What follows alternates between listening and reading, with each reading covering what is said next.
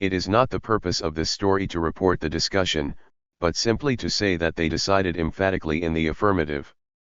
They were going to that party.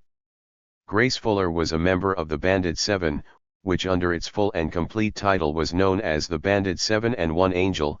She was the angel. Mark Mallory had swam out and rescued her from a capsizing sailboat, and as a result of that the girl, though she was the belle of West Point, and considered the most beautiful girl about the post, had declared her sympathies with those desperate plebes, and vowed to aid them in the fight against hazing. There was much talking necessary to settle the details of that most important excursion, and incidentally quite some laughing over the adventure which had caused so much excitement that afternoon. The costumes and disguises they had worn were still lying in the woods where they had left them. They were impatient plebes who went to bed that night, and blew out their light to wait. 4 of them slept in a company tent, and the other 3 were in Company B, just across the way. When the watchful Tack went the rounds with his lantern they were all snoring diligently, but in their haste they barely gave him time to get back to his tent and extinguish the light, before they were up again and in their uniforms, and stealing out to the side of the camp. They passed in safety one of the sentries, a plebe whom they had fixed beforehand, and then the whole 7 set out on a run for the woods. It was then about 10:30, which Chauncey, their authority upon etiquette, assured them was the correct time for a party to begin. Just then they came upon the hiding place of the CIT's clothing, which gave Chauncey something still more important to think about. Chauncey had been planning all the way how he was going to have that full dress suit and be the one aristocrat in the crowd. He knew it would never enter poor Indian's head to protest. But when Chauncey tried it the rest merrily vowed that a man who disowned a suit in the afternoon had no right to wear it in the evening, and the result was that the grumbling plebe donned his graceful white flannels again and Indian's bulging figure was crammed into the evening suit. The black-robed parson stood by in solemn state meanwhile, and remarked occasionally that, as my friend Shakespeare observed, consistency, thou art a jewel, yeah, by Zeus. Though, the parson added, I am by no means convinced that William Shakespeare was the author of the words. I find that. The parson found that he was talking to the woods by that time, for the rest of the crowd had fled in mock terror, setting out for the river and leaving the solemn lecturer to follow at his leisure. His gigantic stride soon brought him up with them again, however, and the address was continued until the party had reached the Hudson's shore. Plebes were not supposed to hire boats, but they can very easily manage it if they have only the money. There was one lying in a designated and secluded nook for them, and a few minutes later the 7 were out in the middle of the river. The old tub was nearly under water with the load, but there was no one willing to stay and wait for a second trip. That of course excludes the frightened Indian, who was clutching the gunwale and gazing at the gurgling black waters in mortal terror. Poor Indian's peace of mind was not added to by the remarks he heard passed round. He was the heaviest in the crowd, and the cause of all the trouble. If the boat began to sink, over he'd have to be thrown. He was a regular Jonah anyhow. Dewey wondered if there were any whales in the Hudson, B.G. He heard a story, B.G., etc. Indian wouldn't sink anyhow, for he was too fat, and therefore there wasn't the least bit of reason for his moaning in that way. That only brought the sharks around. This kept up all the way across. The boat grated on the beach just as Dewey was observing that Indian, in his full dress, was such a heavy swell that it was a wonder he hadn't swamped them, and that the reason it was called full dress was because it was so full of Indian. Then the crowd clambered out and made their way up to the road on which Grace Fuller's house was known to be. There were not many people about at that time of night, but the few there were stared in unconcealed amazement at that strangely accoutred group. That did not tend to make them feel any more at ease, for they were desirous of attracting as little attention as possible. Mark soon discovered that they had made a blunder which was destined to cause them quite some inconvenience. In order to have as short a row as possible, they had headed straight across the river and landed north of Garrison's. Grace Fuller's home lay below the town. The result was that the 7 masqueraders found themselves under the unpleasant necessity of passing completely through it in order to reach their destination. The class of persons who hang about the streets at 11 o'clock at night are not the very best. The plebs soon discovered that all the young hoodlums of the place were apparently abroad and waiting for a chance to annoy someone. It is needless to say that many comments, more or less witty, more or less loud and coarse, were passed upon our queerly dressed friends. To Mark this was a cause of no little alarm. He wished himself anywhere on earth except upon those streets. For he knew the excitable temper with which his wild Texas friend was blessed, and he feared a volcanic eruption any moment. Mark could restrain Texas up to a certain point, beyond that point a regiment of soldiers could not stop him. They were passing at one time a saloon toward the lower end of the town.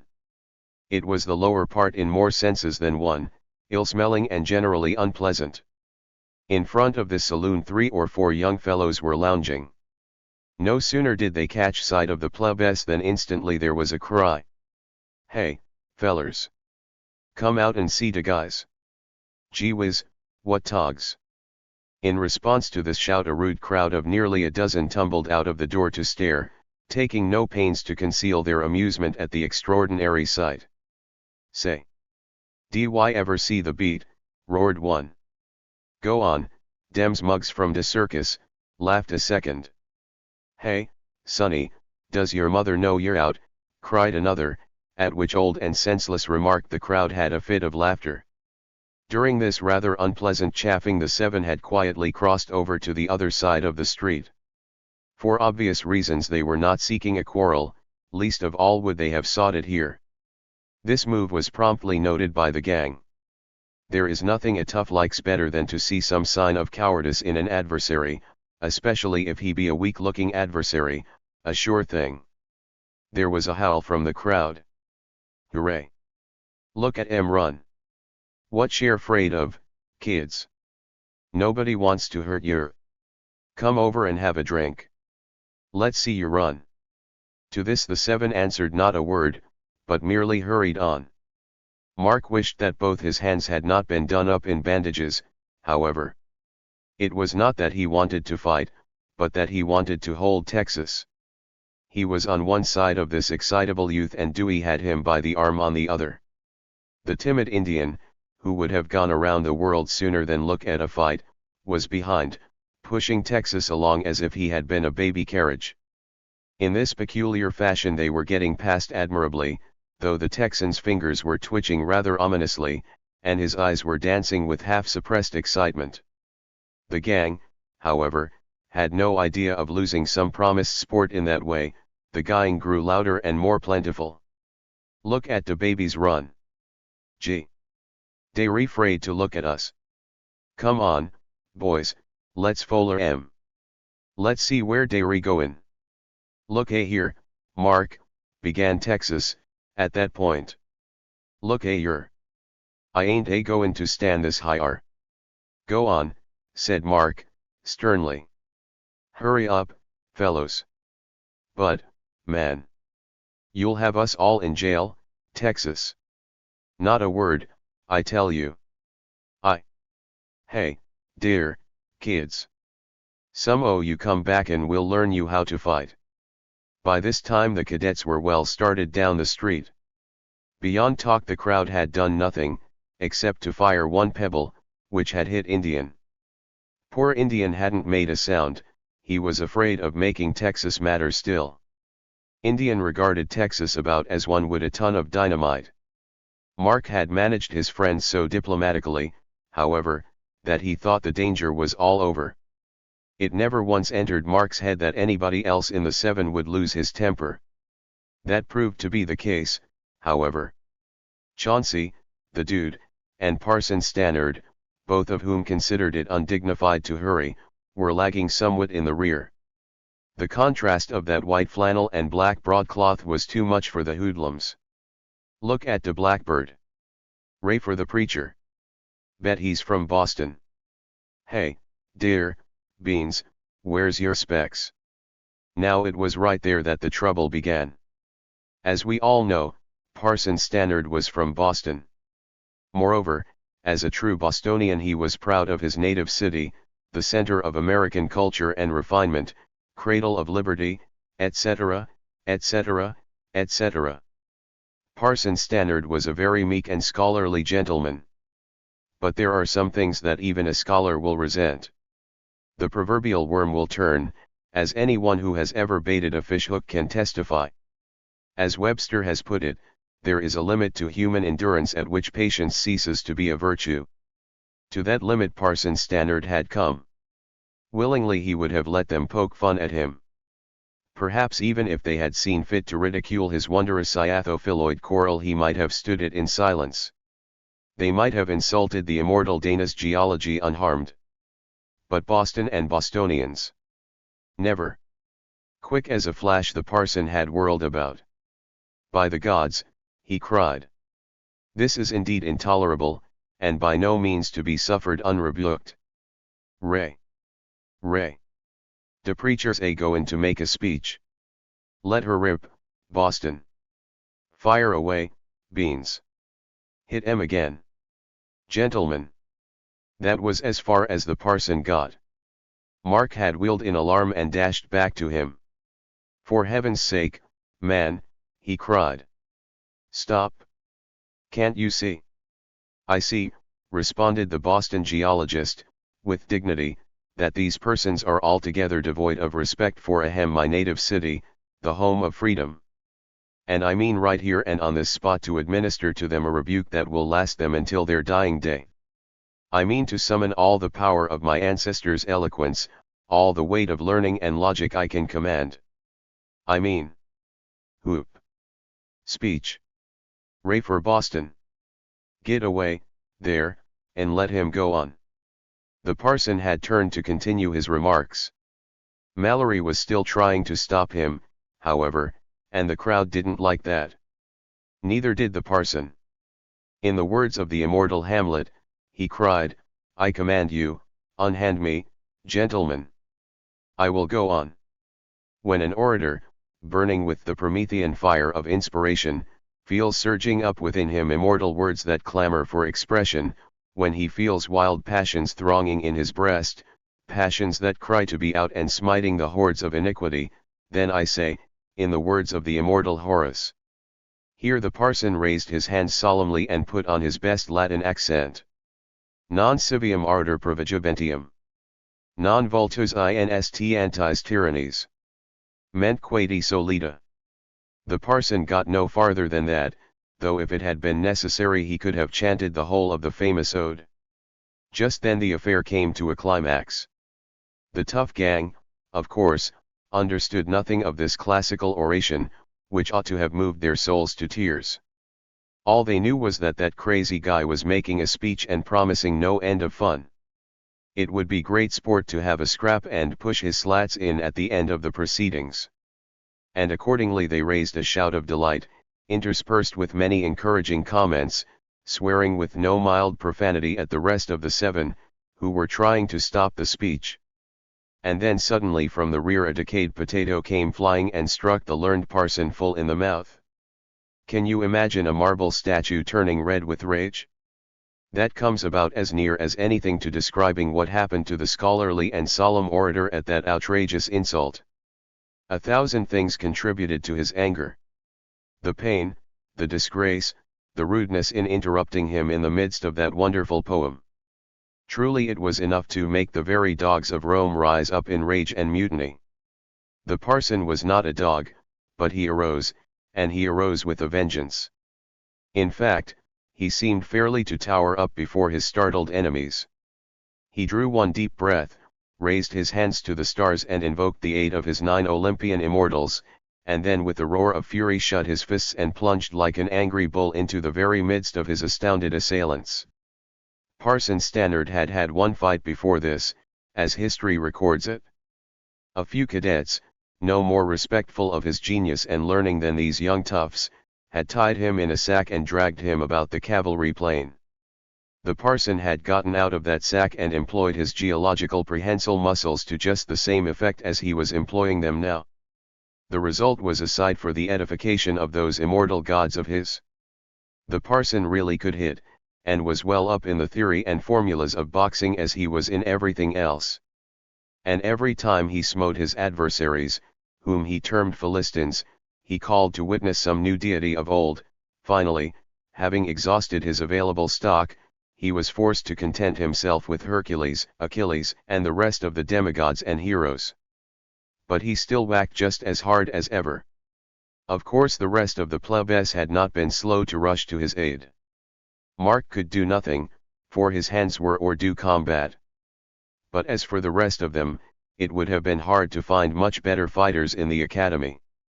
Texas, of course, was a perfect giant. He plunged back and forth through that crowd, sweeping everything before him. Indian's method was exactly similar, except that the terrified lad shut his eyes and hit anything he met, from trees to posts. Chauncey adopted his usual tactics of leading half a dozen of the enemy to chase him, and then getting them all breathless from trying to follow his dodging figure. As for the rest of them, Sleepy backed himself against the wall and thus kept his assailants at bay, and lastly, Dewey hovered around Mark to protect him from danger.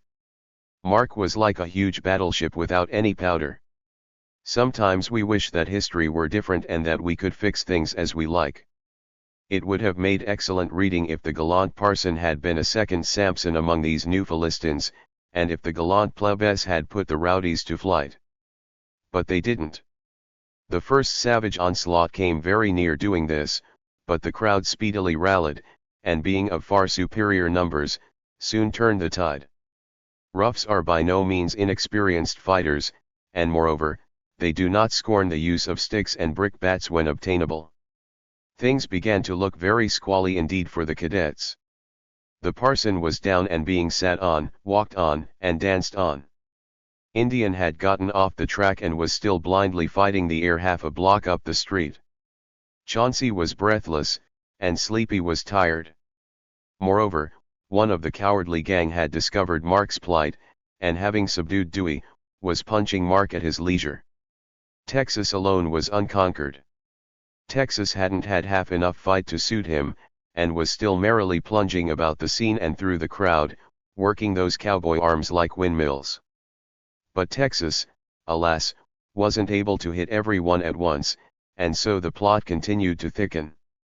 An interruption, when it came a minute later, was very welcome indeed to the plebes.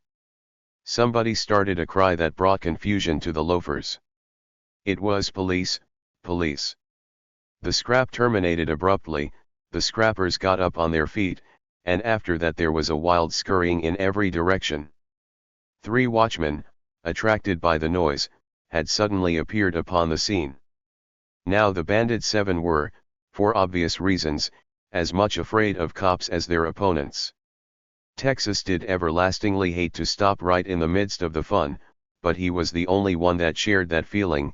The rest sighed with relief when they realized at last that they were far out of town and beyond danger. Then they sat down by the side of a little stream and began to wash away the signs of their injuries, wondering what else would happen before long to render them still less fit to pay their visit. And that was the end of Parson Stannard's battle. Chapter 6. The long-delayed visit. Oh, but Grace Fuller's was an imposing house, when finally the plebes managed to find it. It was big and brilliantly lighted, with high, old-fashioned porticos. There were spacious grounds about it, too, and tall, menacing iron gates in front that made the dubious-looking plebes feel very dubious indeed. As for poor Chauncey, he was simply floored. "I'll not go in," he vowed, indignantly. "Bah Jove, I look like a coal heaver. Suppose there should be a lot of people there, don't chair no." That suggestion was a new one for the rest, and it made them gasp. They hadn't counted on seeing anyone but Grace, and the idea that she might have invited a lot of girls to entertain them was indeed startling, and they talked it over for at least 10 minutes before they ventured another move. The final decision was that the fate of the nation should be left to Indian, the only respectable man in the crowd. Indian was to go, and if he found that anyone else had been invited to that party he was to make a break for the door and fly. Otherwise, why then they might be induced to show themselves. Indian didn't like the idea a bit, but the rest threatened him with horrors unamiable until he consented. Then he crept up timidly and rang the bell while the others lay in the bushes and hid. The sight of the man who came to the door reassured the trembling young hero somewhat, for it was George, the butler, who had once set off some cannon for the banded seven and turned West Point topsy-turvy. A moment later Grace Fuller herself appeared in the hallway, a vision of loveliness that made the rest wish they were Indian. The six heard her inquire anxiously for them, and then they heard Indian begin to stammer and stutter furiously, putting in a "bless my soul" every few syllables and making the others grit their teeth with rage. "Plague take him," muttered Mark. "He'll give it all away." He did that in a very short while, for a fact, he had not found out who was inside at all when suddenly Grace Fuller sprang out upon the piazza. "If you boys are out there," she called, "you might as well come in and make yourselves at home. Nobody cares how you're dressed." After that, of course, there was nothing for them to do but come, as gracefully as they could, which was very ungracefully indeed. They marched sheepishly up the path in single file, each trying to be last. How they ever got the courage to get into the door nobody knew, but they did somehow, making a group which almost caused the dignified butler to commit the heinous sin of smiling, and which made Grace Fuller fairly go into hysterics. However, they were in, which was something. And that memorable party had begun. It wasn't much of a party, fortunately for the banded seven's peace of mind. As it turned out, Grace Fuller hadn't half expected them to come. She was afraid they wouldn't dare take the risk. Here Master Chauncey Van Rensselaer got in a Chesterfieldian compliment, the drift of which is left to the reader's imagination. Then the girl went on to explain the dilemma she had been in, not knowing whether to prepare for them or not, which promptly reminded Dewey of a story.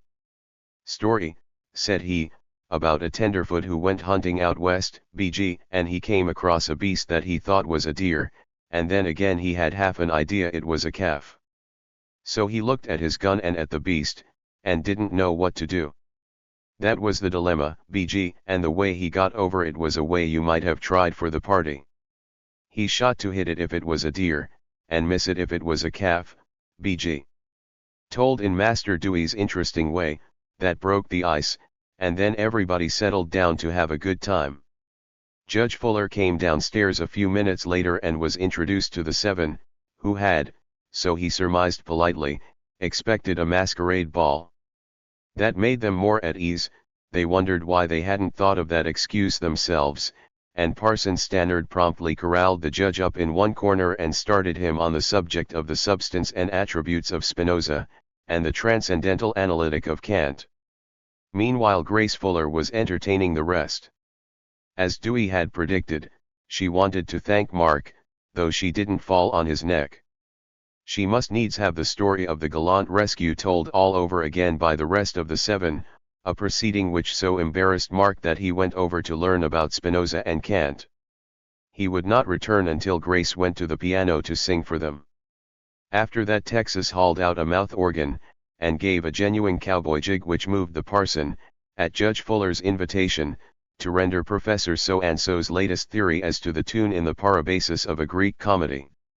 That scared them all away from the piano, and Dewey told the story of the circus, which he did so vividly that Texas got excited and wanted to lasso something, even starting to undo the rope at his waist and show Grace how it was done. He was finally persuaded that there wasn't room in the parlor, and then to cool him off they went in and had some ice cream. At last somebody discovered that it was late, and time for that curious visit to terminate. Perhaps it was Judge Fuller, who hadn't been able to escape from the tenacious parson all evening. Anyway, they started on their return trip, which was destined to prove momentous, after a leave-taking which was affecting all around. We shall not stop to follow them to the boat, but move on to another place where more lively things were happening, things that were going to cause the banded seven no end of excitement before they were through. For out in the middle of the Hudson in a leaky tub is by no means as safe a situation as in bed at Camp McPherson, as the plebes were soon to learn. They had their night's fun before them. Smithers' world-renowned circus was the cause of all the trouble. Smithers, it seemed, was just then engaged in getting out of Highland Falls. It was rather late at night, in fact Sunday morning, but a circus is a thing that has to keep moving.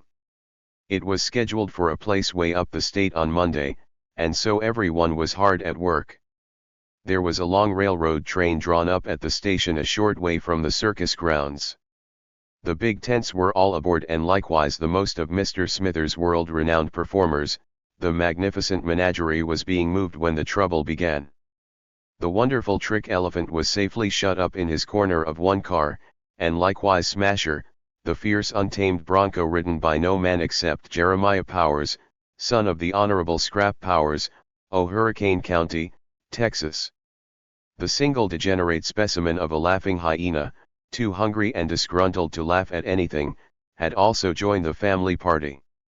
Last of all was the solitary and stray specimen of a buffalo, making up the quartet which composed that much advertised menagerie. One would not have thought that buffalo had in him the capacity for causing any trouble. He was a very lean old buffalo. In fact, everything about Smithers' circus was lean. Even the living skeleton used to complain of hunger. This buffalo bull was old and ragged, reminding one of a moth-eaten rug, and he had a very mild and subdued look about his eyes. Nobody thought him capable of a rebellious action, for he used to trot around the ring daily for the edification of the country people, and occasionally he submitted to a yoke and helped the wild elephant get some one of the circus wagons out of a muddy place in the road. Animals are wily, however. Perhaps this beast had just been acting to get a reputation for harmlessness, so that when he did come to rebel he might be sure of success. For to put the whole matter into a nutshell, that buffalo ran away that night. He took matters into his own hands during the course of the move to the train. They wheeled his cage to the boxcar and put the door up close and then prodded him to make him move. He moved, but he did not go into the car. Instead he poked his shoulders in between the car and the cage and pushed. Before the sleepy circus hands could realize what had happened, he was standing in the middle of the street, waving his tail with much friskiness and gusto. Of course there was excitement. Smithers came up hot and panting, and after having first sworn at the beast, got an armful of hay and tried to steal a march on him. The beast waited just long enough to show his scorn for such artifices, and then, with a bellow of defiance, wheeled clumsily about and started on a trot up the track. There was more excitement then. Of course Smithers had to shout, and likewise the other circus men, and ditto the loungers in the neighborhood. That woke up the town, and when a country town wakes up at night there is no telling when the thing will stop. Some people solace themselves by shouting murder under such circumstances, others prefer fire, but however that may be, there are sure to be bells ringing, and everybody peering out of their windows to find out if by any chance they had been murdered without knowing it. Anyhow, that was the way it happened in Highland Falls. Smithers leaped upon a horse and started to lead in the chase. It was a cloudy night, but the moon came out on occasions, and just then Smithers could very plainly see the much-accused buffalo trotting serenely, head up, along the railroad track.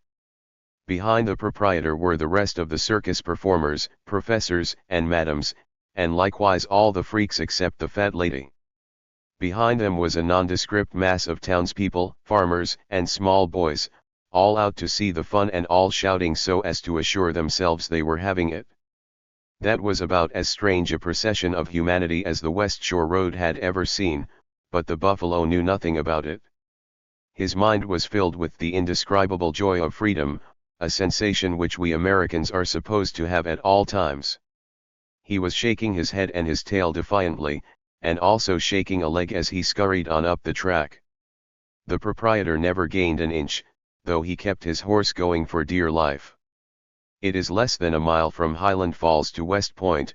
The buffalo put that distance between him in no time, but not long after that he struck a snag.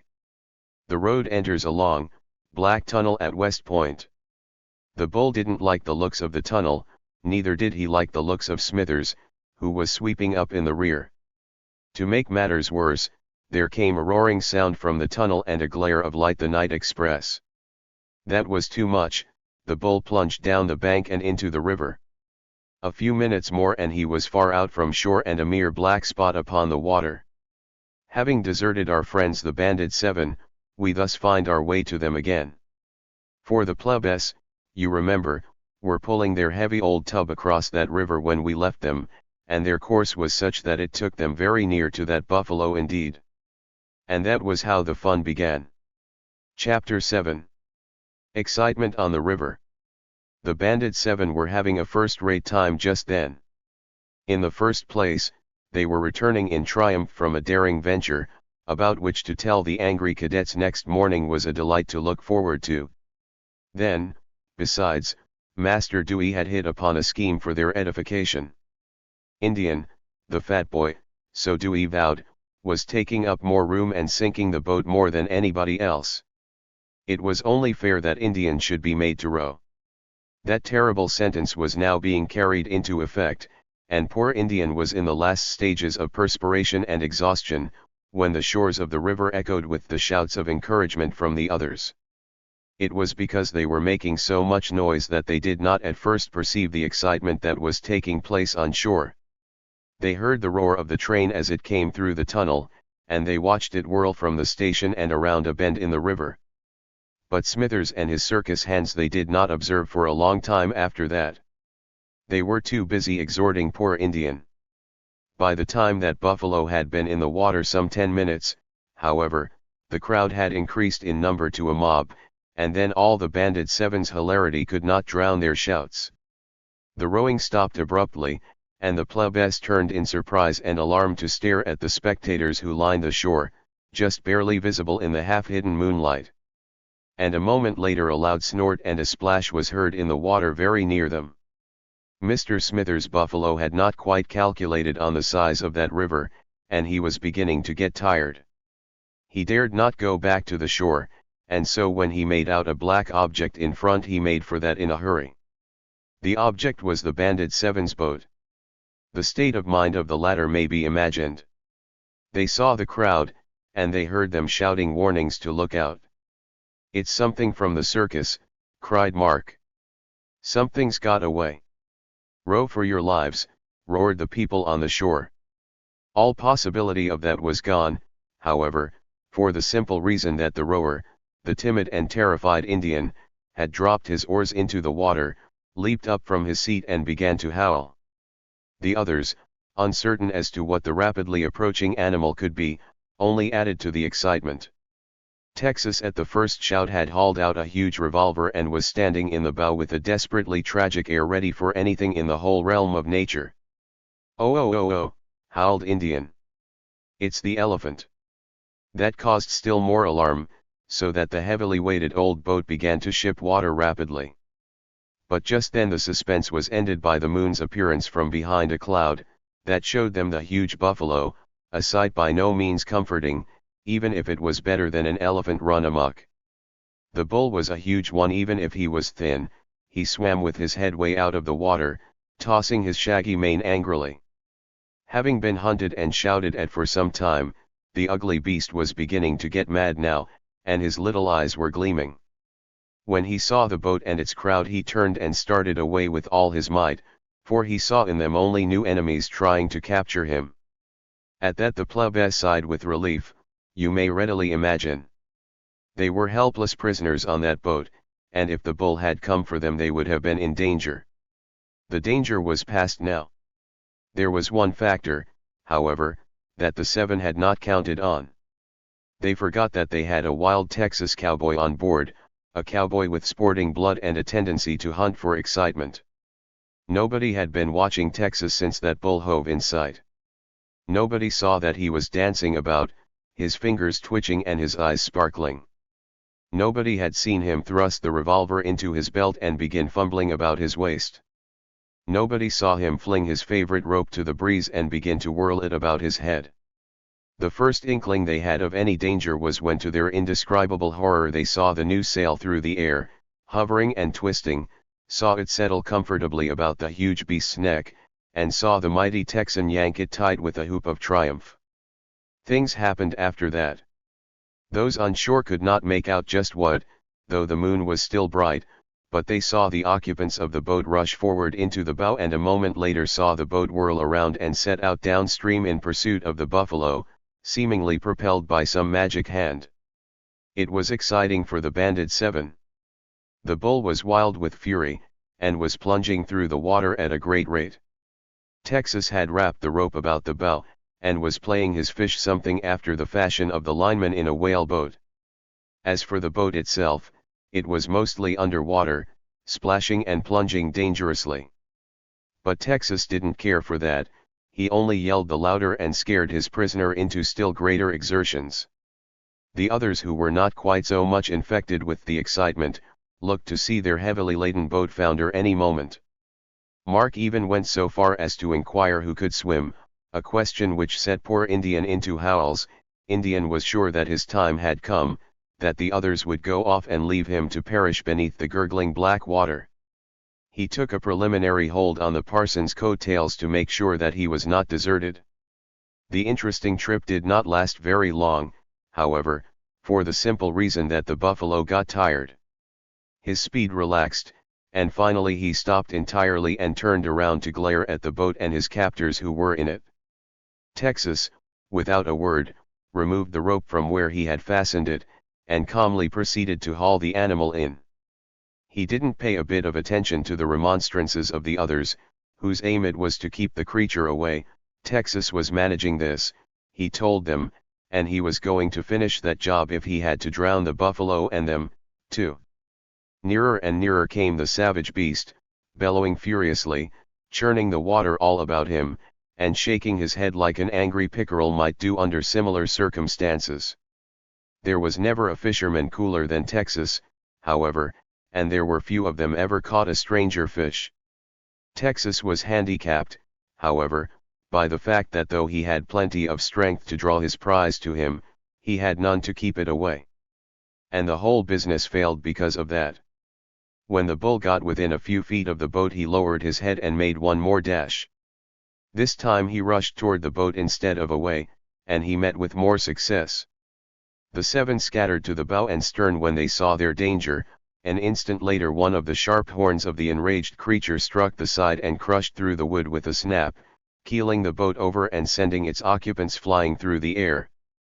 And that was the last the shouting spectators on the shore could see, for the clouds swept over the moon again, and nothing was audible but the hoarse bellows of the buffalo and a few smothered cries from the water. Chapter 8. 7 Lunatics and a Reporter. There was not a boat to be seen anywhere, so the crowd was helpless and terrified. The only thing that prevented a serious accident was first, the fact that the boat was very near to the shore, and second, that the furious beast had gotten his horns well wedged into the wood so that he could not chase the plebs if he had wanted to. Mark Mallory was a strong swimmer, as those who remember his rescue of Grace Fuller can testify.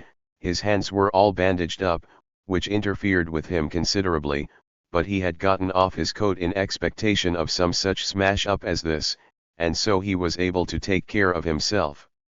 The only person who needed help was Indian. As Dewey had said, Indian was too fat to sink.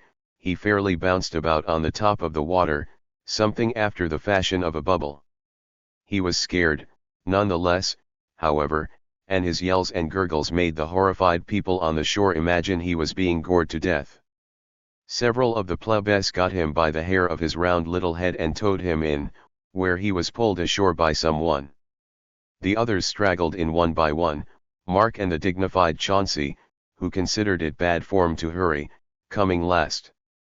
Once on land they stared at each other in disgust, while the crowd gathered about them to ask questions, and then suddenly Mark gave an exclamation of alarm. He noticed that one of the seven was missing. "Where's Texas?" he cried. That was the first time anyone had missed the gallant cowboy, for, sure enough, he was not there. "That rope was tied about his waist," shouted Dewey. "He couldn't get away." Dewey made a dash for the water, several of the others at his heels. But at that moment a voice was heard from the darkness that made them stop in surprise. "You fellers needn't be a comin' out HRFO me," said the voice. "I'm a gettin' in all right, only it's slow. Get up, dar, you old coyote of a buffalo, you." The sight which loomed up in the darkness a few minutes later was rather a startling one. There was the huge, shaggy buffalo, exhausted and subdued, but still swimming, and there was the hilarious Texas mounted on his back. That insult and indignity had taken all the spirit out of the beast. He was allowing himself to be steered meekly by the horns, and when he scrambled up the bank he allowed Smithers' men to tie him up without a word of protest, the triumphant cowboy still keeping his seat. And that was the end of the excitement. The amazement of Smithers, the proprietor of the circus, may be imagined. The last time he had seen Texas was while Mark Mallory had been making a speech to the crowd in the Dime Museum tent, when Texas had made an attack upon the professor and been chased out of the town. Here he was again, driving a buffalo in the Hudson. And there was Professor Salvatore, too, still in his old tennis blazer, talking to the cowboy without a trace of anger. Truly it was puzzling. There were other people thought that, too, as the 7 outlandishly costumed creatures turned and started to hurry away. Nobody there had the least idea who they were. The idea of their being cadets had never occurred to a soul, that is, except one. It is our purpose to tell about him now. He was a young man, spry and chipper. In one hand he held a rather portly notebook and in the other a fountain pen. He had been making all sorts of inquiries of Smithers and his men, assuming the killingly businesslike air always worn by young reporters, who think thereby to hide the fact that they are young. This young reporter thought he had right here the chance of his lifetime to make himself famous. He saw a chance for 3 columns on the first page about the things that had happened to Smithers' circus that day, and he meant to work that chance for every word it was worth. As we have said, a vague sort of an idea had flitted across his mind that they were cadets. If they were, they would not want to tell, but also if they were, it would mean a still bigger chance for him. And he registered a solemn vow that he was going to trace this mystery up if he died for it. So when he saw the 7 sneak away, he followed and spoke to them, notebook in hand. "Gentlemen," he said, "I wish you would let me have your names and full particulars about this matter. I'm a reporter, from the New York Globe, and I must get the facts." The alarm which his announcement created served to increase his suspicions. The 7 held a consultation, at the end of which one of them, evidently their leader, responded, "We can't give our names." "Why not?" inquired the reporter. "We don't want to." "Well, I've got to get them, that's all." "But you won't." "Well, you watch me and see." "Do you mean you're going to follow us?" "That's exactly what I do." "What?" "You little coyote, you, doggone your boots, I'll—" "Shut up, Texas. Come here." After that there was another consultation. It ended in a most surprising and, to the reporter, unexpected move. The 7 wheeled about and dashed away at top speed into the woods. The reporter saw the ruse, and he chuckled merrily to himself. 2 can play at that game, he thought, and set out in pursuit. We who know who the 7 were can readily understand that he had no trouble in keeping them in sight. Indian would have made a first-rate center rush on a football team, but as a long-distance runner he was no go. So the 7 gave up in disgust and despair, and let the reporter catch up to them again. Texas' temper had been rising during this brief sprint, and when he stopped he reached for his wet revolver. "I'll stop him," he muttered. "Hang him, I'll scare him till he's blue." "It won't do any good," said Mark, holding his excitable friend back. "He's got an idea we are cadets, and he'll say so in the paper anyhow. Then there'll be an investigation, and out we go." "Oh," wailed Indian, still gasping for breath. "I wish we hadn't come." "Bless my soul." "What'll we do, then?" growled Texas, speaking to Mark, who still held him back. "We've simply got to fool him," declared Mark. "We've got to make him think we're somebody else. It's going to be hard work, too." The reporter had been watching them from the distance during this. He saw them talking together in consultation for some 10 minutes more, and then one of their number, the one with the bandaged hands, stepped out and spoke to him. "I suppose there's no use trying to fool you," said he. "Come up here and we'll tell you who we are. You may be able to help us, anyway." Asterisk asterisk asterisk asterisk asterisk. Extract from the New York Globe, a special late edition on Sunday morning. Extra. Extra. Brutality in an asylum. Inmates driven to desperation by outrages. Special to the Globe. The harrowing tale of 7 escaped lunatics. Garrisons, NY, August 11. The Globe is enabled to present to its readers today a tale of official cruelty such as has seldom been known in this state. This extraordinary series of incidents was discovered by the matchless enterprise and indomitable persistence of the Globe men and will be found in this paper exclusively. Read the Globe. This was in big type across the top of the first page. Below it was a huge picture, labeled, Faces of the 7 Lunatics. Sketched by a Globe artist on the spot. After that were about half a dozen columns of the news. The adventures of the 7 wild doings of the escaped lunatics which led to their identification. A raid upon a circus. There was intense excitement in Highland Falls today. Driven to desperation by the excessive cruelties, all of which are described in another part of the paper in the very words of the unfortunate wretches, the latter forced their way from the asylum and took Highland Falls by storm.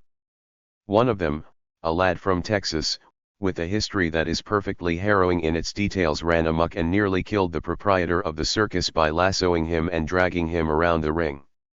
After that he released one of the buffaloes in the show and rode the animal out into the river. The 7 have now disappeared into the woods. The mayor of Highland Falls is organizing a searching party to recapture them. The lunatics have vowed to die first.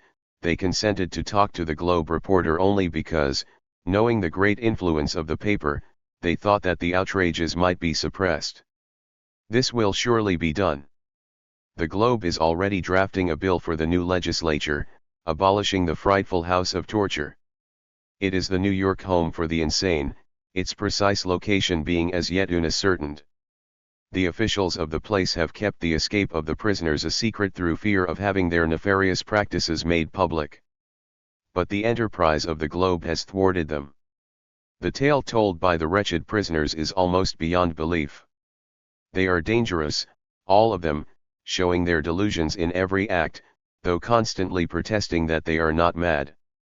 One of them wears a dilapidated clerical costume and preached a most extraordinary sermon while the others were telling their stories to the reporter. Another wears a bellboy's uniform, and persists in running an elevator at all times, though he is the son of a prominent Washington official. The man from Texas flourished a lasso and a revolver and seemed under the delusion that the Globe reporter's notebook was meant for target practice. An idea of the risks run by those who procured this extraordinary news may be gained when it is said that it was only by the utmost cunning that the reporter managed to prevent this wild creature from shooting him. The maniac danced about and shouted strange cowboy exclamations during the whole proceedings. Still another of the 7 was a rather stout and seemingly harmless person who persisted in claiming that he was a head waiter. He wore a tattered dress suit and amused himself in collecting tips. The reporter could get no leisure to take notes except by fleeing this extraordinary character continually. Number 5 was clad in a most remarkable outing suit and spoke with a decided London accent. Apparently his only idiosyncrasy was the idea that he was a baronet. The rest informed the reporter that his father was a noted criminal and formerly a bootblack, but this was indignantly denied by the Englishman, who grew quite violent and vowed that he would not stand the insult. Another had perhaps the strangest delusion of all.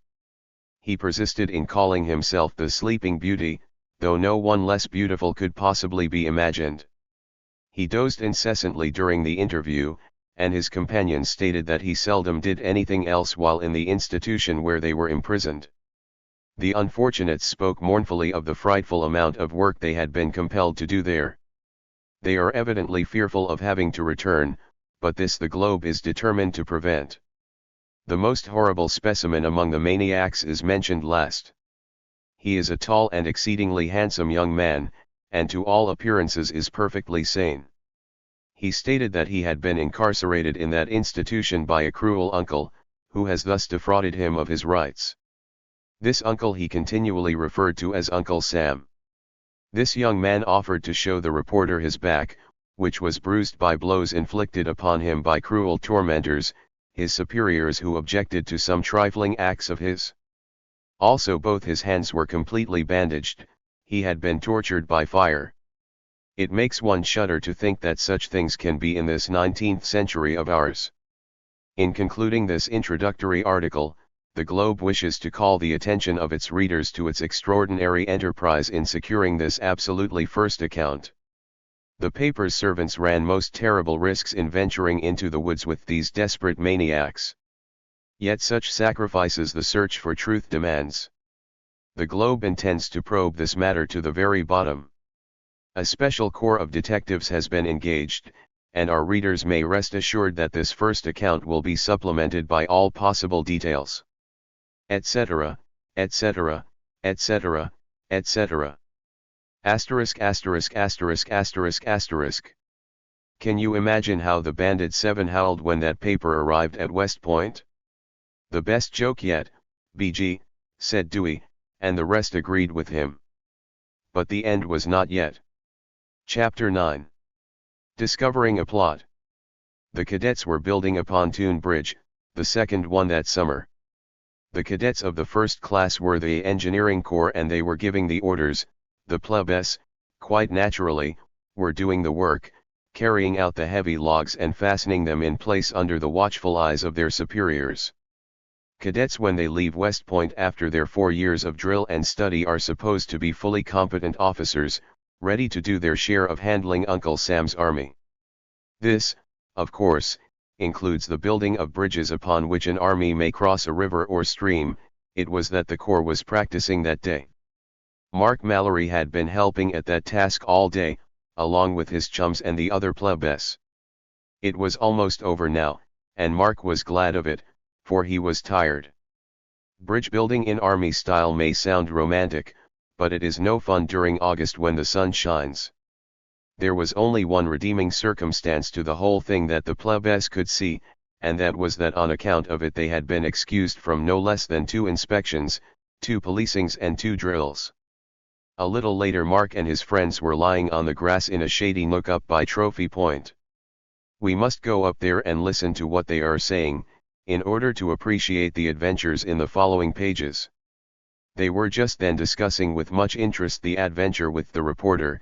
They were all anxious to know what the cadets thought of it, and this was the first chance they had had to compare notes. Do you know, laughed Mark, there's not a soul has the least idea it was we? Nobody seems to have thought for a moment that cadets were the cause of all the excitement. Just think of it. Lunatics. It was but little wonder that nobody connected the Bandit 7 with that band of raving madmen, so-called. West Point was fairly on tiptoe with excitement concerning the creatures, who were supposed to be still loose in the woods.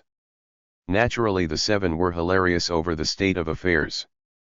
Their discussion of the question was stopped, however, by the arrival of one of their number upon the scene.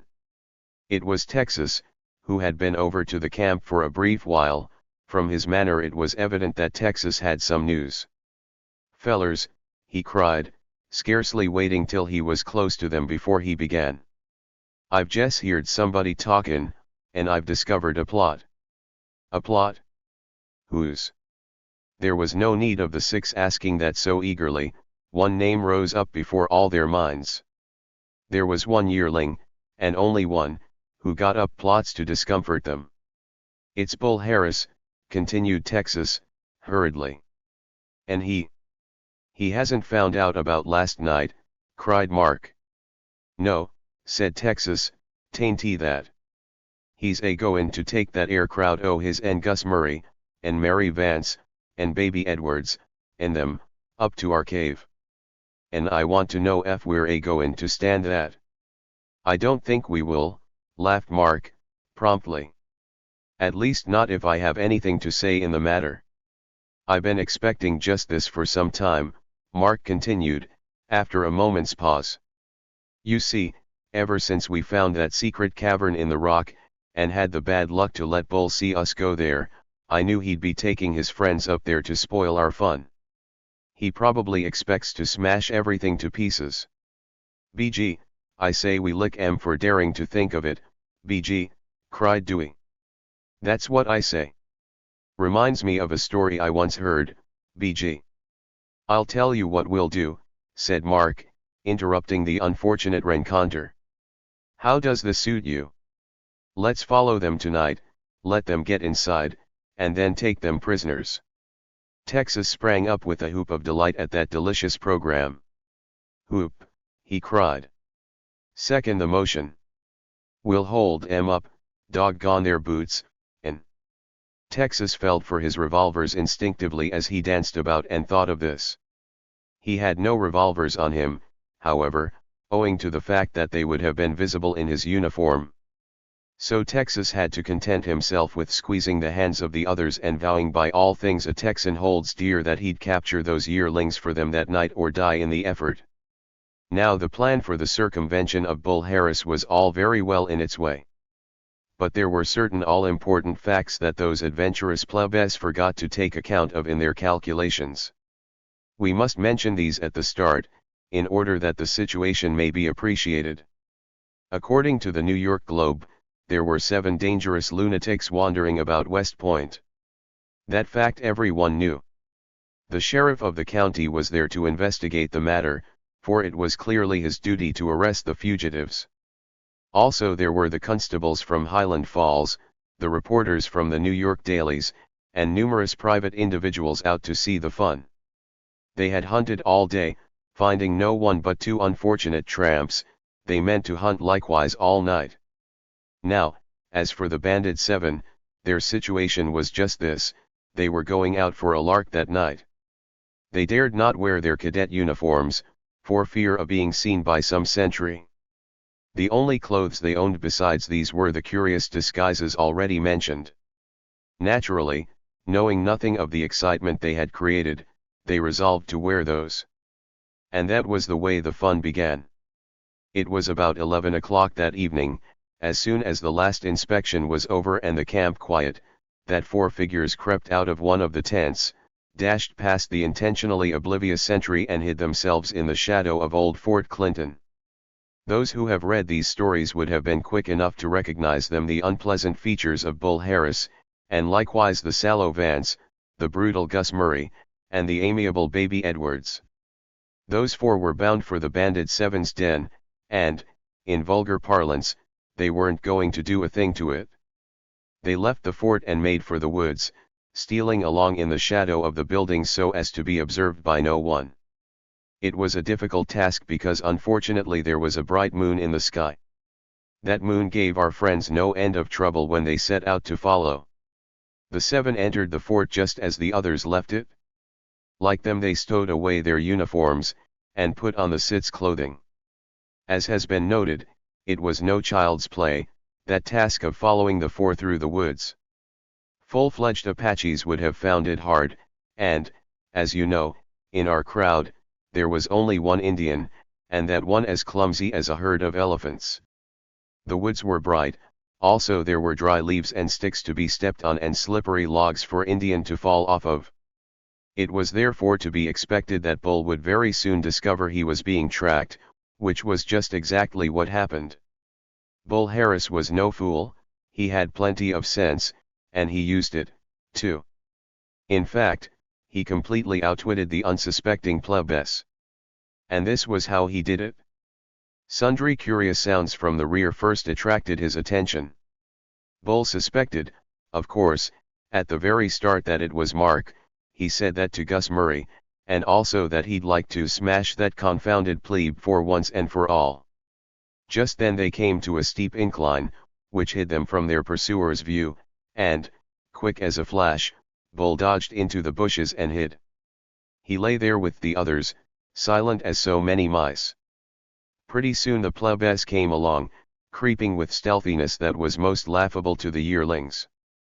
You might hunt for 10 years without finding a sight more ludicrous than Parson Stannard in a ragged, black clerical frock, lanky and solemn, stealing along on tiptoe and glancing about him with cunning and wariness such as the villain assumes in a deep black Bowery melodrama. Indian's round body and saucer-like eyes, going through the same contortions, made a close second for humorous effect.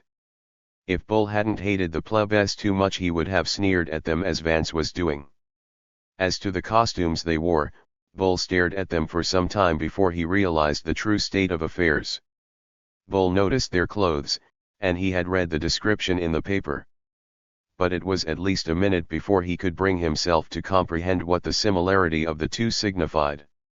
When he did, he seized Gus Murray by the arm in a grip that cut.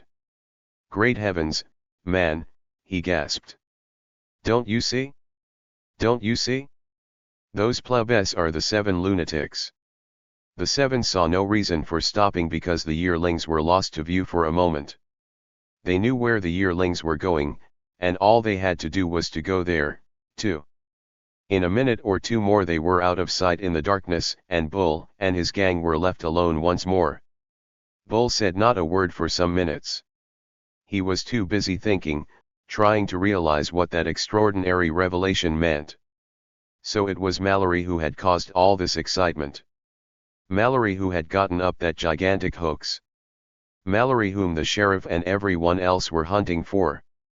Bull took in the situation in all its amazing details, and the more he thought of it the angrier he got. But then suddenly Bull got an inspiration.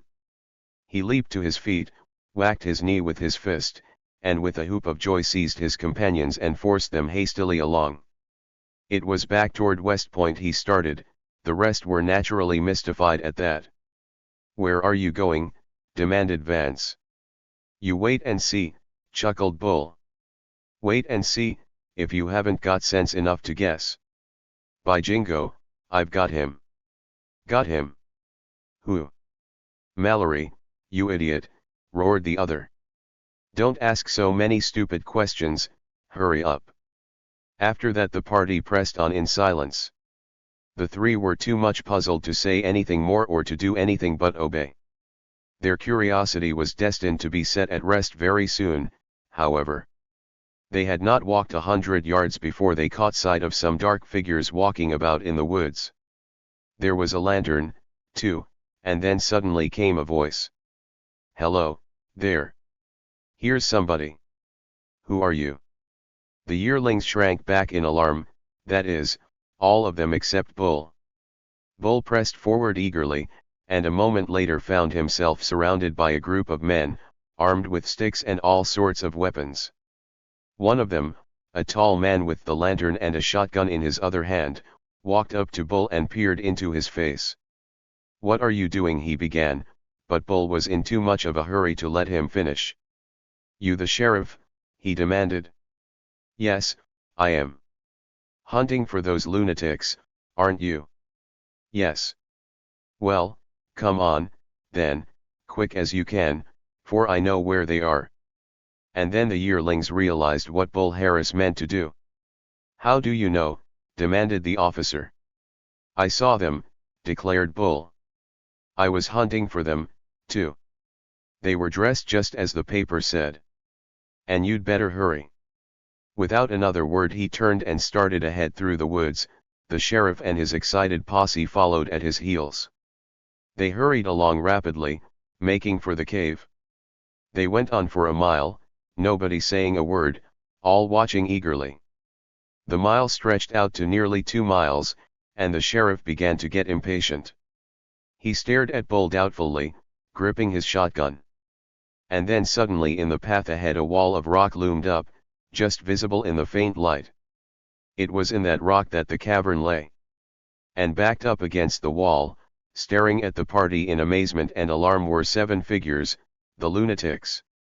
The sheriff swung his gun up to his shoulder.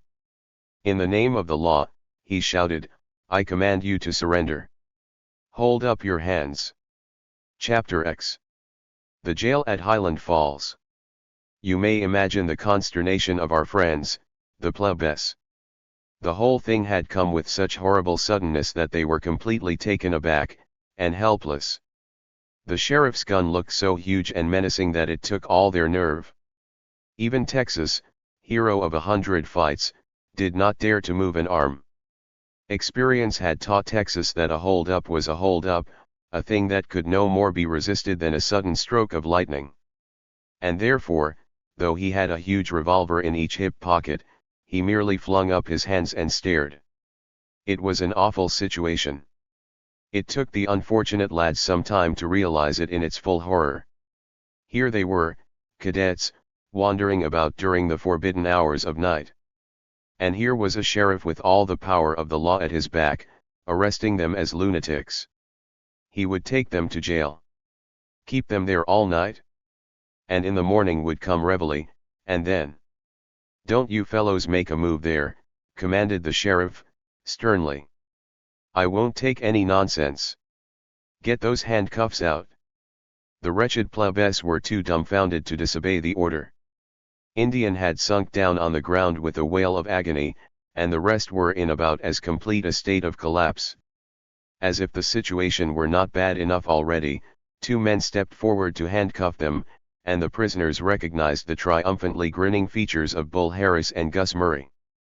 That was too much of an insult. Mark Mallory started back, his face flashing. "Don't you come near me, you wretch," he cried. "I'll..." The sheriff swung his gun around until the muzzle stared full in Mark's face. "Steady," said he. "Don't be a fool." Mark saw that there was no use making trouble, and he bit his lip and was silent. He put out his hands meekly and let Bull snap the irons upon him. Bull hadn't had such a moment of joy as that in his whole lifetime before. The rest of the seven gave up then and let themselves be secured. Only Texas ventured further protest. "Look here, Mr. Sheriff," said he, "I ain't a lunatic. What's the use o' this hire-fool business? I'm a CA. Shut up." It was Mark who said that, and he said it with such vehement emphasis that Texas closed his teeth together with the suddenness of a steel trap. "You mayn't be lunatics," observed the sheriff, stepping forward to make sure that their hands were securely fastened. "But you certainly look a good deal like it. Say, Mr. Hamilton." The man who answered, the seven prisoners recognized instantly as the reporter they had fooled. Their hearts sank within them at that. "Are these the fellows?" demanded the sheriff. "They're the ones, all right," laughed the other. "There's no mistaking such faces and clothes as those." "That settles it," said the sheriff. "Forward, march." It was 2 or 3 miles from where they were to Highland Falls, their destination. Fortunately they did not go through West Point, when the plebes were in dread of being recognized. The sheriff did not want to attract a crowd, and so he kept in the woods, skirted the edge of the buildings and finally came out into the road below the post. The unfortunate plebes were very near the end of their journey then. The silent party tramped on rapidly. The buildings of the little town began to loom up in front. There were few lights burning then, but some stray passerby started a shout, "The lunatics," and almost instantly windows began to go up and staring faces to appear in the openings. But just then they came to a low square building back from the main street, and the sheriff sprang forward, unlocked the door, and pushed the prisoners in before him. A moment later the heavy door clanged, and that was all. The sheriff was considerate enough, now that he had them safe, to remove the painful handcuffs. This, however, he did not do until he had searched them carefully, removing the Texans' arsenal. After that he shoved them into the solitary cell in the jail, locked and barred the heavy door, and after warning them to keep quiet and behave themselves, went out and left them in silence and dismay. About the same time the young reporter hurried down to the telegraph station to send in his report, and Bull and his 3 friends, having been thanked by the sheriff, set out in high spirits for their favorite drinking place, where they meant to celebrate their glorious triumph. As for the sheriff, he warned the jailer to keep the strictest guard, and then, with a sigh of relief and satisfaction, went home to bed. As to the 7, it is still easier to say what they did. With one accord they sank down on the floor of the musty cell and stared at each other in complete and absolute consternation and disgust. Nobody said anything, because nobody knew of anything to say. They were simply knocked into a cocked hat, as the phrase has it. They were stumped, helpless and hopeless, and that was all there was to it. They sat that way for perhaps 2 solid hours. During that time Indian had gone to sleep, in which the farmer had set him a good example. The parson had been heard to give vent to one by Zeus, and Dewey a single disconsolate BG, which did not even remind him of a story. And that is the complete inventory of what happened during the desolate period. But such states of mind cannot last forever, especially in young persons. Mark made up his mind that at least it would be worthwhile to test the cell they were in, to make sure that the doors and windows were fast. This was a country jail. Country jails are often cheaply built, and often are still very old and unreliable. Mark got up and fell to pacing back and forth. His example aroused the rest, and pretty soon the place resembled a menagerie cage, with half a dozen wild animals sniffing at the bars. They shook the door savagely. It had a solid feel, and the only result of the effort was to bring the cross and sleepy jailer to the cell. "Keep quiet, there," he growled, "and go to sleep, will you?" The prisoners relapsed into silence again, and the man went away, after which the examination went on. The floors and walls of the cell were of solid masonry, which was uncompromising. Mark had heard of prisoners who dug their way out with such objects as spoons. But the unfortunate plebes had not even a spoon, and besides, that operation was apt to take longer than the time between then and the morning gun. It was just 2 o'clock by Mark's watch. The only other place where there seemed the faintest possibility of hope was the window. That was large, and it allowed the moonlight to stray into the cell, which was as light as day. But also there were heavy iron bars, which resisted firmly the most powerful efforts of Mark's strength. And so that hope, also, was futile. The 7 retired into a corner and discussed the situation in sad whispers. It was evident that they could not escape. It was equally evident that if they did not they would cease to be cadets on the morrow. Thus simply put, the proposition was startlingly clear and horrible. Hope springs eternal in the human breast, they say. Scarcely had they settled the argument thus, before Texas sprang up with a sudden cry. An instant later he fell to work unwinding himself from the lasso that was still about his waist. The sheriff hadn't thought it necessary to remove that lasso. He hadn't the least idea what use a prisoner could make of it. For that matter, neither had Texas' companions, unless he meant to hang himself. But Texas knew a trick worth 2 of that. Silently and rapidly he proceeded to uncoil it, and when he had done that, he doubled it once, twice, 3 times. "What on earth are you going to do?" whispered Mark. "Show you," chuckled Texas. "Look here." He sprang up to the window and slipped the rope about one of the bars. Then the others saw. One man couldn't pull out one of those iron strips, but the whole 7 men together? Ah! Quick as a flash they sprang forward to help him. Texas was very slow and methodical about it, exasperatingly so, for the jailer might peer in at any moment. Texas made the heavy rope fast. He tied knots in it for the plebes to take hold of, like a tug-of-war rope. Then he and Mark, as the strongest, braced their feet against the wall. The rest laid hold of the trailing end, and then 1, 2, 3 pull. There came a terrific strain that made the bars of the window creak. 4 times they put all their strength into it. Then Texas, reaching up, whispered the joyful news that the iron was tearing loose from its fastenings in the stone. Once more they laid hold of the rope, once more swung back with all their might, and then suddenly the bar gave way. It was as if a knife had cut the rope. The sudden release sent the unfortunate prisoners stumbling backward, tumbling with a crash into a heap in the corner. A moment later they heard a loud shout outside, heard the door creak on its hinges, as it was flung open. It was the jailer, dashing into the room, revolver in hand. "What does this mean?" he shouted. "Hold up your hands." Chapter 11. Bull Harris gets into trouble. It was a desperate moment. Things happened with such incredible swiftness that those who saw them could scarcely tell what came first.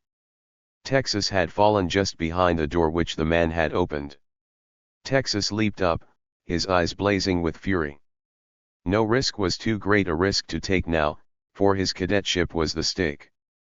He was behind the jailer's back as he rose up, and with the swiftness and force of a panther he flung himself upon the man's back. There was a moment of struggle. Texas devoted every effort to but one thing, holding that revolver. A bullet, even if it hit no one, would give the alarm, prevent the escape. He had seized the man's hand in both of his, and he clung to that hand with all the strength that was in him. The others sprang to his aid an instant later. Before the jailer could cry out, Mark gripped him by the throat, and a moment later down he went to the ground, with the whole 7 upon him. The contest was brief after that. They got the revolver away, which was the chief point. The jailer was speedily choked into submission, bound and gagged. The 7 prisoners rose up triumphant and gazed about them in eager haste. But they were not safe yet by any means. They imagined that no alarm had been given. They had not calculated the effect of the first startled yell of the jailer, which rang and echoed down the silent village street. The plebes realized what was happening a moment later, as they paused and listened. There were sounds of hurrying feet, of men shouting to each other. The town was awake. The prisoners gazed about them anxiously, feverishly. They had yet a chance, a hope. But it would take them so long to unfasten that rope, tie it to another bar, and tear it out in the same way. The sheriff with his dreaded gun would surely be there before that. And they could not get through the window as it was. What then? The door. Mark thought of it an instant later. The jailer had left it open. A moment more and the plebes were in the hall of the jail. Texas had stopped just long enough to snatch up the jailer's revolver, and then rejoin them. There was still the front door, whether locked or not none of them knew. Mark tried it feverishly, shook it. It was locked. And as he tried it again, he heard a shout outside, felt someone on the other side trying it, too. A crowd was gathering. And what were they to do? The solution of the question flashed over Mark first. The key. The jailer. He sprang back into the room, rushed to where the man lay bound, and fell to rummaging in his pockets and about his waist. The others stood in the hall waiting anxiously, tremblingly. Would he find it? The noise outside swelled. There came blows upon the door, shouts to open. And then suddenly Mark reappeared, his face gleaming with excitement and joy as he ran, holding in one hand a heavy key. To thrust that key into the lock, turn it, and open the door was the work of but an instant. And then, in response to the quick command of their leader, the 7 formed a wedge, Texas with the revolver in front. Mark flung back the heavy door and the 7 made a savage dash through the opening. There were at least a dozen men gathered in front of the building. They recoiled before the unexpected apparition that met their gaze. The fiercely shouting lunatics with the wild-eyed cowboy and his gleaming weapon at their head. An instant more and the party had dashed through the crowd and went speeding up the street. Texas was last, glancing behind him and aiming his revolver menacingly to prevent pursuit. "Stop thief! Stop thief!" swelled the cry through all the village, but to the wildly delighted, hilarious 7, it was a cry that fast receded and died out in the distance. For no one dared to follow, and the lunatics escaped once more, were keeping up a pace that it would have been hard to equal. They counted themselves safe a very few moments later, when they were hidden from view in the woods up toward West Point. And then, breathless and exhausted, they seated, or rather flung, themselves on the ground to rest. Prudence did not long permit of their staying where they were, however. The escaped criminal knows no resting place. Already they were beginning to fancy that they heard shouts in the woods and sounds of tramping footsteps. Poor Indian would pop up his gasping head every once in a while and look to see if the sheriff wasn't aiming that gun at him. It was a terrible labor for Indian to look anywhere from his present position, because, as Dewey explained, he had to see over his stomach. All were ready to move in a short while.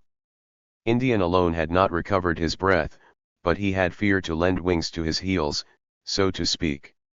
And thus pretty soon the party was fast making tracks for camp. They were very silent. The plebes were all thinking of one subject, and that subject made them grave and quiet. Mark touched upon this point when he spoke at last. He seemed to divine what was in their minds. "Fellows," said he, "what do you think of Bull Harris?" There was no answer to the question. The reason was that nobody could think of any word or combination of words quite adequate to express the fullness of his thought. "Do you know," Mark continued, after a few minutes' silence, "do you know Bull actually surprised me. Texas had something to say to that." "Nothin' that old coyote ever did would surprise me," said Texas.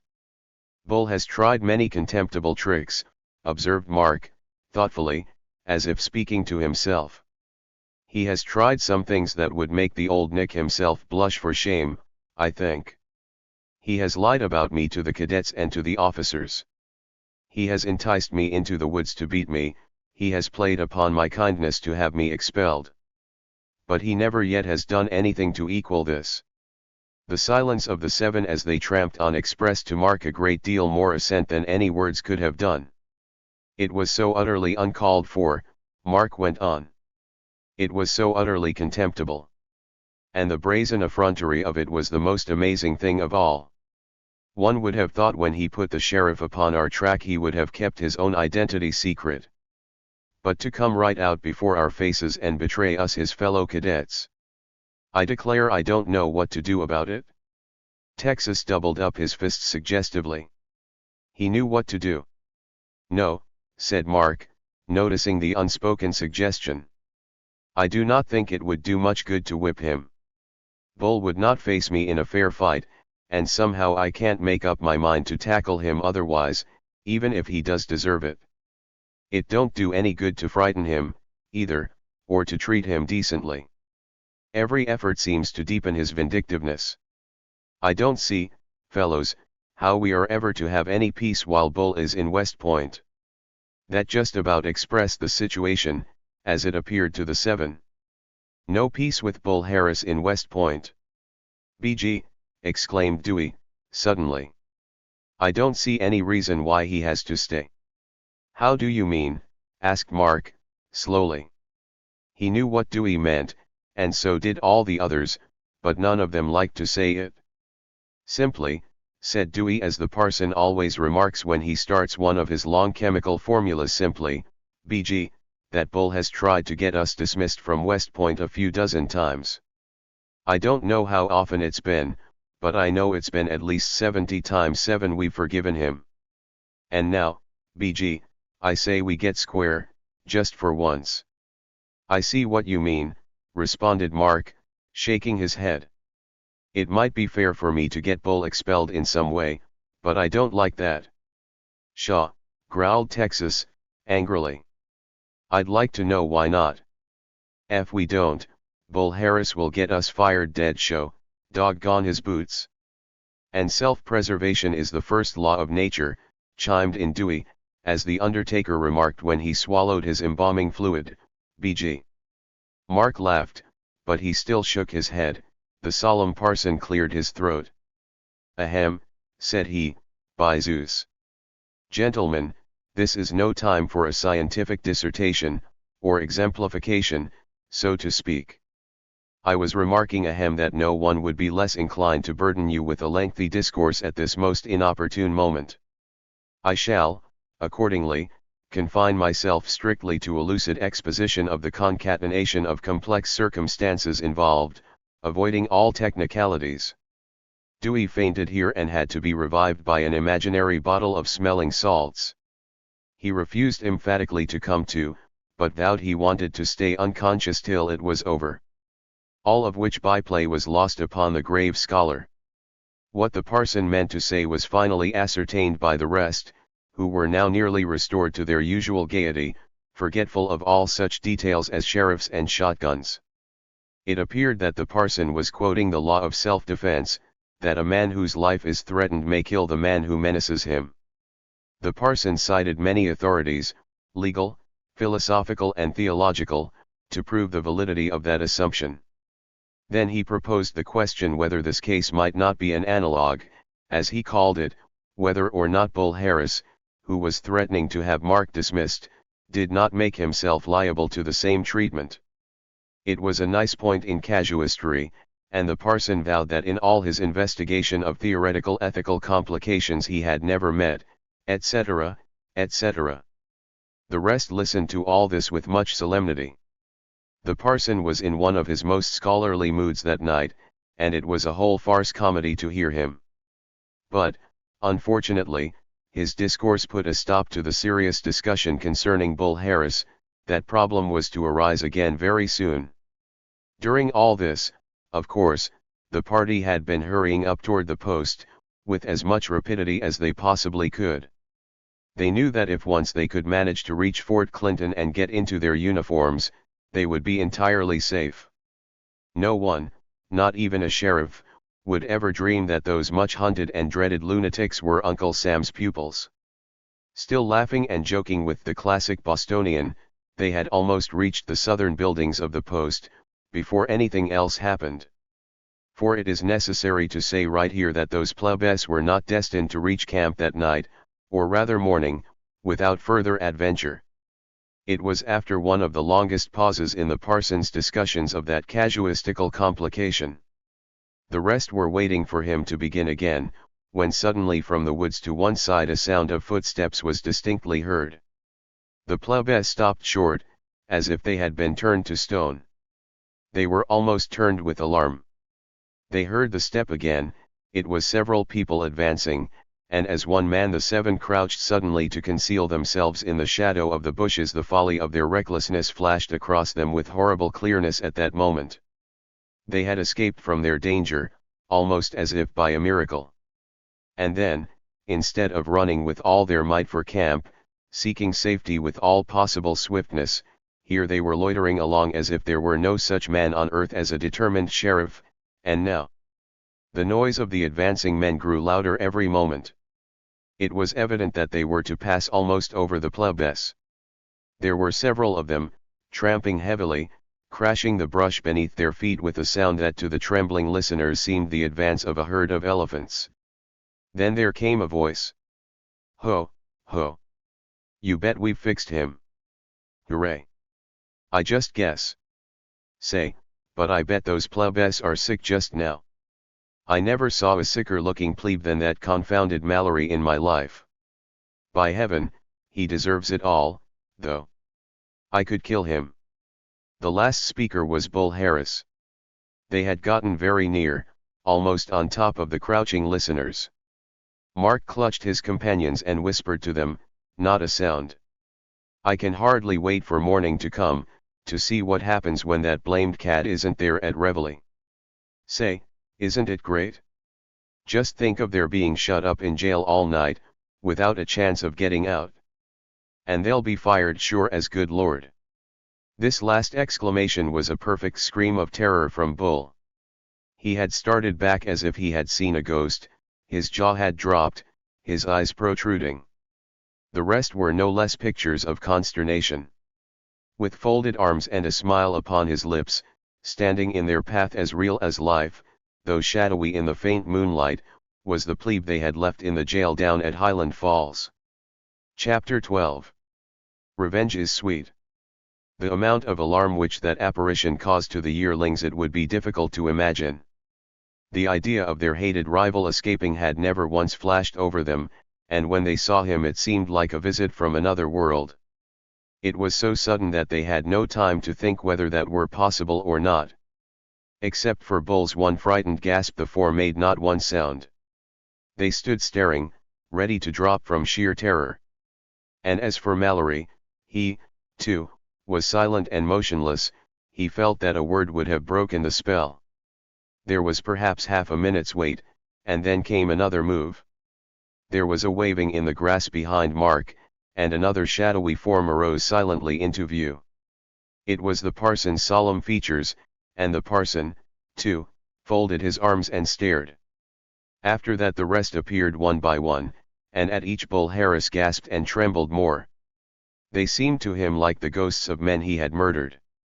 There was Dewey, not smiling for once. There was Indian, not scared for once. There was Sleepy, wide awake for once. There was Chauncey, dignified forever. And then last of all was Texas. Texas broke the spell. It was not the latter's features, though, as Dewey facetiously informed him, he had a face that would break anything from a spell to a bronco. But it was what Texas held in his hand. It was his usual style .44 caliber, and Texas was aiming it right at Bull's head. "Move one whisker, and I'll fire, you old coyote." That, quite naturally, proved that the plebes were of ordinary flesh and blood. There was nothing shadowy about the gleam of that revolver, and Bull started back in still greater alarm. It was the Bandit Seven's turn, after that. Mark always declared that it was perfectly safe to let Texas hold up Bull and his gang whenever it was necessary to capture them, for Bull and his gang never had the courage to blink one eye when Texas was waving his weapons. There are some advantages in being known as a bad man. It was so in this case. The seven sprang forward and flung themselves upon their tormentors and speedily had them flat on the ground, tied up with the remnants of the cowboy's most serviceable lasso. The question was then, what shall we do with them? The plebes retired to a distance to talk that over. They had a little more than 2 hours left, by the watch.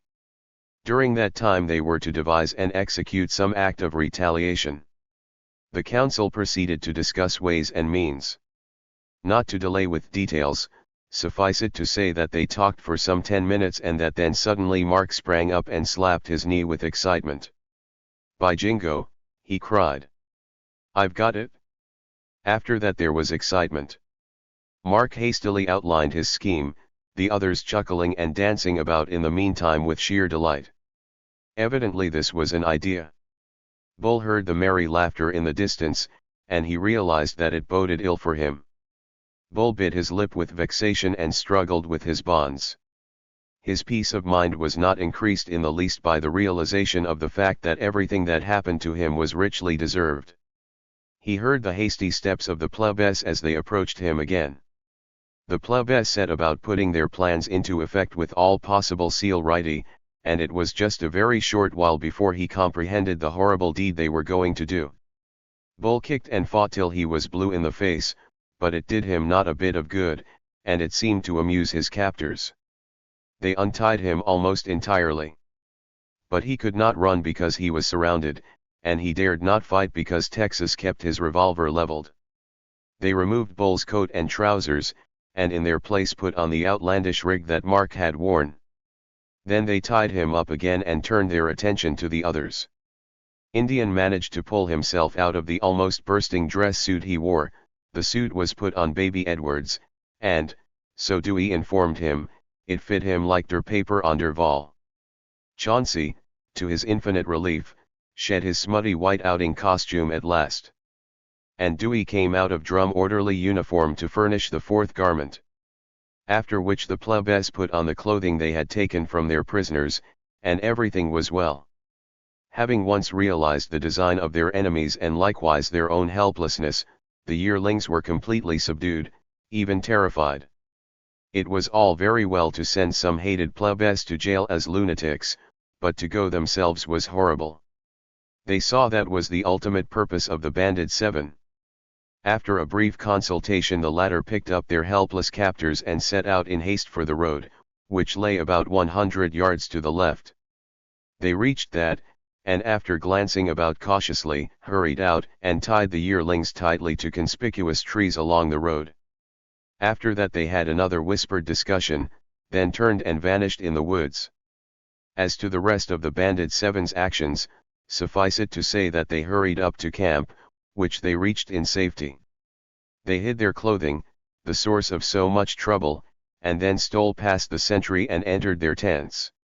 They were soon sound asleep and utterly oblivious to the troubles of their unfortunate rivals. "If they can have the same luck as we," said Mark, briefly, "they may get away, and welcome. If they can't, they must bear what would have been our fate. That is about as near to justice as I can come." Which summary contained the whole situation. Meanwhile exciting adventures were happening to Bull. It is presumed that the reader is interested, though so far as Mark and his friends are concerned, this story is already finished. The plebs had certainly not been gone 10 minutes before the excitement began. The horrified and hopeless yearlings got their first warning when they heard sounds of approaching footsteps and excitedly discussing voices. "They came up this way, I tell you. We ought to go up and hunt above the point, for the sheriff'll tend to this part. Are you sure that gun's loaded, Jack? This is no child's play, for one of those fellows is armed." There were a few more remarks of this kind and then the party came into view, almost in front of the prisoners. The latter were silent and motionless, for they hoped vaguely that somehow they might not be noticed. But, alas! The white flannel was like a torch in moonlight. The searchers stopped short and stared in amazement. "Good heavens!" exclaimed one, apparently the leader. "Here they are now." The surprise that the apparition caused can well be imagined. They counted 1, 2, 3, 4 of the very men they were pursuing, tied hand and foot to trees along the roadside. Here was a mystery indeed. This was a strange thing for even lunatics to do, and the crowd of men handled their weapons nervously as they stared. "I have it," cried one of them, suddenly. "I know." "What is it?" demanded the others. "The sheriff's caught and tied 'em here for us." That was a likely conjecture, and it took with the puzzled crowd, who were glad for any theory. In vain Bull and his crowd protested, in the words of Poe's poem, "I am not mad." That was a likely story, coming from lunatics. And where did they get those clothes? None of the sheriff's posse chanced to be there, so there was no one to recognize Bull as the original giver of the information. And as for his own protests and cries, they were of course insane ravings, to be listened to with gaping mouths and some pity. There was nothing for the captors to do but march the yearlings down to jail. This they did with no little caution, and considerable display of firearms. There was not a man of them who did not feel relieved when the gates clanged once more upon those desperate creatures. There is no need of describing the sensations which that same clang produced upon the creatures. It has all been described in the case of the Bandit 7, it was just the same here, only aggravated by a feeling of baffled rage. It was Bull Harris's death knell, the clang of that gate. They were put in the same cell, but they were tied securely, and so there was no danger of their escaping again. Having seen to this, the party went out, paying not the least heed to Bull's frenzied entreaties to send for the sheriff. It was natural that a captured lunatic should rave and foam at the mouth a little. Darkness and silence having fallen upon the jail, the situation became clear at last to the wretched captives. They were tied hand and foot behind prison bars, it lacking then perhaps an hour and a half of reveille and dismissal. They had no watch to let them see the time, which made the situation all the more agonizing. If the sheriff came in time, though, there was not the least reason for supposing he would, they might get out. If he didn't, Bull ground his teeth with rage when he thought of it. It was perfectly clear to the yearlings how the former occupants of the cell had gotten out, the broken bar told the story. But the prisoners scarcely noticed that, so wild were they with excitement and suspense and dread. The time sped on. Nobody knew how much of it, and the four kept their brains busy disputing with each other, some vowing that it was an hour, some a half. It seemed as if Father Time were taking an interest in punishing these villains, for he went with agonizing slowness. Sometimes a minute may seem an age.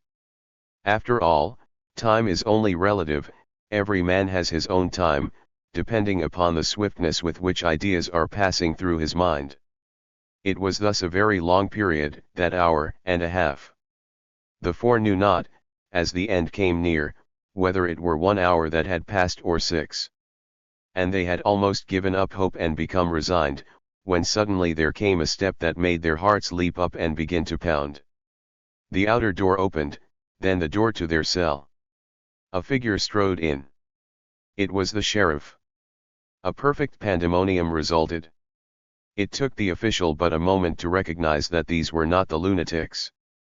From their excited and frenzied pleadings he managed to make out the story of their misfortune, their capture by the real lunatics. Also he made out that they were in a simply agonizing hurry to get out, to go somewhere. He knew that he had no right to hold them. He stepped forward and cut them loose, and showed them to the door. An instant later 4 figures were dashing up the street toward West Point at a speed that would have done credit to an antelope. This was a go-as-you-please race, each man for himself. They sped on, past the boundary of cadet limits, the officers' houses, the mess hall. They were careless of consequences, making no effort to hide from anyone. Time was too precious. A single glance at the parade ground ahead showed them that the gun had not yet sounded, that still there was hope. Their pace grew faster still at that. The academy building and the chapel they left behind them, and bounded up the road toward the camp. They saw, oh, horrors, the corporal and his single private standing in front of the morning gun, about to fire. And a moment later the 4, one after another, dashed wildly around the camp, past the astonished officer of the day, and plunged over the embankment of Fort Clinton, where their uniforms lay hid. Just then bang! Went the gun. And 2 minutes later, red and breathless, but still in uniform and safe, the 4 signaled the sentry, rushed into camp, and fell in for roll call with their classmates on the company street. The escape was narrow, but the miss was as good as a mile. Chapter 13. A visit to the cave. I don't think I'll ever rest quite easy again until I get these clothes hidden from sight. The speaker was Mark. There were quite a number of other plebes with him, 7 of them altogether. They were hurrying through the woods north of the post, and a stranger passing by would have been very much surprised indeed to notice that each one of them carried upon his arm a bundle of fantastically colored clothing. The 7 plebes would have been just as much alarmed, however, as the stranger. They were making desperate efforts to keep their curious burdens hid. "I'm afraid every moment that somebody'll step out and surprise us again," Mark said. "I know I shall die if they do. The reason for this desperate secrecy is not far to seek. They wanted to get rid of the telltale disguises.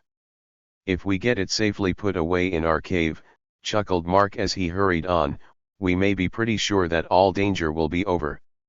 "I thought I'd die," remarked one of the others, "when I found that Bull had left it lying in Fort Clinton where anybody might find it. You know, when we fellows put the clothes on him so's to get him arrested for a joke, he must have gotten back to camp pretty late and just had time to peel before reveille in the morning. Bull Harris ought to have been more careful than to leave it there. Doggone his boots," growled Texas. "Them ol' yearlings never did have any sense." The den, toward which the 7 were hurrying, lay about 2 miles away in the woods. A small hole in the side of a cliff was its only known entrance, discovered by the parson while geologizing. That den was a dark and mysterious place, the source of no end of strange adventures. As old readers know, it had originally belonged to a gang of counterfeiters some 50 years ago. They had been entrapped in a secret corner of it and accidentally suffocated. Their skeletons had remained there to horrify the plebes, when first they had the temerity to enter the place. A few days later a treasure had been found there. It proved to be counterfeit in the end, but not until it had given rise to considerable excitement. Altogether, that den was a delicious place in which to spend a holiday afternoon. You never could tell what might happen. "We haven't been near it for a week or 2, observed Mark. "I've had so much to do I haven't even had time to think of it. I wonder if anything has happened meanwhile." "Perhaps the skeletons have come to life," hinted Dewey, whereat poor Indian shivered and cried "Oh oh." By this time they had reached their destination. It does not need much describing. There was a tall surface of rock facing the river, which was only a short distance away. The entrance to the cave was completely hidden with a growth of bushes, and there was nothing but a few faint footprints to indicate that anybody ever came near the place. Such was the den from the outside. The 7 were climbing up and crawling in head first, so we shall follow them and take a look inside. By the light of the candles they had brought with them, the 7 gazed around. The place looked just the same as usual. There was a long dark vista stretching away in the distance, and gradually receding into darkness. and there were walls sculptured with deep indentations and long passages that crept away from the light. Altogether it was a very weird and awe-inspiring place, and as a general thing one did not feel like making much noise in it, especially since there were so many echoes to disturb. "Everything seems to be just where we left it since the night we hazed Bull Harris here," laughed Mark. "Poor Bull was about scared blue that day. And there's the shovel the parson dug his treasure with," chuckled Texas. "What air we a-goin' to do now?" "Bury these clothes for the first thing," was the answer. "Then I can breathe freely again." This task was soon accomplished, and then Mark sat down in one of the chairs, for the counterfeiters had furnished their cave. "I'm thinking," observed Mark, meditatively, "that we might have a good deal of fun exploring all the passages and dark places in this cave. Who knows what we might find?" "Whoop!" cried Texas, springing up in excitement. "Sure enough. We might find a new entrance." "Yes, and we might find some deuced pitfalls, you know, bah Jove," observed Chauncey.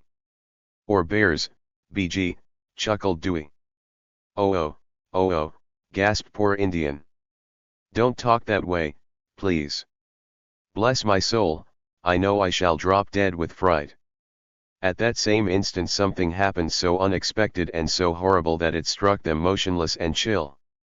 A deep low groan, as if of agony, echoed through the lonely cave. For a moment the seven glanced at each other in consternation and dread. They were almost paralyzed by the sound, which had evidently come from one of the inner recesses of the cavern. Poor Indian had sunk down on the ground in a heap. "What's that?"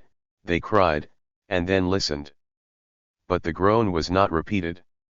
They waited in fear and trembling, but the rocks gave not another sound, and suddenly Mark sprang to his feet. "Fellows," he cried, "there's somebody in here. Who'll follow me?" The faithful Texas sprang to his side, and the rest followed, though trembling and quaking in every joint. Mark was as much terrified as any of them, but he shook it off with a powerful effort and gazed resolutely about him.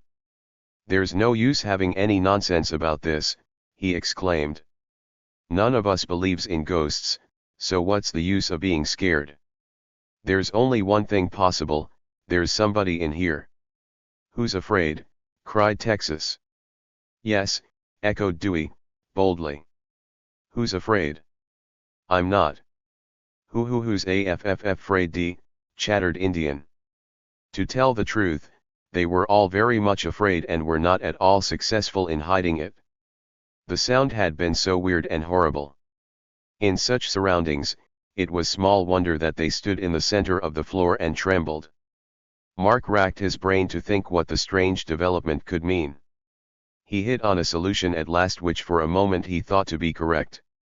"By George," he cried. "Fellows, I believe it was Bull Harris." The effect of that remark was instantaneous. All the plebeians' fear went out of them at the sound, and anger came in. Yes, it must be Bull. The hated yearling knew of the cave, he and his three cronies alone. They had dared to come up here to fool them. Quick as a wink Texas clenched his fists and leaped forward. "Come on," he cried. "Wow, if I get a hold o' that feller I'll make him wish I hadn't." The rest had been no less prompt to follow Texas' lead.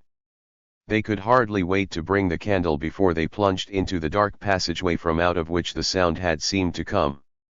The seven were just as mad as hops. The very idea of Bull's daring to enter their cave, and trying to scare them out of it. The arm of the cave into which they had gone took them completely out of sight from the main room. The flickering rays of the candle were speedily lost to view and the place grew black as night. And at the same instant, treading lightly across the carpet, stealing along with the silence and swiftness of an Indian, a crouching figure swept across the room and vanished in the recesses at the other side. The plebeians would have been frightened indeed had they been there to see it. For the figure was not that of Bull Harris. It was an old man, with bent and stooping figure and a long white, flowing beard. There was a gleam of fury in his eyes, and in his hand he clutched a long, keen knife. Of him the plebeians saw nothing, for they were busily making their way through the passage. They were finding much in that to interest them. Their journey was made with all slowness and caution, and with no little trembling, too. What might be in the black and secret recesses of this mysterious cave no one dared to guess. Pitfalls must be watched for at their feet, and wild animals or yearlings ahead. The tunnel narrowed rapidly after a short distance, until the plebes could hardly walk erect. Peering in still further, they could see that it got smaller and smaller still, so that hands and knees would soon be the order of the day. The lads hesitated, but a moment later, Mark, peering ahead, caught sight of something in the dim candlelight that made him spring quickly forward. "By Jingo," he cried. "Fellows, they've had something to eat in here." The seven stared in amazement and some little indignation. The impudence of Bull. Yes, it certainly was true, for there was a still smoking fire, and scraps of food scattered about. "Come ahead," exclaimed Mark, quickly. "I believe we've got 'em trapped in here." Mark stooped and hurried away through the narrow passage. "Say," growled Texas, "if we do catch 'em." And with that dire threat he followed. The journey came to a sudden end, however, a moment later. The tunnel broadened again into a sort of hollow dome, a little room. And in front was a wall of rock. Mark gazed about him. There was nothing in the place apparently except a pile of rags in one corner. It was simply a bare cell of rock with nothing whatever beyond it. The plebes were stumped, as the phrase has it, for they had imagined they had their victims penned up. "They've dodged us somehow," said Mark. "Let's go back and hunt again." Just then, however, another discovery was made, this time by the classic parson. The parson had the true scientific spirit of research, you must know, or what is known in newspaper circles as a nose for news. To put Parson Stannard where there was any possibility of acquiring new data on the subjects of geological formations and stratiological eccentricities was like putting a bloodhound on a fresh trail.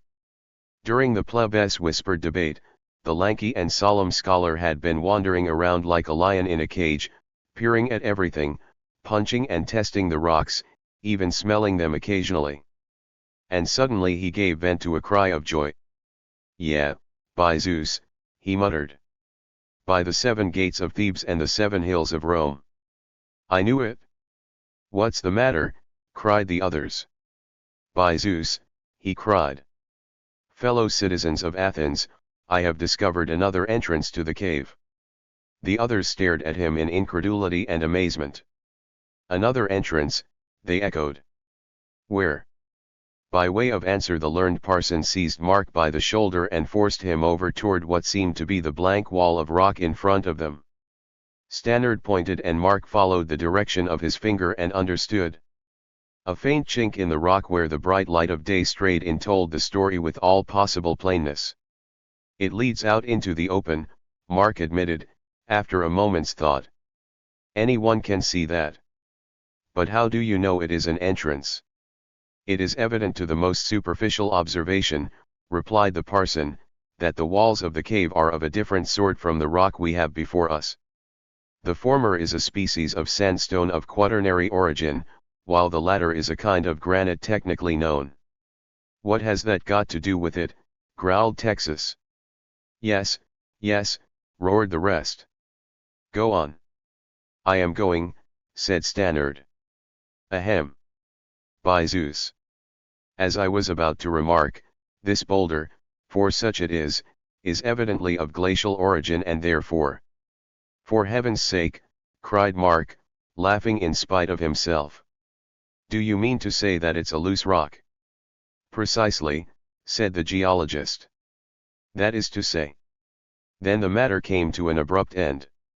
Texas, who had been dancing about with impatience, caught the meaning of the words loose, and with a bound flung himself against the boulder.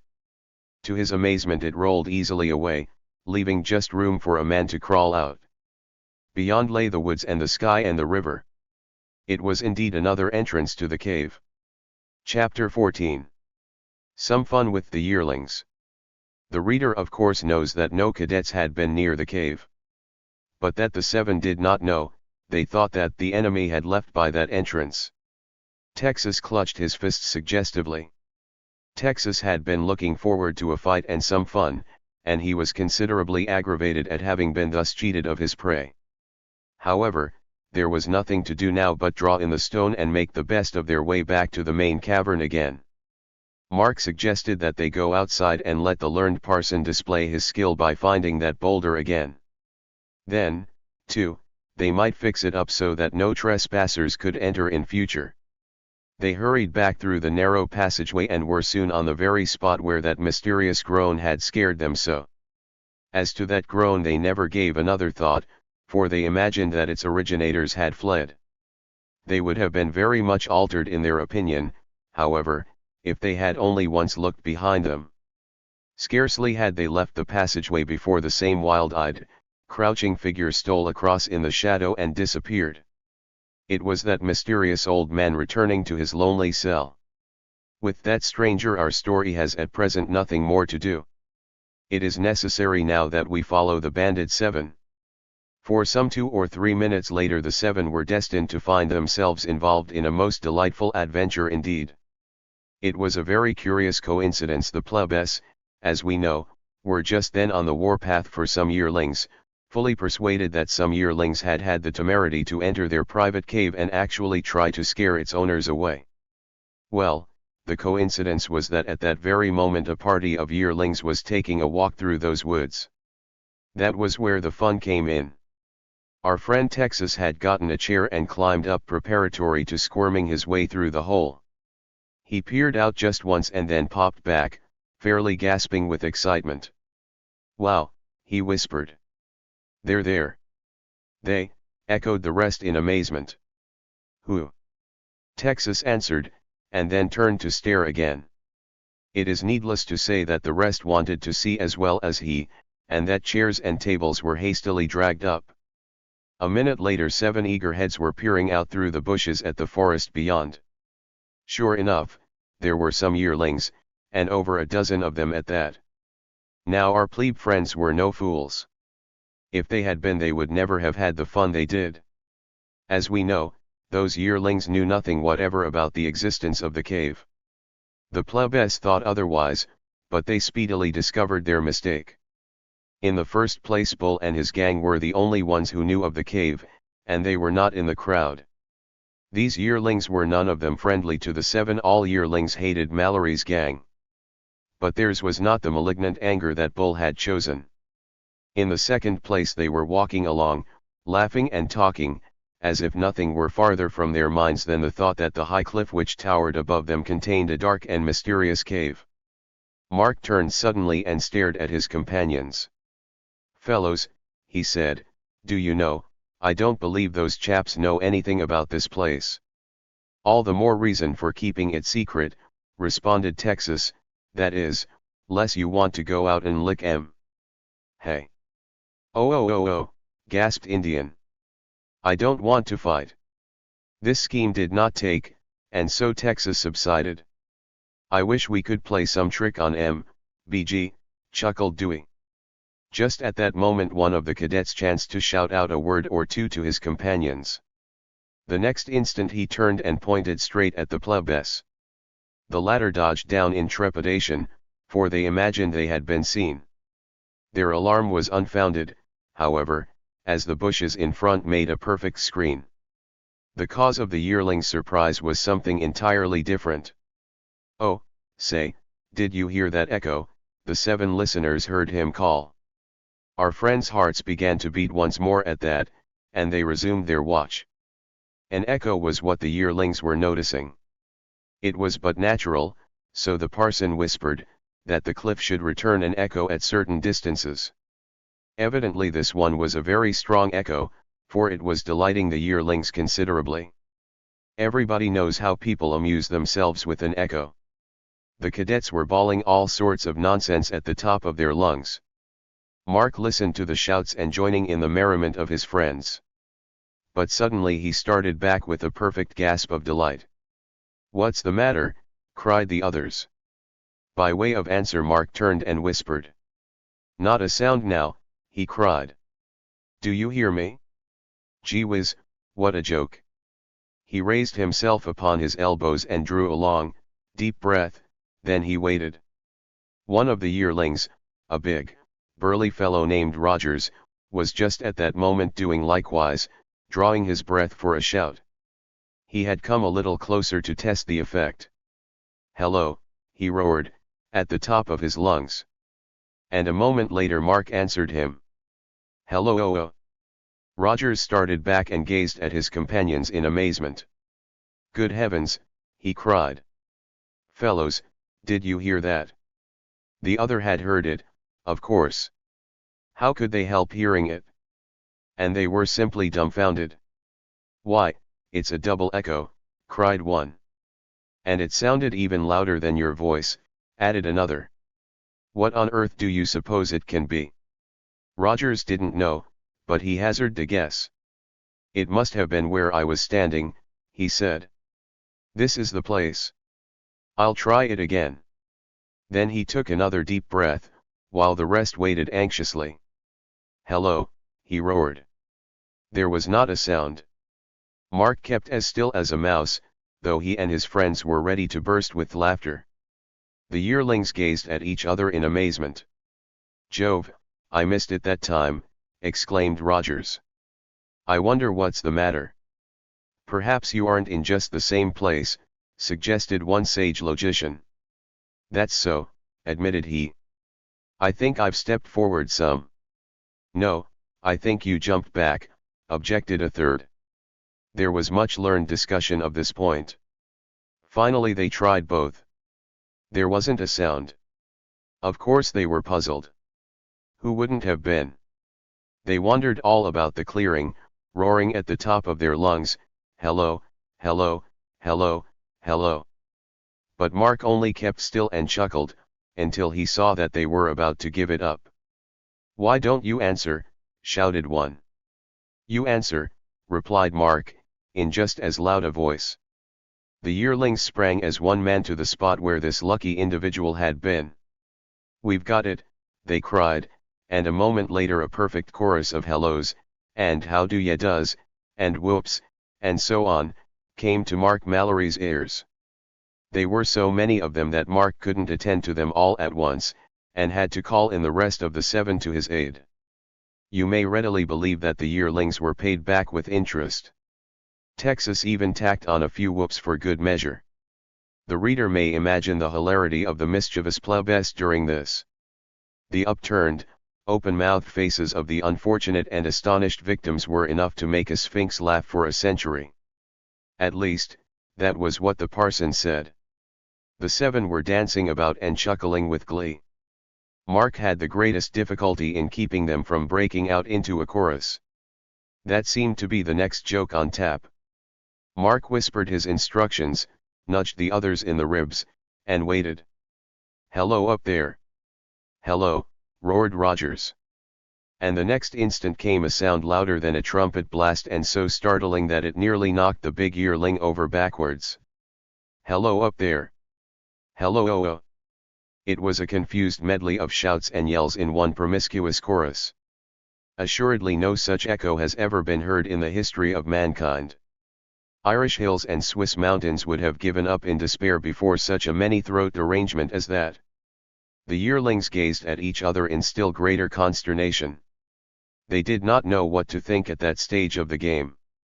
"Hello," cried Rogers, boldly trying it once more. And to his amazement there was not a sound. "This is the most uncanny thing I ever heard of in my life," he whispered to his companions. "It almost makes me think of spirits. Hello up there." This last was yet one more attempt. Its result was, if possible, still more unexpected. The echo actually stuttered. "Hello, up th there." "Good Lord, what next?" gasped one of the yearlings. "Gg good Lord, what next t," muttered the cliff. But that time the matter had gone just a little too far. Human credulity has its limits. You cannot fool all the people all the time has crystallized into a proverb. And so just about then some of the shrewder of the crowd began to get a little bit suspicious and to look around, either for a hiding place for that mischievous echo maker or for a ventriloquist among their own party. This Mark did not fail to observe. He turned to his companions. "See here," he whispered. "Fellows, they'll soon be onto this. Do you know," he continued, "there's no use in our trying to keep this cave a secret, anyhow. Bull knows of it and he'll be sure to tell em in the end. I say we have some more fun now." "Yes," cried Texas. "I say so, too, whoop. Doggone their boots. Let's climb out and go for em. I'm just itching for a rousin' ol' scrap." Mark smiled at his wild chum's excitement.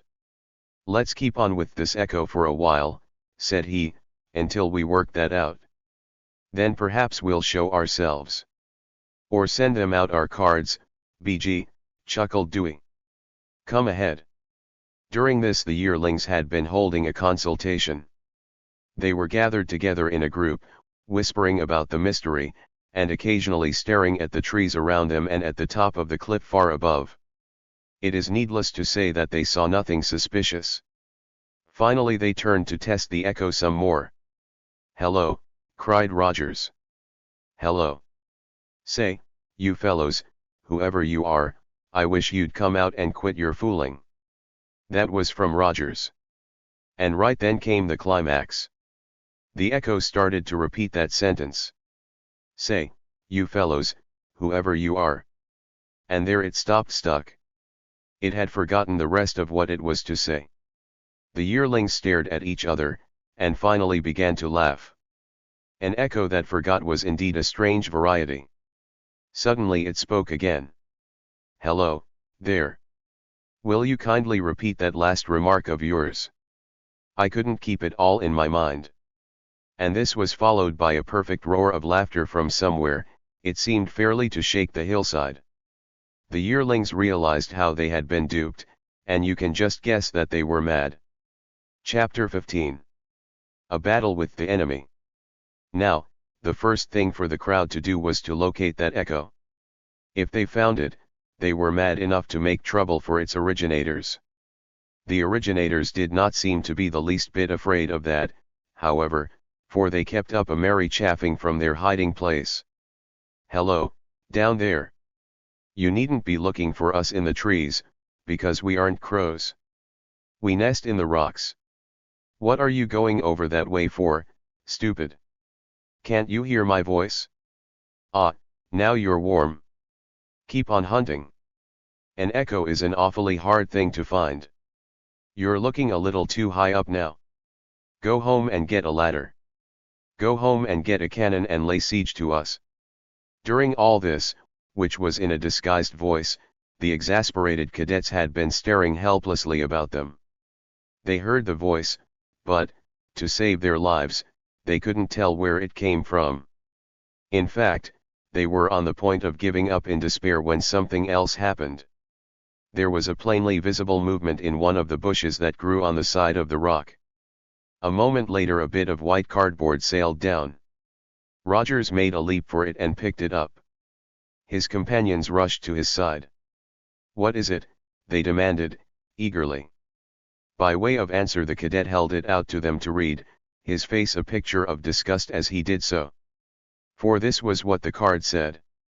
"Mr. Chauncey Van Rensselaer Mount Bonsall. 5th Avenue. By heaven," shouted Rogers, "it's that Mallory and his gang again." "Right you are. Bet your life, BG. Yeah, by Zeus. By Jove." There was no misunderstanding these voices. It was Mallory's gang for a fact, hidden in that hole in the rock and making fools of their superior officers. The effect of that discovery upon the angry cadets may be imagined. It was as a match to a powder magazine. The yearlings simply went wild. "Storm the place," yelled one. "Drag em out," shouted another. "Wipe the spots off of em," cried a third. And then as one man they made a leap for the entrance. There was no end of fun after that. The attack had, of course, not been unexpected by the plebes. Mark had prepared for it carefully, and the cadets were destined to get a very warm welcome indeed. It was a welcome of a most unexpected variety, too, for during the interim Texas had rushed back into the cave and come back with an armful of curious white weapons. The reader may guess what they were. Billy Rogers had been the first man to reach the foot of the cliff. The hole from which the cart had come was about 10 feet from the ground, but a ledge made it an easy climb. The yearling leaped up and without a moment's hesitation flung himself in at the entrance. His head and shoulders were lost to view for just about 1 second. Then they reappeared, as the owner gave a cry of horror and started back. He tumbled backward to the ground and would have been badly hurt if his companions had not caught him. His face was as white as a sheet. "What's the matter?" cried they. "Good heavens," gasped the terrified Rogers. "It's a skull." "A skull?" "Yes. I saw it staring at me, all white in the darkness." "Ugh." Just at this moment there was a movement in the bushes. The yearlings glanced up, just as a face protruded. It was Parson Stannard, peering down. The parson's cadaverous, bony features shone out pale and white, and but one idea flashed over the badly scared Rogers. "There it is again," he yelled. "The skull." The roar of laughter that followed defies description. Even the yearlings joined in. They imagined that their classmate had originally seen the parson's head and taken it for the skull. Of this idea, however, they were speedily disabused. For the parson stretched out his long, bony arms, and the next instant the yearlings found themselves half buried beneath a shower of clattering white objects, the skeletons of the counterfeiters. When the yearlings looked up again, Parson Stannard was gone. The cadets were too much amazed and horrified to say anything. They could only stare and listen. They heard a loud voice inside, and this was what the voice said. "By the bones of my ancestors, was there ever such an outrage? Yeah, by Zeus. By Apollo and the Heliconian muses. Unhand me, gentlemen, I say. I will not stand it. I will out and at them. I will scatter them to the 6 winds of Aeolus." The very idea. My head a skull. What is there to warrant so outrageous an insinuation? Why, it is enough to make the ashes of my noble grandfather burst forth into flame. And am I to stand it? No, by Hercules. I feel the might of a centaur rising within me. Like Hector of old, will I sally forth from my citadel and smite the insulters of my race. Just think of it. My head a skull. There was a brief silence after that, succeeded by the sounds of a struggle. "Steady, parson," said a voice. "You don't want to go out there. Take it easy now. Let me go, I say, let me go. I demand the right of every gentleman to defend his honor with his life. I do not propose to submit to this outrage. I swear it by the terrible Styx. This is enough to enrage a subcarboniferous plesiosaurus. It is enough to make an ornithorhynchus rise in wrath. And I have the blood of Boston in my veins. My ancestors were among the warriors of Bunker Hill and Lexington. My ancestors smote the tyrant and fought for the right and liberties of man. Yeah, by Zeus. And shall I, with such examples as that before me, allow my head to be mistaken for a skull? By Melpomene, my very capillary ducts cry out for vengeance." This last bit of information was succeeded by another movement in the bushes. The parson's head and shoulders appeared again. The parson was a red skull now. His cheeks were blazing with wrath and his long hair bristling. He sought to fling himself upon the enemy. This, however, he was unable to do, for the reason that someone had hold of him by the feet and wouldn't let go. In the entrance accordingly he stuck fast, and from that strange position, poured out his impetuous wrath in burning words. As his friend Homer somewhere describes it. "Ye scoundrels," he began, shaking his fists in impotent wrath. "Scoundrels, I say, for what better term can I use than the one so often employed by the wise and respected Dr. Johnson, a man before whose classical attainments my own meager latinity shrinks but, By Zeus! I am wandering from my theme. Scoundrels, I say. I would call you Philistines, but the Philistines would rise up in wrath. I would call you Vulgus, but you wouldn't have sense enough to know what it meant. And so I say, scoundrels. By the far-darting Apollo, I demand satisfaction. Do you hear me? Do you understand me? I will not mutely and ingloriously swallow your outrageous insinuations. My blood boils with wrath. I am not a skull. I do not look like a skull. And, by Hermes, I challenge any one of you to come forward and prove that I do. By the heroes of the Trojan cycle, I defy you. I demand. During the first part of this truly extraordinary outburst, the yearlings had been staring in open-mouthed amazement. As it continued, however, the absurdity of the situation overcame them and they fell to howling with laughter. The abrupt pause on the parson's part was caused by a new development. Rogers saw an opportunity for vengeance. He stooped, picked up one of the skulls and let it drive at the orator's head. The two objects met with a hollow crack and Parson Stannard set up a howl. The rest of the cadets, laughing uproariously, seized whatever came to their hands. From the shower that resulted, our friend, the parson, was glad to be dragged ignominiously in by the feet. And thus ended his famous oration. Chapter 16. Abandoning the fort. Having rescued their gallant Patrick Henry, the 7 defenders of the cave held a council of war. It's plain as day, Mark laughed, that they can never get in here at us. There's room for only one man at a time through that opening, and it's only another case of Horatius at the bridge. Hang it, growled Texas. Ain't we goin' to have any fun, then? Doggone their boots, I say we go out and wallop 'em. Yeah, by Zeus, echoed the parson, who was striding furiously up and down the cave, thirsting for gore and incidentally rubbing his sore head. Yeah, by Zeus. For I feel that I could go forth against the Philistines like Samson of yore, and slay 30,000 of them. With the jawbone of a counterfeiter, chuckled Dewey, B.G. It is sad to think, Mark went on, after the laugh was over, that those yearlings will get in here finally. How's that? Roared Texas. We can't be here to guard it all day and all night, answered Mark. They are bound to get in some day. He was silent for a moment, lost in thought. And then suddenly he gave an exclamation of delight. By Jingo, he cried, I have it. What? We'll let 'em in now. Wow, yes, roared Texas. And lick 'em when they get in. Whoop. No, laughed Mark, that's not what I mean. Let us go out by the other entrance. Yes. And don't let 'em get out again. It was truly a fine idea. The more the delighted plebes thought of it, the better they liked it. It would be far more exciting to trap the enemy than simply to keep them off.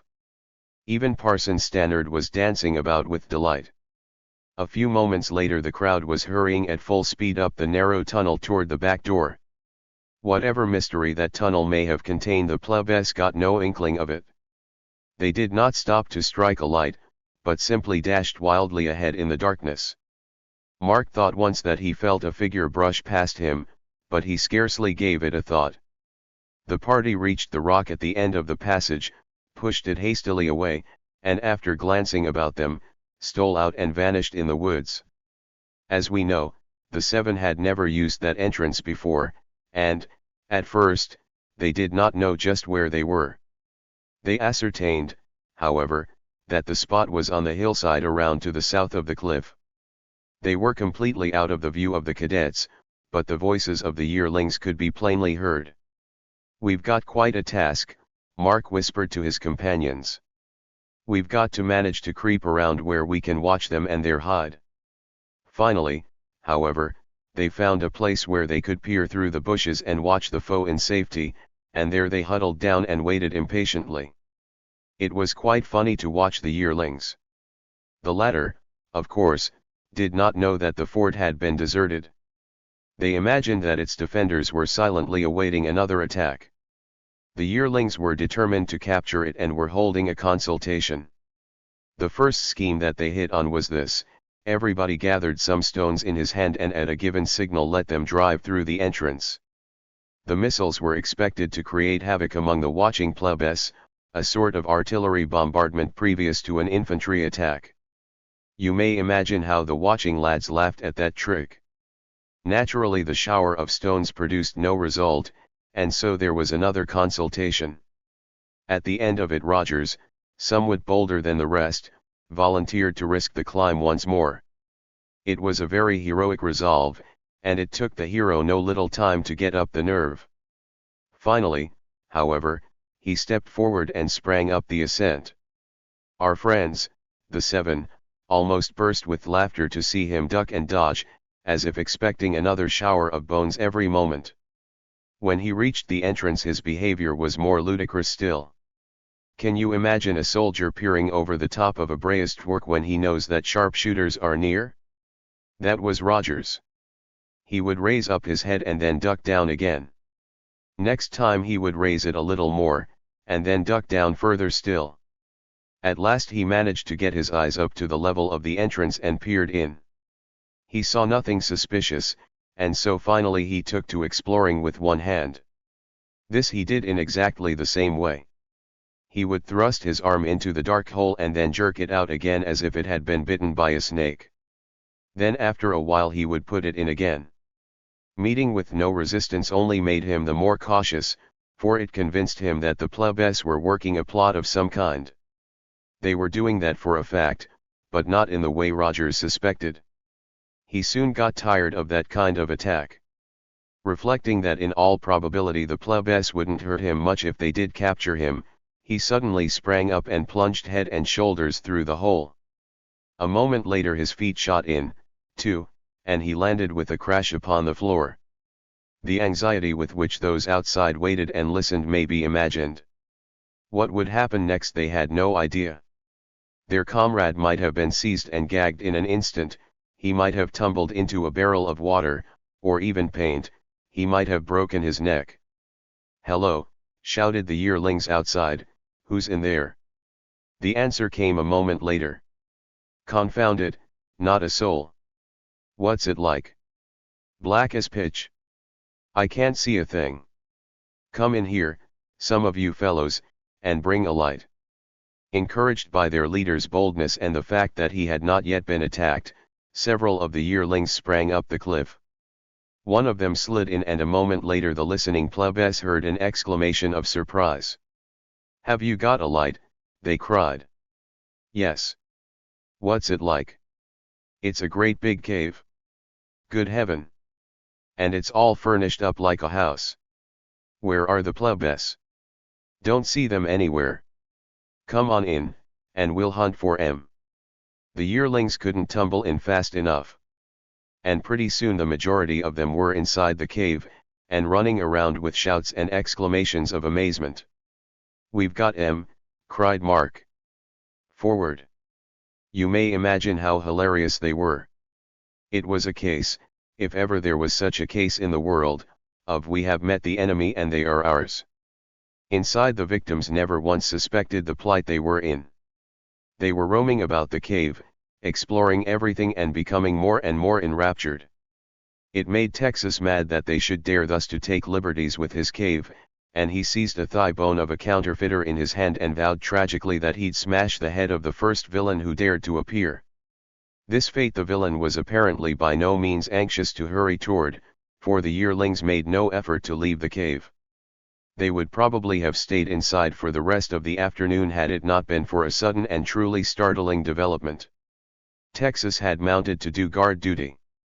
That is to say, he had seized his white club and posted himself at the entrance, ready to whack at the first sign of a yearling, when all of a sudden he and his friends were horrified to hear a wild shriek from inside.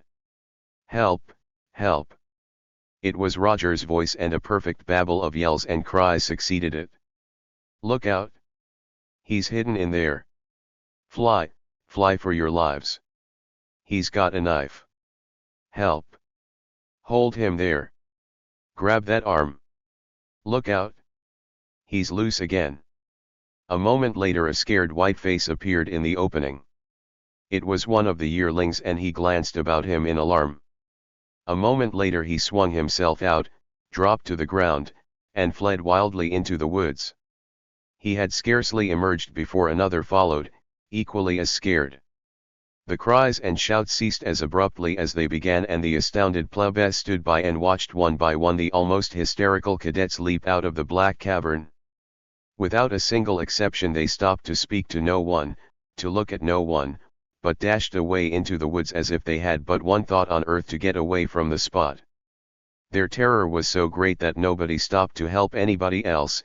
As for the plebes standing nearby, nobody seemed even to see them. It was all over in a very few seconds. Mark tried to stop one of them, but the frightened cadet wrenched free and dashed on. They were battered and cut, their uniforms in tatters.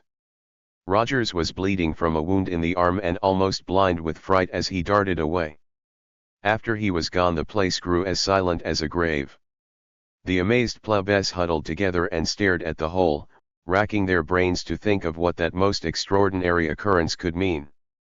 They half expected something to emerge, a wild animal, perhaps, but nothing of the kind took place. The cave was black and still as ever. The woods grew silent, too, as soon as the frightened yearlings had disappeared. Nothing more occurred to explain the uncanny adventure. Mark had been staring at his companions with a puzzled look upon his face. They might have sat thus and stared at each other for an hour, such was their consternation, had it not been for the fact that it was then late in the afternoon and very near the time for dress parade. Accordingly, they had to set out for camp, which ended the matter for that day. "But I'll tell you this much," was Mark's verdict, "there's a good deal more mystery about that cave than you and I have the least idea of." And there was, as it came to pass before many days. The mystery of the cave was destined to form one of the most important incidents of Mark's stay at West Point. Chapter 17. Mortar Practice at West Point. "A very good shot, Mr. Bryce. A trifle high, though. Correct your elevation for the next shot." "Yes, sir." "Number 2 ready? Fire." The scene was West Point, and the place was the target practice ground. Over on the opposite side of the West Point inlet, stood a post with a barrel upon it. That was the target. The fondest hope of every cadet heart was that someday he might hit that barrel. With a mortar that is no easy task, but it has been done in West Point's history. The cadets were grouped about the guns, under the command of one of the tactical officers. In response to his order to fire, a cadet pulled the lanyard and with a flash and a roar the second of the heavy cannon was discharged. A white cloud of smoke ascended, half hiding the battery. There was an anxious wait, and then a splash far out on the water. It was followed by a murmured cheer from the spectators, for the aim was so close that the barrel was half hidden from sight by the spray. "A little to the right, Mr. Thompson," said the imperturbable Tack. "Number 3 ready." Such is mortar drill at West Point. It gets to be very exciting at times, for there is no end of rivalry among the young gunners, and there are fair partisans to look on sisters, and some who are not sisters. Cadets always look forward with pleasure to the hours for mortar drill. It is a pleasure vouchsafed to first-classmen alone. Gazing wistfully at the scene during half an hour of liberty that morning were certain members of the plebe class with whom we are acquainted.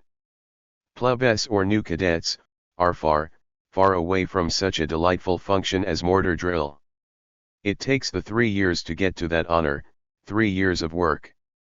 The road that leads to it is blocked with much debris, there are fallen logs, and many bad places, ruts and mud holes, there are drills and examinations by the dozens, and the wayside is strewn with the corpses of unfortunate plebes and yearlings who get left during the journey. Some such train of thought was wandering through the minds of the aforementioned interested plebes. 3 years does seem a dreadfully long time, with such chances of failure. "It is a case of many are called," began one of the plebes. "And the arithmetical ratio," put in another, "of those who successfully achieve the ultimate object of their concentrated endeavors, and of those who are compelled to relinquish their efforts owing to unprognosticated circumstantialities, is so excessively diminutive that another gun went off there and put a period to the discourse. It is quite needless to say that the person last quoted was our genial friend, Parson Stannard. There dwelt no other human being in all West Point who could have delivered such an address as that. There were probably no others who would have taken it more as a matter of course than did the 6 who were with him then. They were used to the parson. The party strolled back toward camp, after drill was over, internal conditions reminding them that they might soon expect to hear the drum that summoned them to dinner. As the plebs entered the camp, the members of the guard were being turned out for inspection. Mark recognized one of them and he turned to his companions.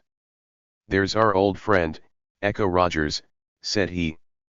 The rest were tickled by that nickname, for they broke into a laugh, in which even Dewey joined. The cadet himself, a tall, heavily built yearling, was standing at attention, eyes to the front, chest out and so on. But he heard the remark and an angry flush swept over his face. "Echo doesn't like his name," observed Mark, as the party went on down the company street. "You could tell that, anyhow, from the fact that he and his crowd haven't told a soul about their adventures." "I wish I knew about that mystery," put in Dewey. "BG, there's something the matter up at that cave. The yearlings have kept pretty mum." "We'll find out tonight," muttered Texas. "That is, if you fellers don't get scared afore that and go back on our bargain." "Haven't forgotten, have you?" "I haven't," laughed Mark, an assurance which the others were just as prompt to give. "And you ain't afraid, be you?" Texas added. No," answered Indian, dubiously. I'm not." What had caused the flight from the cave the plebs had not the slightest idea. They had walked home somewhat frightened and subdued, and sought out the yearlings, who had fled so wildly back to camp. The latter had, strangely enough, refused to answer any questions. They had turned angrily away upon the slightest mention of the matter, and what was still more strange, they had even gone to the length of refusing to explain to the authorities how their clothing had been torn or how Rogers had gotten the severe cut which he bore on his shoulder. Naturally, this behavior had puzzled the plebs. It puzzled them still, and made them think that there was some terrible mystery back of the matter, some mystery connected with that dark and uncanny cavern. It was their cavern, too, and they didn't relish the idea of having any secret danger to make them afraid to go near it. The upshot of the whole matter, to put it briefly, had been just this: the wild and woolly Texan had vowed that morning, after having been tormented by the mystery for 2 whole days, that down where he came from men weren't afraid of anything man, beast, or devil, and that he was going to go up and find out about that air business, if it was the last thing he ever did in his life. The audacity of the proposal had rather taken the bandit 7 aback. The idea of daring to enter that cave, after the horrible danger into which the yearlings had gotten, had never quite occurred to them. But Texas vowed he was going to do it alone, if he couldn't get anybody else, that he would be ashamed to call himself a son of his father, the Honorable Scrap Powers, o' Hurricane County, Texas, if he didn't. And so that settled the matter. "When are you going?" Mark asked him. And Texas answered promptly. "Tonight." The result of which startling announcement had been that the 7, as appeared from the conversation previously mentioned, stood pledged by a solemn promise to probe that mystery to the bottom that very evening. "The thing that puzzles me so much about this matter," Mark observed to his friends as they strolled down the street, "is the fact that Rogers and his crowd are unwilling or afraid to tell anybody about the cave and what happened. I can't to save my life conceive why they should be so quiet." That was a strange state of affairs for a fact. The plebs talked it over nearly all day, without coming to a conclusion. The cave was within bounds, and the yearlings had a perfect right to go there that Saturday afternoon. So they need not have feared to tell the authorities for that reason. Questioned they certainly must have been, their wounds and torn uniforms must certainly have made the superintendent inquisitive. But they had stuck tight to their secret and apparently told not a soul. The matter would have been the talk of the post if they had. "It may be they're ashamed of how we fooled 'em," was Dewey's suggestion. That did not seem at all probable, but it was the best the seven came to, and finally they were compelled to adopt it. "Perhaps we'll know tonight," they said. The reader must not suppose that the plebs were going to set out upon this expedition haphazard or recklessly. That was hardly like a man who had learned his lessons in Texas. Cadet Powers, as we know, had, when he came to West Point, no less than 17 revolvers stowed away in his trunk.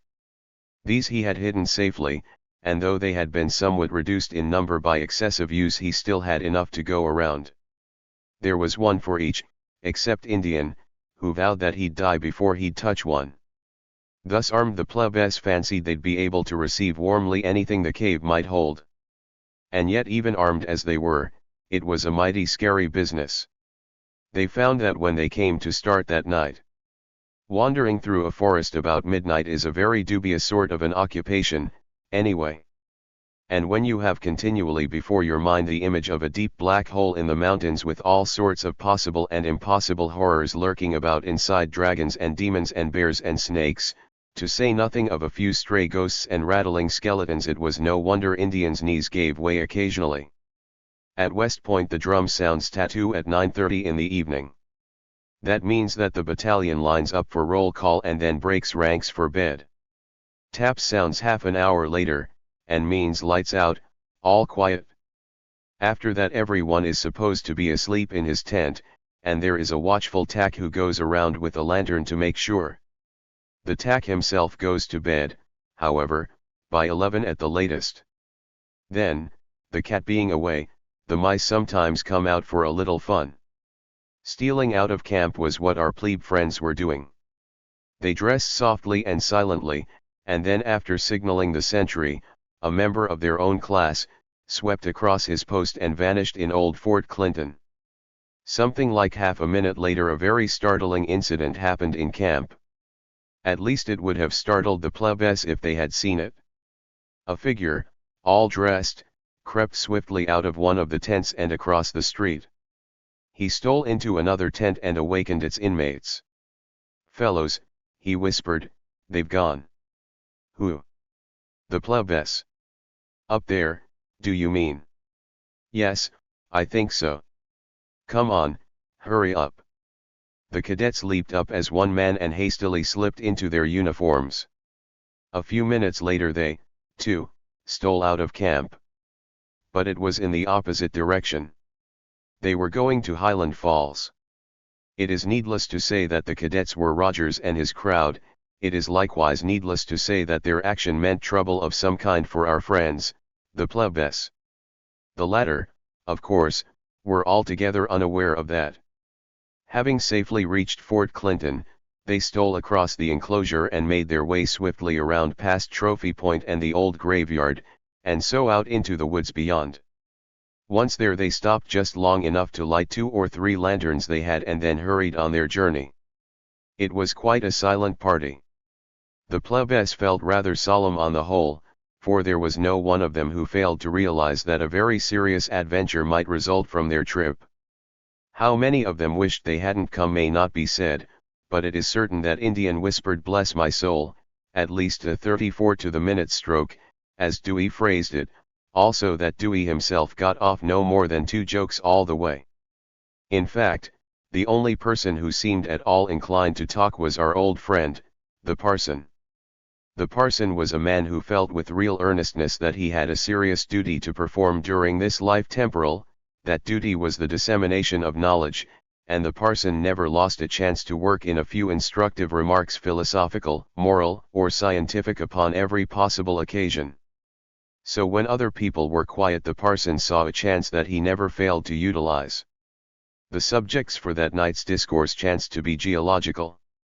The parson talked on the question of alluvial deposits, the forces of denudation and sedimentation, etc. He gave very accurately the various authoritative hypotheses as to the thickness of strata in the Hudson River Valley. In fact, there is no telling what knowledge he would not have imparted by the end of the trip if it had not been for an unforeseen occurrence which deprived the 7 of the parson's company for the rest of that night. It appeared that when they had come to about halfway to their destination, the parson, who could not lose his habits of observation even in the night time, suddenly stopped and with a startled exclamation pointed to the ground at one side. The rest looked, but at first they could distinguish nothing. The parson approached the spot and then they saw a most interesting sight. An unfortunate bullfrog, hopping about country during the night, had gotten into trouble. A garter snake had him by the leg and was slowly swallowing him. It was rather an interesting sight, and ordinarily the plebs would have been glad to watch it, but now they were in a hurry. "I wish we had time to stop," said Mark. "Come on." And Stannard turned and gazed at him in consternation. "Come on," he echoed. "Come on. Do you actually mean to say that the scientific spirit has burned so low in your breast that you will not stop to witness a process of such extraordinary interest as this? Why, sir, a man might not see it once in a lifetime. I would stop an express train to watch it." "I'm sorry," laughed Mark, "but we're in more of a hurry than an express."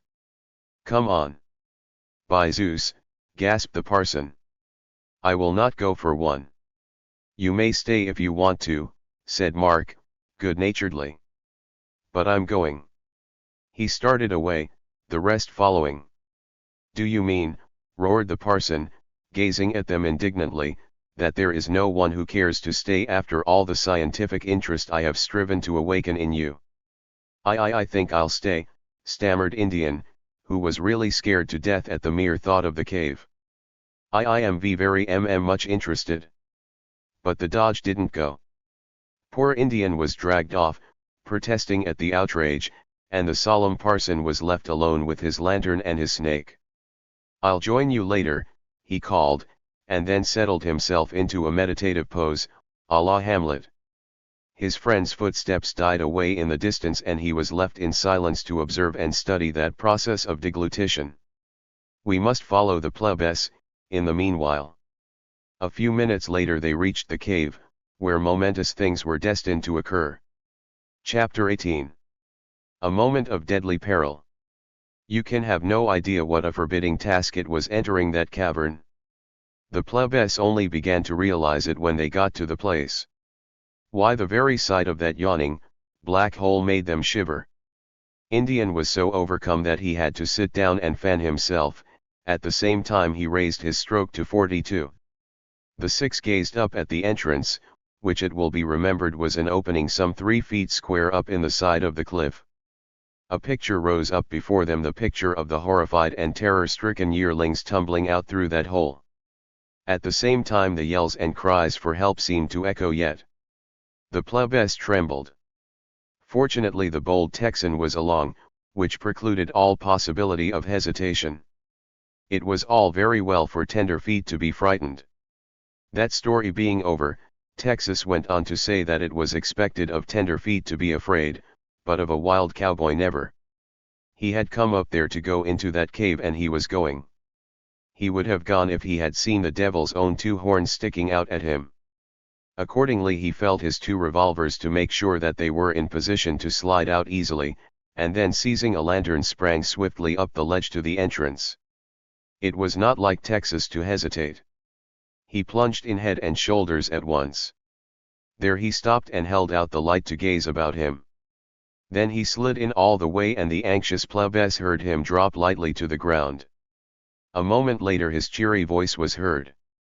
"Come on, you fellows," he called. "There ain't nothin' in hyar."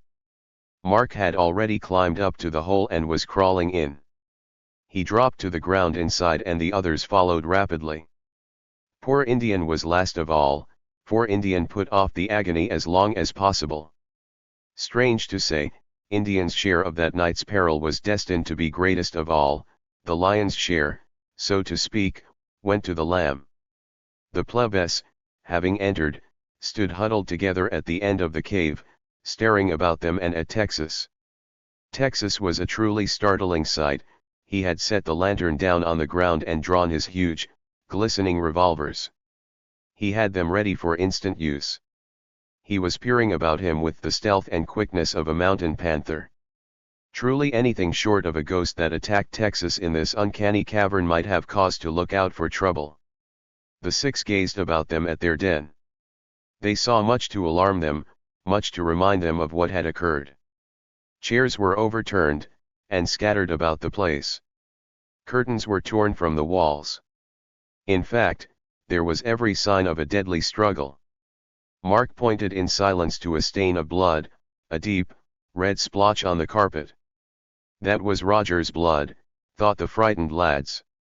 Also, upon one of the broken chairs was a mark of blood that seemed to indicate that the chair had been used as a weapon. Altogether the place had about as uncanny a look as one could imagine. Texas broke the silence at last, his voice startled everyone. "Well," said he, "what next?" And he gripped his revolvers with a determined air. "We might just as well set out to hunt this cave right through from beginning to end," Mark answered, speaking firmly. "That's what we came up for, and now let's do it. Are you ready?" Mark's voice was clear and unfaltering, it put some life into his trembling companions. They answered that they were, and Mark stepped promptly forward. "We'll start here, on the right," said he, "and we'll hunt every single passage to its end. Bring the lanterns there." The command was obeyed, and the party hurried down through the cave, Texas examining the wall as they went. About 20 feet ahead was the first branching tunnel. Without a word the six turned and entered, the ex-cowboy with his guns in the lead. They left the cave in darkness and silence behind them. The moment they had gone, the moment the light of the lamp was lost to view, a strange and terrible thing happened. A silent figure swept across the room. The figure was one that would have paralyzed even the bold Texan if he had seen it. A more horrible figure human imagination could not picture, certainly this pen is not adequate to describe it. It was a man, and an old man. That much was clear, even in the shadowy darkness of the cave. He was nearly naked, a rag about his waist was all he wore. A long, white beard half hid his face and his matted hair nearly covered the rest. The hair was bloody, and the face was cut and bruised as well. There was an expression of savage ferocity upon his face as he stole across the floor. His eyes were gleaming with fury, and the gleam shone on the blade of a long knife which the creature grasped in one hand. Such was the figure. It glided out into the center of the cavern, it raised its weapon on high with a menacing gesture in the direction of the unsuspecting lads, and then swiftly and silently crept back and hid in the deep, dark shadows. A moment later the nervous explorers came into view, they were soon in the center of the room again, and the fiery eyes were glaring out at them. "Nothing in that place," said Mark's voice, cheerily. "Let us try for the next. Forward." And then once more the main part of the cavern was deserted, but the horrible old man did not reappear. He still lurked in the shadows and watched and waited for a chance to wield his bloody knife. The unsuspecting lads grew more and more reassured as they searched and found nothing. Texas, with his two revolvers, in front, was a bulwark to give courage even to Indian. They came out of the second short hollow and hurried on down the room. There were only 2 passages of any size branching off from that side. The rest were simply irregularities in the walls, cracks and niches. The plebes explored every one of them with the lantern's light, however. Finally they found themselves at the far end of the den. Here there was a secret room, which requires to be described in detail to those who have not read the other stories in this series. That secret room had proven the death of its builders, the counterfeiters. There was a heavy wall of masonry, and a heavy iron door with a spring lock that could be opened from the outside only. The counterfeiters had evidently gone in there for some purpose and failed to make fast the door. It had swung to and locked. The skeletons of the victims had lain in that vault for 50 years before the plebes found them. The place was felt to be dangerous by the 7. In fact, they had made it a sworn rule that never were they all to enter that room at once. Someone must always stay outside for safety. And they did not break their rule in this case. Indian remained to guard the door. The party had felt that it was necessary to search that fatal trap most carefully. They thought that it would be a hiding place for anyone who inhabited the cave. Accordingly, after some little hesitation outside, the bold Texas leaped in, lantern and revolver in hand, the rest followed, and the trembling Joseph stood and held the heavy door. The moment of peril had come. Scarcely had the figures disappeared before a lurking shadow crept stealthily down the cave. The mysterious old man was crouching low, moving with the swiftness and silence of a tiger upon his prey. His eyes gleamed, his white teeth shone, and the flashing knife was still clutched in his hand. He crept in the shadow of the wall, and there was not a sound to warn his victims. Poor Indian did not see him, for his back was turned. Indian was staring, watching his friends and trembling as he did so. If Indian had only cast one of his frightened glances over his shoulder, he would have seen something to scare him, indeed. For the wild and savage figure was creeping on. Nearer and nearer the old man came. Swifter and swifter grew his pace, for he saw that no one suspected his approach. He reached the end of the cave and crouched for one moment. He heard a voice. "Hang it, there ain't a thing in here." The old man straightened himself up. He raised his knife on high and extended it. Stretching out his long, hairy arm, he could almost touch the back of his victim. One spring would do it all. One spring. The old man nerved himself, gathered his muscles for the leap. His eager hand was trembling. His breath, so hot and fast, stopped for one moment. His knife flashed in the lamplight. And at that instant poor Indian turned and saw his deadly peril. His eyes seemed to glaze with horror. He sprang back from the door with one shrill scream of fright. And the maniac leaped forward with the swiftness of a panther. It was not at Indian he leaped. It was at the door. He flung all his weight against it. The next instant the heavy barrier swung to and shut with an iron clang that echoed down the silent cave. Trapped. Chapter 19. Indians fight for life. The feeling of horror which overwhelmed the helpless prisoners at that awful moment exceeds the possibility of description. They heard their comrades scream, and that told them that no accident had caused the shutting of the door. An enemy had done it. They were lost. But terrible though their agony was, it was nothing to that of the unfortunate Indian. For Indian was alone in the cave with the frenzied maniac. The timid lad had shrunk back in alarm before the hideous apparition with the upraised knife. Then he stood staring helplessly, trembling like a leaf. He was unarmed, flight was impossible. What should he do? The old man flung his weight against the door to make sure that it was really shut.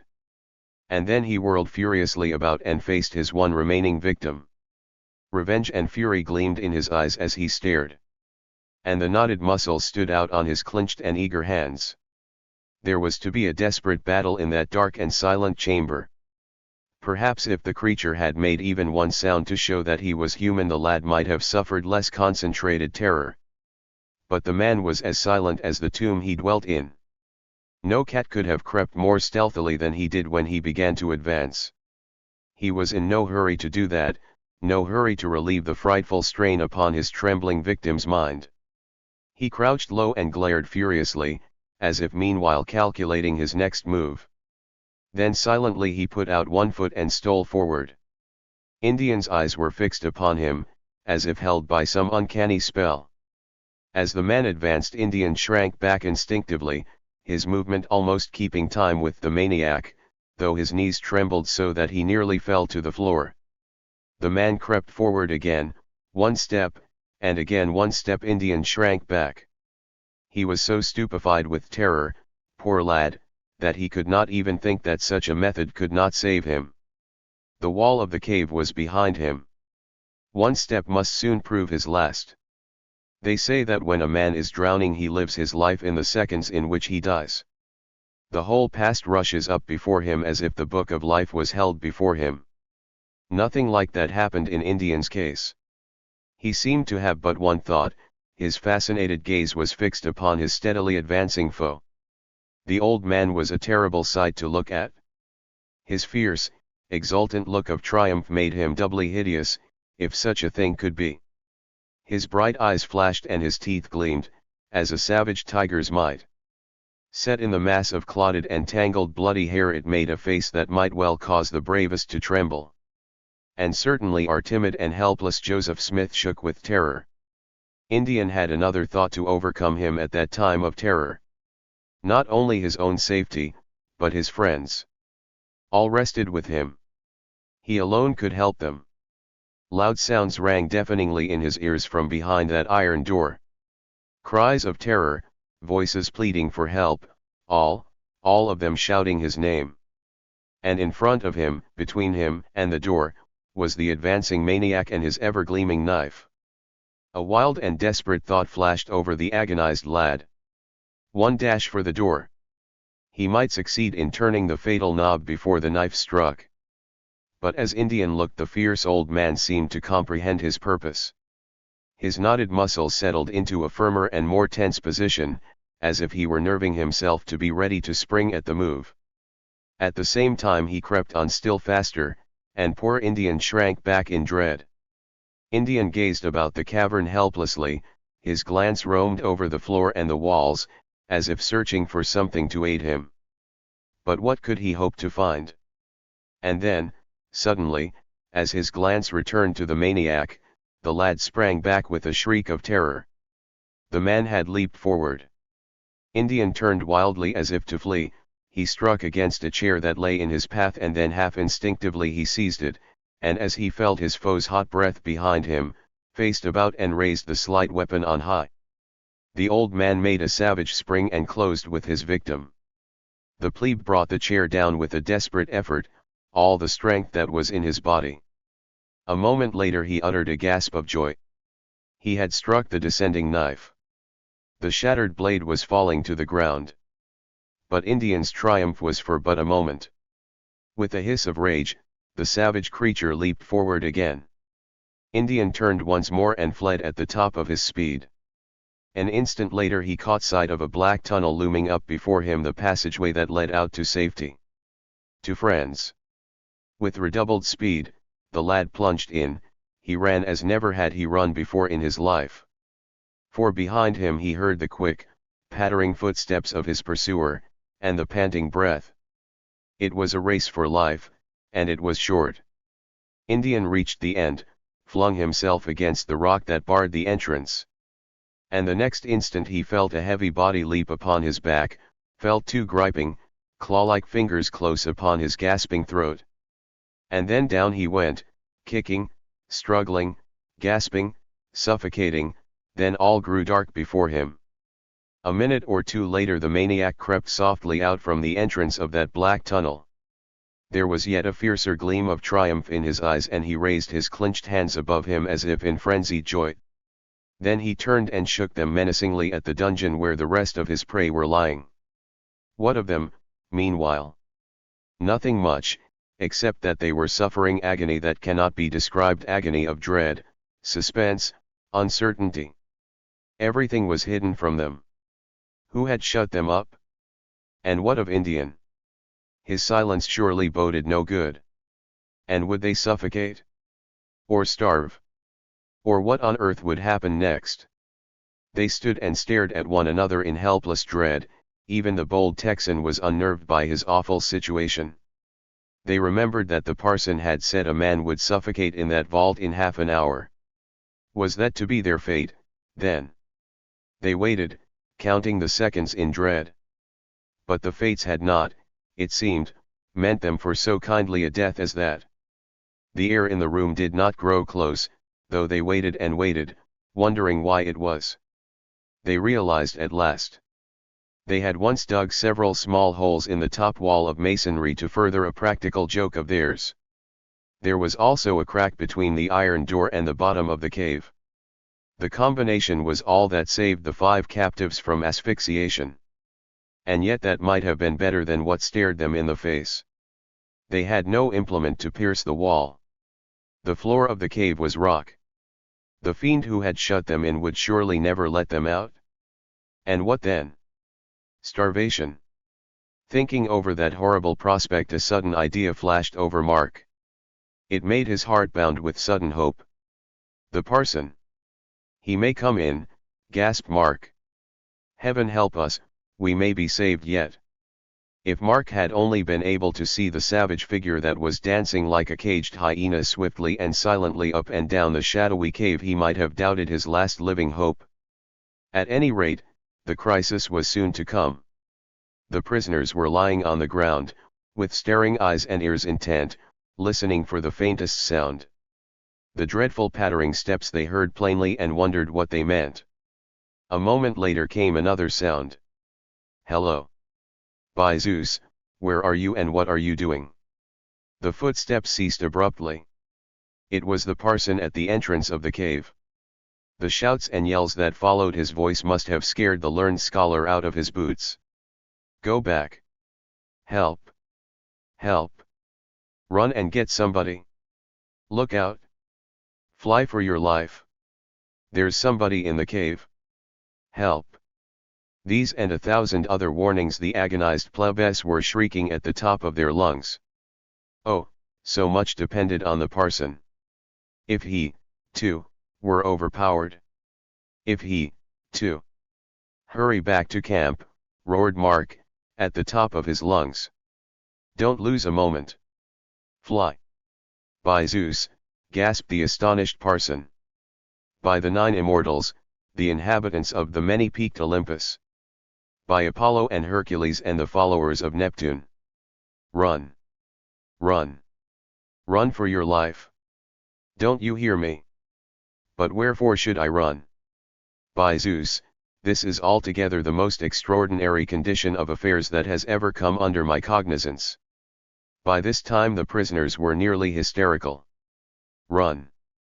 Run, they kept shrieking. Don't come inside. But, by Zeus, gasped the parson, who it must be said was leaning halfway through the hole in the rock and peering into the darkness, listening to the medley of muffled voices in consternation. But, by Zeus, why should I run? In the name of Pallas and her distaff, I demand. There's somebody in the cave. They've shut us in here. We'll die. Oh, oh. And you'll be killed. By Zeus. Run. Run. Get help. Don't come in.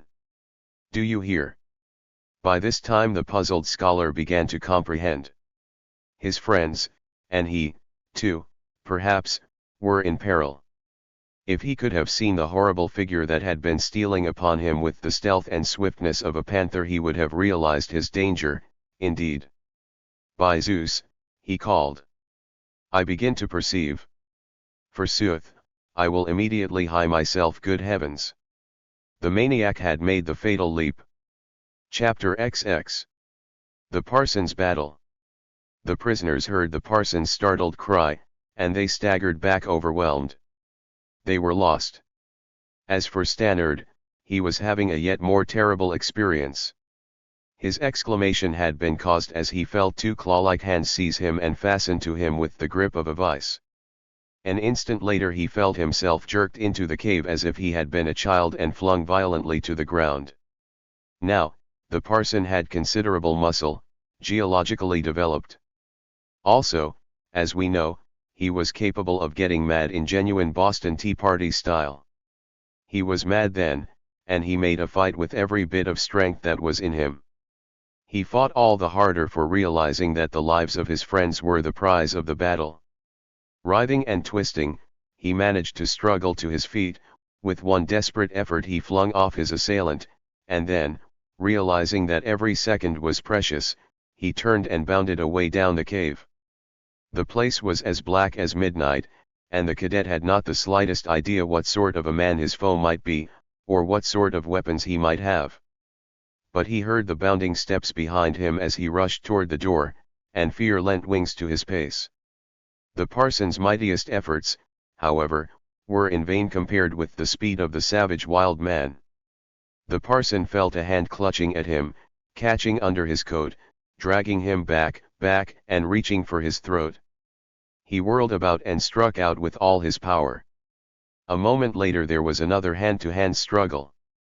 Powerful though Stannard was, and strain though he did in desperation, the horrible fact was speedily forced upon him that his sinewy foe was too much for him. The terrible battle was so quickly over, and its result so overwhelming, that the cadet nearly swooned as he fell. Two crushing arms had seized him about the body in a grip that never weakened, and half a minute later he was flat on his back with two griping hands fixed on his throat. Was it all up with the plebes then? They thought so, for they knew that the death-like silence boded no good for them. They knew from the sounds they had heard that their friend had been attacked, and they lay and waited in agonized dread to learn what had been the issue. They heard not a sound to tell them, though at least a minute passed. And then suddenly, great heavens! What was that? Hold up your hands! The voice was a perfect roar that filled the ghostly cavern with echoing noises. The prisoners sprang up and stared at each other in amazement, in delirious joy. It was a rescue. But where? And how? Who could it be? The voice was not the parson's, it was not Indians. Outside of the vault there was a dramatic scene at that critical moment. The actors in it were all of them no less amazed than the plebes inside. The maniac had been completing his ghastly work.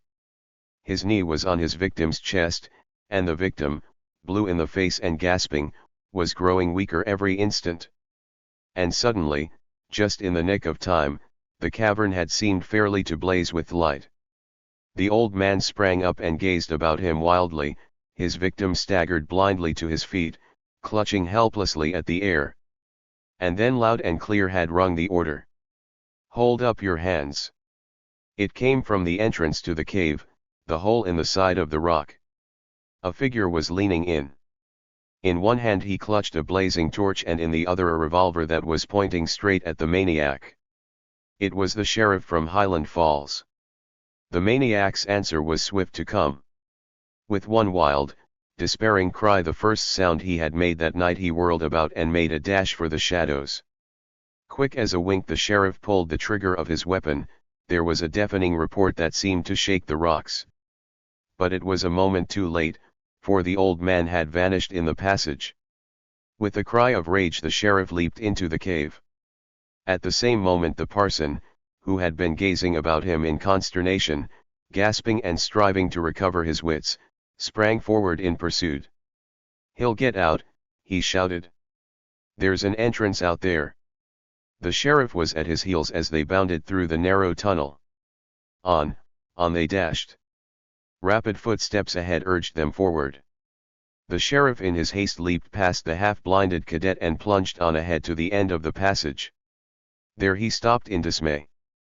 The entrance was in front of him.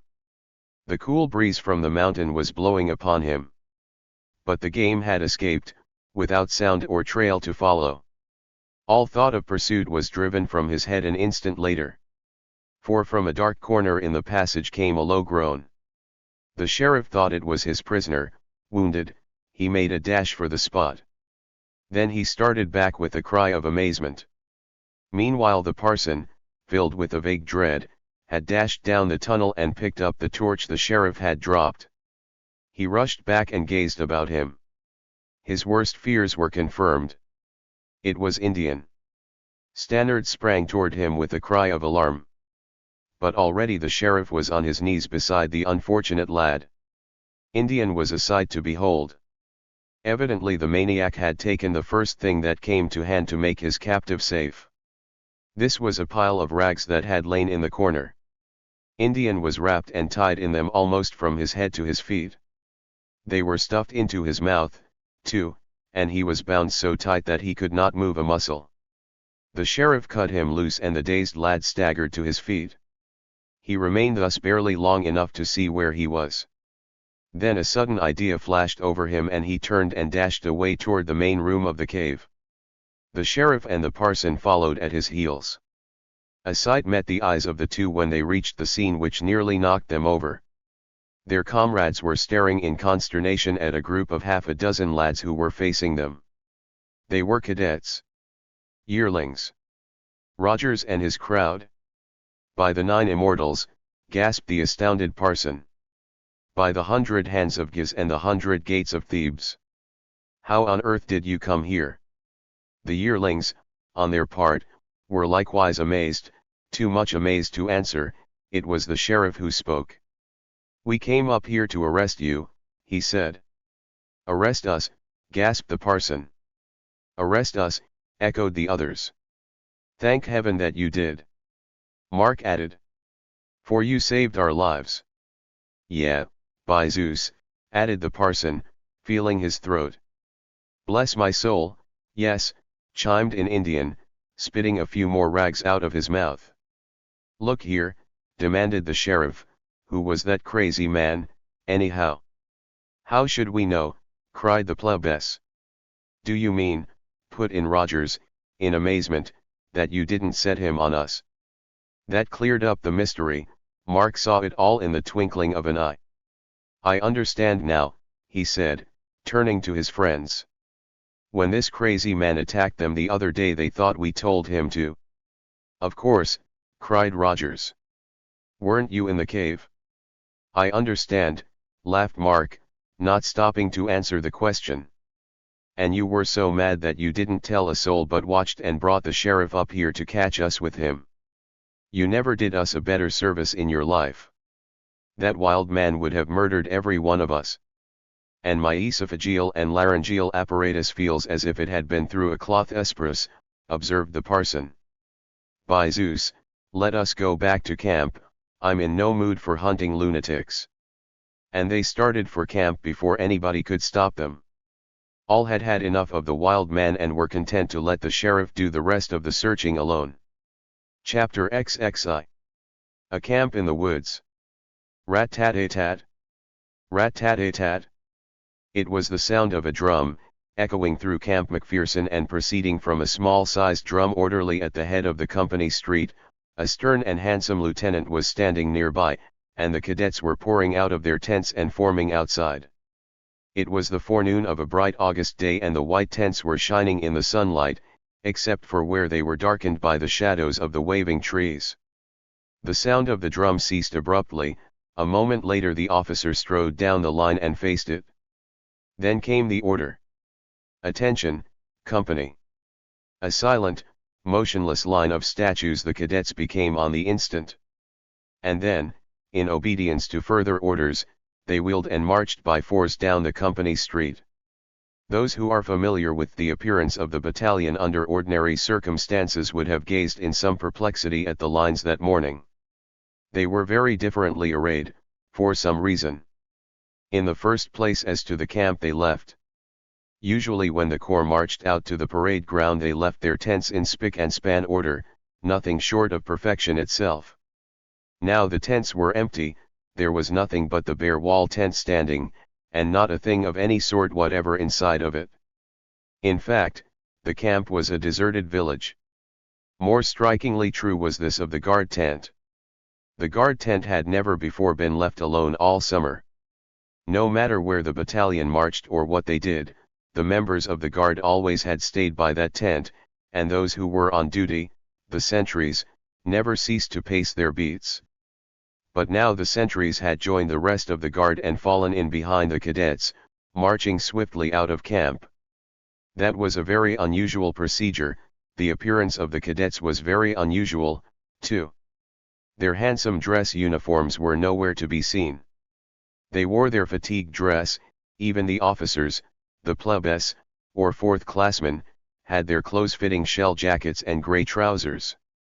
Each cadet, be he plebe or otherwise, had a heavy knapsack strapped to his shoulder, and also his share of a shelter tent. Thus equipped and with glistening rifles in hand, they were turning their backs upon the silent camp. It seemed as if all the visitors on the post had turned out to see them march. They crossed Trophy Point and started up the road to the north, between two lines of cheering spectators, waving handkerchiefs and calling, "Goodbye." A few minutes later the last line had swung around the turn and the post was silent and deserted. Where were they going, you ask? There is no very great mystery about it. The corps was on its way to Camp Lookout, in the mountains. That move is one of the events of the summer season to the cadets, for then they play real soldier. They go into rough camp, or bivouac, and all together have quite an exciting time indeed. That morning they had visited the trunk room and stowed away all their belongings, dress coats and hats, white trousers, and so on. And now they were marching with nothing but knapsack and tent into the woods. The band was in front, and behind a big mule wagon with camp utensils. Getting through the mountain forest in that order was quite an interesting task indeed. One may readily imagine that the novices who had never taken part in such an adventure as this before were head over heels with excitement, figuratively speaking. One might look forward to any amount of fun during the 10 days that were to follow. Our friends, the banded 7, were fairly ready to dance for joy. When the battalion once got fairly into the woods, it was found that a regular order could not be maintained. The band gave up playing then, and a loose order of marching was adopted. That enabled the 7 to get together in the rear, where they fell to discussing the prospect. "There's one good thing," Mark said, after they had been wondering if there was any prospect of meeting bears or wildcats by way of excitement. "We'll have a great deal more liberty. There won't be any delinquency book." "Good," growled Texas.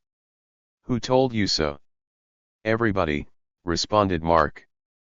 "We're going to live in army style, and they don't have anything like that in the army." Texas chuckled gleefully at the information. "Make believe I ain't glad," said he. "We won't have that 'ere ol' yearlin' Corporal A comin' in to boss us and raise a rumpus 'cause there's dust on a feller's lookin' glass and freckles on his nose. Doggone them yearlin's boots." "And, BG," put in Dewey, the raconteur of the party, "BG, we'll have army rations, hardtack and water for 10 days. "Bless my soul," gasped the fat and rosy Indian. No more terrible news on earth could have been given to Indian than that. "Bless my soul," he repeated. "What on earth shall I do? Hardtack and water." "It is terrible," observed Dewey, solemnly. "Why, they gave me better than that when I was in prison last time." Indian gazed at his friend in alarm. The others spoiled the joke, however, by laughing. "You're only fooling," the fat boy observed, wisely. "I think that's mean. Anyhow, I'm sure I shall starve." "It won't be quite as bad as it's painted," Mark laughed, by way of consolation. "They'll probably give us something better than tack." "And if they don't, BG," put in Dewey, "we can bite our fingernails." The plebes had plenty of time to do their joking that morning, for there was a long, dreary walk ahead of them. In fact, they marched steadily for between 3 and 4 hours, with but few halts for rest. One may readily believe that the cadets were glad when it was over. The young soldiers got so tired that toward the end they relapsed into silence of their own accord. Nobody said anything more, except the learned parson and the lively Dewey, both of whom saw an excellent opportunity to talk all they wanted to without interruption. When Dewey once got started at his jokes, a whole express train full of air brakes couldn't have stopped him. He explained the matter to his meek and long-suffering companions by singing the verse from Alice in Wonderland. "In my youth," said his father, "I took to the law, and argued each case with my wife. And the muscular strength which it gave to my jaw has lasted the rest of my life." In Dewey's case, at any rate, it lasted until the welcome order was given. "Company, halt." Which meant that the battalion was at last upon the scene of their home for the next 10 days, Camp Lookout, 12 miles back in the mountains from West Point. Poor Indian, who was exhausted and breathless by this time, expected that he would get a chance to sit down and rest. But Indian was destined to learn that that is not the army way of doing business. He was obliged to content himself with a few longing glances at the inviting scene about him. Then he got to work. The first order was to stack arms, the second to unsling knapsacks and deposit them near the guns. After that the corps pitched in to unload the mule wagon. Under the direction of the officers, the plebes set to work to lay out the campsite. The small shelter tents were then pitched. They are known as a tents, from their shape. A person who is curious for a more exact description of them may care to peruse that of the solemn parson, who assured his friends that each was a regular prism or parallelepipedon reclining upon one of its rectilinear facets and having for its base an equilateral triangle, whose vertical angle subtends an arc of 45 degrees. While the parson was saying this, most of the tents had been spread. The next duty was to dig a trench around each one and then to cut boughs upon which to sleep. By dinner time most of the work was done. The cadets were then on the verge of starvation. The army rations which were issued proved to contain more than hardtack, after all, much to the joy of our friend Indian's soul. There was a generous allowance of fresh meat, and 3 or 4 campfires already blazing by which to cook it. Everybody pitched in with avidity, and soon there was a lively scene indeed. As usual, the parson, who had, as we know, taken all knowledge to be his province, was right on deck with information upon the art and science of culinary practice. The parson gave the history of cookery from the time Abel roasted his sheep to the 20th century. Very soon he wished he had kept quiet, for several mischievous yearlings promptly suggested that since he knew so much about it, would he be so kind as to do their cooking for them? And so the unfortunate parson was soon standing with a frying pan in each hand and with a facetious youngster urging him to hold a third one in his teeth. Such is a picture of perhaps the most enjoyable day in all the season of summer camp, the beginning of the bivouac in the mountains. Whether the practice is maintained at West Point to the present day the writer is not certain, but in Mark's day it was a regular and much enjoyed custom. The site of the camp is between 2 small lakes, Long Pond and Round Pond. Drinking water is obtained from one, the other the cadets used to bathe in.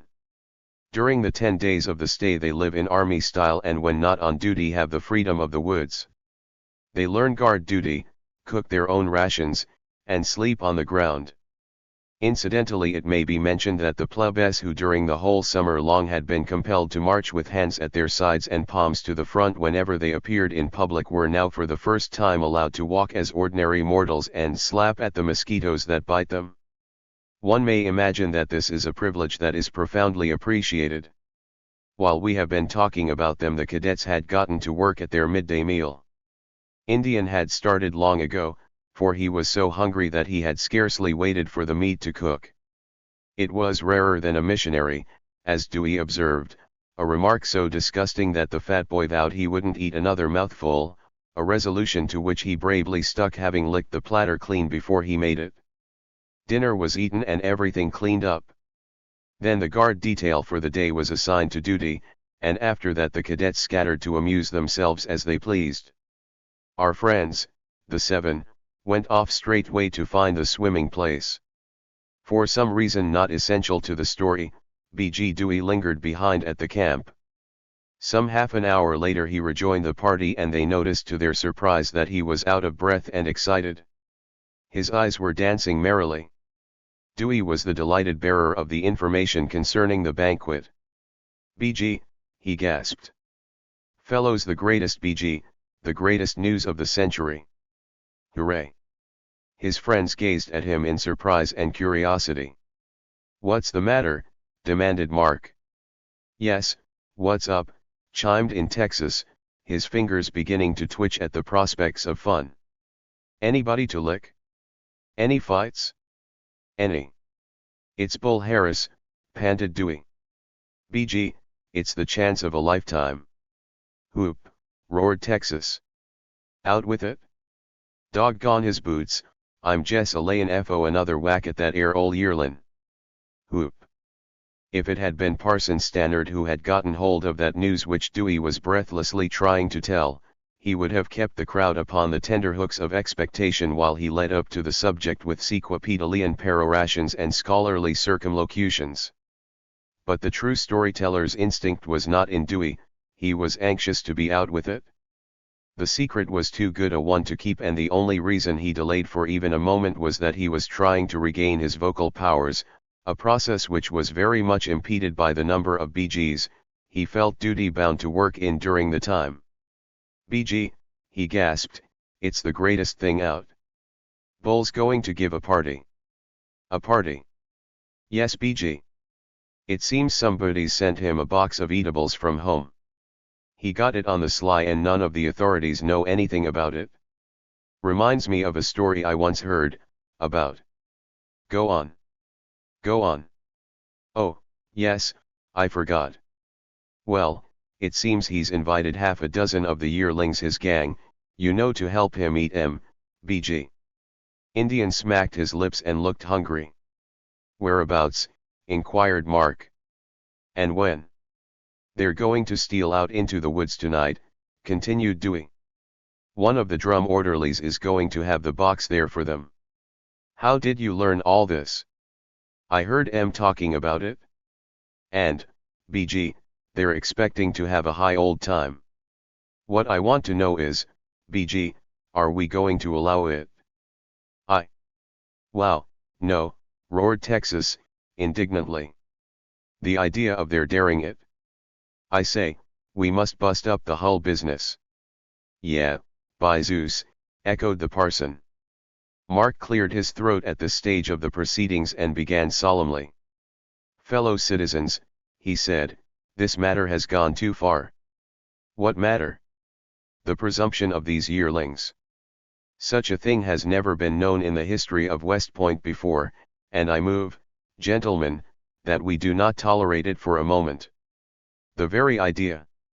Has it not been our special and exclusive privilege, disputed by no one, to leave camp at night whenever we want to? And are we to surrender our immortal rights as plebes to a handful of impudent yearlings? Gentlemen, I say no. Why, pretty soon they'll be objecting to our hazing them. Think of their daring to talk of leaving camp. And without our permission at that. And of their daring to get up a feast without offering us any.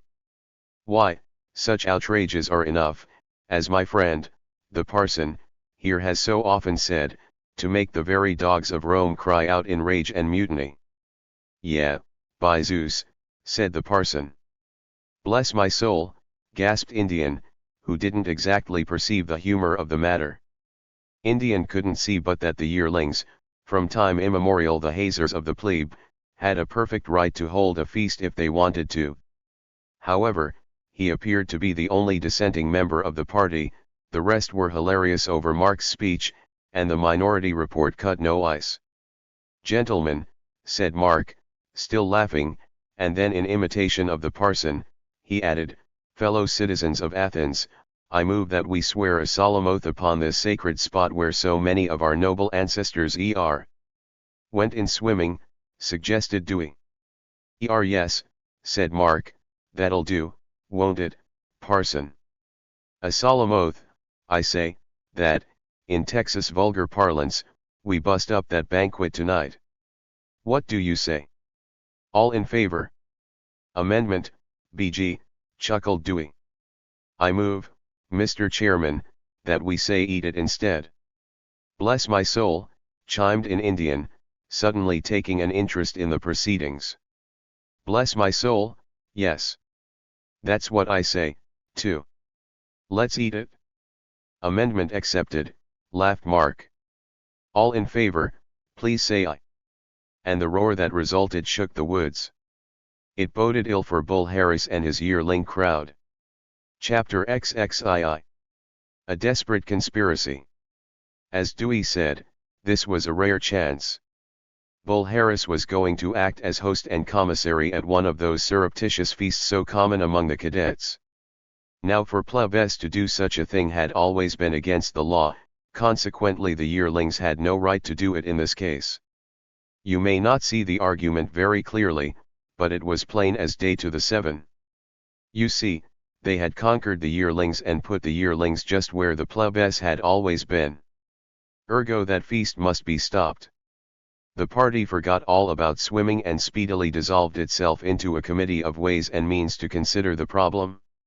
The suggestions were various and interesting, as usual.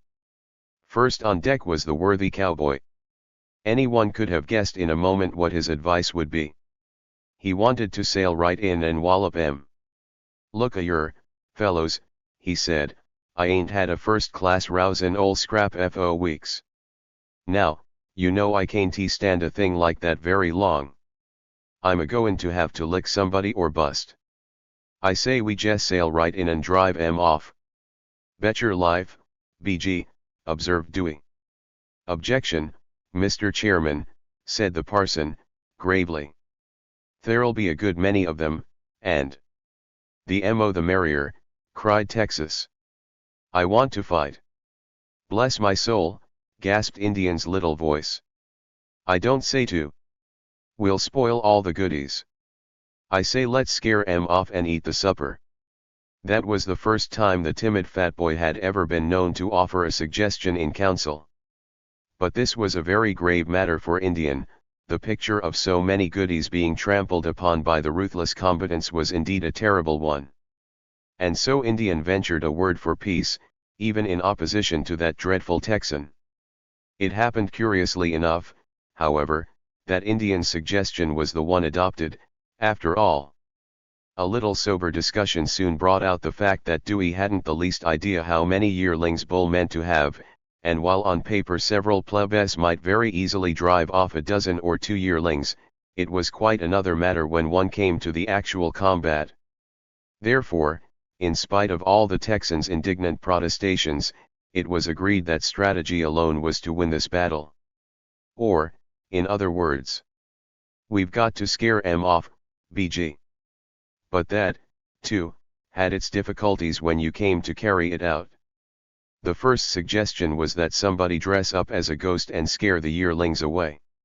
It seemed as if Providence had lent its sanction to this idea, for the parson was truly just built to play the ghost. In fact, so Dewey said, he was such a fine specimen that it was a miracle that Beelzebub hadn't appeared and carried him off to Hades before this. The only possible supposition was that he was waiting for the parson to train down a little for the journey. All this was irrelevant, and irreverent besides. The ghost idea was squelched by Mark's observation that the yearlings would probably get onto the scheme and go for the ghost. The parson therefore declined to serve. Dewey suggested that a few horrible groans from the dark woods might do the work.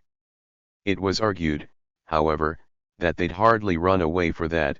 Indian vowed that it would take more than a groan to scare him away from a supper, and the seven could not but admit that what wouldn't scare Indian would surely not do for the yearlings. Quite a long time was spent in fruitless discussion. It is not necessary to repeat it all here. Suffice it to say that nobody thought of anything that seemed just quite right to do for so important an occasion, and that the unhappy plebes were still discussing the matter when they strolled back toward camp that afternoon. It lacked then still half an hour before the drum sounded the call to quarters, and so there was no use entering the enclosure. The party sat down on a fallen log nearby, and lazily watched the doings of the plebes who were on guard and the corporal who was testing them. Meanwhile they still discussed the all-important problem. It did seem then as if they'd have to fall back on the original Texas proposition, a desperate charge, a hand-to-hand conflict, and to the victor belong the spoils. "But it'll be all spoiled," wailed Indian. Yet, what else was there?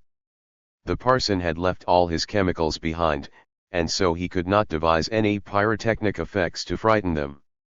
As to bribing the drum orderly, that was impossible, because the yearlings would make it hot for him, if he turned traitor. And that was about all that had so far been suggested. While they were discussing it, one of the tactical officers came out of his tent and strode past the sentry. He came toward the plebes, and they stopped talking, arose, and saluted him as he passed. A moment or two later he had gone into the woods and they sat down again. That may seem to be a very trivial incident. The reader is probably wondering why on earth it is mentioned here at all. Great happenings, however, depend very often on the most trivial circumstances. It was Erasmus who observed that if Cleopatra's nose had been just a little shorter, the whole history of the globe would have been changed. You may dispute that if you choose, but at any rate, it is most certain that a very desperate and daring scheme was destined to grow out of this incident, the passing of the blue-uniformed lieutenant. The seven were silent for a few moments after having resumed their comfortable attitudes. Then Texas spoke. "Do you know, Mark," said he, "somehow or other when I look at that tack I always think of you." "Why's that?" laughed Mark. "You look so much like him," was the answer. "I shall be glad," Mark responded, if I can always make as soldierly an appearance as Lieutenant Allen does." "Well, you look just like him," said Texas. "Your figures are alike and your faces, too, a little." After that there was another silence. But it was the silence before the storm, such a silence as you might suppose would occur when a man was about to drop a match in a keg of powder. And then suddenly Mark leaped up with a cry of surprise, of delight, of what shall I say to describe it? "By Jingo," he cried, "I've got it!" The rest, stupid idiots, stared at him in amazement. "Got it," echoed Texas. "Got what?" Mark was too busy dancing about with delight to answer. But suddenly he stopped and stared at his friends. "Do you mean," he demanded, "do you fellows mean that you actually haven't guessed it?" "What?" The crowd only stared at him in all the more perplexity then. "I haven't, for one," said Texas. Mark gazed at him quizzically. "I must say you're very dull," he said. "I expected better things from my old chum. See here, I'll explain it for you." Mark sat down again, after executing another delighted fandango. Then he sat and eyed his companions. "I'll help you to guess what I mean," said he, smiling. "Listen, my children, and you shall hear. Pay attention, and no peeking on your neighbors' slates." "Go on," growled Texas, who was somewhat piqued at not having seen the mysterious joke. "Go on and quit yo foolin'." "All right," laughed Mark, "you said I looked like Allen, didn't you?" "Yes, what about it?" "I'd look a good deal more like him if I had his uniform on, wouldn't I?" "Yes, but—" "And more yet if it was at night." "Of course." "But what?" "Oh, pshaw," cried Mark. "How much longer must I wait? Do you want me to tell you the whole thing? Look here. Suppose you were off in the woods, eating a supper, beyond limits at night, and should meet with a blue-uniformed officer who looked like the dreaded Lieutenant Allen. Would you run?" The 6 idiots saw it then. With one whoop of joy that fairly shook the camp they had leaped to their feet and made a spring for Mark. After that you would have called them idiots no longer, but ordinary maniacs. For they were dancing about, laughing, hurrahing, slapping each other on the back, rolling on the ground for joy. They had the plot at last. They were going to masquerade as officers and fool those yearlings. There never were 7 such hysterical plebes since the founding of Rome, when plebes first began to exist. They were incoherent and breathless for at least 10 minutes after Mark's revelation. At last, however, Texas managed to gasp. "Where are you going to get a blue uniform like Allen's?" And Mark, equally out of breath, managed to answer. "I'll take his." "His? For heaven's sake, how? Run off with it? He never uses it at night." And then there were more hysterics. Chapter XXIII. A Midsummer Night's Feast. 11 o'clock and all's well. It was the call of the sentry ringing through the silent woods and still more silent camp. The sentries that night were marching under very different circumstances from the usual ones. No broad paths and moonlit, tree-shaded avenues, no gas lamps and spacious tents, but, instead of these, a small clearing, with the smallest of small shelter tents lit only by smoldering campfires, and beyond these a dark wood with sentry beats that ran uphill and down, over fallen logs and brush. Guard duty in the woods was a far less pleasant business than at Camp McPherson. It was easier, too, for a person to pass one of the sentries here, for the latter could not see from one end of his beat to the other. Small though it was, the orders of the night had accordingly called for extra watchfulness. However, as we know, cadets have ways of getting the better of official orders. A certain merry crowd of yearlings who were just then stealing silently about the grounds were not the least alarmed for fear the sentry might challenge them. They had it all arranged beforehand and they vanished silently into the woods without their comrade on duty even seeing them. The reader scarcely needs to be told that it was Bull and his friends. There were fully a dozen in that party. A very few moments later another party, 7 in number, were creeping about the camp just as the yearlings had. They did one thing, however, which the yearlings did not do. That one thing we must notice before we follow them into the woods. 2 of them crept down the main street of the camp to one tent, a rather large tent at its head. The 2 were trembling quite a little as they went. Why shouldn't they tremble? I guess this is the most daring thing we ever did, one of them whispered. If we should be found out there'd be a war for fair. SH. I wonder if he's asleep. It seemed that he was, for as the 2 paused and listened at the door of the tent they could distinctly hear a loud breathing. Considering the rank of the personage it would scarcely seem right to call it a snore. However that may be, let us go on with the story. It is not the writer's intention to have anybody shivering in suspense at this critical moment, dreading lest the hero's wild prank should arouse the sleeping ogre.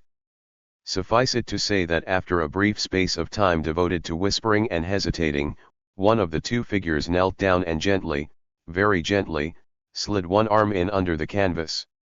Then gently, still more gently, he drew it out again. No disciple of the genuine Fagin himself could have done the act more silently, or gotten up and stolen away more swiftly than did those conspirators too. Half a minute later the 7 were flying past the sentry beat and into the woods beyond. The sentry did not see this party either, he'd have jumped with surprise if he had. For while 6 of the party wore the regular plebe grey, one of them was clad in a uniform that was blue.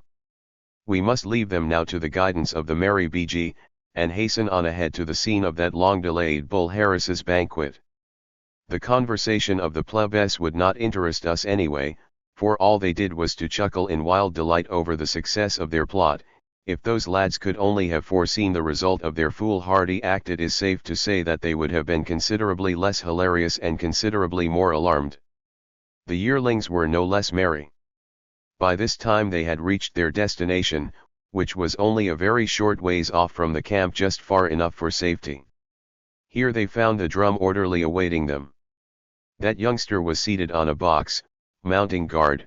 The contents of the box, we are sure the reader will agree, were enough to justify the cadets in all their happiness. The first thing to do was to light a campfire. Everybody pitched in to help gather wood under the direction of the officious Bull, who, as host, naturally felt duty-bound to boss everything. Pretty soon there was a merry blaze that lit up the little open space in the woods and the jolly party of lads who were gathered within it. The latter had by this time seated themselves about on the ground, chatting and joking, while they watched the all-important operation of opening that box. In order to appreciate what follows, it may be well for us to take a glance at the faces of that crowd and see how many we can recognize. It is safe to hazard a guess in the first place that a crowd whom Bull selected to aid him in his festivities would not include very many of the better element of the class. Bull was not very popular among such, as anybody might guess by a glance at his decidedly coarse features. His particular cronies, who had aided him in all his efforts to torment Mark, were a very unpleasant crowd of persons indeed. They were all there tonight. There was the brutal Gus Murray, the sallow and sarcastic Vance, the amiable baby Edwards, and Rogers, the big chap whom Mark had made a fool of a few days previously. In fact, there was scarcely one member of that crowd of 12 who had not some grudge against our plebe friends. And so it is not to be wondered that the conversation turned upon them before very long. By this time the cover had been pried off of that box, and Bull proceeded to spread out its contents, amid general interest and excitement. The crowd moved up closer instinctively and conversation was unanimously suspended. Bull's parents, or whoever had arranged the contents of that highly interesting package, had evidently known their business. They had wasted no room on ham sandwiches and such nuisances, which nobody wanted, but had filled the case to the brim with every kind of pie and cake that a hungry cadet could wish for. The piece de resistance, a huge fruit cake, which came out last, would most certainly have called for 3 cheers if it had not been for the proximity of the camp. As it was, there was a murmur of pleasure, and then Bull gave the signal. "Pitch in," said he, "and help yourselves." Nobody waited to be asked twice. Everyone in the crowd soon had a handful of something, and the conversation, which had been hushed in mock suspense, broke forth merrily again. The momentous banquet had started at last. People who have been to picnics and similar affairs may imagine how the cadets were enjoying it. Where ignorance is bliss, 'tis folly to be wise. It was perhaps just as well that the cadets were ignorant, in this case ignorant of certain malignant villains who were wandering about the vicinity, bent, like Sir Hudibras, on interrupting all the fun they saw.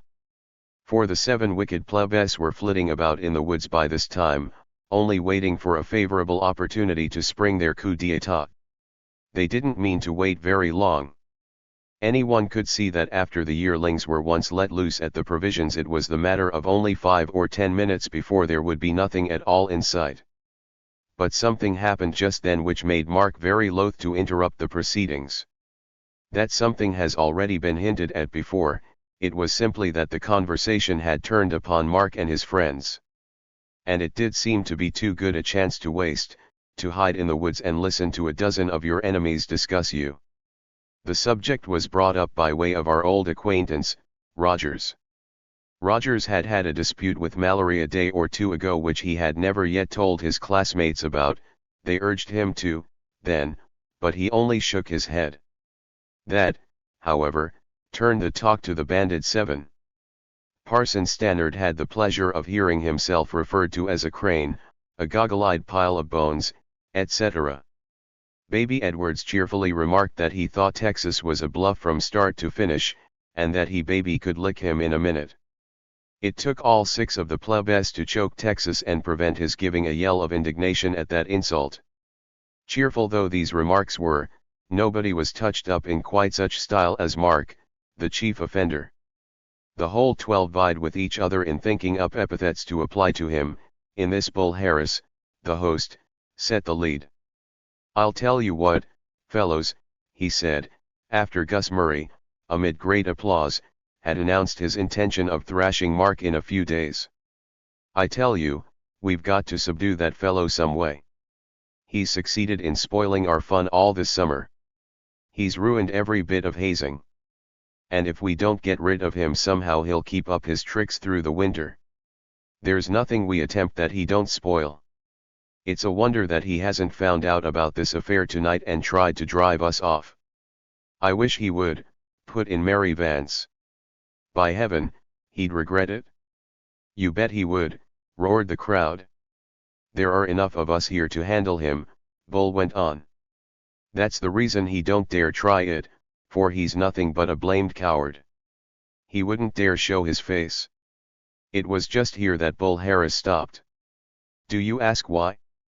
Perhaps you remember the story of Belshazzar's feast and the proverbial handwriting on the wall. There is a very famous painting of that scene, which it will do no harm to describe. It represents the banquet hall of the king. There is a magnificent room and a table loaded with every conceivable delicacy. A rollicking, feasting crowd is grouped about it, with the king in state at the head. And on the wall behind them is the dreadful hand and its warning of destruction. The king is like a man who has seen a ghost. His trembling finger is pointing, and his eyes are glazed with terror. And that is the best description that can be said of the boastful yearling, Bull Harris, at that moment. The laughter had ceased in one instant, as if every man in the crowd had been struck dead.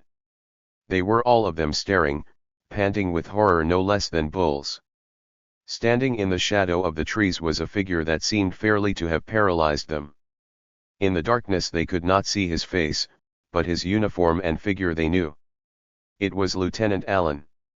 And in his hand he held a notebook, upon which he was calmly jotting down the names of the cadets he saw. It was all over a moment or two later. The horrified lads realized their ruin, and one idea flashed over every one of them. Perhaps he hasn't recognized me yet. And then as one man they leaped to their feet and made a dash for the darkness of the trees. Their feast they left half finished behind them. And a minute later 6 chuckling plebes came forth and joined Allen in capturing the spoils. Chapter XXIV. A terrible revenge. You could not imagine 7 more altogether delighted lads if you tried for a month. Once they had made sure that the enemy was gone for certain, they swiftly went wild. Their plot had worked so perfectly. And so suddenly and completely. They danced about and hugged each other and yelled for joy, all of them but the frugal Indian, who was busily stowing away his double share of the provisions. "We're perfectly safe," laughed Mark. "For the yearlings won't dare return." That proved to be a correct guess. Bull and his crowd were so horror-struck and subdued by that terrible ending of their fun that they stole back to camp like so many whipped curs. And meanwhile, just make believe those wicked plebes didn't go for the victuals. There was enough left for twice as many, even if they had all been like Indian. Even the parson, who usually didn't believe in irrational gourmandizing, forgot his dignity so far as to take a pumpkin pie in one hand and a piece of fruit cake in the other and try to eat them both at once, which he found almost as difficult as the impossible feat of drinking 2 glasses of water together. For the next 5 minutes everybody devoted himself strictly to the duty of eating, excepting when some one of them would find it necessary to sink back on the ground and explode in laughter. In that condition we must leave them and return to camp, where interesting things were happening, things which were destined to reproduce on that ill-fated picnic ground another exact reproduction of Belshazzar's feast. Bull Harris and his companions stole into camp about as disgusted and frightened a lot of yearlings as ever were anywhere. They hurried past the sentry without even stopping to signal him. For what did they care now? They were expelled, all of them. They stood by the campfire for a few moments disconsolately, whispering together. And then they scattered to their tents and proceeded to pass the long, weary night as best they could. Each of the tents in Camp Lookout held 2 occupants. Bull and Gus Murray tented together, and they went in, sat down and then stared at each other lugubriously. Neither of them said anything for some time, for neither had anything to say. "How do you suppose Alan found it out?" whispered Bull, at last. "I don't know," growled the other. "He saw us go out, I guess. Or, perhaps somebody told him, Mallory for instance." "It would be just like him," returned Bull, though he knew that Murray didn't mean that remark seriously. "Confound it, Gus, do you know what makes me dread to get fired for this is that idea of having that confounded plebe gloat over it. Plague take the luck. I could." Bull stopped just then. There was a startling interruption. Mary Vance's sallow face peered into the tent, and Mary was panting with excitement. "What's the matter?" cried Bull. Alan, man." "What about him?" "He's in his tent." "What?" "Yes. I heard him. I went and looked in. He was asleep. It wasn't Alan that we saw." "For heaven's sake," gasped Bull. "What do you mean?" "I tell you that it wasn't Alan." "What are you gaping at me that way for?" "Alan hasn't been out of his tent. The sentry told me so." Bull and Gus Murray were thunderstruck. If the world had been coming to an end just then they couldn't have been more confounded. "Not out of his tent," they gasped. "Then, in heaven's name, who did we see?" "I don't know, but it wasn't Alan." "But he had his uniform, man. And none of the other tacks have come up from the point yet. He's the only one here, it must have been Alan." Vance was just as much puzzled as his friends. But suddenly a ray of light struck him. He leaped up with a furious imprecation. "What is it?" cried Bull. But Vance was gone. He had dashed away in the darkness, through the camp. A second later he bounded up back, and wild with rage. "It's Mallory," he exclaimed. "Mallory?" "Yes. He's not in his tent. He's stolen Alan's clothes and fooled us." And as Bull leaped to his feet, his face was livid with passion. He shook his fist at the sky. "By heaven," he cried, "he'll pay for this if I have to kill him. Call the fellows. Quick! Quick! Asterisk asterisk asterisk asterisk asterisk. We must go back to the scene of the feast." The incidents narrated above had taken but a very few minutes indeed, and the feast was still underway. In fact, the parson had scarcely finished his pumpkin pie and Indian had eaten but 3 of them. So you may guess that the banquet had barely gotten started. Mark got up to propose a toast. They had no wine, but fruitcake was just as good for toast, so Dewey said. Mark was as unsteady on his legs as if he had been drinking. It was all from too much laughing, however. "Fellow citizens," he began. "Fellow citizens of Athens, we have assembled upon this most auspicious occasion to consummate one of the most glorious deeds ever signed by a notary public. Fellow citizens." "Hooray!" roared Texas. "Not so loud," laughed Mark, "or you'll have the camp awake. And if that should happen while I've got Alan's uniform, there'd be a terrible." And then Mark stopped just as Bull Harris had done. He started back in just as much horror, too. His companions leaped to their feet in consternation. It was the second handwriting on the wall. The cause of the alarm came in the form of a noise. It came from Camp Lookout. "Help! Help!" And a moment later a perfect roar that shook the woods, seeming to come from 100 throats, broke on the ears of the horrified seven. It was the yearling's revenge. Mark sprang forward with a cry. "They've alarmed the camp," he shouted. "The camp. We'll be discovered. We're lost. Good heaven!" It was a terrible moment. The lads gazed at each other in dismay. They were paralyzed. There would be an inspection in camp. And they would be missed. And Alan's uniform. A second later Mark whirled about and dashed into the woods. "Come on," he cried. "Come on. We may not be too late." It was a faint hope, but they tried it. Over the ground they flew like mad, stumbling, plunging. Shouts and yells still came from the camp to urge them to yet greater haste. And then suddenly they burst out of the woods and Camp Lookout lay before them. There was visible then a scene so utterly extraordinary and incomprehensible that it taxes the pen to describe it. Surely never at a military encampment had such a sight been beheld before. Terrified though those 7 plebes were, they could scarcely keep from roaring as they saw it.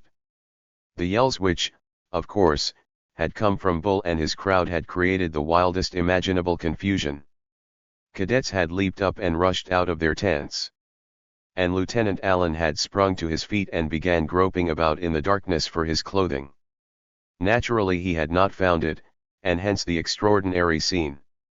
His cries of rage, for when he realized that someone had had the audacity to steal his clothing and then awaken the camp, you may guess how he raved, had brought cadets and officers to his tent flying, in their underclothes.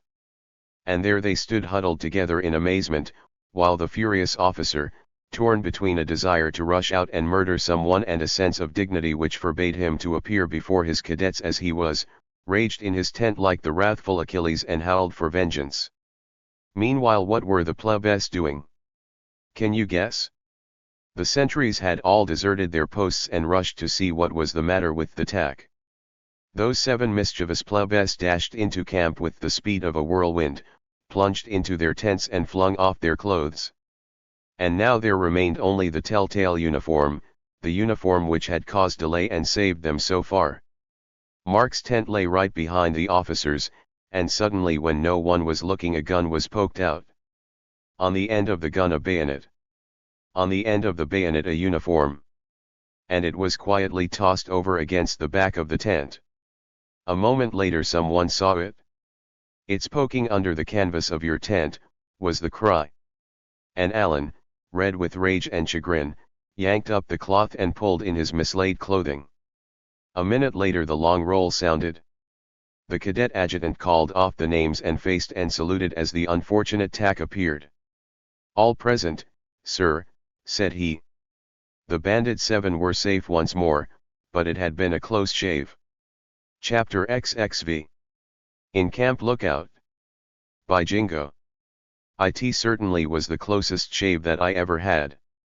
I hope I'll never get another such scare. The speaker was Mark. It was early in the morning, and the plebes were gathered about Mark's tent, awaiting the signal for inspection. There were the members of the famous Bandit 7. That crowd, so it appeared, was not the only crowd that was gathered in the streets of Camp Lookout that morning, for the purpose of discussing things. In fact, a stranger passing through the place might have thought it a sewing school, a town pump or an afternoon tea. These places are quoted as the ones where gossiping is most likely to occur. It seemed as if every cadet in the camp knew no better occupation in life than talking. Evidently something had happened to create excitement among the lads. "We ought to thank our stars we got out of the scrape as we did," one of them added. "Do you suppose any of the cadets have an idea that we had anything to do with the affair?" "I don't," said Mark.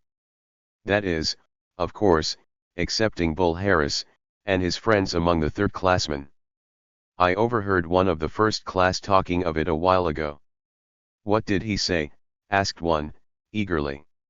"He said," answered Mark, "that he didn't know what to make of the matter. All he knew was that a frightful lot of yelling had awakened the camp during the night, and that when Lieutenant Allen, the tactical officer in command, jumped up to find out what was wrong, he discovered that someone had stolen his uniform. Of course he couldn't come out without it, and he raged and stormed about for nearly 5 minutes inside. Then he discovered his clothes lying outside of his tent. When he came out and ordered a roll call, he found everybody in and nothing wrong. And what does he suppose was the cause of his uniform being mislaid? He doesn't know what to think. He doesn't know whether it was a prank of some kind or carelessness on his part. Isn't that a rich joke? Bet your life, BG. The reader does not need to be told that that observation came from Dewey. "I wonder what Allen would say," chuckled that youngster, "if he only had any idea of the real way the accident happened. If he knew that a certain plebe by the name of Mallory had swiped his uniform, BG. SH, not so loud."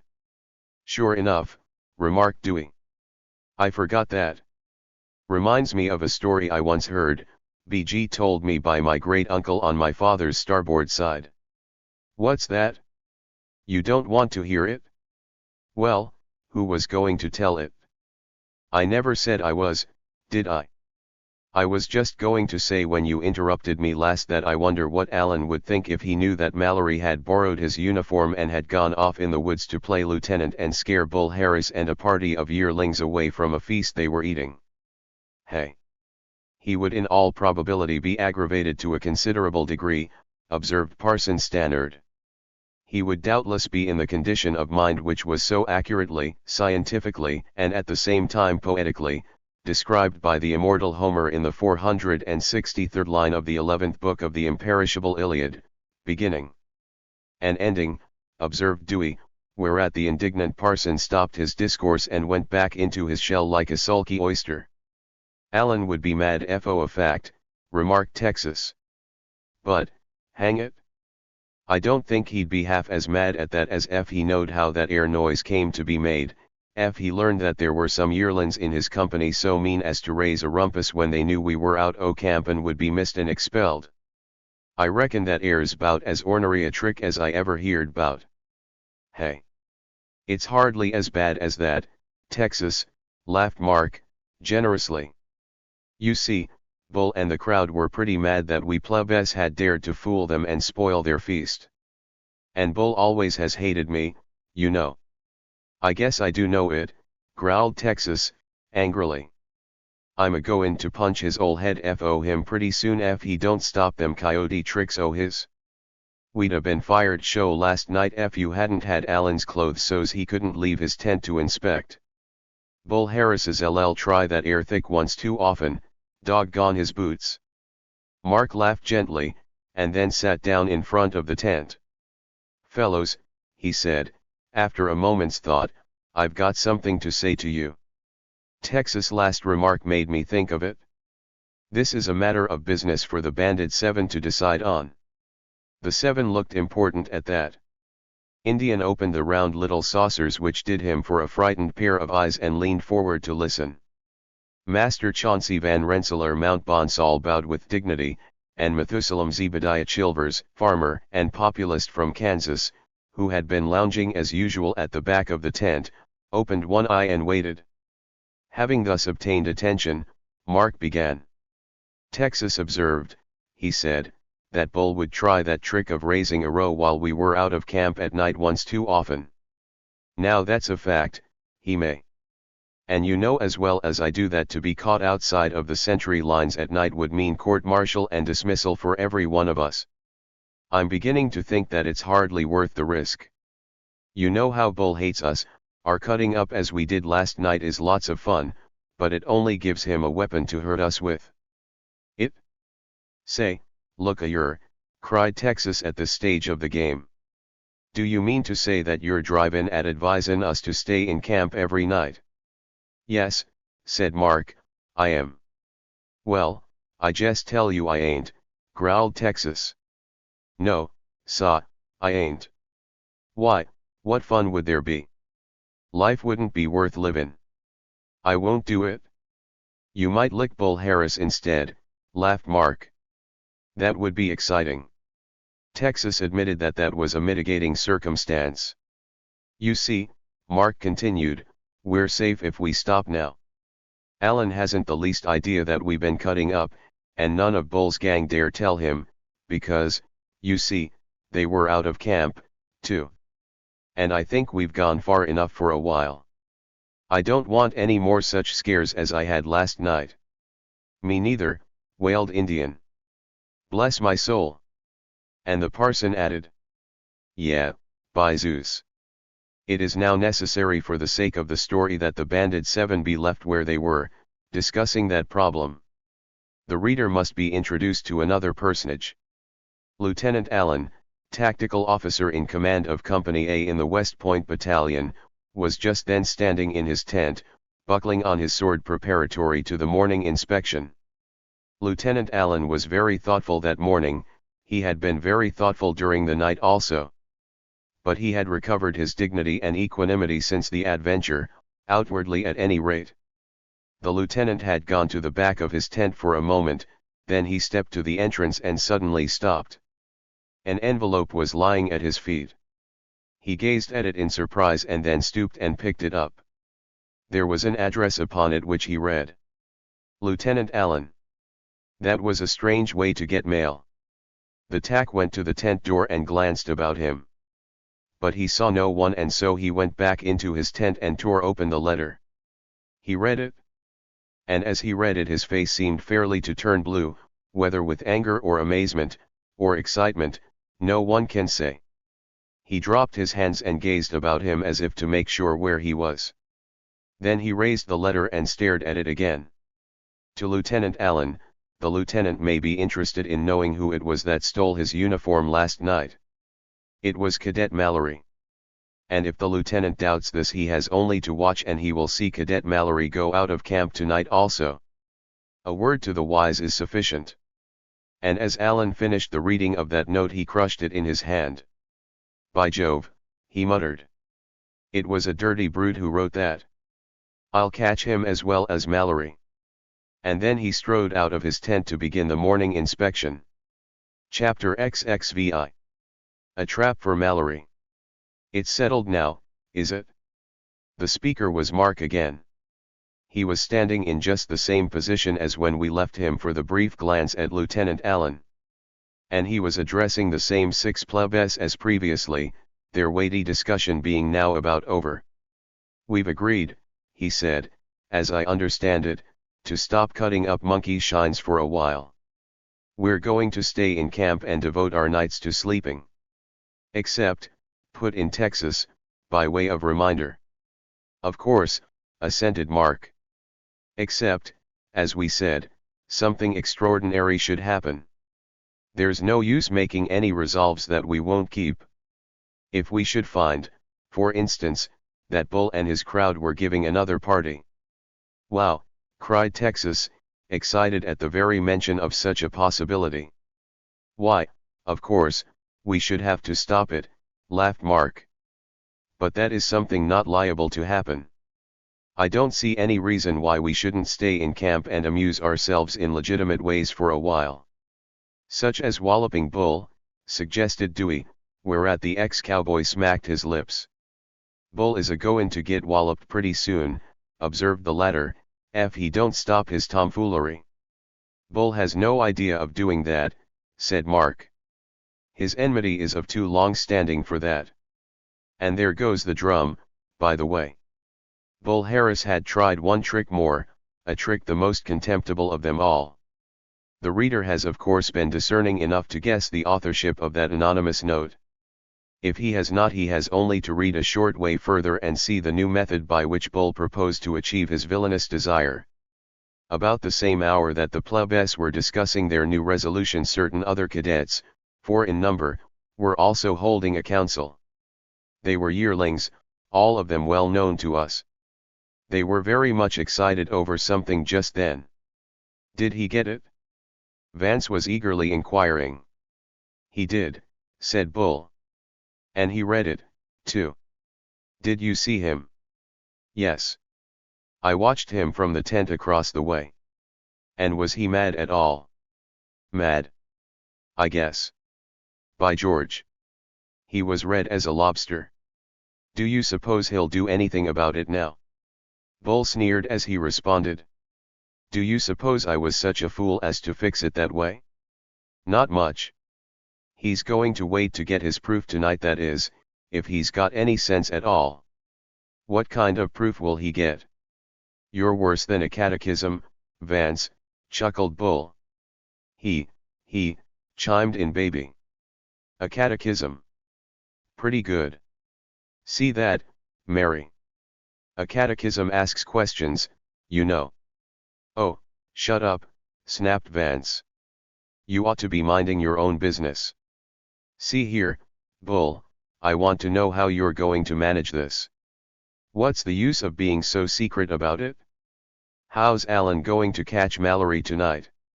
He's going to find him out of camp, answered Bull. But how do you know Mallory'll go? I'll fix that, laughed Bull. I'll tell you about it. But here comes Alan now. Wait till after inspection. The 4 precious scamps scattered to their respective tents at that, and there was a brief cessation of the plotting while everyone attended to business. Pretty soon, however, the wheels began to turn again and the little drama to hurry on. It was after the ceremony of guard mounting and inspection had both gone by. The plebes who were so unfortunate as to be assigned to the duty of policing lined up for work. The rest of the corps was at liberty to roam the woods as they pleased after that until dinner time. And then it was that things began to happen again. Our friends, as it chanced, were curious and eager to see what happened to the remainder of the feast left behind them so hurriedly last night. It had occurred to them that it might not be a bad idea to clear away the debris, in case Alan should chance to stroll over that way. Accordingly they set out through the woods, all of them together. They did not reach their destination, however. They heard a voice behind them calling. Mr. Mallory. Oh, Mr. Mallory. To their amazement, when they faced about they found none other than our worthy friend Vance following them. It must be something unusual to make their deadly enemy call after them in that way, and so they waited in puzzled surprise. Evidently Vance had not come to propose a treaty of peace, for there was the usual sneer upon his curling lip, and his sallow face was as ugly as usual in consequence. He strode up with a kind of careless insolence and without saying another word placed himself squarely in front of Mark and stared in his face. What is it? Inquired the latter quietly. Vance answered nothing just long enough to make a rude silence, then he was satisfied to begin. Mr. Mallory, said he, I've something to say to you. I want to get it done in a hurry, too, because my reputation would be injured if I were seen talking to plebes. Vance was finely sarcastic as he said that. Mark responded nothing, but someone behind him ventured a retort. Bet your life, BG, observed that young person. Someone might think you were learning a little decency. Vance started to answer to that, but Mark checked him. If you've got anything to say, he commanded, sternly, say it. And for some reason Mary thought it best to obey. I've come from Mr. Harris, he began.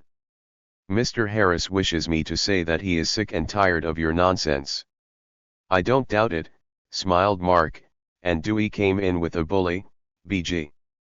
Mr. Harris says, continued Vance, angrily, that he proposes to put a stop to your insolence at once. Do you understand that? He has asked me to be his second, and he intends to give you the worst thrashing you ever got in your life. Whoop! By Zeus! Bless my soul! The exclamations which resulted from Vance's unexpected announcement fairly shook the woods. In an instant the yearling found himself surrounded by an eager, delighted crowd of lads, rubbing their hands gleefully and all talking at once with excitement. Truly this was a delicious turn of affairs. Bull driven to fight? And coward though he was. Gee whiz! Won't I do instead, oh Mark, cried Texas, who was already dancing about and twitching his fingers furiously. When is Bull anxious to have this fight take place? Mark inquired as soon as he was able to get the rest quiet enough for Vance to hear him. Tonight, answered Vance. But why put it off till tonight? Mr. Harris has his own reasons, was the yearling's stately reply. I reckon he has, growled Texas. He wants to get us out o' camp so's he can raise another yell and get us caught. Do you think I'm such an idiot as that, you white-faced old coyote you? Take it easy, Texas, laughed Mark. This is my quarrel. But how about that objection, Mr. Vance? I don't want to walk into any trap, you know, and I know that Bull Harris is afraid of me. If you are coward enough to refuse his challenge, snarled Vance, say so and don't try to make up excuses. Mr. Harris is not afraid of you, and if he cannot give you the thrashing you deserve for your contemptible tricks, by jingo, I don't mind saying that I will. Do you understand that, confound you? And not only you, Mallory, but that crazy idiot of a Texan, too. Wow! Whoop! You! 5 members of the Bandit 7 sat on Texas just then. And Vance went on with his address to Mark. The reader will, of course, perceive that the yearling was playing a part and playing it well. The angrier he got Mark, the more apt his plot would be to succeed. He knew that Mark was too honorable to strike him now, whatever his insults. That bluff about suspecting us is pretty hollow, he continued. You don't need to go away from the camp. If you weren't too much of blamed coward and stuff, you'd not offer the excuse. You can meet us just beyond the sentry line and go with us. And if there's any yelling done, we'll be caught as well as you. Do you see? If you're afraid of a crowd's pitching in, let that fool of a Texas bring his guns. You bring some, too. We aren't afraid of the whole 7 of you. Very bold indeed, laughed Mark, for once. What time shall we meet? 11 o'clock. And where shall we go? Anywhere you say. Make it the scene of our banquet. Our banquet, you mean, observed Mark, slyly. We ate it. However. Will you come? Or are you going to play the coward as usual? I'll come, said Mark, simply. And meanwhile you go on about your business. This last sharp command rather took Vance by surprise, it was so in contrast with Mark's previous calm and cool manner. It showed him that he was really mad, after all. And Vance, as he turned and strode away, was all aglow with triumph. We've got him, he chuckled. It's all over now. Chapter XXVII. A strange discovery. The Bandit 7 walked on through the woods in silence after their disagreeable enemy had left. They were all of them thinking over the strange turn of affairs. It was Mark who broke the silence at last. I wonder what can have happened, he said, to cause Bull to turn about so suddenly. I don't think he has, growled Texas. But he seems to have gotten up courage all of a sudden. I never thought he'd dare fight us. I don't believe he is, was the ex-cowboy's answer. Texas was less disposed than Mark to take a charitable view of his enemy. I just tell you it's nothing but a bluff, and there's mystery behind it, too. That 'ere old coward ain't a-goin' to take a lickin' from you. I don't see how he can do otherwise, mused Mark, slowly. He can't get us caught if we keep inside of camp. And he can't trap us where you've got your guns, can he? Wow, gasped Texas, in horror. Bet you boots he can't. Well, then, what can he do? Demanded the other. I dunno, was the answer, very dubiously. But I'll bet it's something, and something mean, too. Anyhow, I want to suggest something. Let's us fellers swear the 7 of us right high are that no matter what he does do and no matter what he does try he gets that air lickin' and gets it in a hurry. Hey. Bet your life, BG, cried Dewey. And F Mark gets hurt 1-0 the rest of us gives it, added Texas, excitedly.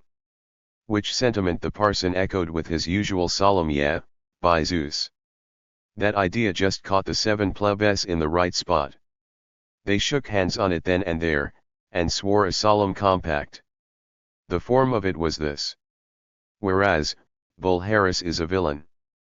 Resolved, that if he don't fight Mark tonight which he won't we give him a licking tomorrow.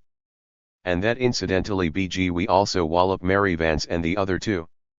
That interesting resolution having been unanimously adopted by a majority of 14 for everybody was eager to vote twice the 7 agreed to drop the unpleasant topic from their minds and proceed to the business for which they had come up, the clearing away of the remnants of their banquet. Accordingly they hurried on through the woods. Even if they had not dropped the subject voluntarily they must speedily have forgotten it. For something very exciting was destined to occur in a few minutes. It requires a brief digression from our story to mention. The scene of last night's feast was only about 200 yards from the camp, and so the lads had not very far to go. Reaching it, they pushed the bushes aside and hurried out into the clearing. A moment later, with one accord, they halted and gave vent to a cry of surprise. The reason was very evident. When they had left that spot in their terrible haste the night before they had left the ground plentifully bestrewn with victuals. And now there was not a trace of anything to be seen, not even so much as a crumb of pie crust. The 7 were so taken aback that for a moment they could not even guess at any explanation. Can someone from camp have been up here, inquired Mark at last, and eaten everything up? But they wouldn't have eaten everything, objected Texas. There were all sorts of scraps and crumbs and... Bless my soul, yes, interrupted Indian.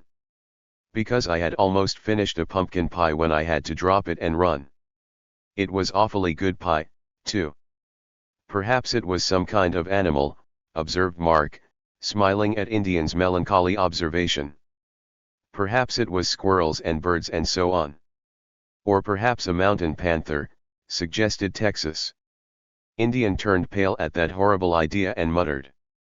Bless my soul. Are there any panthers around here? He added. Lots of 'em, answered Texas, with a wink. Then he turned to Stannard. How about that, parson? He inquired. The parson cleared his throat with a grave and thoughtful ahem. I must confess, he said, that my information as to the zoological distribution in this particular locality is considerably limited. The habitat of the animal, however, includes many regions of similar latitude and physical characteristics. But the felis pardus. The what? I mean the panther, stammered the lecturer. Ahem. What was I saying? Oh, yes. The felis pardus is a digitigrade mammal and also carnivorous. Consequently I should hardly support the hypothesis that he would disturb the various vegetable products which we left behind us. Do you mean, queried Dewey, solemnly, that panthers don't eat pumpkin pie? Exactly, said the parson. That was just what I was trying to say. BG, chuckled Dewey, no one would ever have guessed it. But as you say, panthers eat meat. If one had been wandering about last night, therefore, it is probable that he'd have taken Indian instead of his pie. Bless my soul, gasped Indian. Please don't talk like that. As to the further characteristics of the quadruped, said the parson, continuing his lecture, I may say by way of an introduction to the subject that scientific research has disclosed. Whoop. There is no telling when the parson would have stopped talking if it had not been for that sudden exclamation, which made the six jump in surprise. It is needless to say that it came from Texas. During the conversation, Texas had started on a private investigation, rambling around the clearing, like a bloodhound on a trail. The result had been his cry. His companions, even the parson, made a dash for the spot, demanding eagerly to know what was the matter. By way of answer, Powers pointed to the ground. It was small wonder that he had exclaimed aloud, in the soft earth there was a deep footprint. It was of a human foot, and it was bare. Robinson Crusoe was not one whit more amazed at his discovery than were the 7 cadets over this exactly similar one. They stood and gazed at it in silent astonishment, and then suddenly the meaning of it flashed over them all and they glanced about them in terror. "By George," cried Mark, "it's that wild man." "He must have been starving," said Mark, lowering his voice instinctively. "By George, this isn't a very pleasant state of affairs." Oh. "Let's run," gasped Indian. "Bless my soul." None of them ran, but it would be only fair to say that all of them wanted to. And it was noticeable that nobody offered any objection to returning home very soon. After all, why should they stay? All traces of their feast were gone. "I'll feel a little more comfortable in camp," observed Mark, "where my musket and bayonet aren't so far away." "Come on." "I reckon," chuckled Texas, triumphantly, "you won't be so 'fraid o' letting me carry my guns after this." "Hey. I shan't mind tonight, anyway," was the answer. "We'll probably have more than one enemy to watch out for. But we'll fool 'em all, I hope." "How about it, Texas?" The question Texas answered by offering to bet his boots on it. "Jess, you wait till night gets higher," he said, "then we'll see." Which they did, for a fact. Chapter XXVIII.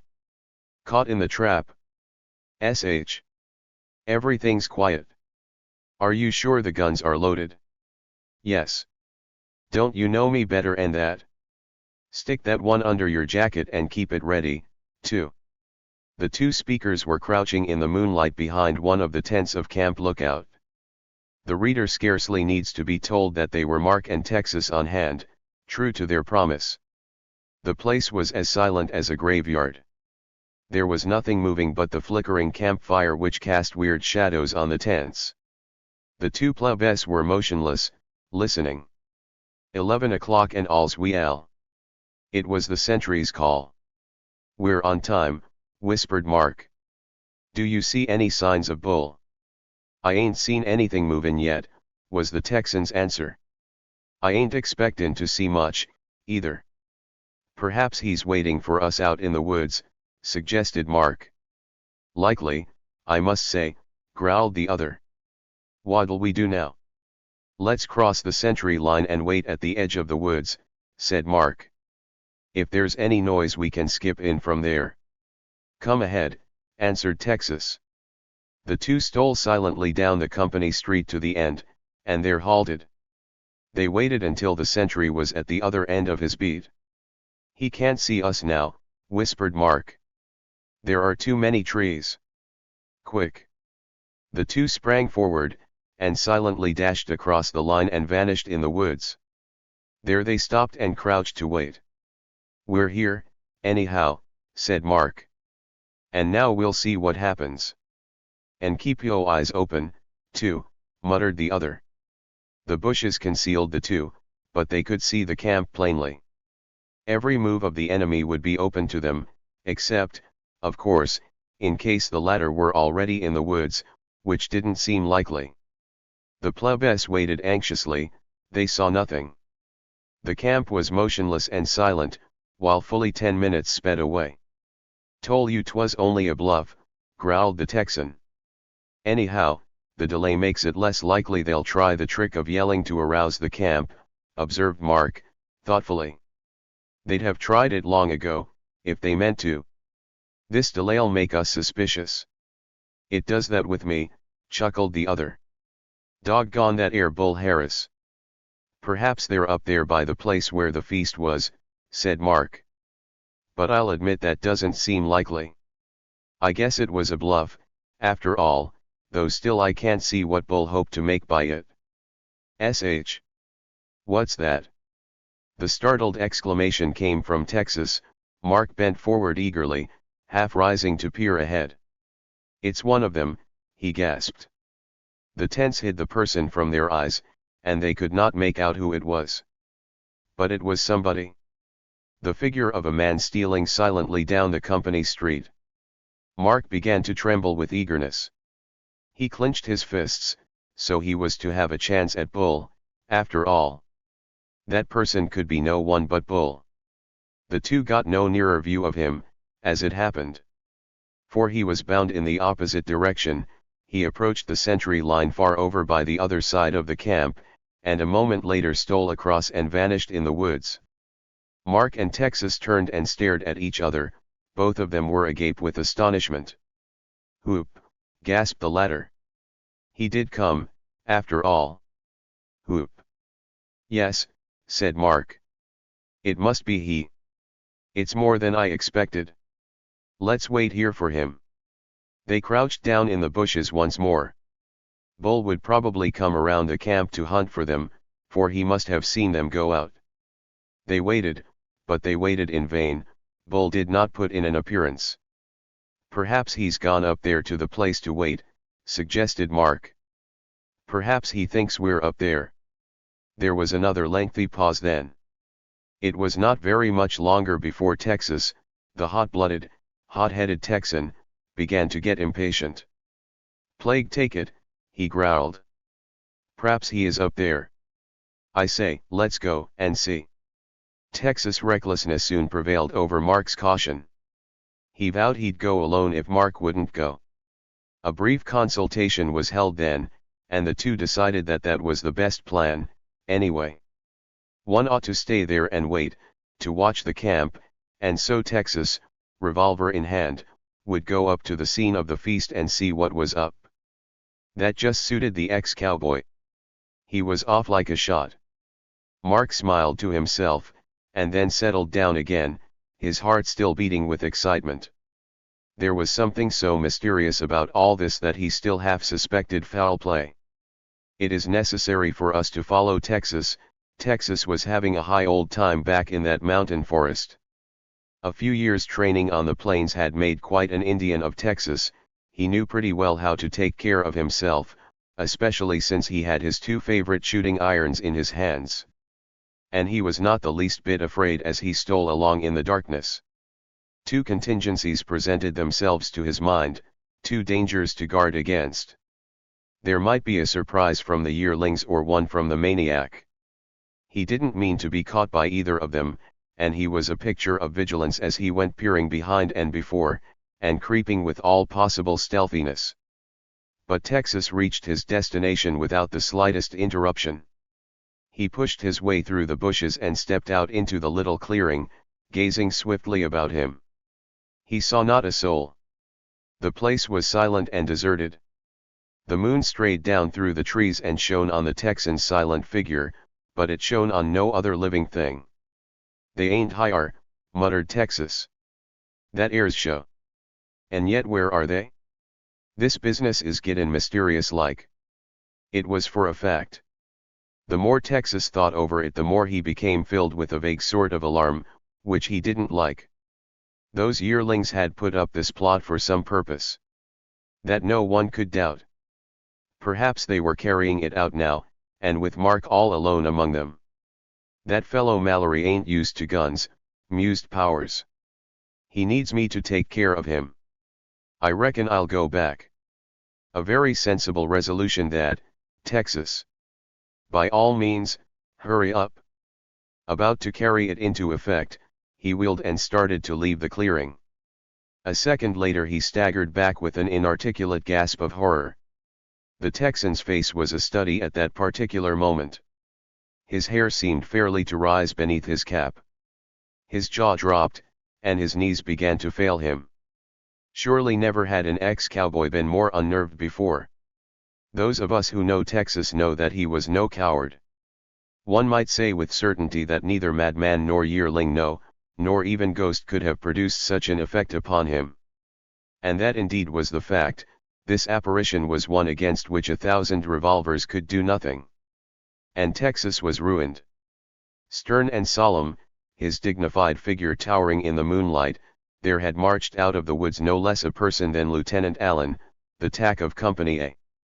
A feather might have bowled over our gallant plebe, a regiment of tin soldiers put him to flight. He was simply paralyzed. And he stood and stared at the officer in open-mouthed consternation. Lieutenant Allen was mad all the way through, anyone could have seen that. He was glaring at his helpless prisoner. "Mr. Powers," he thundered, "what does this mean?" Poor Texas didn't know, and so he didn't try to say. He merely gasped. "This is a nice state of affairs, indeed, sir," the officer continued. "Beyond cadet limits, sir. Roaming the woods at night? And with revolvers in your hand, too. What are you doing with those weapons, sir?" Texas was still silent in consternation. "Put them on the ground this instant," commanded Allen. "Now, then, sir," the angry officer went on, "I suppose you understand that you have rendered yourself liable to court-martial? And Mr. Mallory, also." The plebe winced at that last. Poor fellow, he had been consoling himself with the hope that Mark, at least, was safe. "I know it, sir," he moaned. "I thought you had more sense, both of you. I have learned that it is your practice to behave this way continually, and I propose to see that you are punished. Your cadet days are numbered from this moment, Mr. Powers." Big tears gathered in the Texan's eyes, but he choked back the rising sob and stared all the harder at his superior. Just then he remembered that he had forgotten to salute, and so he saluted, being too dazed to think of anything else to do. He was gone. And Mark, too. Their offense had only one penalty, a swift one: dismissal. "Mr. Powers," said the lieutenant, sternly, "you will march back to camp and return to your tent, Mr. Mallory with you at once. Do you hear?" And Texas saluted once more, faced about and strode off into the deep, black woods, feeling as if his heart would break. As for Allen, once alone, he turned and fell to pacing back and forth in the little clearing, musing to himself.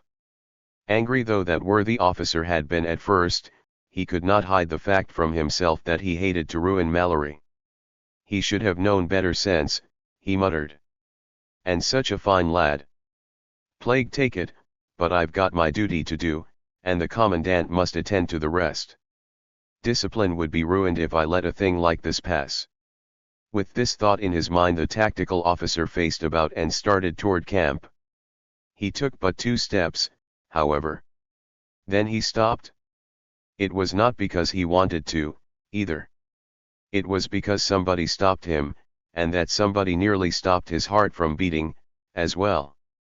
The officer felt 2 sinewy arms flung about his body, pinionning them as if in a vice. In all his life Allen had never felt such a paralyzing clutch as that. But one idea flashed over him. Texas had attacked him. Enraged at having been detected, the wild cowboy had been driven to desperation, perhaps even to murder. Allen struggled with all his might. He did not wish to cry out, to alarm the camp. He wished to bring that wild lad to his senses, to subdue his ferocious temper. The officer felt his hot breath beating on his neck, and heard him pant as he hugged him in his clutch of iron. With one mighty effort, an effort that took every bit of strength that was in him, the officer managed to writhe his body about so as to face his assailant. As he did so, he gave vent to a hoarse cry of horror. It was not Texas. And the next instant Allen felt the arms about him relax, felt a claw-like hand clutch him by the throat and drive his head back, fling him to the ground and grasp his windpipe with a force that made him gasp, made him writhe, made him turn blue in the face. Then everything grew dark before him. Chapter XXIX. The end of it all. Mark Mallory lay hiding in the bushes at the edge of the camp. There was little for Mark to do except to wait, to wait with all possible patience. It did not seem likely that anything would happen until Texas returned.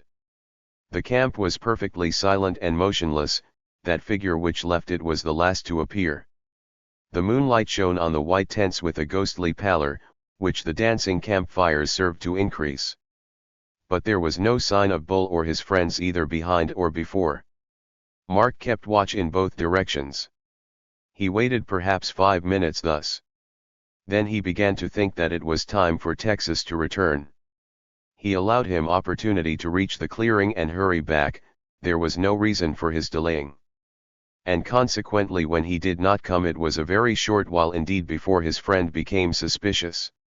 Something must have kept Powers, and if something were keeping him, who could it be but Bull?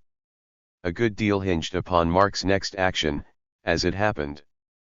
But he had not the least idea of the danger he was to run into. The problem as it presented itself to him was that Texas didn't return promptly, as he had said he would, and for that there must be some reason. That reason Mark must find. It won't do any harm to take a run back there and see, he mused. Bull and that gang may have overpowered Texas in spite of his guns. There was no sign of trouble in camp. With this idea in his mind, the plebe arose hastily and without a moment's hesitation, started back into the woods. He, too, was becoming suspicious and he clutched his revolver tightly. If the reader has ever found himself in a forest at midnight he knows that it is no fun. And it makes no difference how courageous one may be, either. Mark was no coward, but he was human, and he felt quite creepy as he pushed his way ahead through the black forest shadows. He pictured to himself all sorts of unpleasant possibilities, the least of which was a conflict with those yearlings. There was but little time, however, for such unpleasant anticipations, for the distance to the clearing was short.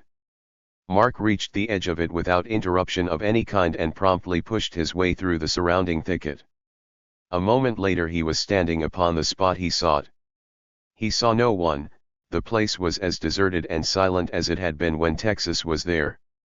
But for the shadows of the trees that waved to and fro on the ground, and for the gentle night breeze that rustled through the branches, the place was as silent as death. Mark stood motionless where he was, he held his weapon in his hand ready for the slightest danger, but as he gazed about him and saw no sign of any foe, his vigilance relaxed and he bowed his head in thought. Where on earth can Texas have gone, he muttered, half aloud. This is the strangest. He never finished the sentence. A sound had interrupted him, a sound which made his flesh creep. It was a low groan. Mark started back in consternation. It had come from the edge of the clearing, that voice. And whose could it be but the Texans? Texas had been captured by the yearlings. Mark never hesitated an instant. He made a leap for the spot, cocking his revolver as he did so. He bent down to push his way through the bushes, to rescue his gallant comrade. The next instant, with a thud that shook the woods and almost tumbled the plebe upon his face, a heavy body landed upon his back and flung its arms about him. But one idea occurred to Mark at that moment. It was Bull or one of the yearlings. His first impulse was to point his pistol over his shoulder and fire. He checked it as he recovered his self-possession, he did not want to shoot anybody, and he did not want to alarm the camp. He would fight this hand-to-hand battle, even though he was at a disadvantage. Mark's assailant evidently knew that he was armed, for the plebe felt a hand reaching out toward the weapon. With a violent effort he managed to turn to get a view of his assailant. When he succeeded he gave a gasp of horror, just as the unfortunate lieutenant had done. For he found out then who his assailant was. Quick as a flash Mark aimed his revolver straight in the other's face. He pulled the trigger, but he was too late. His assailant's finger had been slipped in between the trigger and the guard, and the weapon was useless. The next instant the man gave a violent wrench that nearly broke Mark's wrist and that sent his revolver flying through the air. Then came the battle. Mark Mallory found himself face to face with a horrible creature, he was struggling in the deadly grip of the maniac of the den. It was a fight to the death. The creature had the strength of a tiger, Mark could see his muscles bulging beneath his naked skin, and he felt a grip of steel tightening about him. He saw, too, a ferocious face glaring into his, warning him to expect no mercy. The man's hot and eager breath beat against the lad's brow, and his eyes fairly flashed with fury. He was an old man, with a great, long beard and hideous, matted hair. He was almost naked and apparently he was dumb. The silence with which he made his grim struggle was the most appalling part of it all. The two swayed back and forth in the clearing, straining every ounce of muscle that was in them. The maniac was strong, but he had a foeman worthy of him. The grip in which he had the lad served to bind his hands to his side, but when the other came to bear him to the ground it was quite another matter. That meant a wrestling match, and a long and weary one, too. It seemed an age to Mark in his terrible plight. He could not free himself, writhe and twist as he would, and he knew not what trick his savage opponent might try next. And so, back and forth he staggered, bending and swaying. The climax came with the swiftness of a lightning flash. The maniac, furious at the delay, tried the same trick he had tried upon Alan. He released his grip, sprang like a wildcat upon his victim, fastened his grasping, claw-like fingers in his throat, and shut them together like a steel trap. But there was something that the fiendish creature had not calculated on, if indeed he had calculated at all. That thing was the quickness that months of West Point discipline had given to Mark, to say nothing of numberless battles with the yearlings. The lad realized his deadly peril. He clenched his fist and swung his mighty arm with a blow like a sledge-hammer stroke. He caught his assailant full upon the chin, and the latter's head shot back with a snap. He recovered himself a moment later and sprang in again. But he had lost his chance. Mark was ready for him then, nor did he mean to be caught in a trap again. He was as quick to leap away as his assailant to leap at him.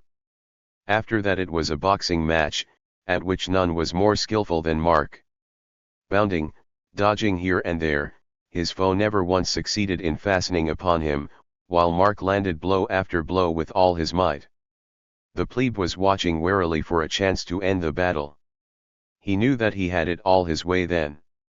The maniac halted, breathless, the other took his cue. A moment later the savage creature was lying prone upon the ground, writhing helplessly from the effects of the crushing swing that had landed full upon his forehead. Mark would have stopped to bind him safely in some way, but at that instant he heard the groan repeated. Texas! And instantly Mark dashed toward the spot again, wild with dread for his friend. The figure was lying upon the ground in the bushes. The plebe snatched him up, bore him out into the moonlight. The next moment he staggered back almost blinded with horror at what he saw. It was Alan. The lieutenant was gasping feebly, he fixed his bloodshot eyes upon Mark. Then sat up convulsively and gazed about him in terror. The man, he gasped. The man. Mark was too dumbfounded to answer in words, but he pointed across the clearing at the figure. Catch him, panted the officer. Don't let him get away. At this moment they saw the maniac raise himself upon his elbow. Quick as a wink Mark sprang up and made a dive for his revolver. He found it lying on the ground, and whirled about. But he was too late. The man was gone. Anyhow, he won't come back, was the plebe's reflection. And I don't care if he does. Great heavens! I'm gone. Alan's seen me. Mark's first impulse was to turn and make a dash for camp, in hope that the dazed lieutenant had not recognized him. But he felt that the officer needed help, so he turned and marched resolutely toward him. He nearly had me killed, the latter gasped, as Mark helped him to a sitting posture. Who is he? I don't know, was the other's truthful answer. You have saved my life, the officer whispered, hoarsely. It was a terrible experience. I saw you fighting. There was a silence after that. Help me back to camp, said Alan, at last. And take this for a warning. Don't leave it at night again. I'll not have another chance, groaned Mark. This'll mean court-martial for me. A moment later he almost tumbled backward with amazement and delight. Nonsense, said Alan. I do not mean to report you. I couldn't. When Mark got back to his tent he found Texas almost in tears. It's all up with me, said the tall plebe. I'll pack up tomorrow. Don't be so sure of it, said Mark. Then he told his own tale. I'll see Alan in the morning. And he did. To cut a long story short, Texas escaped through Mark's efforts. But the escape was so narrow that the tall youth was mighty sober for a long while after. We must square up with Bull, BG, said Dewey. Yeah, by Zeus, came from the parson. Of course, by Jove, lisped Chauncey. And Sleepy nodded affirmatively. And now let us sound taps and say, as do the guards. All's well. The end. A West Point treasure. Mark Mallory's strange find. Contents. Chapter I, an interesting letter. Chapter 2. What a walk led to. Chapter 3. Mysteries galore. Chapter 4. A horrible discovery. Chapter V. A joke on the parson. Chapter 6. Stannard's defiance. Chapter 7. Stannard's strange visitor. Chapter 8. An unexpected result. Chapter 9. Discovery of the loss. Chapter X, discovery of the thief. Chapter 11. Stealing from thieves. Chapter 12. 7 burglars in a scrape. Chapter 13. Watching the treasure. Chapter 14. The 7 in a trap. Chapter 15. Buying their release. Chapter 16. Bull Harris reaps his reward. Chapter 17. The 7 make a new move. Chapter 18. The capture of Mark. Chapter 19. Torture of the yearlings. Chapter XX. A new venture. Chapter XXI. Mark comes to town. Chapter XXII. Burglar hunting. Chapter XXIII. Chauncey has an idea. Chapter XXIV. Back again. Chapter XXV. A challenge. Chapter XXVI. I have the courage to be a coward. Chapter XXVII. Mark, the coward. Chapter XXVIII. A test of courage. Chapter XXIX. The fruits of victory. The original frontispiece. Chapter I, an interesting letter. Hey, there, you fellows, I've got a letter to read to you. He was a tall, handsome lad, with a frank, pleasant face, and a wealth of curly brown hair. He wore a close-fitting gray jacket and trousers. The uniform of a West Point plebe, as the new cadet is termed. He was standing in front of one of the tents in the summer camp of the Corps, and speaking to half a dozen of his classmates. The 6 looked up with interest when they heard what he said. Come in, Mark, called one of them. Come in here and read it. This is addressed to me, began Mark Mallory, obeying the request and sitting down. But it's really meant for the whole 7 of us. And it's interesting, as showing what the old cadets think of the tricks we bold plebes have been playing on them. Who's it from? It's from Wix Merritt, the 2nd classman I met here last year. He's home on furlough for the summer, but some of the other cadets have written and told him about us, and what we've been doing. And this is what he says about it. Listen. Dear Mark, whenever I sit down to write to you it seems to me I can think of nothing to say, but to marvel at the extraordinary rumpus you have kicked up at West Point. Every time I hear from there you are doing still more incredibly impossible acts, until I expect to hear next that you have been made superintendent or something. However, in this letter I really have something else to tell you about, but I shall put it off to the last and keep you in suspense. Well, I hear that, not satisfied with defying the yearlings to haze you, and actually keeping them from doing it, which is something no plebe has ever dared to dream of before, you have gone on to still further recklessness. They say that you have gotten half a dozen other plebs to back you up, and that, to cap the climax, you actually dared to go to one of the hops. Well, I do not know what to say to that, it simply takes my breath away. I should like to have been there to see him doing it.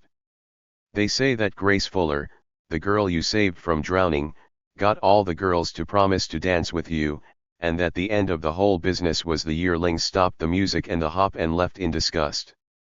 I fairly gasp when I picture that scene. I hesitate to give an original person like you advice. You never heeded what I gave you anyway, but went right ahead in your own contrariness to do what you pleased. I guess you were right. But I want to warn you a little.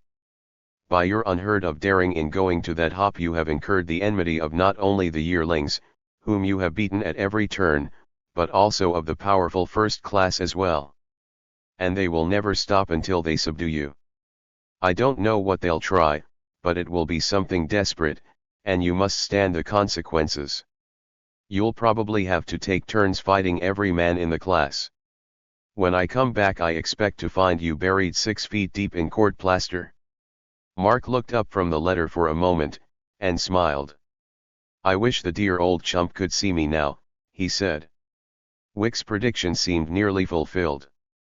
Mark's face was bruised and bandaged, one shoulder was still immovable from a dislocation, and when he moved any other part of himself he did it with a cautious slowness that told of sundry aching joints. Yes, growled one of the 6 listeners, a lad from Texas, with a curious cowboy accent. Yes, hang it. But I reckon Wick's merit didn't have any idea them ol' cadets pile on to lick you all together. I tell you what, it gets me riled. Just because you had the nerve to defy 'em and fight the feller that ordered you off that air hop floor, doggone 'em, they all had to pitch in and beat you. Never mind, Texas, laughed Mark, cheerfully. They were welcome. I knocked out my man, which was what I went out for. And besides, we managed to outwit them in the end, leaving them deserted and scared to death on the opposite shore of the Hudson. You've heard of clouds with silver linings. I'm off duty and can play the gentleman all day, and not have to turn out and drill like you unfortunate plebes. And, moreover, nobody offers to haze me any more while I'm a cripple. It'd be just like M2, growled Texas. That's got nothing to do with the letter, responded Mark. There is some news in here that'll interest you fellows, if Texas would only stop growling at the cadets long enough to give me a chance. Too much fighting is spoiling your gentle disposition, Texas. Yas, grinned the Southerner. You just go on. I will, continued Mark. Listen. I got a letter from Fisher yesterday. Fisher is captain of your company, I think. He tells me that rascally Benny Bartlett, the fellow from your town who tried to cheat you out of your appointment, but whom you beat at the examinations, turned up a short while ago with a brand new plot to get you into trouble. It reads like a fairy story, what Fisher told me. He had a printer's boy hired to accuse you of bribing him to steal for you the exam papers. The superintendent believed him and you were almost fired. Fisher says he went out at night with that wild chum of yours, Texas, and the two of them held up the printer's boy and robbed him of some papers that showed his guilt.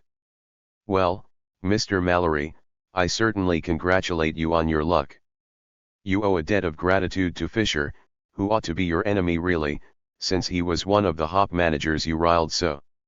And now for the news I have. I write to tell you, and I know it will surprise you, that you are not yet through with that troublesome Master Bartlett. Wow, echoed Texas, springing up in surprise. What does he know about it? Wait, laughed Mark, by way of answer. Wait, and you'll see. Wicks is quite a detective.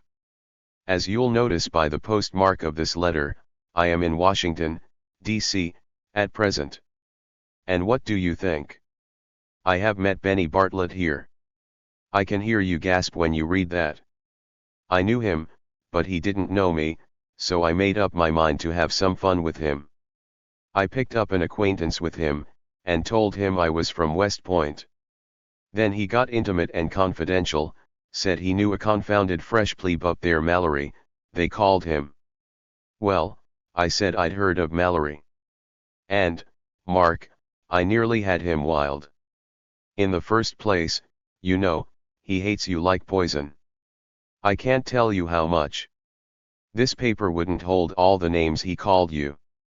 And, oh, what lies he did tell about you. So I thought to tease him I'd take the other tack.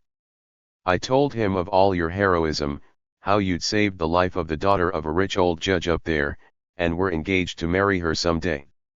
I threw that in for good measure, though they say it is a desperate case between you and her, upon which I congratulate you, for she's a treasure.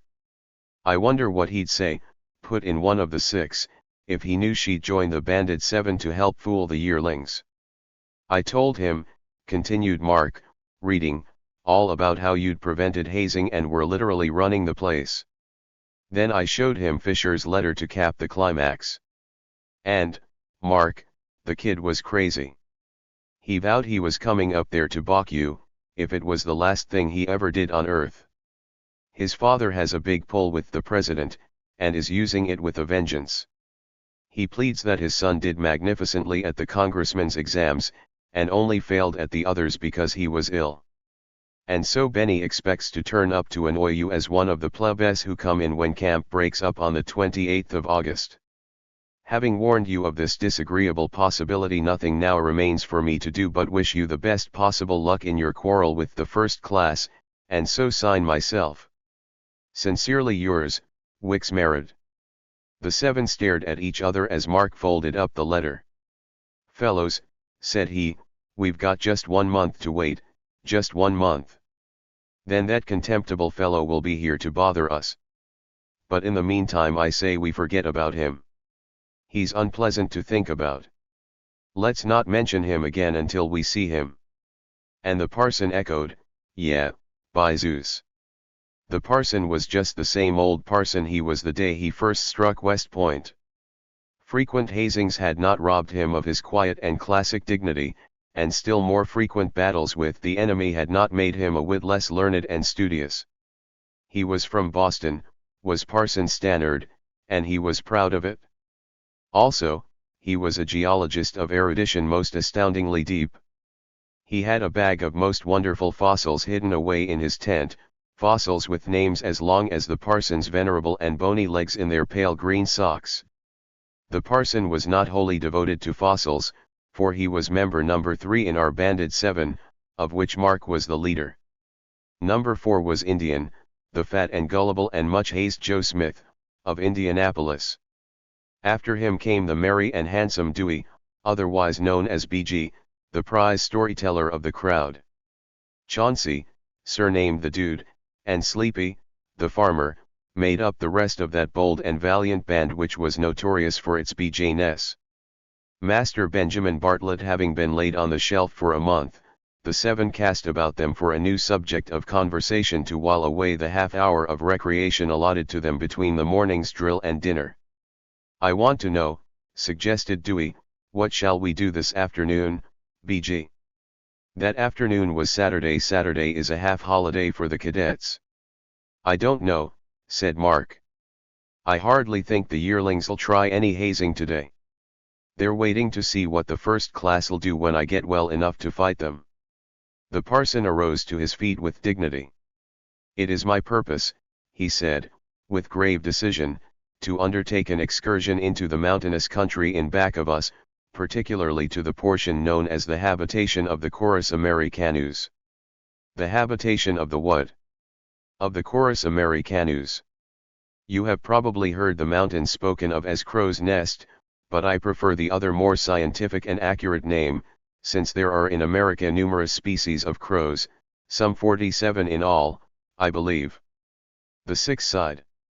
It is my purpose, continued the parson, blinking solemnly as any wise old owl, to admire the beauties of the scenery, and also to conduct a little cursory geological investigation in order to... Say, interrupted Texas. Well, inquired the parson. Do you mean you're a-goin' to take a walk? Yes, said the parson, that is. Let's all go, interrupted Texas. I'd like to see some o' that there geologize in o' yourn. I shall be delighted to extend you an invitation, said the other, cordially. And thus it happened that the banded seven took a walk back in the mountains that Saturday afternoon. That walk was the most momentous walk that those lads ever had occasion to take.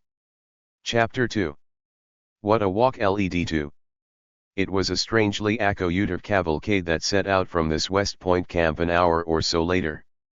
The parson, as guide and temporary chief, led the way, having his beloved Dana's geology under his arms, and bearing in one hand an astrology hammer, in the other a capacious bag in which he purposed to carry any interesting specimens he chanced to find. The parson had brought with him to West Point his professional coat, with huge pockets for that purpose, but being a cadet he was not allowed to wear it.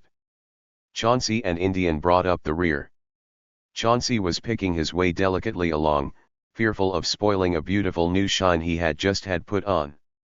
And Indian was in mortal terror lest some of the ghosts, bears, tramps or snakes which the yearlings had assured him filled the woods, should spring out upon his fat, perspiring little self. The government property at West Point extends for some 4 miles up the Hudson, and quite a distance into the wild mountains to the rear. The government property is equivalent to cadet limits, and so the woods are freely roamed by the venturesome lads on holiday afternoons.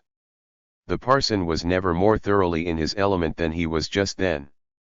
He was a learned professor, escorting a group of patient and willing pupils. The information which he gave out in solid chunks that afternoon would have filled an encyclopedia. A dozen times every hour he would stop and hold forth upon some newly observed object. But it was when on geology that the parson was at home.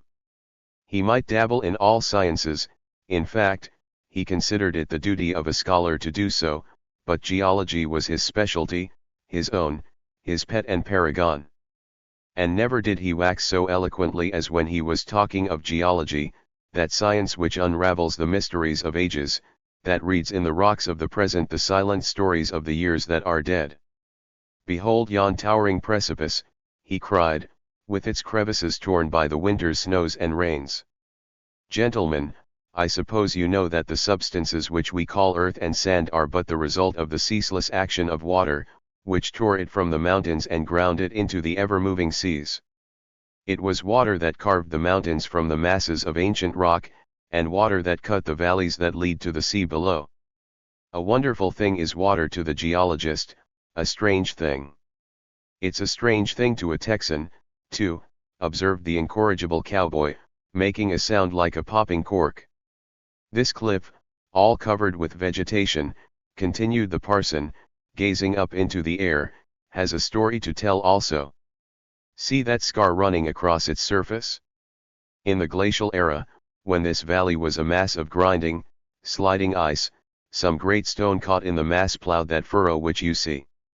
And perhaps hundreds of miles below here I might find the stone that would fit that mark. That has been done by many a patient scientist. The six were staring at the cliff in open-mouthed interest.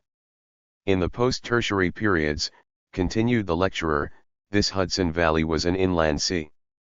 By that line of colored rock, denoting the top of the strata, I can tell what was the level of that body of water.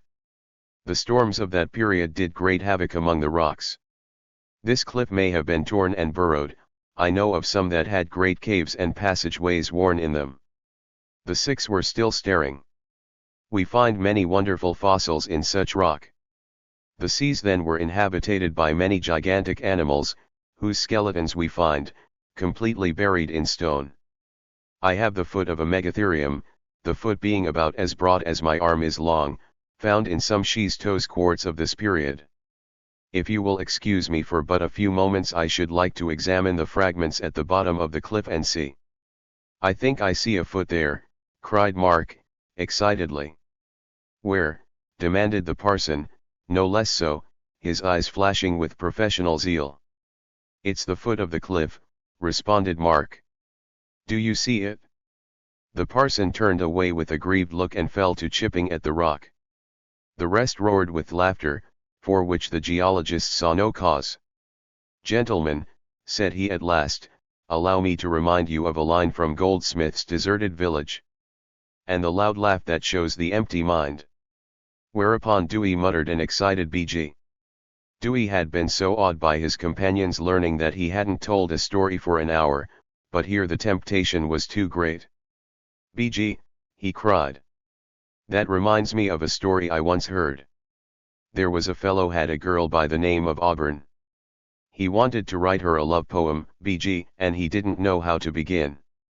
That poem The Deserted Village begins. Sweet Auburn, loveliest village of the plain.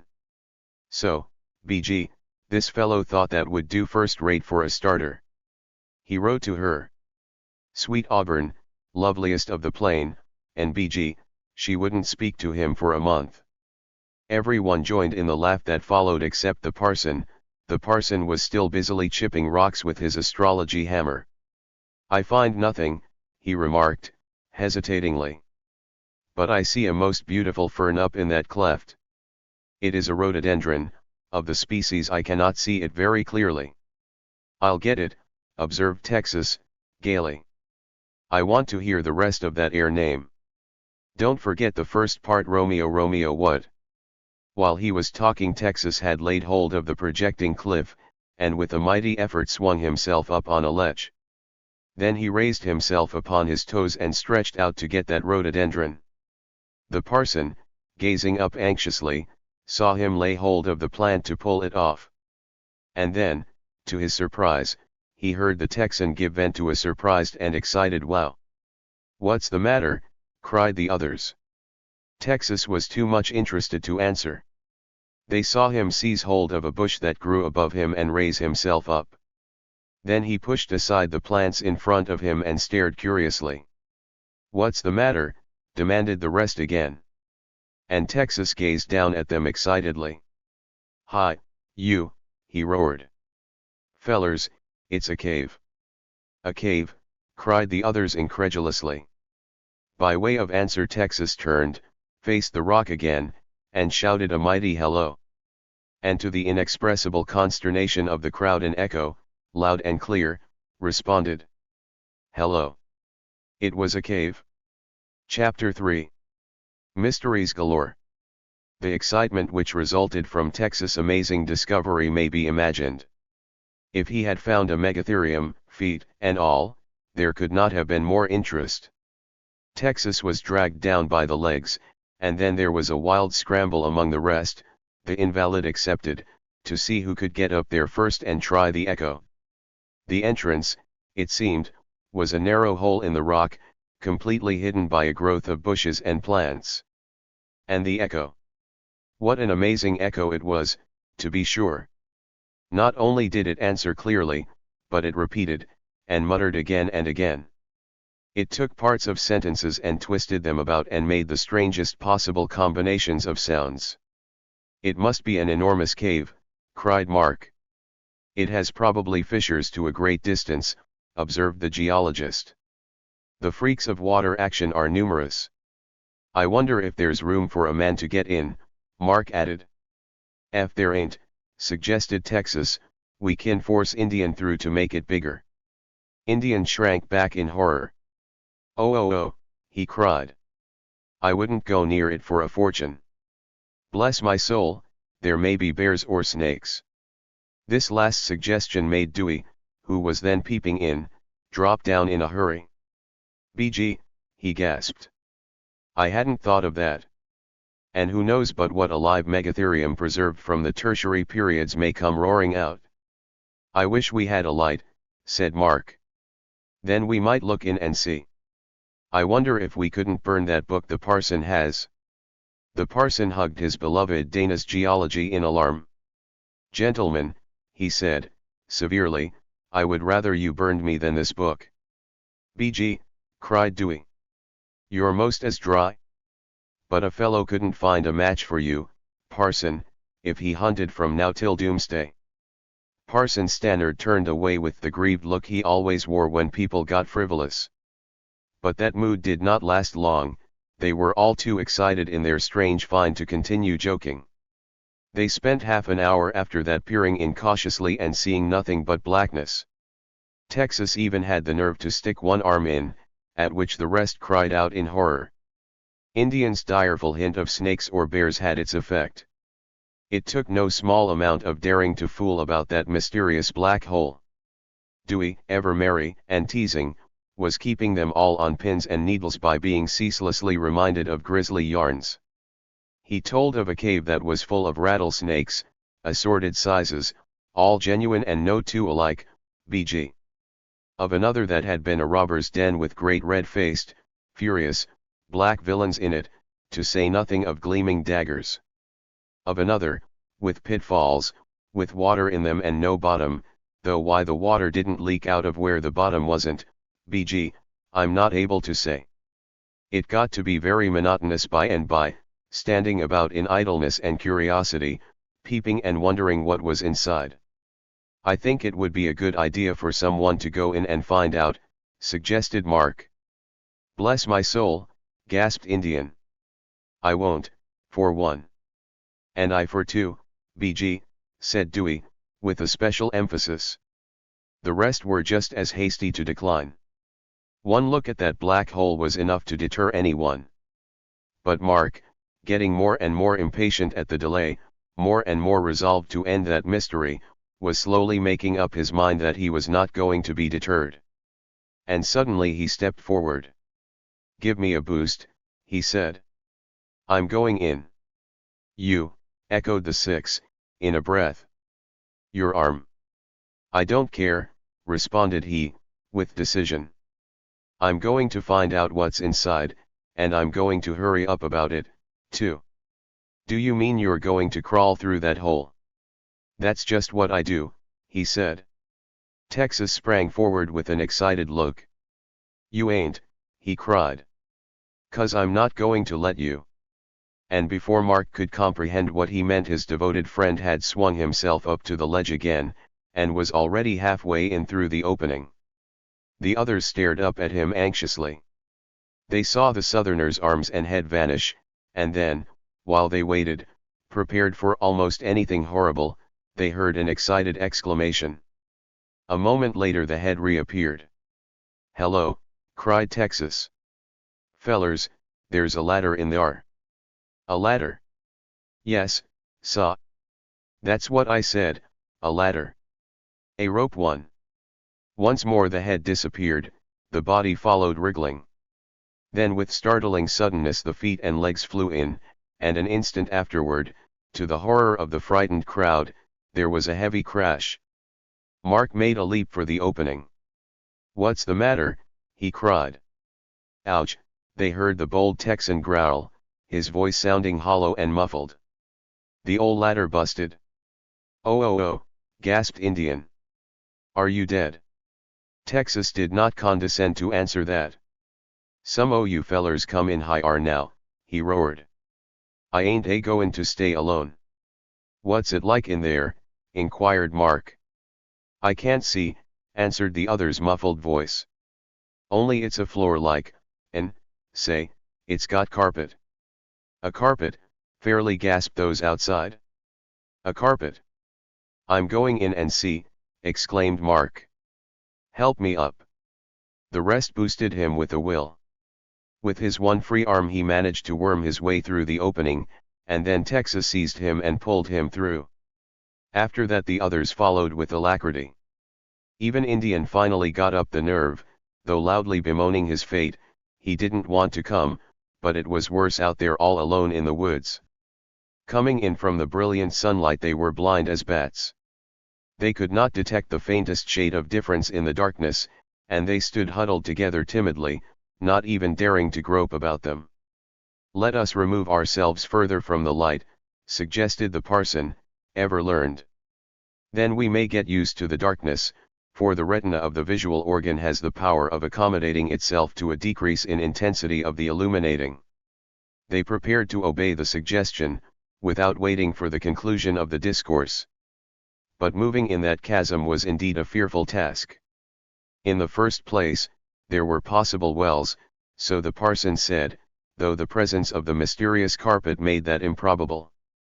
The first thing Mark had done when he reached bottom was to stoop and verify his friend's amazing statement. And he found that it was just as the other had said. There was carpet, and it was a soft, fine carpet, too. What that could mean they scarcely dared to think. "Somebody must live here," whispered Mark. "And they can hardly be honest people, hiding in a place like this." That did not tend to make the moving about any more pleasant. They caught hold of each other, though there was little comfort in that, for each found that his neighbors were trembling as much as himself.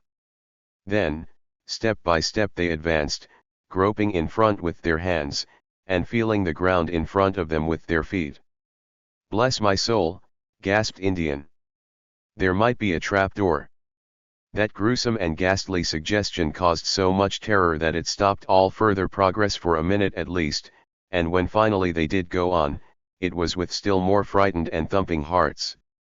They took 2 or 3 more steps ahead, and then suddenly Mark, who was a trifle in the lead, sprang back with a cry. "What is it?" gasped the rest. "There's something there," he said. "Something, I don't know what." "I touched it." They stood in a huddled group, straining their eyes to pierce the darkness. It was horrible to know that something was there, and not to know what. One might imagine anything. "It's a megatherium," whispered Dewey, irrepressible even here. In the suspense that followed, the frightened crowd made out that Mark was leaning forward to explore with one hand. And then suddenly, with a cry of real horror this time, he forced them back hastily. "It's alive," he cried. They were about ready to drop dead with terror by that time, or to scatter and run for their lives. Every one of them was wishing he had never thought of entering this gruesome, black place, with its awful mysteries, its possibilities of fierce beasts or still more fierce and lawless men, or ghosts and goblins, or heaven only knew what else. Most men do not believe in ghosts or goblins until they get into just some situation like this. Indian was moaning in terror most appalling, and the rest were in but little better state of mind. And then suddenly the parson uttered a subdued exclamation. They turned with him and saw what he meant. Facing the darkness as they had, when they turned in the direction of the light that streamed in from the opening, they found that they really could begin to see. But how? The light was so dim and gray that it only made things worse. The 7 saw all kinds of horrible shadows about them, above them, beneath them, and not one single object could they distinguish to allay their fears. Still huddled together, still silent and trembling, they stood and gazed about them, waiting. There was not a sound but the beating of their own hearts until all of a sudden Dewey was heard to whisper, "BG, I've got a match." Fumbling in his pockets for a moment, he brought that precious object out, while the others crowded about him anxiously. A match! A match! They could hardly believe their ears. Robinson Crusoe never welcomed that tiny object more gratefully. With fear and trembling Dewey prepared to light it. Every one of them dreaded the moment, horrible though the darkness was, it might be a black shroud for yet more horrible things. Mark caught him by the arm just as he was in the act of doing it, but it was not for that reason. He suggested that they have papers ready to keep that precious fire going. It was a good idea, and proved so popular that the parson, filled with the spirit of self-sacrifice, even tore out the blank title pages of his Dana to contribute. And then at last Dewey struck the light. The match was a good one, fortunately. It flickered and sputtered a moment, seeming to hesitate about burning, while the lads gasped in suspense. Then suddenly it flared up brightly, and they gazed about them in dread. Chapter 4. A horrible discovery. What a lot of gruesomeness a little match can remove, to be sure. This one did not solve the mysteries of that wondrous cave, but it removed most of the horror of the explorers. It showed, for instance, that the furry thing which Mark had vowed was alive was an ordinary plush-covered chair. The 7 had no time to laugh at that, they were too busy staring. The feeble light could not reach to the other end of the long vista they saw, and neither could one of the papers they hastily lit. But it gave them one glimpse of a most amazing scene. This cave was indeed a surprising place. The carpet they saw covered nearly all of the floor. There were chairs scattered about, and other articles of furniture. There were some curtains draped from the rocky walls. There were swinging lamps from the vaulted roof. Down in the dim distance there was even a table with shining white dishes upon it. And then the light began to flicker. Quick as a flash, Mark seized it and sprang toward one of the lamps. He was just in time. He whipped off the shade and touched the wick. A moment later they were standing in a brilliant, clear light, that shone to the farthest depths of the place. The 7 bold plebes stood in the center beneath the lamp, perfectly amazed by what they saw. The same idea was flashing across the minds of all of them. This splendor must belong to someone. Those dishes up there were set for a meal. And the owner, where was he? Suppose he should come and find them there? Indian cast a longing glance at the opening that led to freedom outside. Probably the wisest course for them would have been precipitate flight.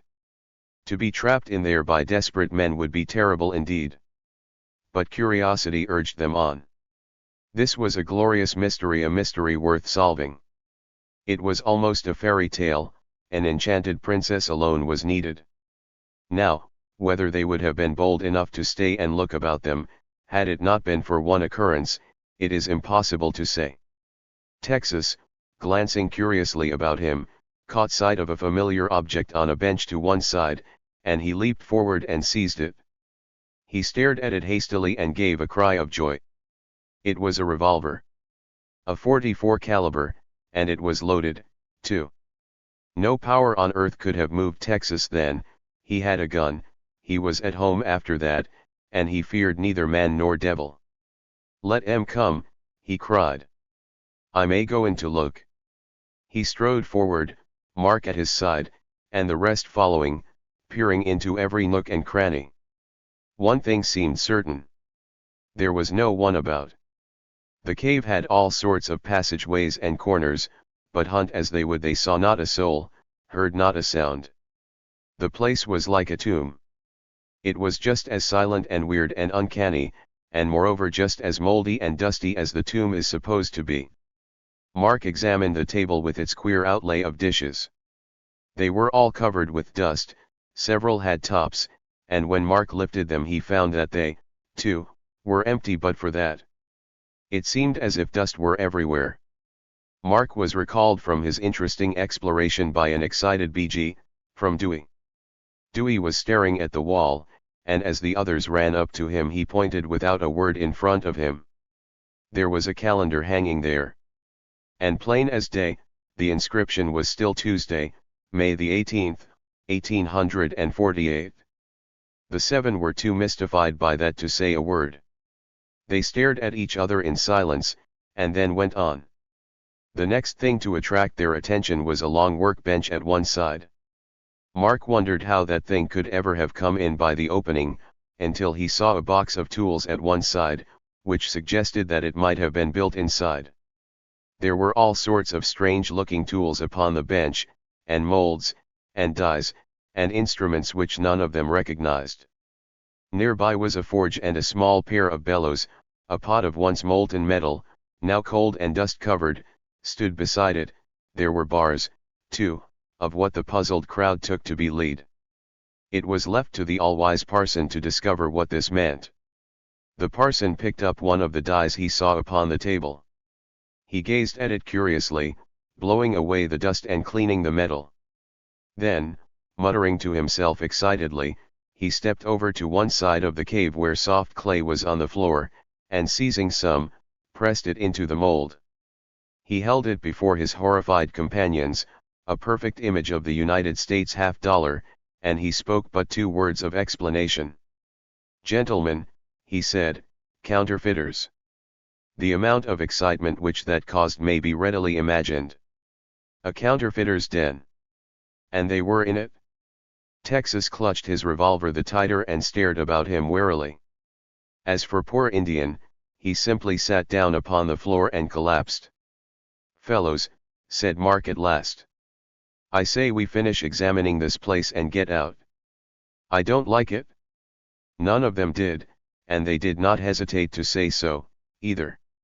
Nothing but curiosity, and the fact that they were ashamed to show their fear, kept them from running for all they were worth.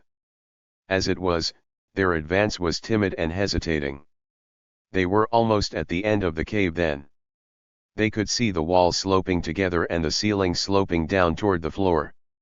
The light of the lamp was far away and dim then, and they could not see very clearly. But one thing they did make out to their surprise and alarm.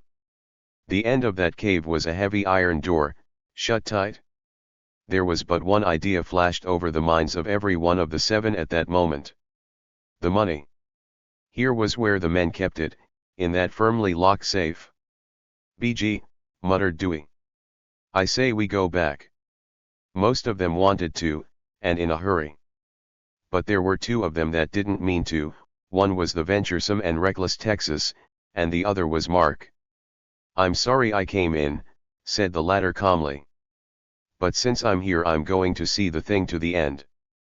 I'm going to search this cave and find out what the whole business means. Who'll help me open that door?" The bandit 7 weren't timid by a long shot. They had dared more desperate deeds than any plebs West Point had ever seen. But in this black hole of mystery, suggestive of desperate criminals and no one knew what else, it was no wonder that they hesitated. There was no one but Texas cared to venture near that shadowy door. Mark himself was by no means as cool as he seemed. He had made up his mind to explore the cave, and he meant to do it, but he chose to hurry all the same. He stepped quickly forward, peering anxiously into the shadows as he did so. And a moment later his hand was upon the doorknob. He shook it vigorously, but found that it was firmly set. It reminded him of the door of a safe, for it had a solid, heavy feel, and it closed with a spring lock, having no key. Mark noticed that as he was debating with himself whether or not to open it, and then suddenly he gave the knob a mighty wrench and pulled with all his might upon the door. The knob was rusty, and so were the complicated hinges. The door finally gave way, however, with a creak that was dismal and suggestive. The others shrank back instinctively as the black space it disclosed yawned in front of them. Mark's heart was beating furiously as he glanced around to peer in.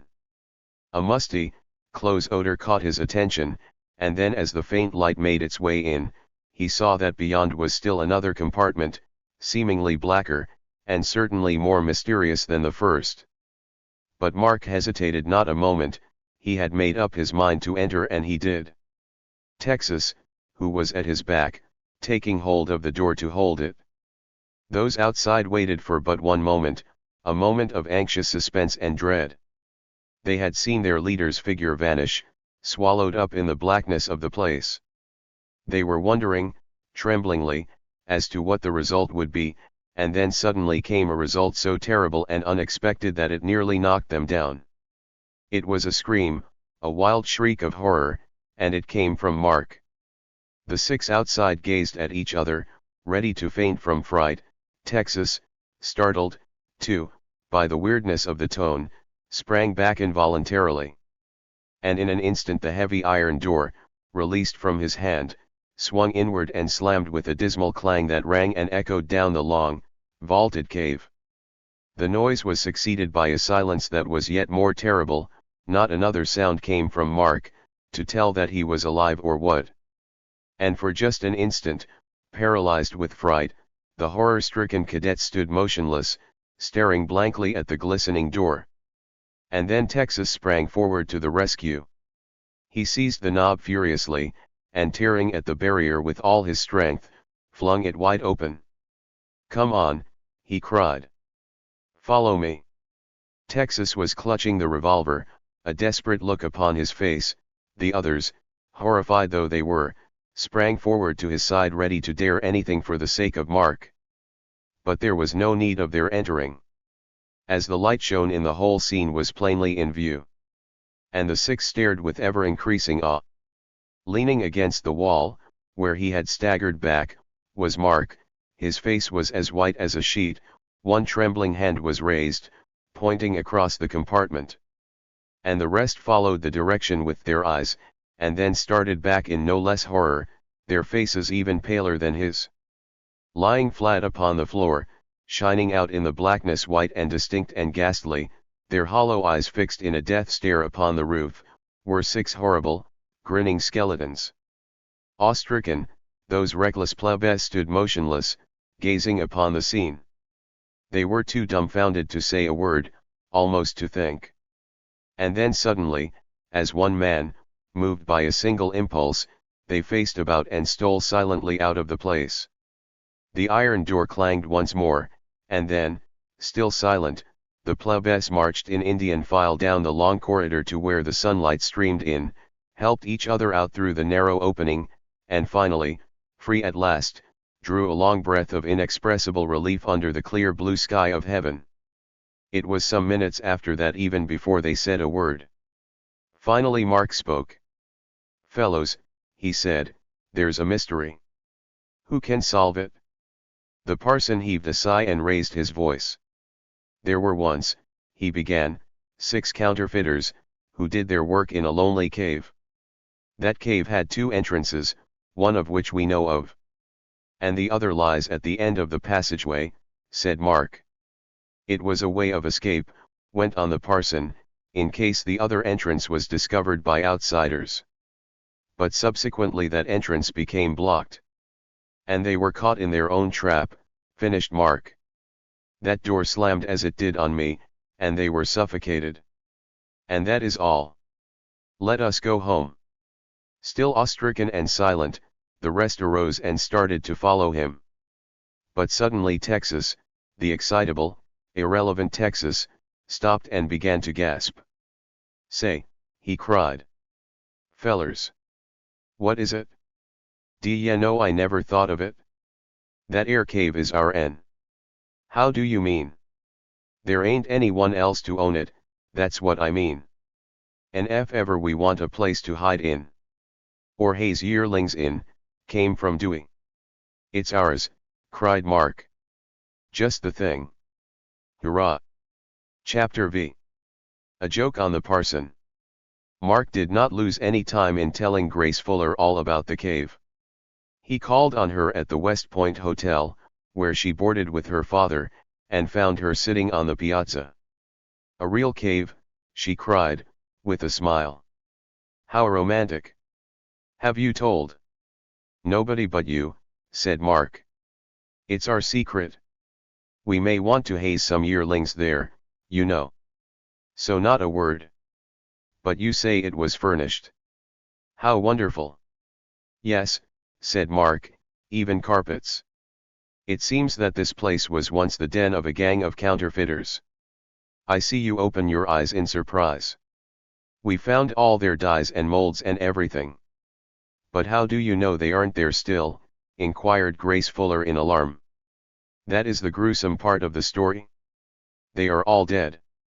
We found that the cave was divided by a heavy iron door. I went into the other part and the door slammed and shut me in. I was scared almost to death, far more than I was the day I swam out to help you. The rest of the fellows opened it at last, and I found that I was shut in with 6 skeletons. I don't wonder you look horrified. Those criminals had been trapped accidentally in their own cave, just as I was, but they had been suffocated. And there they had lain, we found out afterward, for 40 or 50 years. It is perfectly terrible," gasped the girl, her cheeks pale. "I don't see how you will ever dare go into the place again." "It is a big temptation," laughed Mark. "You see, if the cadets continue to try unfair tactics in their efforts to haze us poor unfortunate plebes, we can scare some of them into submission up there. And besides, our learned Boston friend, Parson Stannard, has gotten the gold fever. He vows he's going on a treasure hunt in that cave." "A treasure hunt?" "Yes. You see, it's probable those men had some money, to say nothing of all the bad money they made. And it'll be a case of findings keepings." "I see," said Grace, thoughtfully. And then suddenly she broke into one of her merry, ringing laughs, that compelled Mark to join.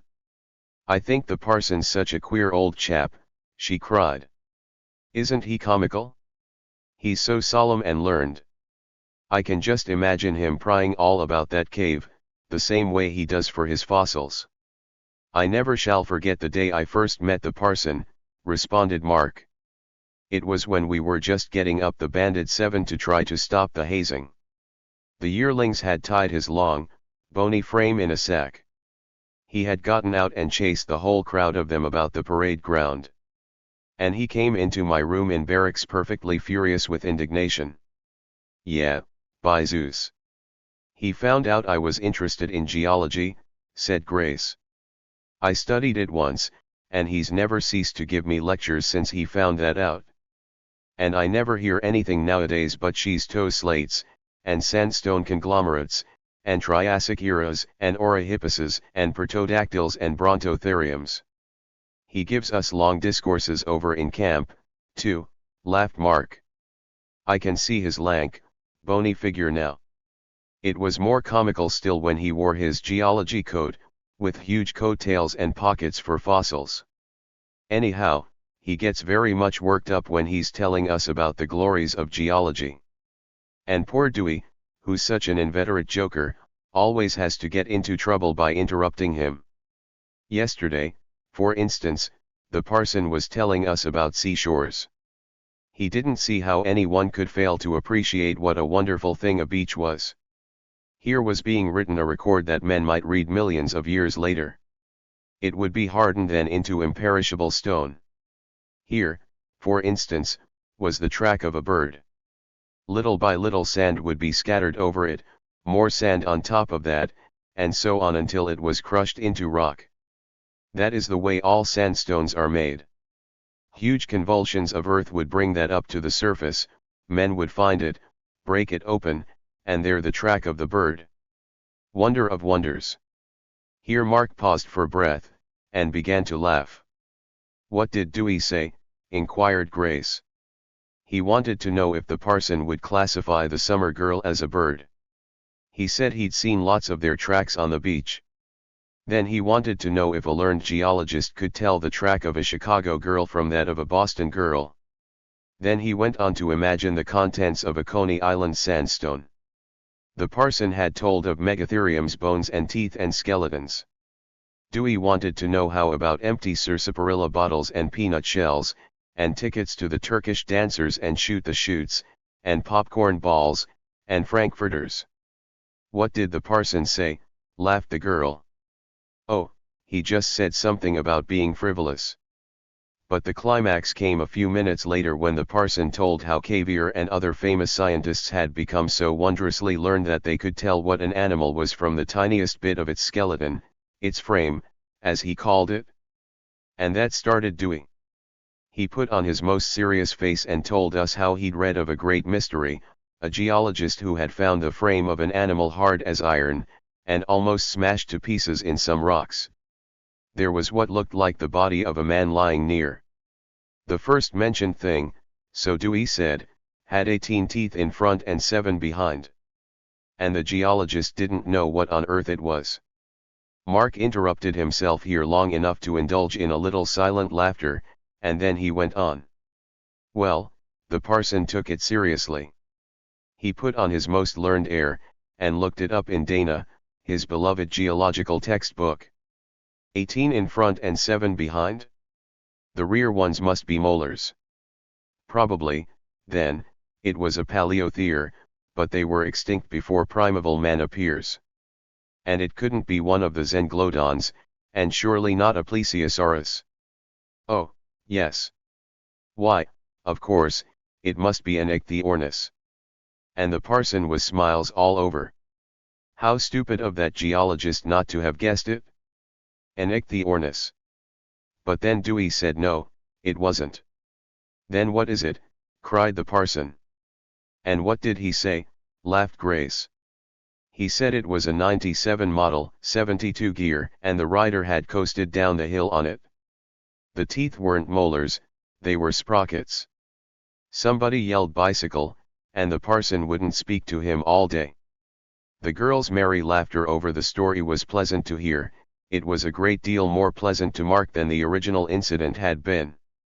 I think it's a shame to fool him so, said Grace. The parson is so solemn and dignified. And it hurts his feelings.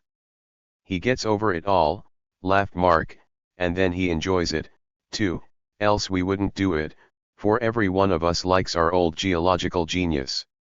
I don't see what we should do without him. He knows everything under the sun, I'm sure, especially about fossils. I don't think it would be possible to fool him, said she. Mark chuckled softly to himself. That remark of yours just reminds me of something else, he said. The Bandit 7 have put up a job to try. Try to fool the parson, you mean, cried Grace. By way of answer Mark fumbled under his jacket where the girl had noticed a peculiar lump. He drew forth a bit of stone and handed it to her. What would you call that? He asked. It looks for all the world like a fossil, she said. Yes, said Mark. That's what we all thought. Dewey found it, and it fooled him. He thought it was the bone of a megatherium, or one of those outlandish beasts. We were going to give it to the parson, only I had the luck to recognize it. It's nothing but a bit of a porcelain jug. And then Dewey suggested that we try it on him, too. I should like to see how it goes with the parson, responded Grace, with a laugh. I wish you'd try it while I'm around. The two as they had been talking were gazing across from the piazza in the direction of the summer encampment of the Corps. And suddenly the girl gave an exclamation of surprise, as she noticed a tall, long-legged figure leave the camp, and proceed with great strides across the parade ground. There he goes now, cried she. Mark put his fingers to his lips and gave a shrill whistle.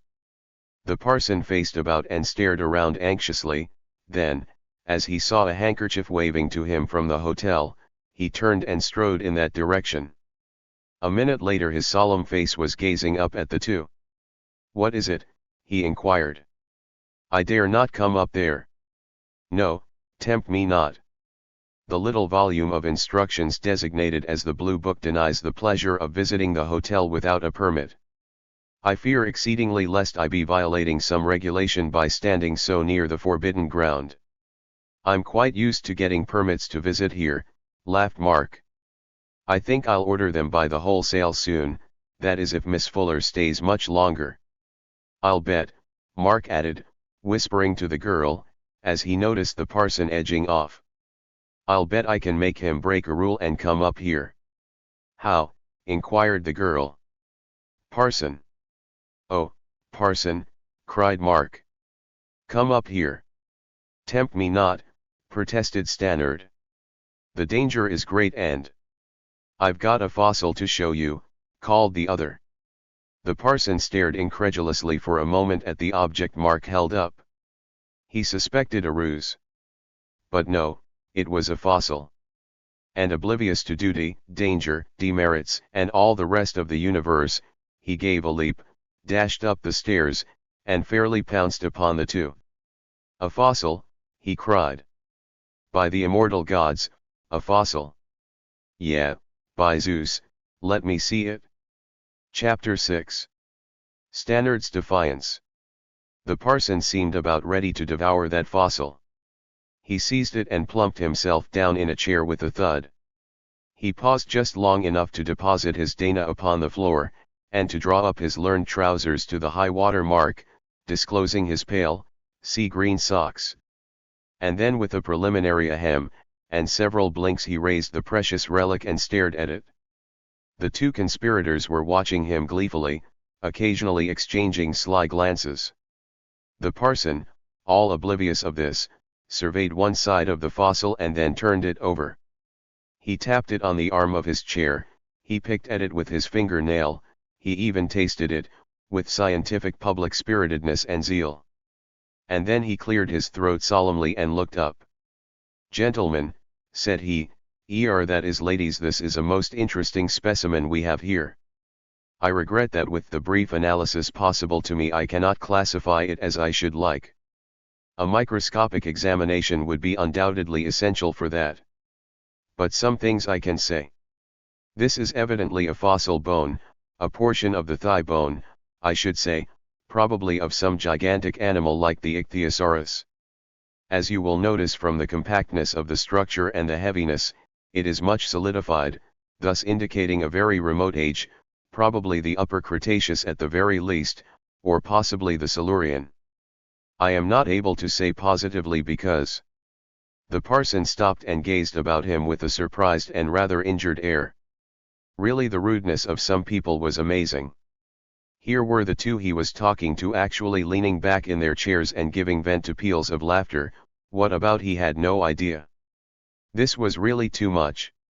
It was at least 5 minutes before either Mark or his companion could manage to stop long enough to explain to the puzzled geologist that he had been classifying a porcelain jug. And when they did and he realized it, he sat back in his chair and gazed at them in utter consternation. He never said one word for at least a minute, he simply stared, while the idea slowly percolated through his mind. Grace Fuller, ever kind-hearted and considerate, had begun to fear that he was angry, and then suddenly the Boston scholar leaned back in his chair, opened his classic mouth, and forth therefrom came a roar of laughter that made the sentries away over by camp start in alarm. "Ho, ho, ho," shouted he. "Ho, ho, ha, ha, he. A jug. Yeah, by Zeus, a jug. By the 9 immortals, a jug." Mark stared at him in undisguised amazement. During all his acquaintance with that solemn scholar, he had never seen such an earthquake of a laugh as that. And evidently, too, the parson was not used to it, for when he stopped he was so out of breath and red in the face that he could hardly move. And that was the first, last, one and only time that Parson Stannard was ever known to laugh. It took a peculiar sort of a joke to move the parson. It took also quite an amount of sputtering and gasping to restore the gentleman's throat and lungs to their ordinary normal condition. That spasm of hilarity which had ploughed its way through him like a mighty ship through the waves had left little ripples and gurgles of laughter which bubbled forth occasionally for the next 10 minutes at least. It passed, however, at last, to return no more, and Parson Stannard was the same solemn and learned parson as ever. "Gentlemen," said he, that is ladies, that was indeed a most extraordinary blunder for a student of geology to make." "It fooled us all," said Grace, consolingly. Responded he, with crushing severity. "That was to be expected. But one who has pursued the science as the study of his life should not thus be deceived. Gentlemen, I am tired of being fooled, by Zeus." "Do you mean," inquired Mark, "that you want us to stop playing jokes on you?" Mark had been a little conscience-stricken during that last prank. He expected the parson to answer his question in the affirmative, and he meant in all seriousness to agree to stop. But the parson's answer was different. His professional pride had been awakened. "I mean nothing of the kind," said he. "I mean that I no longer mean to let you. I mean that a man who has so long resisted and outwitted our enemy, the yearlings, ought now to be beyond deception. I will no more be fooled." There was quite an exciting adventure destined to grow out of that scholarly defiance, an adventure that none of those present had the least suspicion of then. "Do you mean," inquired Mark, laughingly, "that you defy the banded 7 to fool you again?" "Yeah, by Zeus," said the parson, emphatically. "And I mean not only geologically, but in any other way whatsoever, logically or illogically." Mark chuckled softly to himself at that. "I'll try it some day," he said. "I'll give you a chance to forget it meanwhile." He said nothing more about it then, and a minute or so later the parson arose to go. Said he. "Gentlemen, that is ladies, I bid you good afternoon. I really fear to incur further risk by yielding to the charms of the siren's voice. Farewell." Mark and the girl sat in silence and watched his ungainly figure stride away down the path, and suddenly she fell to laughing merrily. "The parson's dignity is insulted," she said. "He is getting bold and defiant. And I see room for no end of fun just there," responded Mark. "I had an inspiration a few moments ago, watching him. And I have a perfectly fascinating plot already. "Do you mean," inquired Grace, "that you are going to take his challenge up so soon?" "That's just what I do," laughed Mark. "I mean to do it this very night, before he's expecting it." "What is it?" "I told you a few moments ago, didn't I, that the parson was excited over the possibility of finding a treasure?" The girl was staring at Mark with a look of interest and curiosity. That single hint was enough for her quick-wit mind, and her beautiful face was lit up with excitement in a moment. "Gemini," she cried. "That's so. Oh. Let me help, won't you? We'll fool the parson with the treasure." During the next half hour those two conspirators, completely oblivious of everything, just sat and whispered and chuckled. They were off in a lonely corner with no one to overhear them, and they put their heads together and concocted schemes by the bushel, getting more and more excited and hilarious every moment. And then suddenly Mark sprang up with a cry of delight, said goodbye in a hurry and rushed away.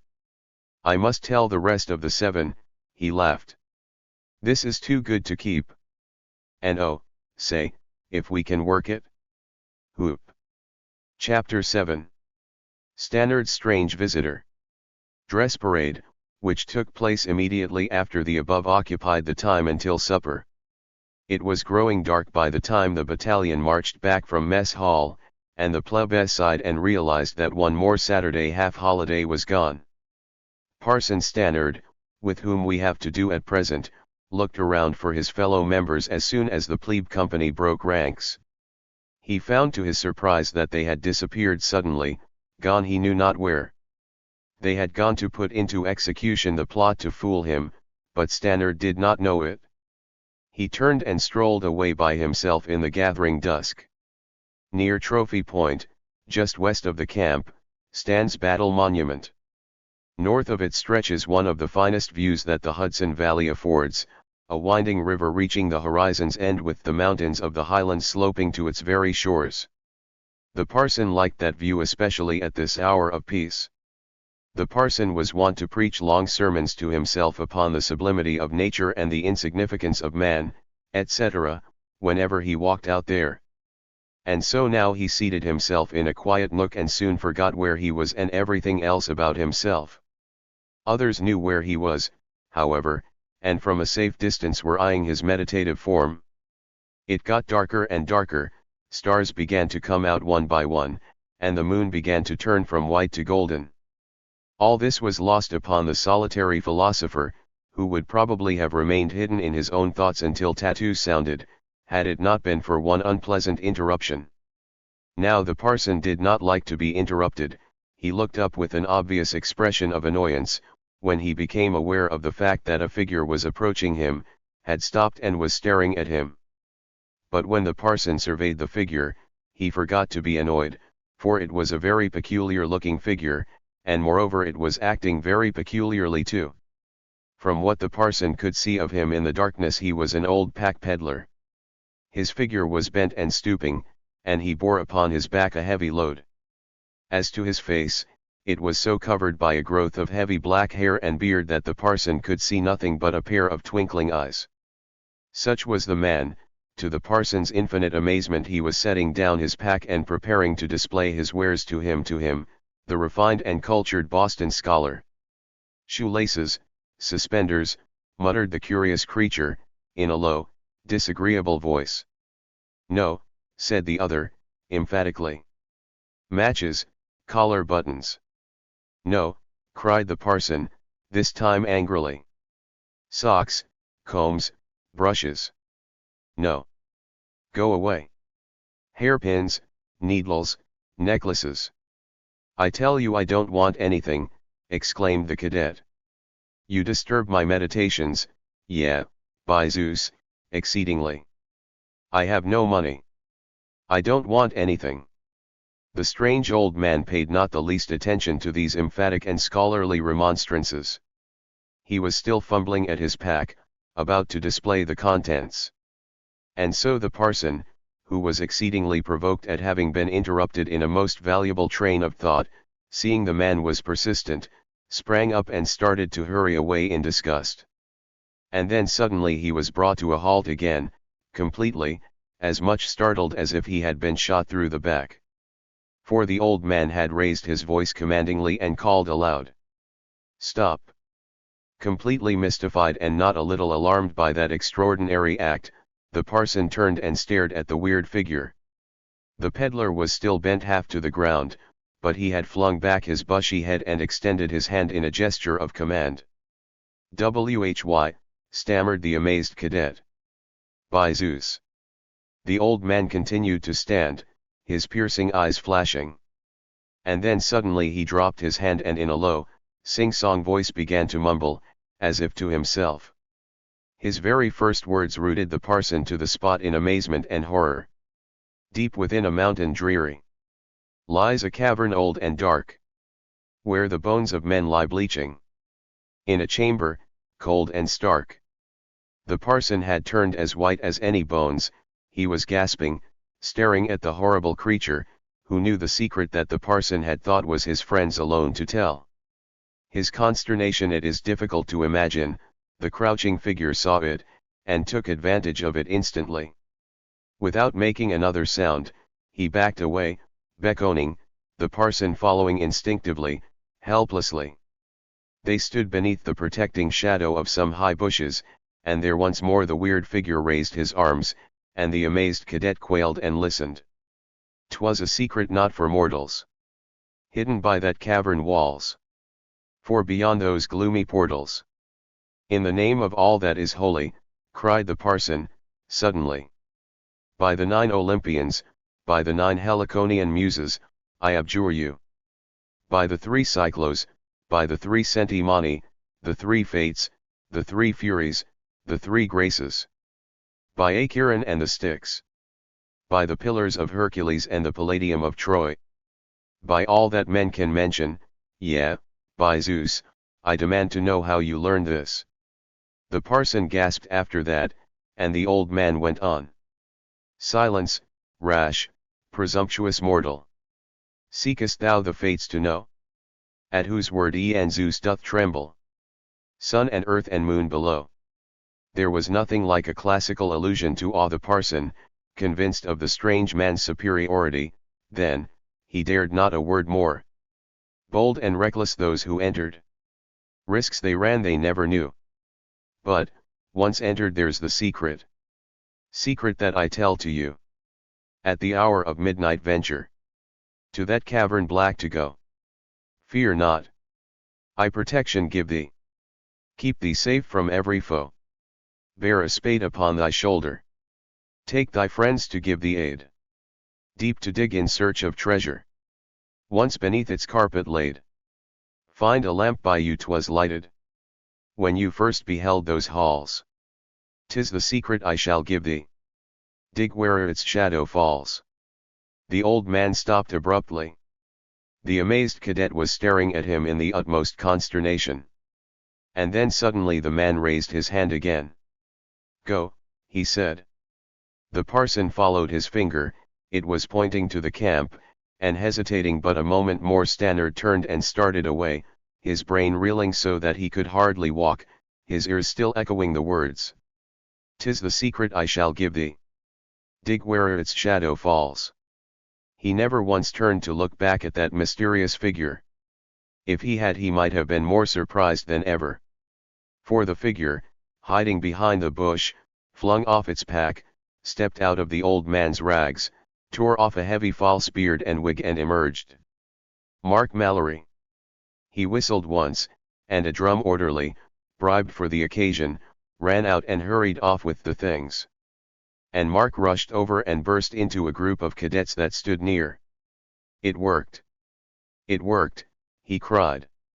"Oh, you should have seen how it took him in. And he'll go as sure as we're alive." And just then tattoos sounded and the 6 villains set out on a run for the camp.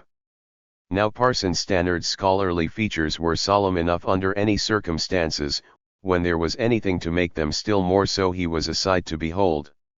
This was the case that evenings for the parson, when he fell into line, was looking as if the future destiny of the universe were resting upon his shoulders, and his hilarious comrades were scarcely able to keep from bursting into laughter every time they glanced at him. He was too busy with his own thoughts to notice them, however. He was so much occupied by speculations upon the mystery of that weird old man that he forgot for a moment to answer to his name at roll call, and had to be poked in the ribs to wake him up. Then the line melted away, and still solemn he marched into his tent and gathered his wondering fellow devils about him. "Gentlemen," said he, "I have a tale to tell you. I have this day, this very hour, met with an adventure, preternatural or supernatural, that exceeds the capacities of the human intellectualities to appreciate. Gentlemen, I am no believer in signs or auguries, but never did the oracle of Delphi or the Sibyl of Cumæa promulgate a prophecy more extraordinary than one." "What on earth's the matter?" cried the six, in obvious amazement. "You seen a ghost?" inquired Texas. "No, gentlemen," said the parson. "But I have seen someone or something that I should be glad to know was a ghost, something more marvelous than any hitherto recorded, spiritualistic manifestation. And I am sorely perplexed." After this and a little more of similar introduction, the parson finally managed to get down to business and tell to his horrified companions the tale of his adventure. "Say look-a here, parson," demanded Texas, when he had finished, "you expect us to believe that 'ere yarn?" "That's what I say," added Mark. "He's trying to fool us." "Gentlemen," protested the other, "do I look like a man who was joking?" He didn't for a fact, he looked like a man who had been through a flour mill. "But that don't make any difference," vowed Mark. "You're just putting on that face to help deceive us." "By Zeus," exclaimed the parson. "Gentlemen, I swear to you that I am serious. I swear it by the bones of my grandfather. I swear." "Make it grandmother," hinted Texas. "I swear it by the poisons of Colchia," continued the other indignantly. "By the waters of the Styx, by the sands of the Pactolus, by the spells of Medea, by the thunderbolts of Jove, by the sandals of Mercury." The parson would probably have continued swearing by everything known to mythology, keeping up until Taps stopped him. But by that time the conspirators saw fit to believe him. "This is an extraordinary state of affairs," said Mark, solemnly. "Really, fellows, do you know I think we ought to go." "BG, so do I," cried Dewey. "I was about to extend you an invitation," said the parson. "For my part I am determined to go this very night. Nothing shall stop me, gentlemen. My mind is made up. That treasure, revealed to me under such circumstances, I am determined to secure, and that in spite of whatever dangers I may meet, whatever foes may oppose me, whatever." "Bully for the parson," whispered Texas. "He's gettin' spunky." "We are by no means the first," said the solemn scholar, "to undertake a dangerous search for wealth. The ancient poets sang of Jason and the Argonauts and the search for the golden fleece. This year's the biggest golden fleece of any of 'em," observed Texas, slyly. But the parson didn't hear that. He continued all innocent and unsuspecting as ever. And when the seven went to sleep at last, it was with a solemn promise on their lips to be up and doing in time to reach the cave by midnight. As for the parson, he did not sleep at all, he was too excited. The parson was in a regular Captain Kidd humor that night. Gold. Gold. He waited impatiently until the tack had inspected after Taps, and then he turned over on his back and stared at the roof of the tent and lay thinking over the extraordinary adventure he had met with, and the still more extraordinary adventures that were likely to result from it. He was even going so far as to speculate what he was going to do with his wealth. He'd divide it among the rest, of course. And what magnificent fossils he was going to purchase with his share. He had not long to dwell over that, however. It was 2 good miles through the woods to that cave, and it might take them some time to find it besides. And not to be there at 12 would be a calamity indeed. The parson hadn't a very clear idea why he must dig at midnight particularly, but he thought it best to obey orders and ask no questions. So very soon after he heard the sentry call the hour of 10:30, he sprang up and awakened his fellow treasure hunters. Indian was on guard that night, and so the 6 remaining who were to conduct the expedition, found no trouble in stealing out of camp. They arose and dressed hastily, and then, not without some little nervousness lest their absence should be noticed, they stole across their friend's sentry beat and made a dash for the woods. Parson Stannard's gold hunting expedition was started. Chapter 8. An unexpected result. The walk through that mountain forest was one to be remembered for some time. In the first place, the parson had been provident enough to fee a drum orderly to steal him a spade and hide it.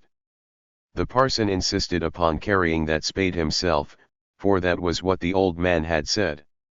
And the parson was careful to carry it upon his shoulder, too. It was surprising how superstitious he had suddenly become. During the dismal trip he enlivened them by a classic discussion of the scientific evidence for and against ghosts, goblins, and magic. But, gentlemen, he said solemnly, one such experience as this of mine convinces a man more than 10,000 arguments, yeah, by Zeus. Here Texas went into a roar of laughter, which fortunately wound up in a coughing fit and so excited no suspicions. Did you ever try to walk through a black woods at night, a really dark night? Rocks and logs seem just built to catch your shins, bushes and cobwebs for your eyes. And everyone in the party vows that the way they ought to go is off there. The 6 wandered about desperately, time fairly flying and the excited guide and treasure hunter getting more and more fearful lest the hour should have passed. It seemed almost by a miracle that they finally reached the cliff in which lay the cave. The entrance was a bush-covered hole in the rocks some 10 feet from the ground. The parson lost not a moment in clambering up and getting in, for he was in a hurry. The 5 others, still chuckling joyfully over the success of their deception, followed him in one after another. The party had plenty of matches and candles provided this time, and so one of the lamps in the uncanny place was soon lighted, and then they were ready for work. The parson, businesslike and solemn, hauled out his watch. 3 minutes, he said. Just in time. He passed the watch to Mark without another word. Mark held it in his hand to give the signal and the parson whipped off his coat and seized the shovel with a desperate grip. You'll have to cut the carpet, said one of them. The parson had thought of that. He hauled a huge clasp knife from under his jacket. Mark considered it a shame to spoil the place that way, and for a moment he thought of telling and stopping the fun. But by that time the thoroughly excited geologist was down on his knees carving out a slice. He had lit the lamp, according to the directions. Its shadow, of course, fell right underneath, and there the parson was about to work. There was a strange scene at that moment, if anyone had been there to see it. First there was the mysterious dimly lit cave. Underneath the solitary light stood the excited figure of the long-haired Boston genius, his eyes glittering, his hand trembling. He clutched the spade with determination, and gazed anxiously at Mark, like a racer awaiting the signal. The 5 others were standing about him, winking at each other slyly, and egging the parson merrily on. Oh, how they did mean to make him dig! It was a solemn moment for the parson. To say nothing of the treasure he meant to find, there was his scientific interest in the experiment, testing the old wizard's learning. Then suddenly Mark Mallory looked up. Now, said he. And the parson jammed his spade into the ground the same instant. The great treasure hunt had begun. Fairly bubbling over with fun, the conspirators gathered about him, stooping down and staring anxiously, jumping about and exclaiming excitedly, and above all urging the workmen to still greater haste. Dig!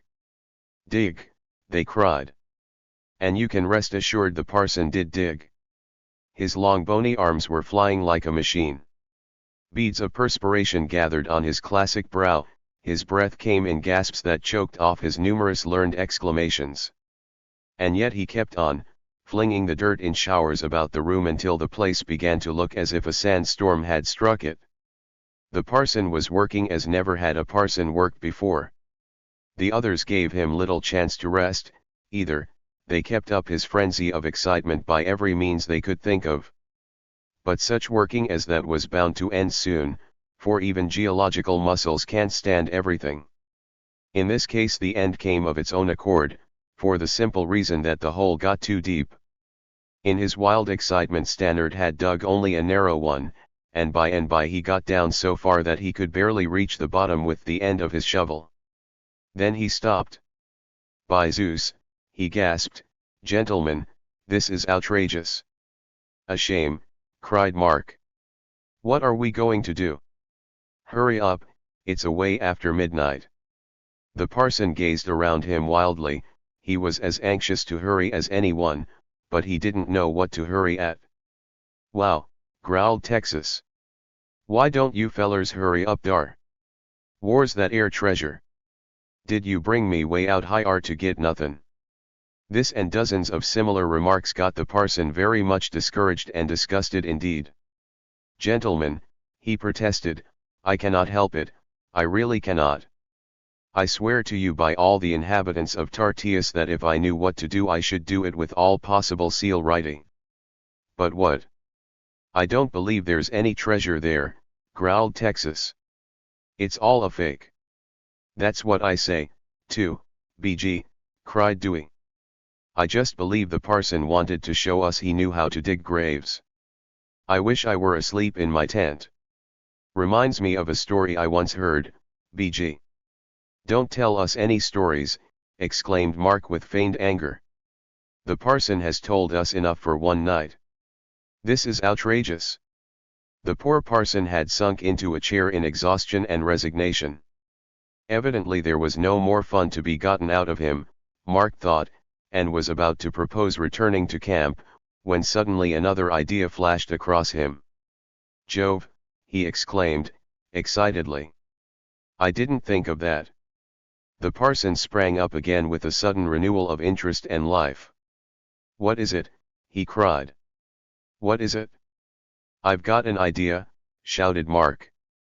"Ye gods! Why didn't I think of that before? I know why we haven't found the treasure." The parson's excitement was genuine, the others joined in with his exclamations to keep up the effect. "What is it?" they cried, yet more loudly. "Did that wizard tell you to light the lamp?" Mark demanded of the parson. "And no," stammered the other, obviously puzzled, "but how else could it have a shadow?" For an answer Mark sprang forward and extinguished the lamp. Then he turned and cried triumphantly, "Look!" In the partial darkness the light of the moon, coming in through the hole, alone was visible.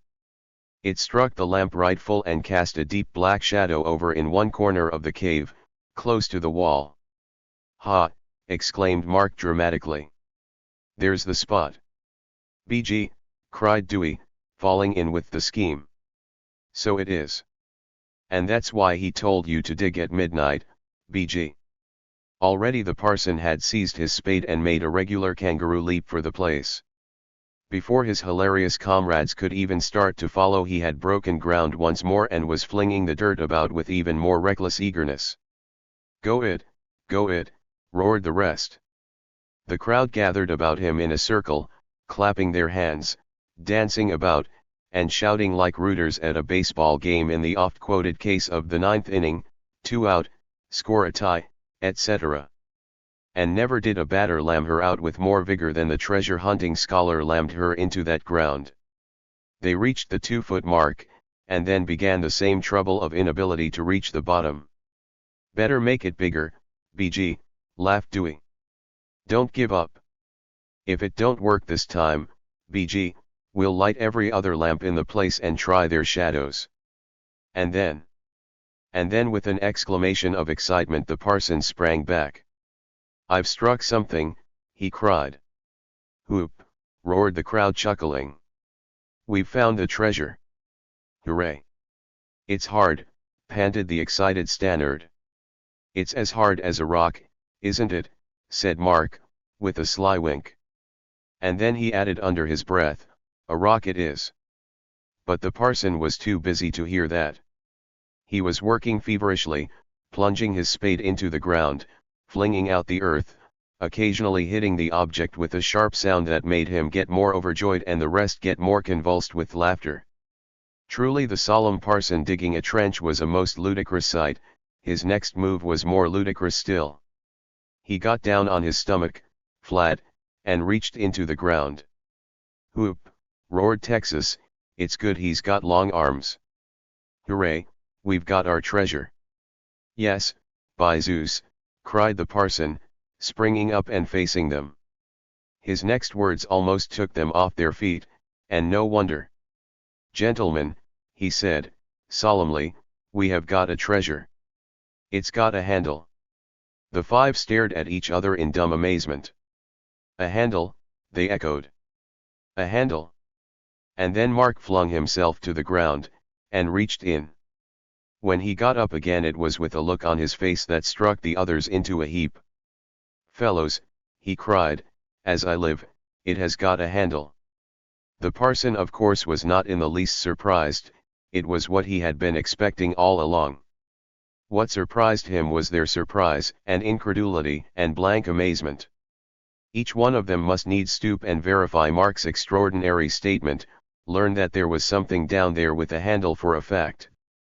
And then, as completely subdued and serious as ever were merry jokers, they took the spade from the exhausted Stannard and set to work to dig with real earnestness, and in silence.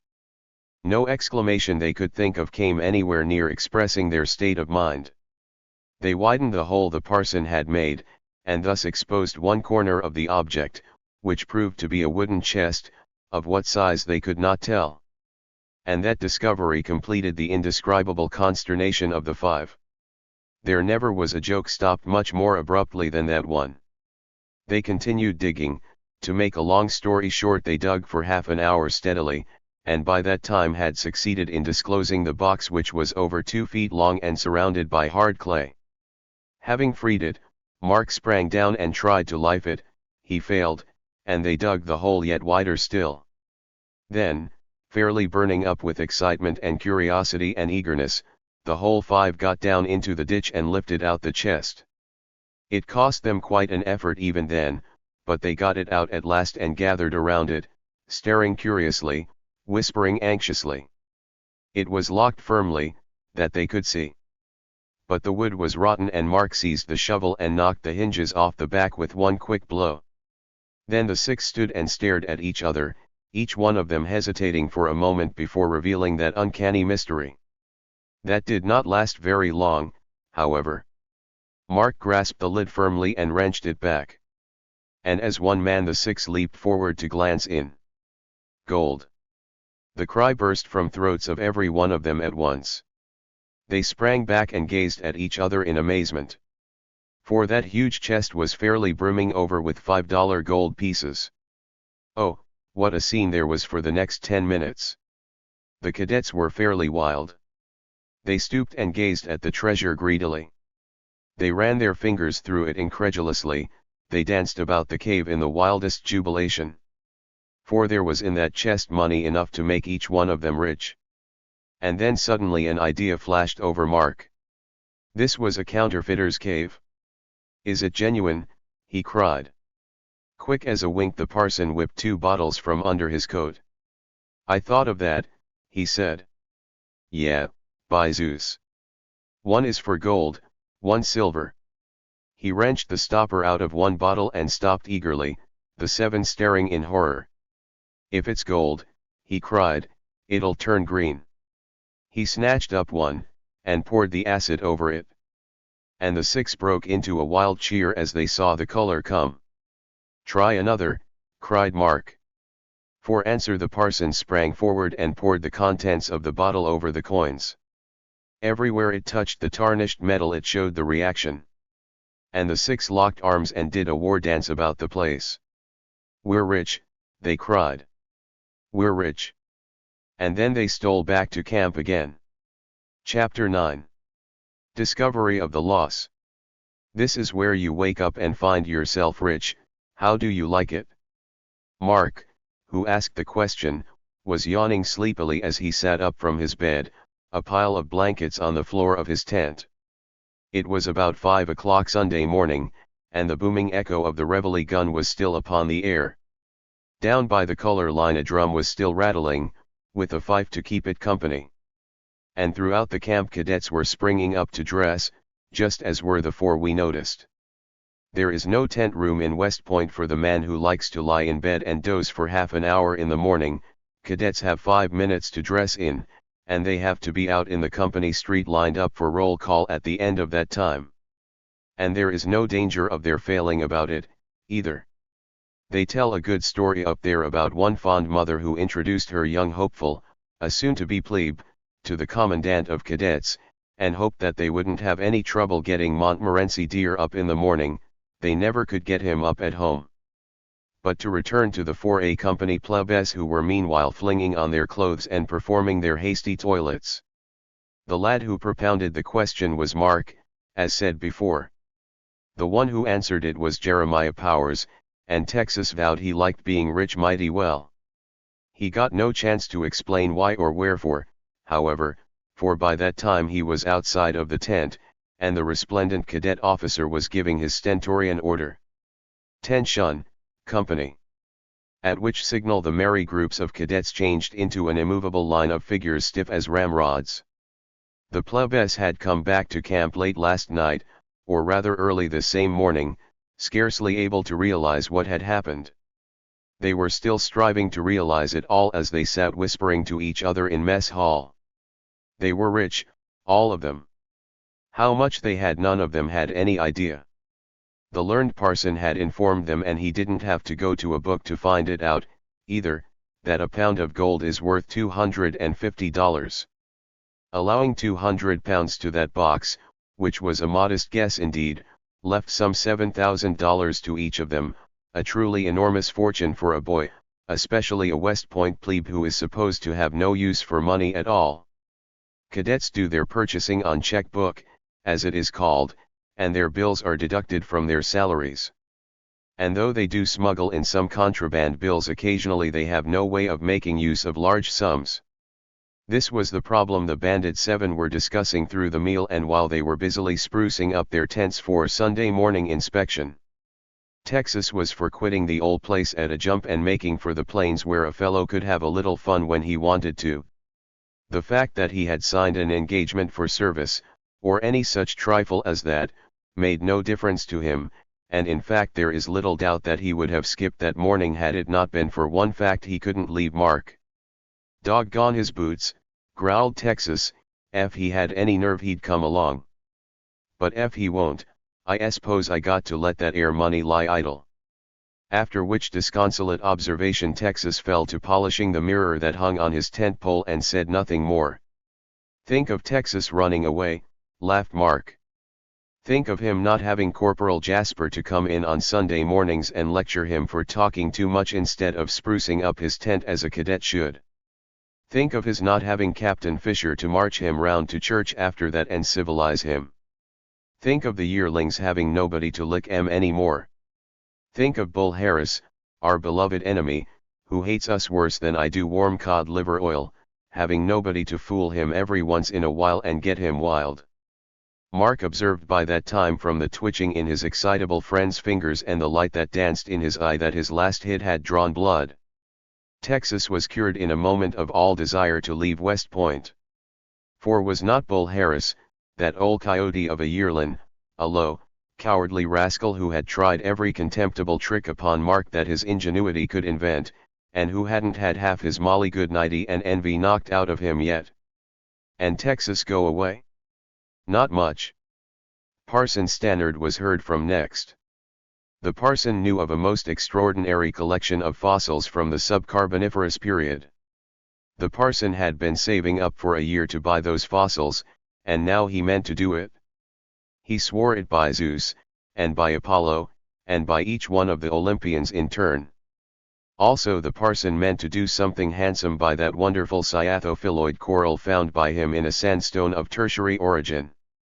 The parson thought it would be a good idea to get up a little pamphlet on that most marvelous specimen, a pamphlet treating very learnedly upon the distribution of the cyathophyloid according to previous geological investigations and the probable revolutionary and monumental effects of the new modifications thereof. The parson had an idea he'd have a high old time writing that treatise. Further discourse as to the probable uses of the treasure was cut short by the entrance of the inspecting officer, who scattered slaughter and trembling from his eye. Methusalem Z. Chilvers, the farmer, alias Sleepy, the fourth occupant of the tent, was responsible for disorder that week, and the way he caught it was here trending. He was so disgusted that as usual he vowed he was going to take his money back to Kansas and raise craps. After which the drum sounded and they all marched down to chapel. A delightful feeling of independence comes with knowing you are rich. Perhaps you have never tried it, but the seven were trying it just then. They beamed down contentedly on irate cadet corporals and unfriendly yearlings with an air of conscious superiority that seemed to say, if you only knew. Of the seven there were only two who were at all used to the sensation of being wealthy. Texas Dad, the Honorable Scrap Powers, o' Hurricane County, owned a few 100,000 head of cattle, and Chauncey, the Dude, was a millionaire from New York, but all the others were quite poor. Mark was calculating just then what a satisfaction he meant to have in sending some of that money to his widowed mother, to whom it would be a very welcome present indeed. He was thinking of that in the course of the afternoon, when church and likewise dinner had passed, leaving the plebes at leisure. And so he proposed to them that they take a walk to pass the time and incidentally bring some of that buried wealth back with them. Nothing could have suited the seven better, as it happened. They were all anxiety again to get up to that cave and hear those gold coins jingle once more. To cut the story short, they went. It was a merry party that set out through the woods that afternoon. The seven were usually merry, as we know, but they had extra causes just then. Everything was going about as well for them as things in the world could be expected to go. And besides this, Parson Stannard, who was a wellspring of fun at all times, was in one of his most solemn and therefore laughable moods at present. The thought had occurred to the parson, as his first sordid flush of delight at having wealth had passed, that after all he was in a very unscholarly condition indeed. The very idea of a man of learning being rich. Why, it was preposterous.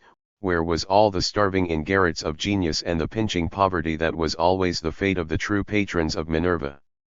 That worried the parson more than you can imagine. He felt himself a traitor to his chosen profession. And with much solemn objurgation and considerable classical circumlocution he called the seven's attention to that deplorable state of affairs. Search the records of history as he could, the parson could not find a parallel for his own unfortunate condition. And he wound up the afternoon's discussion by wishing, by Zeus, that he could be poor and happy once more.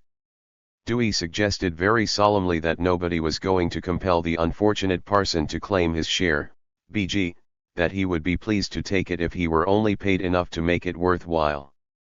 But somehow or other the parson didn't fall into that plan very readily. Perhaps he didn't think Dewey really meant it. Still chatting merrily, the seven made their way through the mile or two of woods that lay between the post and the cave. As they drew near to the opening the plebes were startled to notice that the ground at the foot of the rock was marked and torn with footprints. The seven had not done that, they knew, for they had been of all things most careful to leave not the least trace that should lead anyone to suspect the presence of their secret cavern. And consequently when they saw the state of the ground there was but one thought, a horrible thought that flashed over every one of them. Somebody had been in their cave. And during the night? Almost as one man, the seven made a dash for the entrance, scrambling up the rocks. There was never a thought of danger in the mind of any one of them, never a thought that perhaps some accomplice of the dead counterfeiters had come to get the gold, might now be inside, armed against the intruders. They had time to think of but one thing. Somebody had seen them go in last night, had seen them find the treasure. And now? Texas was the first of them to get to the entrance, for Mark was still lame with his injured arm. He flung his body through the hole, half falling to the floor on the other side. The rest heard him stumbling about and they halted, silent, every one of them, scarcely breathing for anxiety and suspense. They heard Texas strike a match. They heard him run across the floor. And a moment later came a cry that struck them almost dumb with horror. "Boys, the money's all gone." Chapter X: Discovery of the Thief. The state of mind of the seven cannot be described. A moment before they had been upon a pinnacle of success and happiness. And now it seemed that they had climbed, but that their fall might be all the more unbearable. All their ambitions and plans, all the fun they meant to have, it was too terrible to be true. It was half with a feeling of incredulity that one after another they climbed up to the opening and went in. Not one of them could quite bring himself to believe that the whole thing was not a horrible delusion, a nightmare. But when they got inside they found that it was too true. There was the deep trench that Parson Stannard had dug, there was the spade he had dug it with, the tracks of the others who had gathered anxiously about to watch him. There was even one of the bright glittering gold pieces half hidden in the dirt, a horrible mockery, as it appeared to them, for the big wooden chest that had been full to the brim with gold pieces, was gone, and the money with it. And all the hopes of the bandit seven were gone, too. At first they stood and stared, gasping, and then they gazed about the place in horror, thinking that surely they must find the chest lying somewhere else. But it was not there. They dashed around the room, hunting in every corner of the place, even in the locked cell, where the ghastly skeletons lay grinning at them as if in delight. But there was not a sign of the chest, nor of anyone who could have taken it. And then suddenly Mark noticed a footprint in the soft earth just underneath the entrance that told him the story. "They've taken it out," he cried. Feverish with disappointment and impatience, the seven scrambled out again through the hole. There on the ground was the same footprint, larger than any of theirs. It did not take half an eye to see that. There, too, was a great three-cornered dent in the ground, showing where the chest had been dropped. And there were finger marks of the hand that had scooped up the fallen coins to put them back into the chest. Texas, plainsman, and cowboy, had often told stories of how he had followed a half-washed-out trail for miles across an otherwise trackless prairie. He was on his knees now studying every mark and sign, his eyes fairly starting from his head with excitement. And suddenly he sprang to his feet as he noticed a trail a short way off, a deep, smooth rut worn in the earth. "A wheelbarrow," roared he. A wheelbarrow it was, for a fact. And the track of it lay through the woods to the river. Texas had started on a run, without saying another word, and the rest were at his heels. The men who had taken that heavy chest down that steep forest slope to the river must have had hard work. Anyone could see that as he looked at the mark of the wheel. It would run down a slippery rock and plunge deep into the soft earth at the bottom. It would run into a fallen log, or plunge through a heavy thicket. And once, plain as day, was written a story of how the chest had fallen off and the heap of scattered coins all been gathered up again. These things the plebes barely noticed in their haste. They ran almost all the way. It was perhaps 200 yards to the river, and there was a steep, shelving bank, at the bottom of which was a little pebbly beach. Down the bank the wheelbarrow had evidently been run, half falling, upsetting the box once more, and necessitating the same labor of gathering up the coins. One of them had been left in the sand. The poor plebes realized then how hopeless was their search. Deep in the sand was the mark of a boat's keel, and they knew that the work of trailing was at an end. Their treasure was gone forever, stolen during the few hours since they had left it last. "There's no use shedding any tears about it," said Mark at last, when the state of affairs had had time to be realized. "We've simply got it to bear. Somebody probably saw us leave the camp last night and followed us up here. And when they saw that treasure they just helped themselves. There is little that will make most people madder than to be told never mind when they feel they have something to be very much worried over." The seven did mind a great deal. They sat and stared at each other with looks of disgust. Even the parson wore a funereal look, and the only one who had a natural expression was Indian, the fat boy from Indianapolis. That was because Indian looked horrified and lugubrious always. They wandered disconsolately about the spot where the boat had landed for perhaps 5 minutes, gazing longingly at the trace of the boat in the sand and wishing they could see it in the water as well, before any new development came. But the development was a startling one when it came. It took no detective to read the secret, it was written plain as day to all eyes in an object that lay on the ground. Mark was the first to notice it. He saw a gleam of metal in the sand, and he thought it was one of the coins. But a moment later he saw that it was not, and he sprang forward, trembling with eagerness and sudden hope. A moment later he held up before his startled companions a handsome gold watch. They sprang forward to look at it, crying out in surprise as they did so, and a moment later he turned it quickly over. Written upon the back were 3 letters in the shape of a monogram they had seen before on clothing, worn by a yearling, and that yearling was Bull Harris. The scene that followed then precludes description. The 7 danced about on the sand, fairly howled for what was joy at one moment, anger at another. There was joy that they had found a clue, that they knew where to hunt for their treasure, and anger at that latest of the many contemptible tricks that yearling had tried. What Bull Harris had done scarcely needs to be mentioned here, at least, not to old readers of this series. He had tried every scheme that his revengeful cunning could suggest to even matters with that hated Mark Mallory. He had tried a dozen plans to get Mark expelled, a dozen to get him brutally hazed. And they had all been cowardly tricks in which the yearling took good care to run no danger. This was the last, the climax. He had stolen their treasure by night, and what was almost as bad, had he found their secret cavern.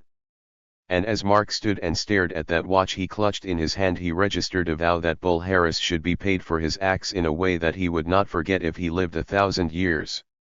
And then he turned to the others. "Come on, fellows," he said. "We can't gain anything by standing here. Let's go back and watch Bull Harris like so many cats until we find out what he's done with our money." The 7 turned and made their way through the woods once more, talking over the situation and their own course as they went. They had room for but one idea in their heads just now. They must find out where that money was and get it back, if it was the last thing they ever did in their lives. It was clear that the hiding place could not be very far away, and that Bull and his cronies must go to it again. The 7 had left the place at about 1 in the morning, and reveille came at 5, that gave but 4 hours in which Bull, who it was presumed, had watched them digging, had returned to West Point, gotten a boat and wheelbarrow and taken the treasure away. He could not have taken it a great distance in that time. Another question was, who had helped him? Probably some of his gang, Mark thought, until he chanced to remember that Bull had another ally just then. He had a cousin, a youth even less lovely than he, staying at the hotel. And then came another vague idea, perhaps he had the treasure there. Bull could surely not have it in his tent, and perhaps he had been afraid to bury it. That was but a faint hope, yet Mark decided in a moment to follow it up. He thought of a scheme. Grace Fuller was at the hotel, and also George, the Fullers' family butler. George was a merry, red-faced Irishman, who had once fired off some cannon at night for the plebs and scared West Point out of its boots. Mark determined after a moment's consultation that George was the man to investigate this clue for them. As I said, it was only a possibility, a very bare one. Mark strolled around near the hotel late in the afternoon when he returned, keeping a sharp lookout for the man just mentioned. When he saw him he whispered to him and strolled slowly away. "George," said Mark, hurriedly, when the other joined him, "do you know which is Cadet Harris's cousin, the young man who's staying in the hotel there?" "Yes, sir," said the butler. "His name's Mr. Chandler." "Why?" "I've got a secret," said Mark, briefly. "It's something important, and I want you to help me, without saying a word to anyone. Get one of the women, his chambermaid if you can, to find out if he's got a box in his room." And the butler chuckled to himself. "Bless you, sir," he said. "I can tell you that now. It's the talk of the place, among the help. One of the girls saw Mr. Harris and his cousin carrying a heavy box up to his room just before reveille this morning." And as Mark turned away again he was ready to shout aloud for joy. Chapter 11. Stealing from Thieves. "Now," said Mark, when he rejoined his companions, "We've got pretty definite information to go on with now. Mr. Chandler's got our money in his room. The question is, what are we to do next?" The plebs were sitting over in a secluded corner of Trophy Point discussing this. Texas doubled up his fists with an angry exclamation. "Get it back," growled he, with a characteristic disregard of details. "But how?" said Mark. "Of course we could have him arrested, for he knew the money was ours. But if we did, he'd tell how we skipped camp to dig it and we'd be dismissed from West Point. Then there'd be the old Nick to pay. One case where I'd be thankful I'm not in the habit of paying my debts," observed Dewey, tacking on a stray BG as usual. "As to Bull and his cousin, I say we punch their faces till they give up the money." "Punch their faces, BG. Doggone their boots," growled Texas. "That might hurt their boots," laughed Mark, "but it wouldn't do us any good. I haven't heard any feasible suggestion yet. You know possession is 9 points, and they've got that." It was Mark who finally hit upon a plan that seemed possible. It was a wild and woolly plan, too, and it took Texas with a rush. "They stole it from us," said Mark. "I don't see what better we can do than steal it back again." "You don't mean," gasped Dewey BG. "Yes, I do," laughed Mark. "And I mean this very night, too. I mean that we turn burglars and get our money out of there." And Mr. Jeremiah Powers let out a whoop just then that made the windows rattle over in that self-same hotel. Jeremiah Powers hadn't been quite so excited since the time he rode out and tried to hold up the cadet battalion. When the others assented to the plan and vowed their aid, he nearly had a fit. After that the 7 did almost nothing but glance at their watches during the fast-waning Sunday afternoon. There was no parade to pass the time.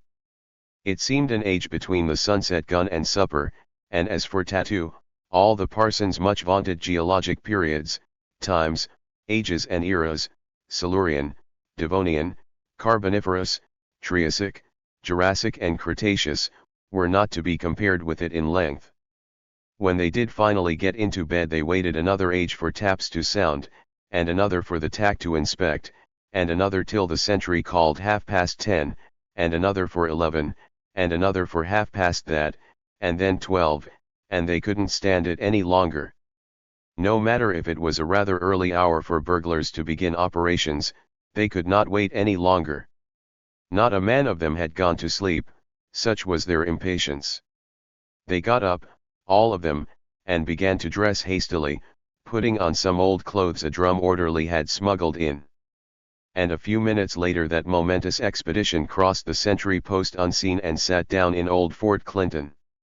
Nobody means to say for a moment that there was one of them who was not badly scared just then.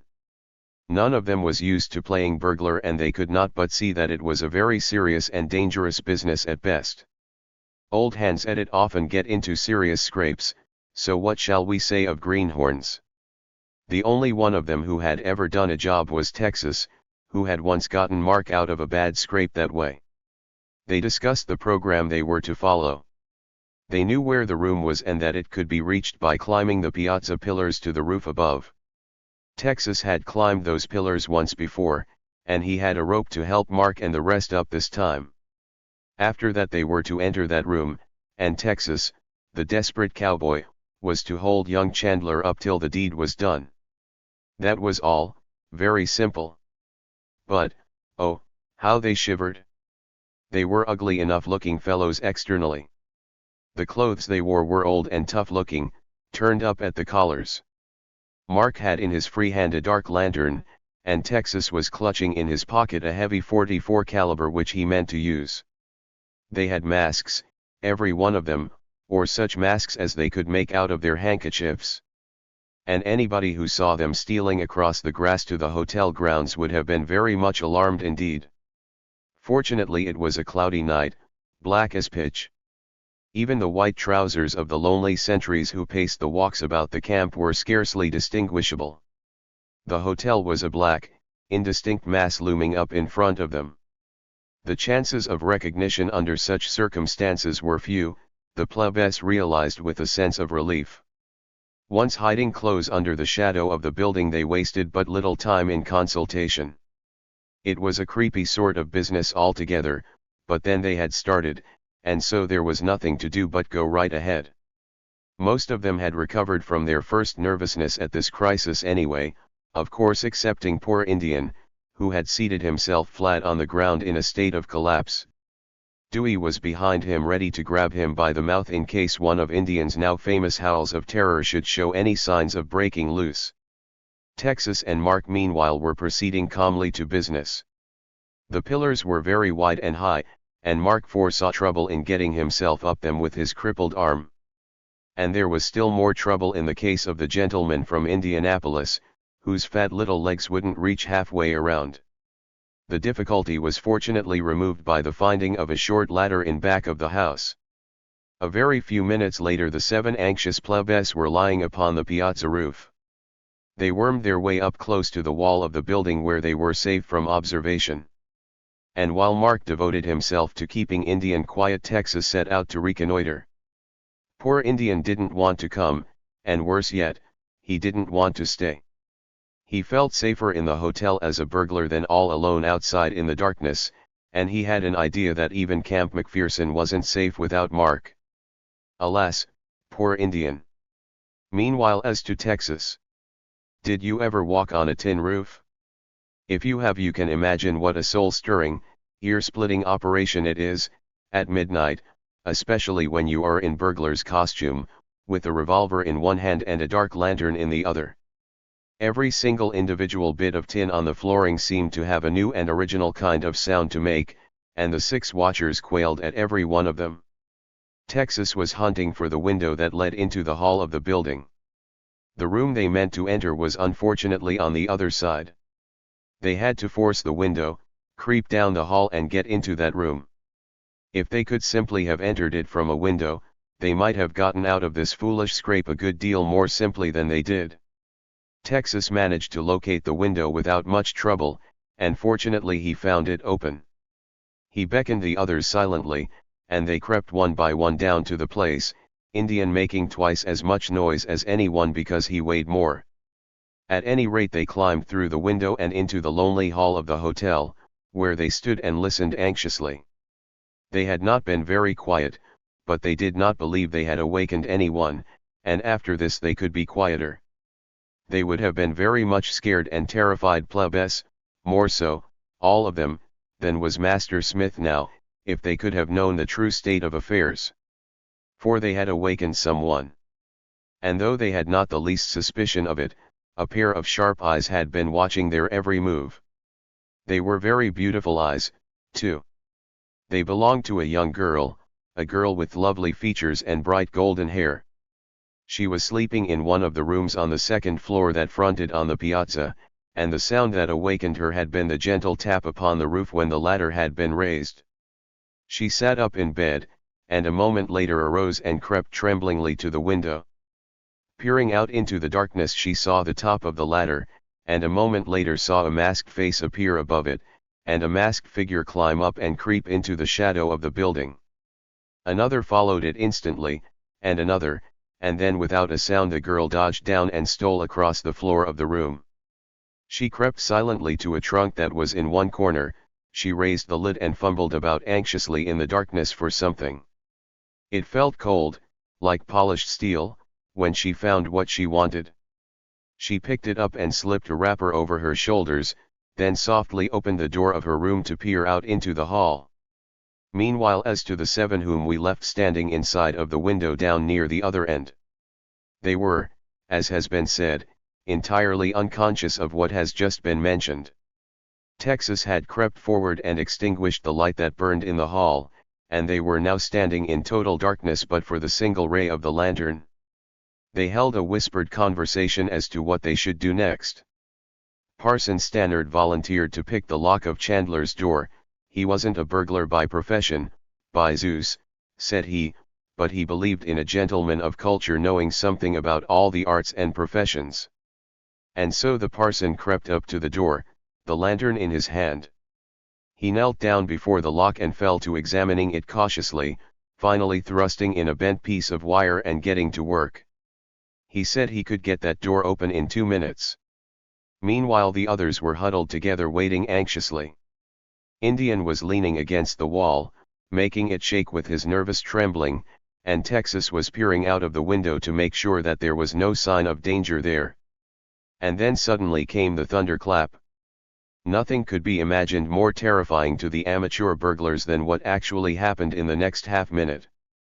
There came first the sound of a creaking door, a sound that made them start back.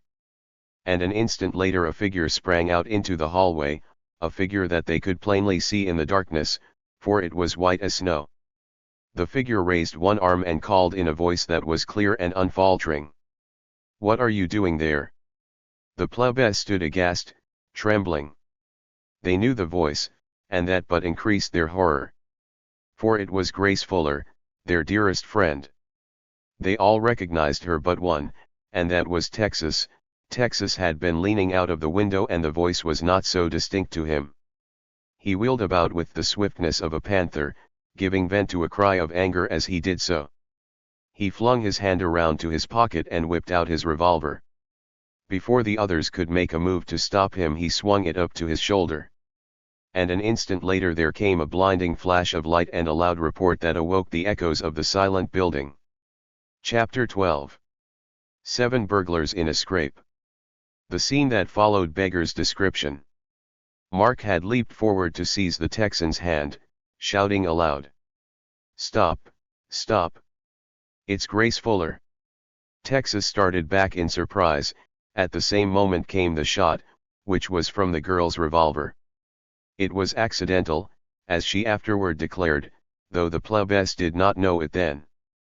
The result frightened Grace even more than it did them. The bullet buried itself in the wall, but the sound of the report was followed by a wail of agony from the terrified Indian, which echoed down the hall. And Grace heard shouts from various parts of the hotel, doors opening, people running about, and she knew that her friends were in deadly peril. A much more hopeless situation it would be hard to imagine. The girl was horrified. But her first thought was, had she wounded Indian, and she dashed wildly down the hallway to them. One glance at the huddled group of figures sufficed to answer that question. Before she could make another sound there came a bounding step upon the stairway. "We'll be discovered," cried Mark. "Quick!" He turned to the window, but a single glance outside showed him 2 figures running across the lawn. There was no hope of escape there. They were gone. An instant later Grace Fuller's clear tones rang in his ear. "Come! Come!" Like a flash she turned and dashed down the hallway to her room. Mark followed at her heels, and the rest of them, too, dragging the half-paralyzed and terrified Indian along, while the shouts and footsteps swelled louder and louder to urge them on. They were just in time. Grace Fuller had scarcely time to push the last one in and then slam the door before 3 men, one of them her father, dashed around a turn of the hall and confronted her white figure standing at the door, the revolver still in her hand. The huddled plebes inside were too alarmed to think. They heard the quick-wit girl call to the men. "Here! Hurry up! This way!" And then they heard the footsteps die away again, as the men with her at their head dashed down the hall toward the rear stairs of the building. They knew that for the time they were safe. They stood panting and breathless, listening for a moment. They heard the noise at the rear increase. It was evident that everybody was hurrying in that direction. Mark sprang to the window and looked out. He saw 3 men running toward the foot of the ladder. "There's where they went up," he heard one of them say. And then came a shout from the rear and the 3 dashed around the building in that direction, leaving the lawn clear and the place deserted. Mark turned and cried to the others. "Come! Quick! Now's our chance!" It was a desperate chance, but they took it. "One dash for the camp," whispered Texas. "Get in and hide, no matter what." They leaped out of the window and made a dash for the ladder. A second or 2 might make all the difference now. They might get a start, or again they might find a man with a revolver to stop them at the foot. It was a critical situation, and the plebes were quick as lightning, even Indian. Texas dropped to the ground, and Dewey after him. They could not wait for the others to get down the ladder.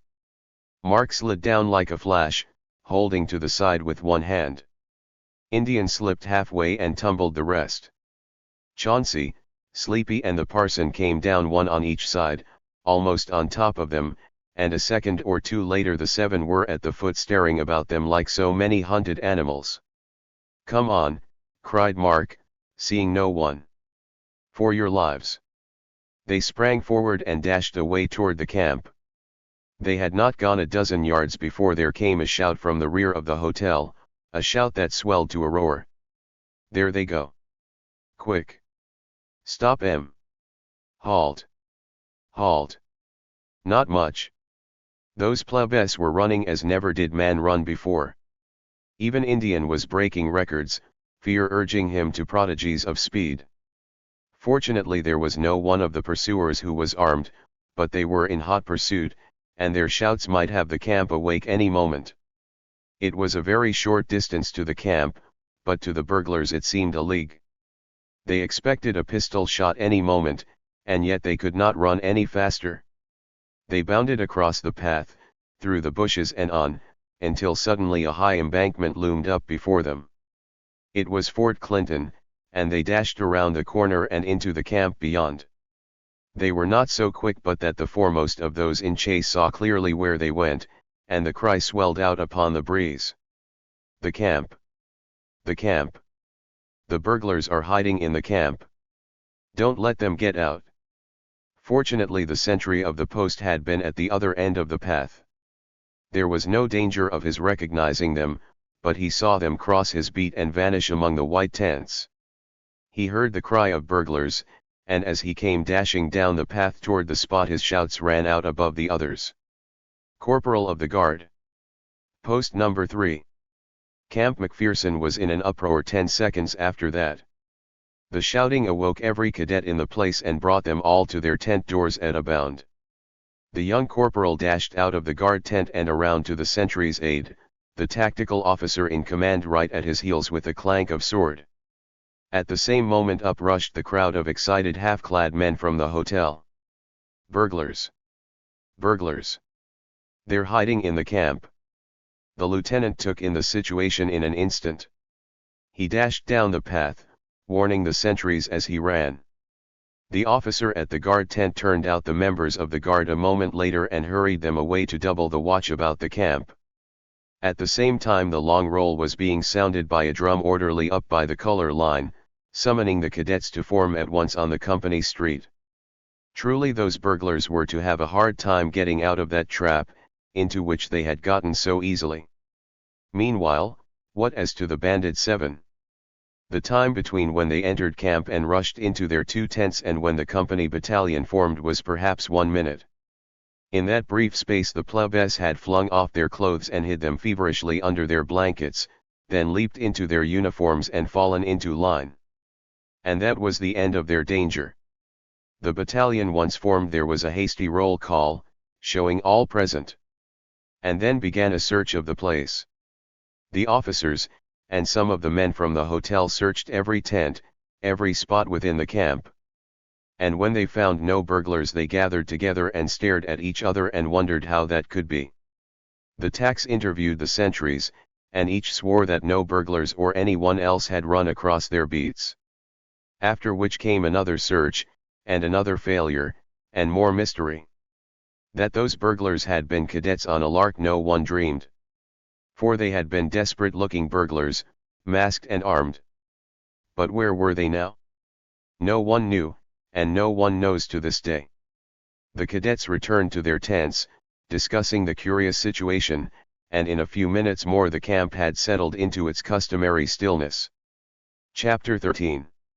Watching the treasure. Any news yet? Nothing. I guess they're waiting till night to move it. Do you suppose they knew the burglars were after it last night? No, I don't. They haven't the least idea of it, I'm sure. I heard Bull Harris talking about it this afternoon. The 7 were waiting for a summons to drill, and sitting in one of the tents of the summer encampment.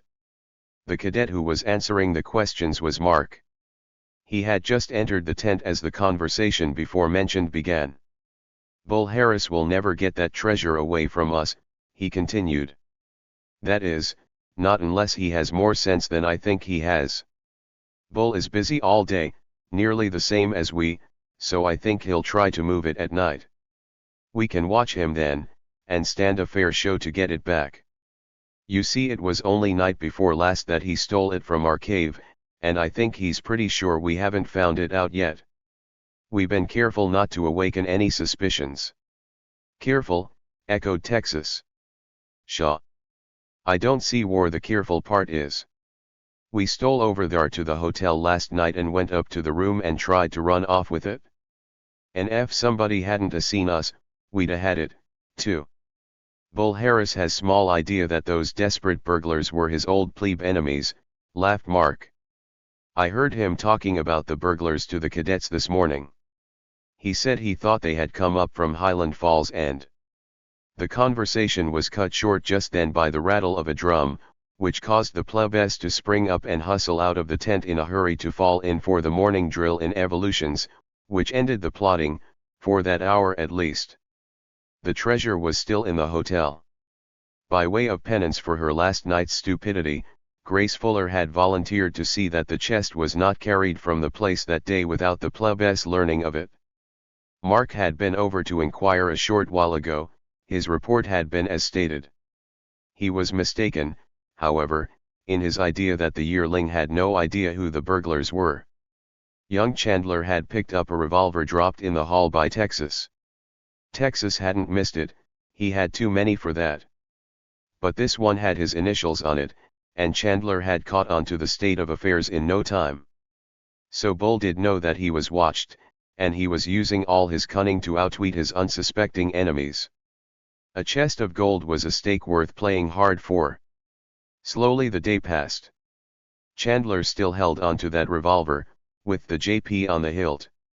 Likewise to the box of treasure in the corner of his room. And he and Bull were busily plotting a way to remove it to safety, and if possible get its real owners into trouble besides. Bull thought they might make another effort to steal it. "It would be just like the fools," said he, "and if they do, they won't get away quite so easily again." Bull had a decided advantage in the matter, as you may easily see. He was working with his eyes open. He knew the situation.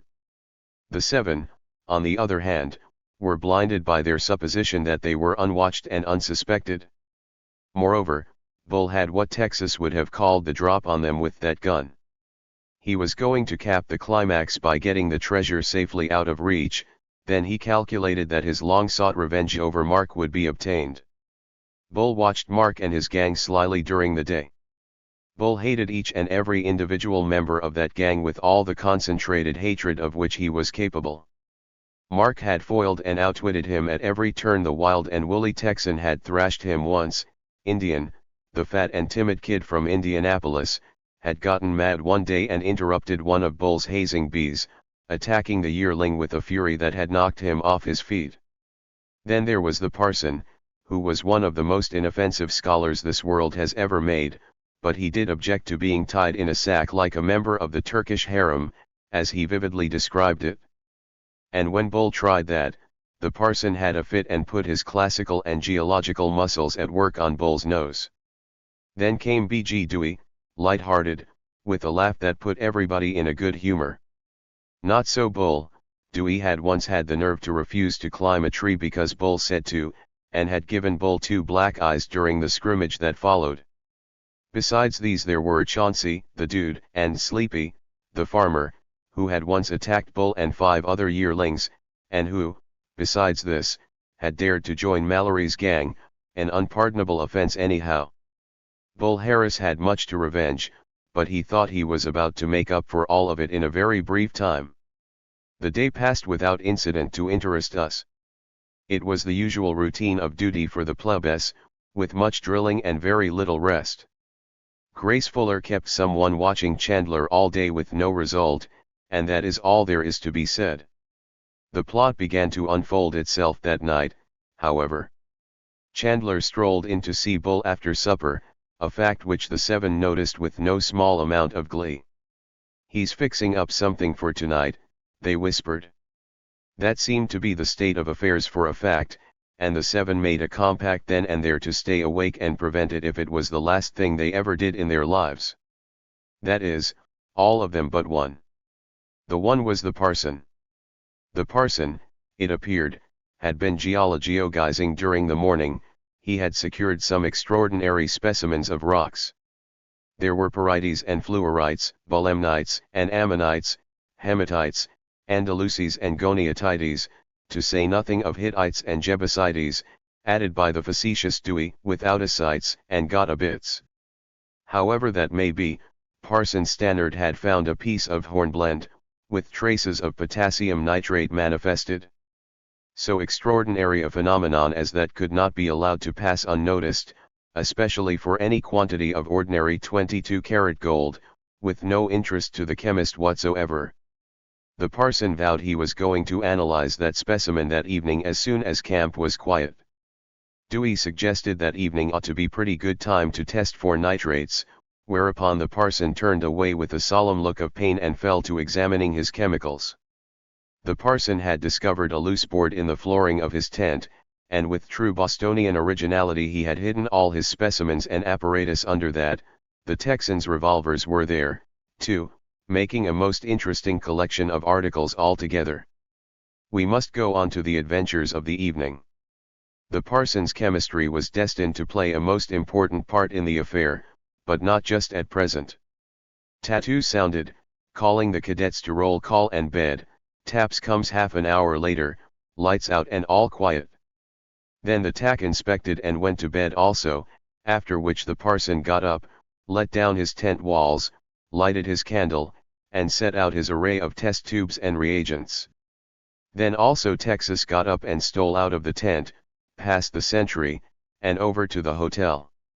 It had been agreed that the place was to be watched from the distance every moment that night. Texas had put in a claim to be first, and he was on his way to spend an hour hiding in the bushes.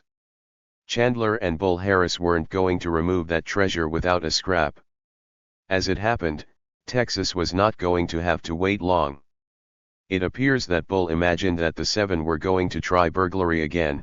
His plan to fool them was to hide the treasure early, before the people in the hotel were quiet, and so before the plebes could do anything. Then, the treasure once out of the way, Chandler might easily trap the plebes. It was quite a clever scheme indeed, and Bull was in a hurry to put it into execution.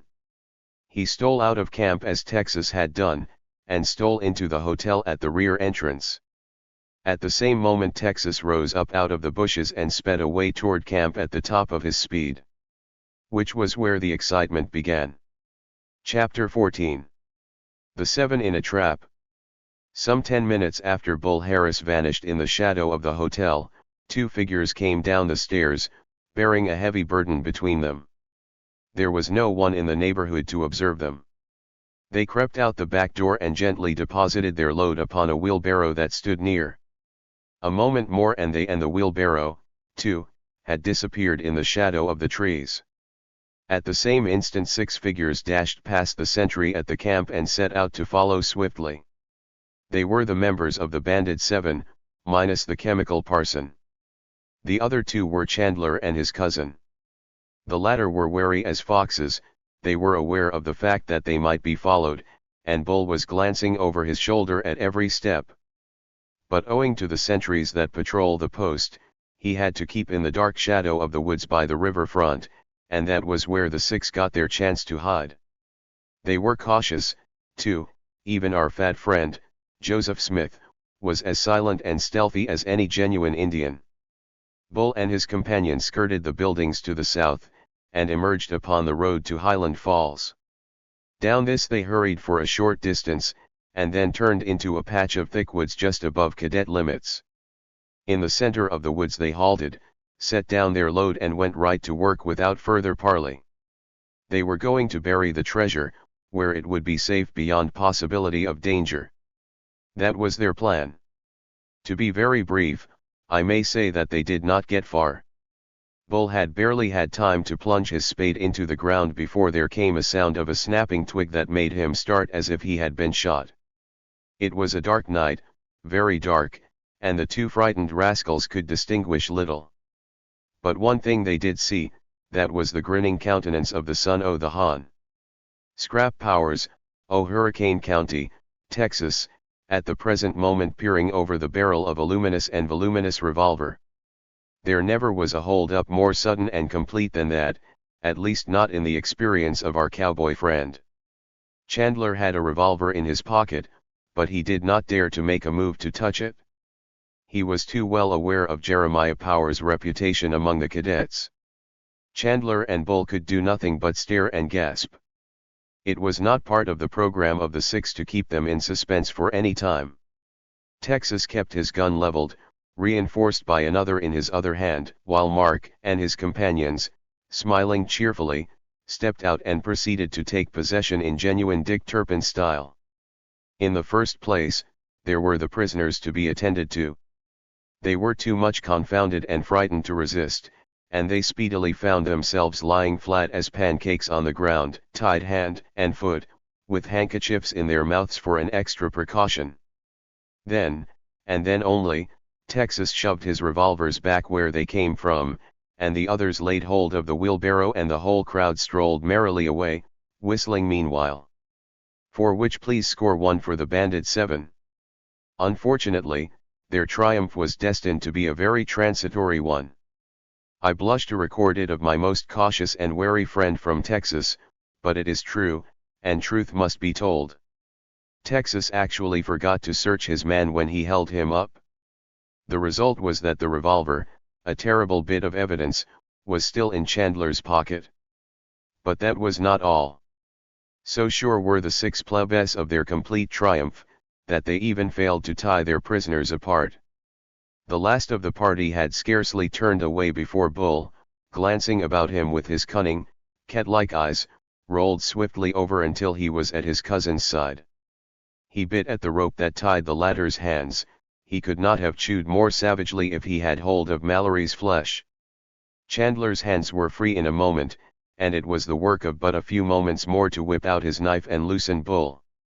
The sound of the plebes' merry laughter had not died away in the woods before the two were on the trail, creeping stealthily up behind their unsuspecting victims with their load of gold. And Chandler had the revolver in his hand now by way of a precaution. Not so very far back in the woods on the way to Highland Falls stood an old and dilapidated ice house.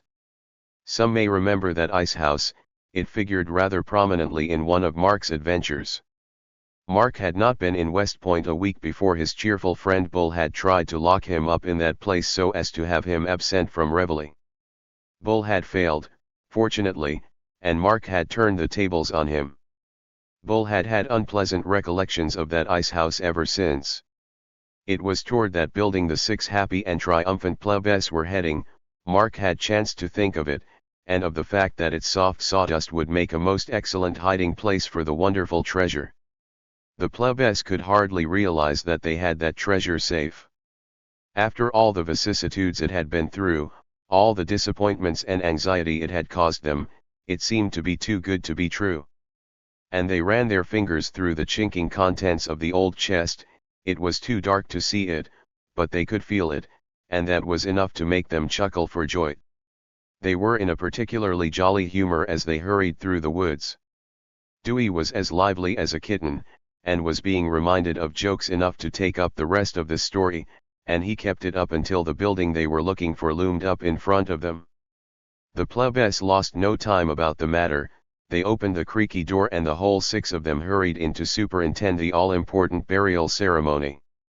Their figures had scarcely been lost in the darkness before the other two stole out of the woods and halted at the edge of the clearing.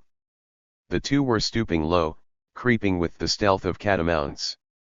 So silent were they there was not even the snap of a twig to betray them, and when they stopped they scarcely dared breathe as they listened. One of the crouching figures clutched a revolver in his hand, the other's fists were clenched until the nails dug into his flesh.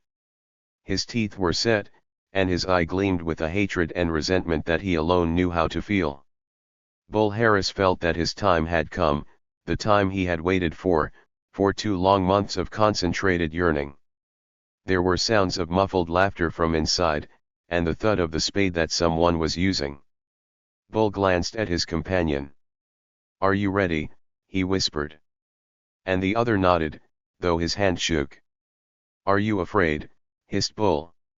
"It is a risk, for that fiend of a Texan may fight. You may have to shoot. Do you hear me?" Once more Chandler nodded, and gripped the revolver like a vice. There was not another word said. The two crouched low and stepped out of the shadow of the bushes. Silently as the shadows themselves they sped across the open space. And then suddenly Bull halted again, for the sound of murmuring voices from inside the little building grew audible as they advanced. "BG, it's a regular Captain Kidd business. I don't think Bull was a success as a kid, that is, if you spell it with 2 D's. He." "Say, Mark," interrupted another voice, "do you remember the time that old coyote tried to lock you in higher? Doggone his boots, I bet he don't try that very soon again." "I'm afraid not," laughed Mark, softly. "Bull had his chance once, but he failed to make the most of it." And at the words Bull seized his cousin convulsively by the arm and forced him back. Before the other could see what the yearling meant he had sprung forward, gasping with rage. The next instant the heavy door creaked and swung to.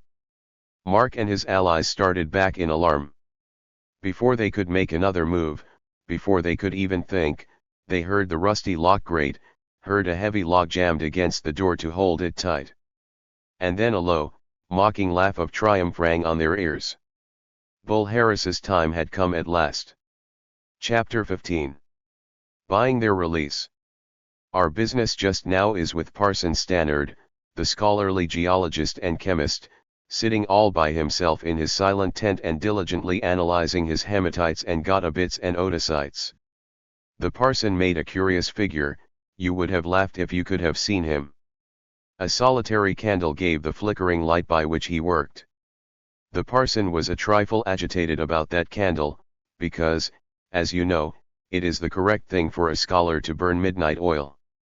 The midnight part was all right, but it took a long stretch of the imagination to convert tallow into kerosene. That kind of chemistry was too much for even the parson. However, it had to be borne. The parson was seated in tailor fashion, in spite of which posture he was managing as usual to display his sea green socks to the light.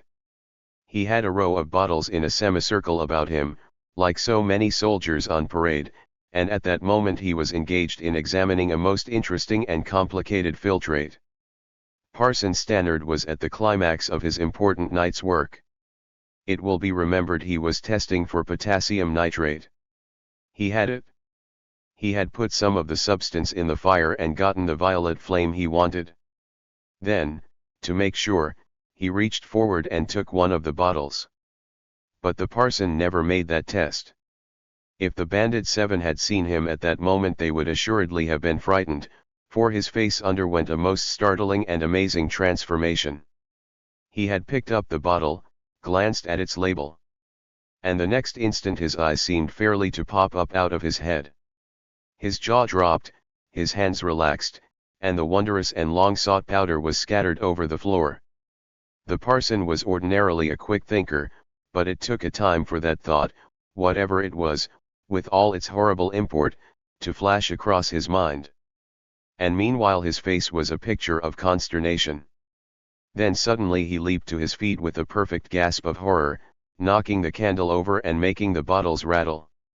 "By the thunderbolts of Jove," he cried. "By the hounds of Diana! By the distaff of Minerva!"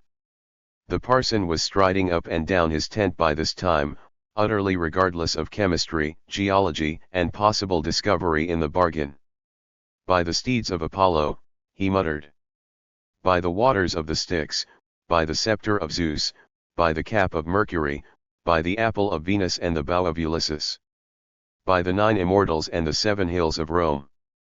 At this stage of the proceedings the agitated chemist was out in the company street, and striding away in the darkness. "By the eagle of Ganymede, by the shield of Mars, by the temple of Janus, by the trident of Neptune." During this the gentleman was speeding out of camp, causing the sentry, who thought he was crazy, so much alarmed that he forgot to challenge. By the time he recovered, the parson was gone and only an echo of his voice remained. By the forge of Vulcan, by the cave of Aeolus, by the flames of Vesta. Not to continue the catalogue, which it would be found contained all the mythology from Greek and Sanskrit to Hindustani, suffice it to say that the agitated scholar strode straight down the road to Highland Falls with all the speed that a scholar could assume without loss of dignity and breath. Also that he turned off the road at the precise place his comrades had and vanished in the woods. They said they were going to bury it in the ice house, muttered the parson. It is there I shall endeavor to intercept them and inform them of this most extraordinary conditions of affairs. Yeah, by the all-wise, high-thundering Olympian Zeus. The more excited the parson got, the more Homeric epithets it was his custom to heap upon the helpless head of his favorite divinity. He was very much excited just now.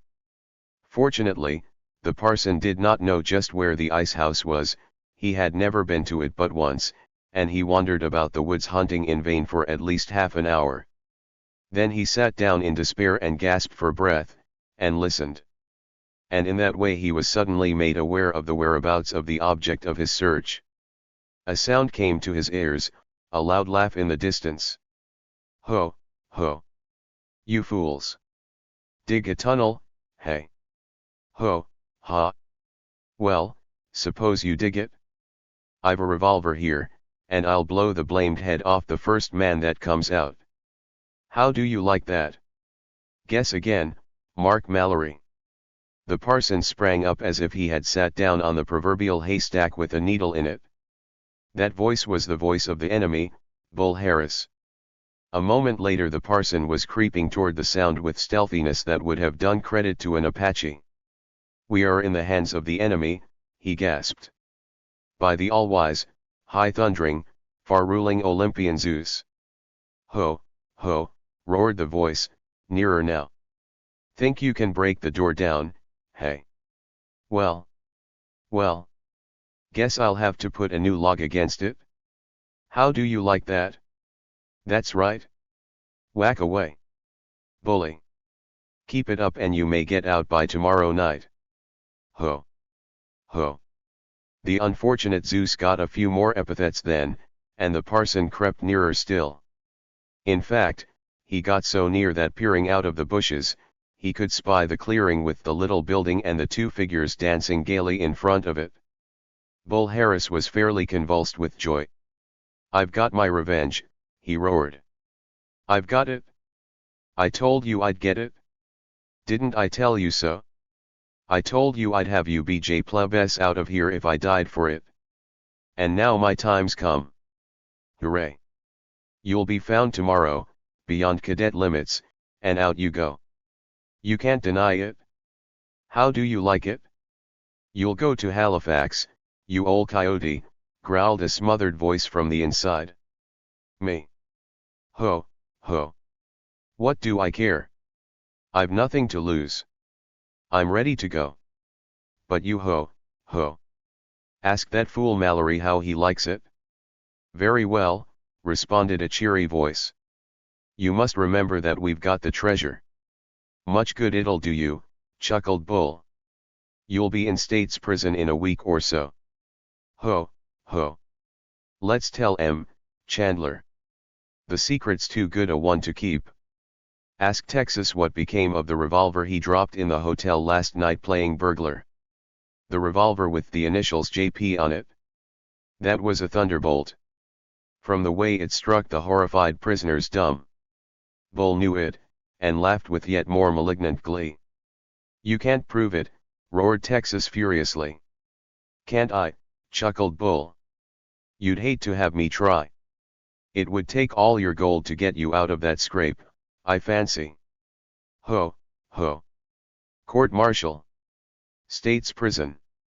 I guess I've got the best of it for once. It's the first time, growled Texas.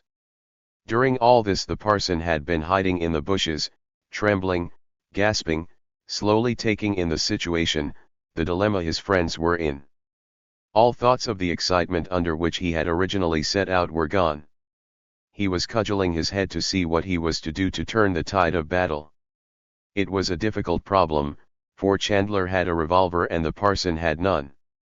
This was evidently a case where cunning and not brute force were to tell, and the parson knitted his learned brows thoughtfully. Meanwhile the conversation was going on, and taking a new turn. Bull Harris had a proposition. "I suppose you fellows are ready to acknowledge you're beaten," he sneered. "And I suppose you've got sense enough to see what a fix you're in." To tell the truth, the whole seven saw it clearly, but they were not ready to acknowledge it to Bull. "I just want to say," the latter continued, after a moment's pause, "that there's a way for you fools to get out of this. If you don't choose to do it, you may as well make up your minds to stay all night." "I suppose," responded Mark, laughing at this introduction to a very obvious offer. "I suppose you think we're going to let you get hold of our treasure. I suppose you think we'll purchase our freedom with that." "That's what I do," said Bull, "else you stay." "We'll stay," laughed Mark, coolly. "And you can go to blazes." This proposition was not lost upon the parson, lying in the bushes outside. The parson had drunk in every word of it, and for some reason began to gasp and wriggle with suppressed excitement as he realized the meaning of the offer. As Mark spoke the last time, the parson slid back into the woods and stole softly around to the rear of the little building. A few moments later, Mark, to his astonishment, heard a faint whisper in one of the crevices at the back. "Say, Mark." That voice Mark would have known had he heard it in China. He ran to the spot and there was a minute's quick conversation. At the end of it the parson turned and crept away again, unseen by the two in front. Perhaps 5 minutes later Bull Harris, who was still crowing merrily, was electrified to learn that the plebs had reconsidered their first defiance that the gold was his. "I guess we'll have to give it up," said Mark, briefly. "You've got us, and that's all that there is to it." "Do you mean," cried Bull, unable to hide his joy, "that if we let you out and give you the revolver you are willing to give up the treasure altogether?" "Yes," said Mark. "We are." "But how am I trust you?" demanded Bull. "If I open the door, how do I know you won't?" "I've said I want," interrupted Mark, with angry emphasis. "You know me, I guess." It was a funny thing. Bull himself would have lied all day without his conscience troubling him. But somehow or other he was sure that Mark wouldn't. In spite of his cousin's protestations, he stepped forward, removed the barricades and turned the key. The 6 plebs came out, looking sheepish enough. Texas received his lost revolver meekly, though he felt like braining Bull with it. A minute later the 6 hurried off into the woods, leaving Bull and his cousin to gloat for hours over the chest of gold they left inside. Truly, it was a triumph for Bull. Chapter 16. Bull Harris reaps his reward. It was the evening of the following day, and the scene was Highland Falls. It was about 12 o'clock at night, to be more exact as to time. As to place, the scene was a low tavern on the roadside. This hour was long after the time that cadets are supposed to be in their tents asleep, but as we have seen, cadets do not always do as they are supposed to. It is safe to say that in spite of all the talk about the severity of West Point discipline, if the commandant of cadets should take it into his head to wander through Camp McPherson every night for a week running, he would find some things to surprise him. He might not find any geological chemists hard at work, but he might find a small game of some sort going on the sly, and he'd be sure to find a surreptitious banquet or two. He might also see occasional parties steal past an obliging sentry who was looking the other way. It is probable, however, that none of this would surprise him very much, for he did it all himself in his day. There are always bolder and more reckless spirits who are ever ready for such a lark, enjoying it in proportion to the risk they run. There are always some among these who think it manly to drink and smoke, and frequent low places. It is upon one of these latter assemblages that we are about to look in. We must not mind a rather unpleasant odor of bad tobacco, or a still more unpleasant odor of bad liquor. It is quite needless to say that one of the crowd was Bull Harris. It would be hard to find a crowd of cadets amusing themselves as these were without Bull among them. This tavern was the regular resort of him and his gang on occasions when they visited Highland Falls. It has not been mentioned before, because the less said about such places the better. Bull liked this place for many reasons. It was quiet, and there was nobody to disturb them. Then, too, the proprietor, a fat Irishman, known as Jake, was a man who told no secrets and minded his own business, thus keeping an ideal place for a crowd of young gentlemen to come for a lark. Bull was there tonight, and what was more important, he was acting as host. Bull was blowing off his friends. There was first, his cousin Chandler, whom we know, then there was Gus Murray, who needs but little introduction. As an ally and worshipper of Bull and a malignant enemy of Mark Mallory's, Gus Murray yielded to no one, with the possible exception of Mary Vance, the shallow and sour-faced youth on his right. The cause of Mary's pessimistic complexion we once guessed to be indigestion, inasmuch as he was just then pouring down his third dose of bad brandy. A revision of the surmise will be allowed. To complete the party, there was one more, a very small one, our young friend, Baby Edwards, a sweet-tempered little sneak who had not even manliness enough to be vicious. When we peered in, the party was in full swing. Baby Edwards had half gone to sleep, having drunk 2 glasses of beer. Bull had just completed for the third time a graphic description of how that Mallory had been duped, a story which was a never-failing source of interest and hilarity to the rest, who were whacking their glasses on the table and cheering merrily, in fact, so merrily that the cautious proprietor was forced to come to the door and protest. "How much did you say it was worth?" demanded Vance, after the man had gone away again. $50,000, chuckled Bull. 50,000 if a cent. Fill 'em up, boys. Chandler and I calculated it weighed 200 pounds. Whoop. Mary's eyes glistened feverishly as he listened, whether from brandy or from what he heard it would be hard to say. "Whereabouts is it now?" demanded he. "Are you sure Mallory can't get it?" "Dead sure," laughed Bull. "Do you suppose I'd be fool enough to let Mallory sneak up behind me twice? Not much. It's safe." "Whereabouts?" "Oh, it's buried up here in the woods a piece," said the other, cautiously. "It's where we can get it any time we want to." "Oh, say, but it's fine to know you're rich, no trouble about paying any confounded bills. And that Irish villain Jake can't kick because we drink more than we can pay for." Whoop. "Help yourselves." The others were helping themselves for all they were worth. It seldom happened to that crowd to get a chance such as this, and cadet duties might go to blazes in the meantime. They were singing and shouting and fast getting themselves into a very delightful state, indeed, keenly enjoying themselves every minute of the time, so they thought. Fun like that can't last very long, however. Baby Edwards went to sleep as I said. It is to be hoped he dreamed of better things. Mary Vance got quiet and stupid also, while Gus Murray waxed cross and ugly. So pretty soon Bull concluded it was time to go home.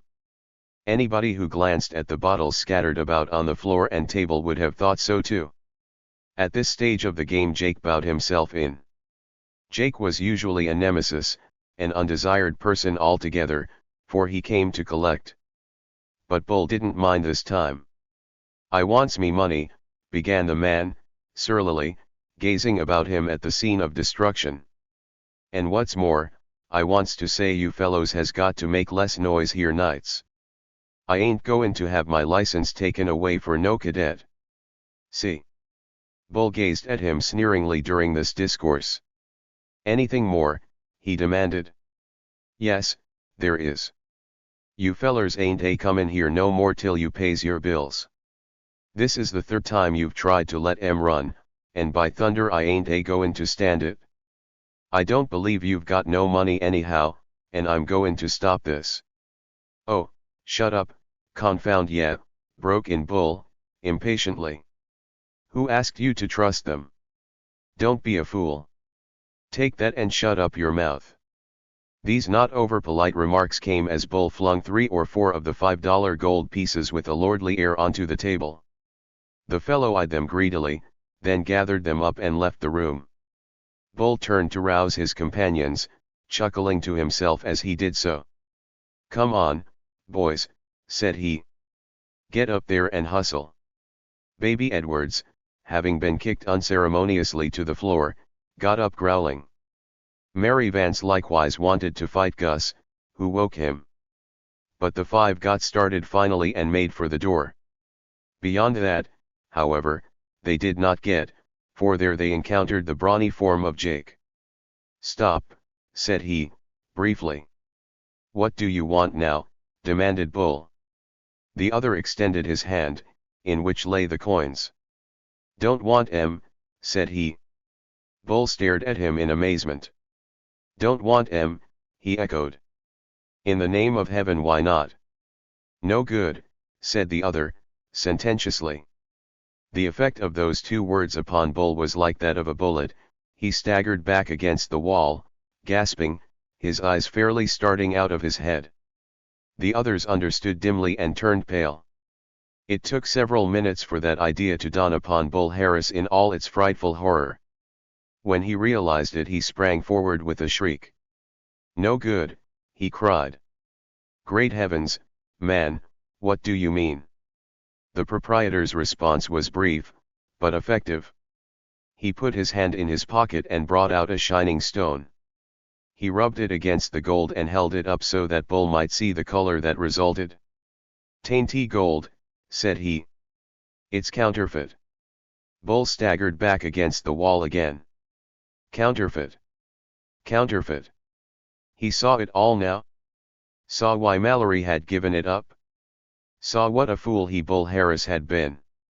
Saw that he had let them out of the trap, given them the weapon, the only proof. Let them go in safety, leaving him a chest full of brass. It made Bull sick to think of it. Oh, surely it could not be true. Another thought flashed over him then. Why had Mallory fought so for it, why been so reluctant to give it up? No, it must be genuine. It must be a mistake. Perhaps those few were bad, but all the coins could not be. Trembling with dread, Bull sprang forward, wrenched the stone from the hand of the astonished Jake, burst out of the place, and sped away up the road. The man was at his heels at this effort to dodge him without paying. Behind him rushed the other four, frightened and sobered by this terrible blow. But Bull's anxiety lent speed to him and he easily outdistanced the crowd. When they came upon him again they found him in the woods on his knees, digging savagely in the ground with his fingers.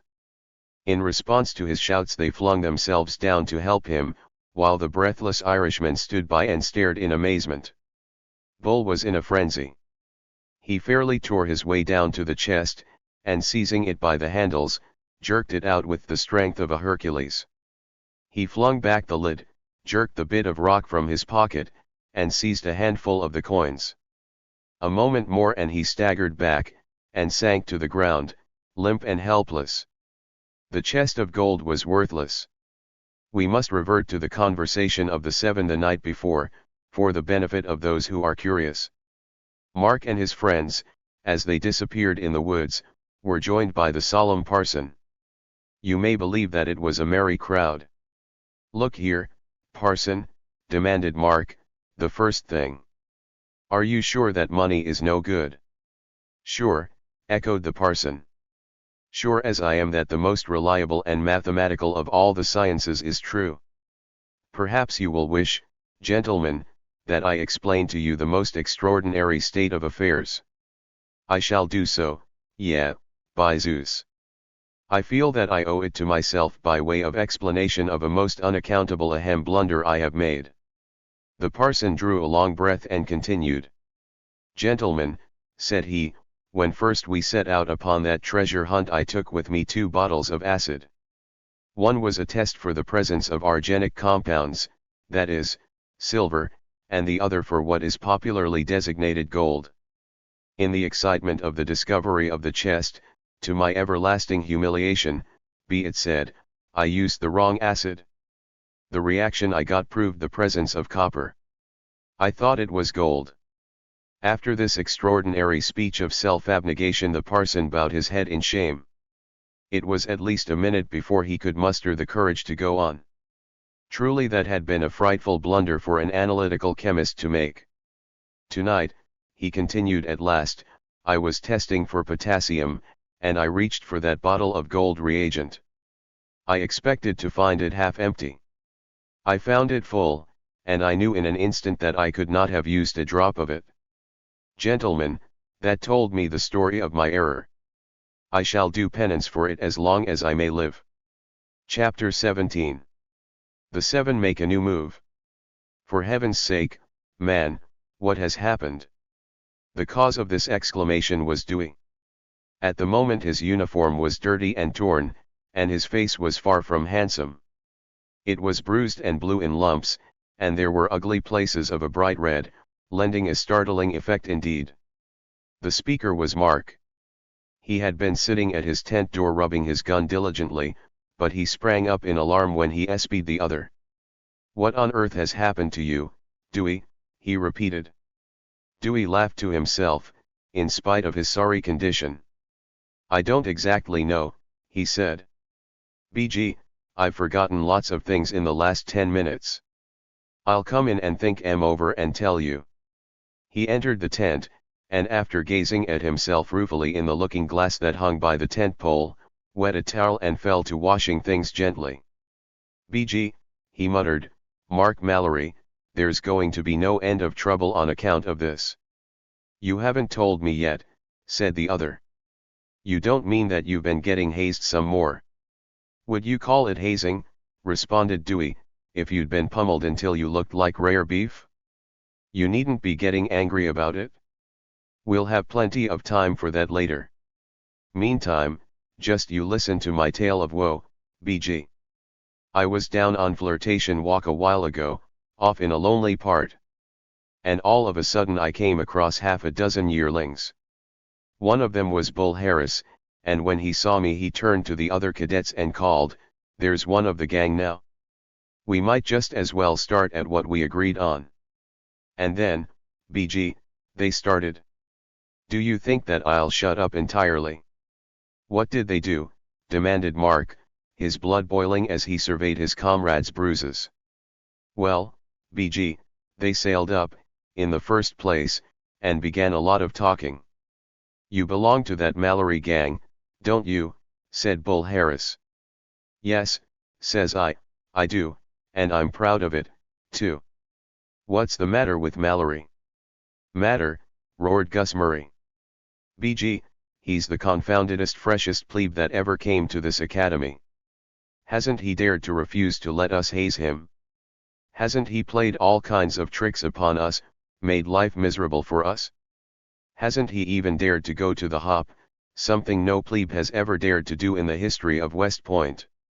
Seeing that you're asking the question, BG, I said, I don't mind telling you by way of answer that he has, and also that he's outwitted you and licked you at every turn.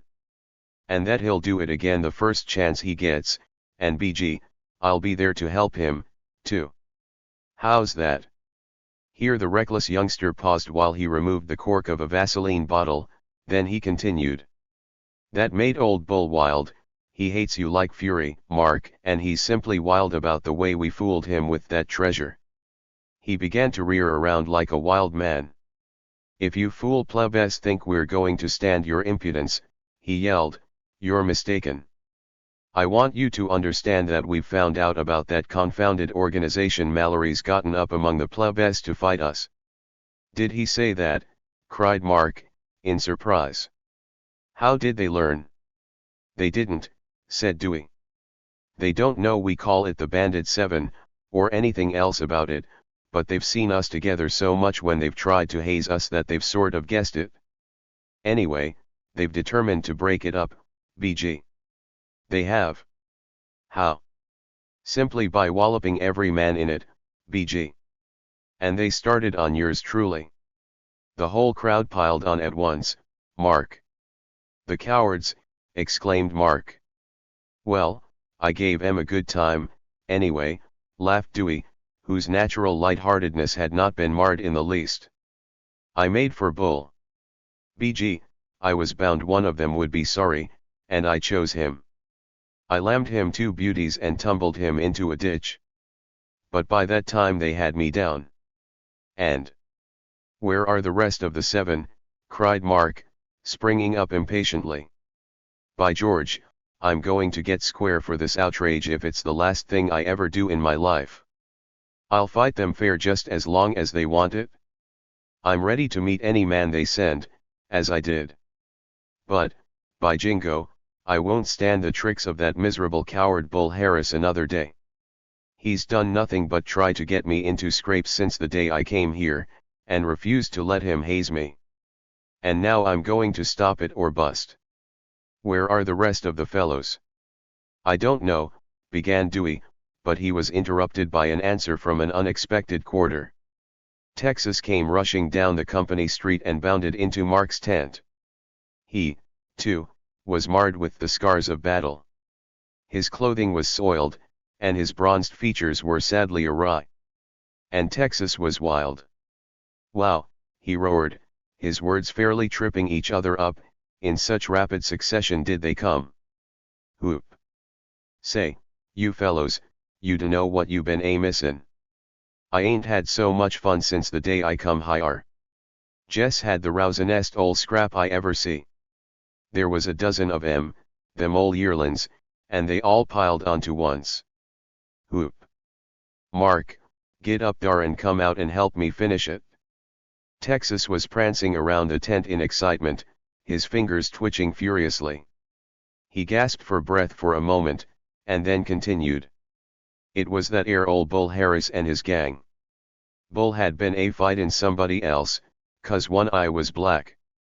Bully, BG, put in Dewey. And he was mad's a hornet. Look-a-yer, says he, you roarin' ol' hyena of a cowboy, I want you to understand that you and that 'ere scoundrel Mallory Mark, I never gave him a chance for another word, Jess piled right in. And then all the rest of 'em lit onto me and there was the wust mess I ever heard tell of. Angry though Mark was, he could not help being amused at the hilarity of his bloodthirsty friend and fellow warrior, who was still dancing excitedly about the tent. Who won? Inquired Mark. I dunno, said Texas. I never had a chance to find out. First they jumped on me and smothered me, and then I got out and jumped on them, only there was so many I couldn't sit on 'em all to once, and so I had to get up in. Oh, say, 'twas great. I wish some o' the boys could have been there to see that 'ere rumpus. And I ain't through yet, either. I may go in to lambast them 'ere yearlins, what d'ye say, Mark? Texas gazed at his friend inquiringly, and Mark gripped him by the hand. I'll help you, he said. I'm going to settle that crowd for once and for all if I have to put them in hospital. And now let's go out and hunt for the rest of the 7 and see what's happened to them. Mark's patience was about exhausted, he had stood much from Bull Harris, but as he left that tent and strode out of camp with the other 2 at his side, there was a set look about his mouth and a gleam in his eyes that meant business. He had scarcely crossed the color line that marked the western edge of the camp before he caught sight of one more of the 7. And Mark had seen him but an instant before the thought flashed over him that this one had been through just the same experience as Texas and BG Dewey. The new arrival was Parson Stannard. His face was not scarred, but it was red with anger, and his collar was wilted by excitement which betrayed itself even in his hasty stride as he walked. Yeah, by Zeus, he cried, as soon as he reached his friends. Gentlemen, I have tidings. The enemy is risen. Even now he is hot upon our trail. My spirit burns within me like that of Paul Revere, the messenger of liberty, riding forth from good old Boston town. Boston, cradle of liberty, father of. The parson's news was exciting, but even then he could not withstand the temptation to deliver a discourse upon the merits of his native town. Mark had to set him straight again. Has Bull been after you, too? He asked. Yeah, said the parson. He has, and that, too, with exceeding great vehemence. Truly the persistency of the yearling is surprising, like the giant Antaeus of yore, he springeth up afresh for the battle, when one thinks he is subdued at last. Gentlemen, they attacked me absolutely without provocation. I swear it by the undying flame of Vesta. I was peregrinating peacefully when I met them.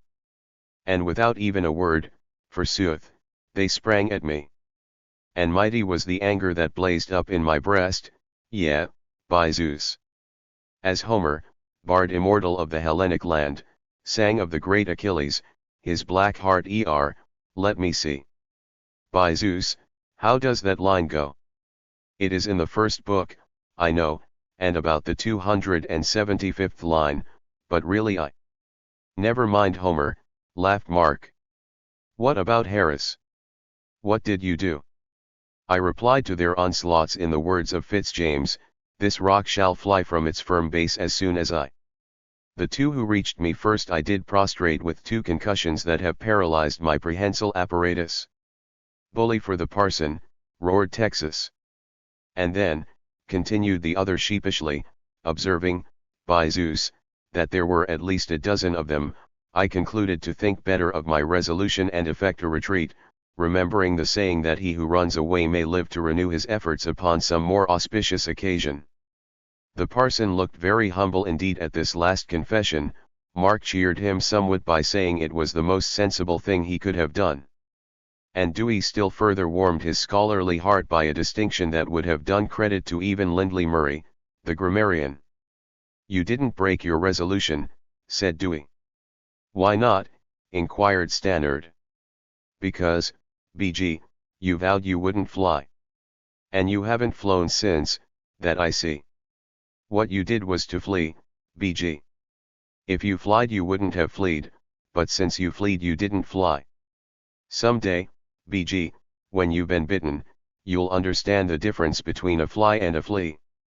You'll find that a flea can fly a great deal faster than a fly can flee, B.G., and that. Somebody jumped on Dewey and smothered him again just then, but it wasn't a yearling. He bobbed up serenely a minute later, to find that the parson's grammatical old ribs had been tickled by the distinction so carefully made. People are very grammatical in Boston, aren't they, parson? Inquired Dewey. Reminds me of a story I once heard, B.G. You fellows needn't groan so, because this is the first story I've told today. Fellow popped the question to his best girl. She said, no, B.G. Say it again, says he. No, says she. Thanks, says he. 2 negatives make an affirmative. You promised. Where shall we go for our honeymoon? B.G., parson, there's a way for you to fool your best girl. She's sure to say no, and I don't blame her either. The lively Dewey subsided for a moment after that. But he couldn't keep quiet very long, especially since no one took up the conversation. Speaking of oranges, said he, reminds me of a story I once heard, B.G.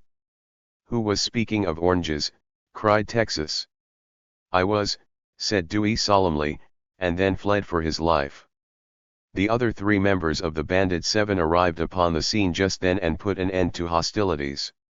Chauncey, Sleepy, and Indian had not had the luck to meet with the yearlings yet, and they listened in amazement and indignation while Mark told the story of Bull Harris and his latest tactics.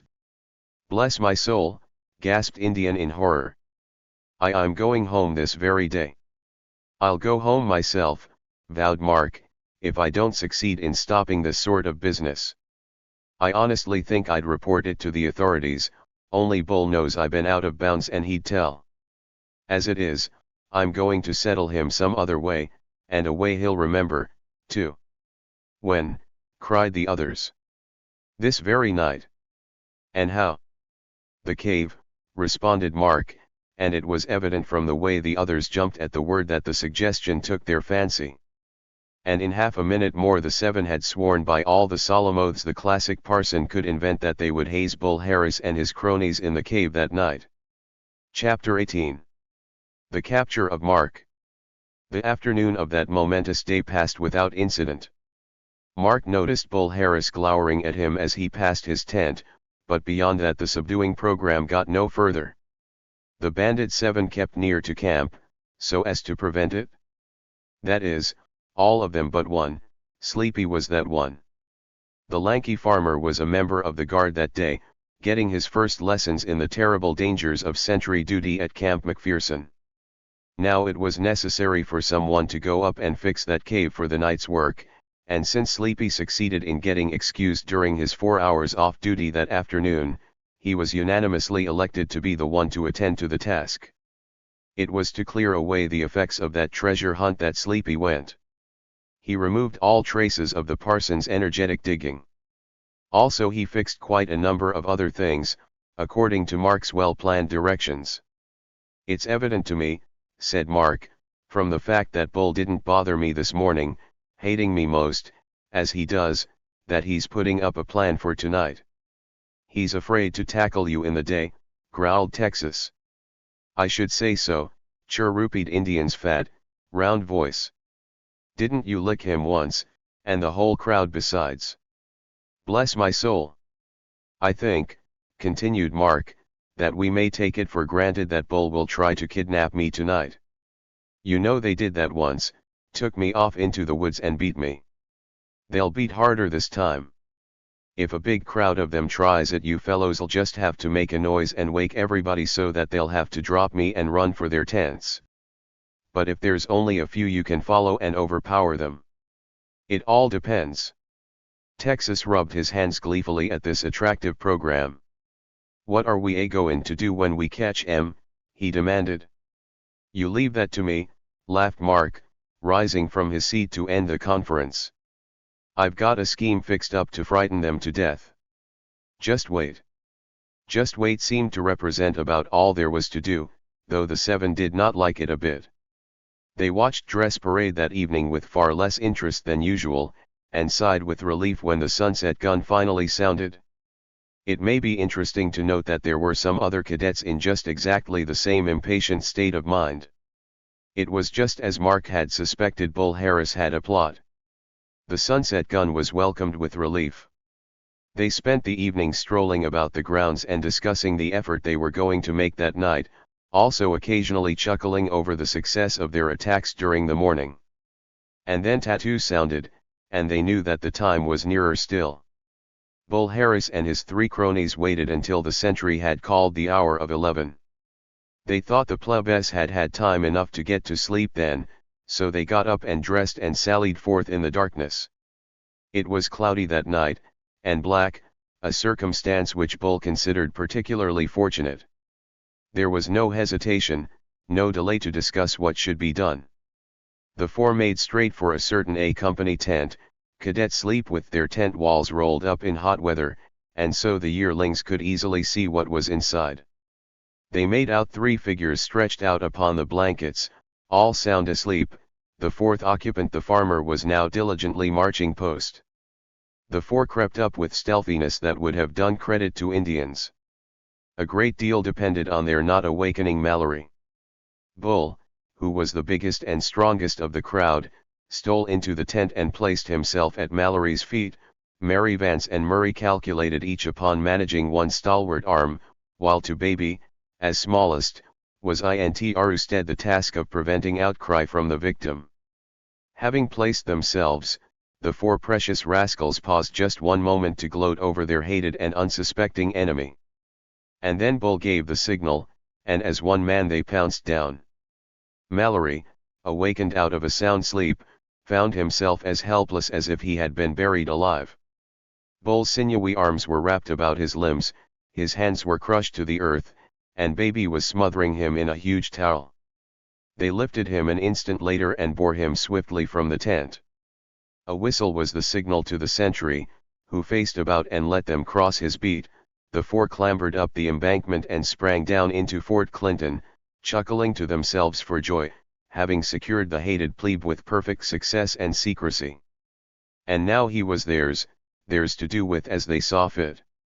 And how they did mean to soak him. All this, of course, was Bull's view of the matter. But there were some things, just a few, that cunning young gentleman did not know of. The reader will remember that the yearlings had tried that trick on Mark just once before. Ever since then Mark's tent was protected by a very simple but effective burglar alarm. There was a thread tied about his foot. That thread the yearlings had not noticed. It broke when they carried off their victim, but it broke because it had tightened about the wrist of Texas, who sat up in alarm an instant later, just in time to observe the four disappearing in the darkness. By the time they had crossed the sentry beat, the rest of the banded seven were up and dressing gleefully. After that the result was never in doubt for a moment. The five all crossed the sentry's post without trouble, because they had heard the signal the yearlings gave. And a moment later the triumphant kidnappers, who were off in a lonely corner of the deserted fort binding up their prisoner as if he were a mummy, were horrified to find themselves confronted by five stalwart plebes. Bull and his gang were helpless.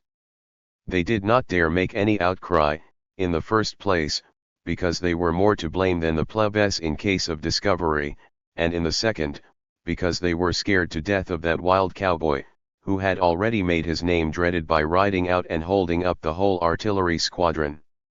But, oh, how they did fairly grit their teeth in rage. The imperturbable Texas stood and faced them, twirling two revolvers carelessly while they had the unspeakable humiliation of watching the others ungagging and unbinding the delighted Mallory, who rose to his feet a moment later, stretched his arms and then merrily took command. Bull Harris was selected, as leader and head conspirator, to undergo the first torture. Mark placed himself in front of him, and with a light smile upon his face. "Lie down," said he. Bull found himself staring into the muzzle of one of the menacing Texans' revolvers. That took all of Bull's nerve, and he very promptly lay. "Now then, Dewey," said Mark, "tie him up." Dewey used the very ropes that had been meant for Mark. He tied Master Harris's unresisting feet together. Then rolled him unceremoniously over on his back and tied his hands. After which Bull was kicked to one side, and Dewey was ready for the next frightened yet furious victim. Pretty soon there were four helpless bodies lying side by side within the fort. They were bound hand and foot, there were gags tied in their mouths and heavy towels wrapped about their eyes. And then the banded seven were ready. "Come ahead," said Mark. He set the example by tossing Bull's body upon his shoulders and setting out. The rest followed close behind him. It was quite a job carrying the four bodies where our friends wanted to take them, especially without being seen by anyone. They made for the Hudson. In Mark's day cadets were allowed to hire rowboats, that is, all except plebes. But it was easy enough for a plebe to get one, as indeed to get anything else, tobacco or eatables. The small drum orderly is always bribable, and that accounts for the fact that two big rowboats lay tied in a quiet place, ready for the expedition. Since the den was near the shore, oars furnished an easier way to carry the prisoners to the place. They found the boats without trouble, and deposited the yearlings in the bottom. They weren't very gentle about it, either. Then the rest scrambled in, and a long row began, during which those who were not working at the oars made it pleasant for the unfortunate yearlings by muttering sundry prophecies about tortures to come, and in general the disadvantages of being wicked. The parson recited some dozen texts from Scripture to prove that obvious fact. We shall not here stop to picture the infuriated Bull Harris's state of mind under this mild torture. Enough of that later. Suffice it to say the row came to an end an hour or so later, and the party stepped ashore. And also that before they started into the woods a brilliant idea occurred to the ingeniously cruel Texas. They meant to make those cadets shiver and shake. What was the matter with letting them start now, where there was plenty of nice cold water handy? A whispered consultation was held by the six. It was agreed that in view of all the brutality of Bull and his gang, there was no call to temper justice with mercy. As a result of that decision, each one of the yearlings was held tight by the heels, and, spluttering and gasping, dipped well under water and then hauled up again. That did not cool their anger, but it made them shiver, you may well believe. During this baptismal ceremony the classic parson was interesting, as usual. He sat on a rock nearby and told the story, embellished with many allusions, how the silver-footed Thetis, daughter of the old man of the sea, as Homer calls her, took her son, the swift-footed Achilles, and dipped him into a magic fountain to give him immortality. All got wet but the heel she held him by, and so it was a blow in the heel that killed the Grecian hero. Therefore, gentlemen, said the parson, since you don't want Bull Harris to die from the treatment he gets tonight, I suggest with all sincerity that you stick him in again and wet his feet. While this was being done, the learned Boston scholar switched off onto the subject of Baptists and their views on total immersion, which promptly reminded Dewey of a story of a Darka camp meeting. Brother Jones was very fat, said he, and BG, when he got religion and wanted to be baptized there was only a little brook to put him in. They found the deepest place they could, but BG, Brother Jones' stomach was still out of water. Now the deacon said his wussest sin was gluttony, and that if he didn't get all the way under water the devil would still have his stomach and Brother Jones would be a glutton all his life, BG. So all the brothers and sisters had to wade out into the water and sit on Brother Jones' stomach so that all his sins would get washed away. Those who were doing the immersing in this case were so much overcome by Dewey's way of telling that story that they almost let baby Edwards, the last victim, slip out of their hands. But they pulled him in safely in the end, and after that the merry party set out for the Bandit 7 den. They knew the contour of the mountains so well by this time that even in the darkness they had no difficulty in finding the place. They had relapsed into a grave and solemn silence by that time, so as to get the shivering victims into proper mood for what was next to come. Some of the crowd climbed in, and then, like so many logs of wood, the yearlings were poked through the opening in the rocks and laid on the floor inside. The rest of the plebes followed. The time for Mark's revenge had come at last. Mark lit one of the lamps which hung from the ceiling of the cave and then went forward to make sure that everything was ready for the proposed hazing. The little room in which the bones of the trapped counterfeiters lay was up at the far end of the place. There was a heavy wall of masonry to shut it off, with only one entrance, that afforded by the heavy iron door, which was built like that of a safe. Mark entered the room and after fumbling about some came out and nodded to his companions. He did not say a word, none of them had since they had come in, but there was still that firm, set look about his mouth that boded ill for those 4 cowardly yearlings. It is difficult for one to imagine the state of mind of these latter. Their rage and vexation at the failure of their scheme, at the way they had been trapped, had long since given place to one of constantly increasing dread as they felt themselves carried further and further away, evidently to the lonely mountain cave from which Bull had stolen the treasure a couple of days ago. They were in the hands of their deadliest enemies. Bull knew that they had earned no mercy from Mark, and he knew also that the wild Texan was along, the Texan to whom, as they thought, murder was an everyday affair. That dowsing, too, had done its work, for it had chilled them to the bone, and made them shiver in mind as well as in body. The yearlings felt themselves carried a short way on, they felt someone test the ropes that bound them, tighten every knot, and then finally bind them to what seemed to be a series of rings in a rough stone wall. They heard a low voice whisper, "They're safe there. They can't get near each other." And then one by one the bandages were taken from their eyes and the gags out of their tortured mouths. They saw nothing but the blackest of darkness.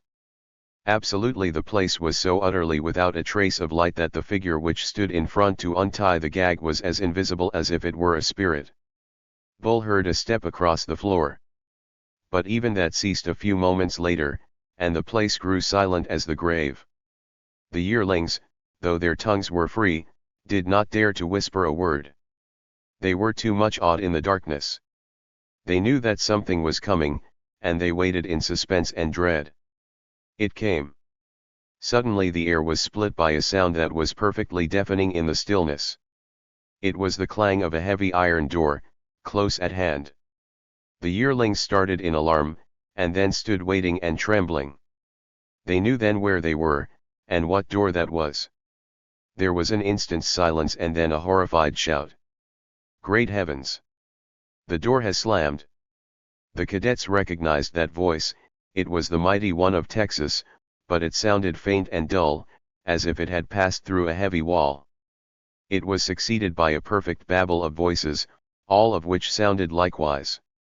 And the meaning of the voices, when once the cadets realized it, chilled the very marrow of their bones. Open it! Open it, quick! Can't! Oh, horrors, it locks on the inside. Merciful heavens! They are prisoners. They'll suffocate. Quick, quick, man, get a crowbar. Anything. Here, give me that. And then came a series of poundings upon the same iron door, accompanied by shouts and exclamations of horror and despair. I can't budge it. It's a regular safe. They are locked in for good. Chapter 19. Torture of the Yearlings. Imagine, if you can, the state of mind of the agonized four when the import of those terrible words burst upon them. They were locked in. And tied, each one of them, so that they could not move a hand to help themselves. The darkness made the whole thing yet more awful. They were entombed alive. And suffocating. Already the air seemed to grow hot, their breath to come in choking gasps. They screamed aloud, fairly shrieked in agony. They tore at their bonds, beat upon the wall with their helpless hands and feet. And all the while outside their cries were answered by the equally terrified shouts of the plebes. Let us out! Let us out, shrieked Bull. Can't you get loose? They heard a voice reply, they recognized it as Mallory's. Oh, man, you must get loose. Try. Try.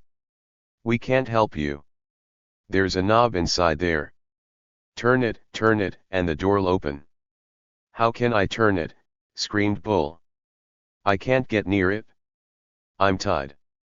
Oh, merciful heaven help me. We're suffocating. The cries from the yearlings increased in terror. Outside they heard the blows of a pickaxe beating against the wall. Their hearts bounded in hope, they gasped in suspense, but then suddenly the sound ceased. I can't do a thing. It was Texas who spoke. The walls are too hard. We can't help them, they're gone. And we, cried Mark. Fellows, we're murderers. Who knows of this your place? Demanded Texas.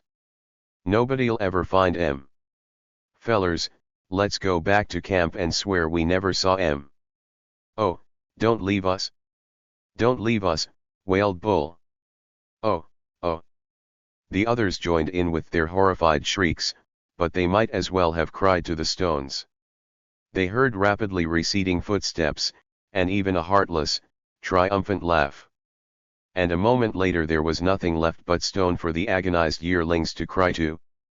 The 6 conspirators outside, having retreated to a far corner of the cave, to talk over the success of their ruse, were considering that last mentioned point then.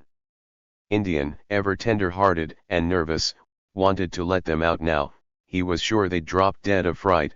All their vociferous yells from the distance could not persuade him otherwise. Bless my soul, he whispered, in an awe-stricken voice. They'll suffocate. Not for an hour in that spacious compartment, said the scientific parson. Anyhow, I say we let 'em out, pleaded Indian. And I say we don't, growled Texas. That 'ere feller Bull Harris jest deserves to be left RFO good. And I wouldn't mind doin' it, either. Texas was usually a very mild and kind-hearted youth, but he was wont to get wroth over the very name of Harris. That ol' yearlin's been the cause o' all our trouble and hazin' since we come higher, he cried. Ever since the day Mark caught him trying to bully a young girl, and knocked him down for it, he's tried everything but murder. He's too much a coward to fight fair, but he's laid for us and pitched in to lick us with his gang every time he's seen us alone. He's sent Dewey and you, Mark, to the hospital. He got the yearlings to take Mark out in the woods and beat him. And he got up that dirty scheme to skin Mark on demerits. He did all the demeritin', besides the beatin'. And he put up a plot to get Mark out o' bounds and dismissed. And now I say let him stay there till he's too darnation scared to walk. This sentiment was the sentiment of the rest, but Mark smiled when he heard it. I think, he said, it's punishment enough to stay in there a minute. We'll have to let them out pretty soon. "And ain't you goin' to work the other scheme?" cried Texas. "We'll work that now," responded Mark, whispering. "See, there's the light, anyway." This last remark was caused by a glance he had taken in the direction of the dungeon. A faint glimmer of light appeared in a crack at the top of the old, fast-falling door. And Mark arose and crept swiftly across the room. We must go inside now and see what was going on there, for that light was destined to bring a new and startling development for the yearlings. It was what Texas had called the other scheme. To picture the horror of the abandoned fort during the few moments that had elapsed is beyond our effort. Suffice it to say, that they were still shrieking, still despairing and yet daring to hope. And then came the new scheme. The silence and blackness had both been unbroken except by them, but suddenly came a faint, spluttering, crackling sound. And an instant later a faint, white light shone about the narrow cell. It came from right in front of the horrified four, seeming to start in some ghostly way of its own to issue from a shining ball of no one could say what. But it was not the light, it was what it showed that terrified the cadets, and made them give vent to one last despairing shriek. In the first place, let it be said that the light came from an inverted basket hiding a candle, set off by a time fuse the ingenious parson had made. As for the rest, well, there were 6 gleaming skeletons stretched about on the floor of that horrible place, the skulls grinning frightfully, seeming to leer at the helpless victims. The 4 were incapable of the least sound, their tongues were paralyzed, and their bodies too. Their eyes fairly started from their heads as they stared. They were beyond the possibility of further fright, and what came next seemed natural. Those skeletons began to move. First one round, white head, with its shining black holes of eyes and rows of glistening teeth, began to roll slowly across the floor. Then it sailed up into the air, then it dropped slowly down again, and finally settled in one corner and grinned out at the gasping cadets. "Wasn't that smart of me?" it seemed to say. "I'll do it again. Watch me now. Watch." And it sailed up into the air once more, and swung about in the blackness and went over toward the prisoners and then started back. Finally it tumbled down to the ground, hitting its own original bones with a hollow crack. And then it was still. That head was not the only moving thing in the cell. One skeleton raised its long, trembling arm and pointed at them, another's legs rattled across the floor. And a fourth one seemed to spring up all at once, as though it had dozens of loose bones, and hurl itself with a clatter into one corner. It lay there a scattered heap, with only one lone white rib to mark the place where it had been. That was the way it seemed to the yearlings. Of course, they did not see the black threads that ran through cracks in the door, where the 6 could stand and jerk them at their pleasure. It was all over a moment later. The 4 heard a knob turn, and then, to their amazement, saw the iron door, which they had thought would never open on them alive, swing back and let in a flood of glorious light. And an instant later the familiar and even welcome figure of Mallory came in. He stepped up to each and quickly cut the ropes that bound them. And when all 4 were free he stepped back and gazed at them. As for them, they never moved a muscle, but stared at him in consternation and confusion. "Come out, gentlemen," said Mark. "Come out and make yourselves at home." That voice was real, anyway, thank heaven for that. The 4 had not yet succeeded in recovering their wits enough to realize the state of affairs. They followed Mark mechanically, though they were scarcely able to stand. They found themselves in the well-lit and furnished apartment, the rest of their enemies bowing cordially. Then indeed they began to realize the hoax, its success, the way they had been fooled. And they staggered back against the wall. The silence lasted a minute at least, and then Mark stepped forward. "Gentlemen," he said, "I hope you understand why we did this. It may seem cruel, but we could think of no other way of bringing you to your senses. We could have done much more if we had wanted to, but, we trust this will be a lesson that—" "Confound you," snarled Bull. "Steady," said Mark, smiling, "or in there you go again." That suggestion alone made Bull shiver, and he ventured not another sound.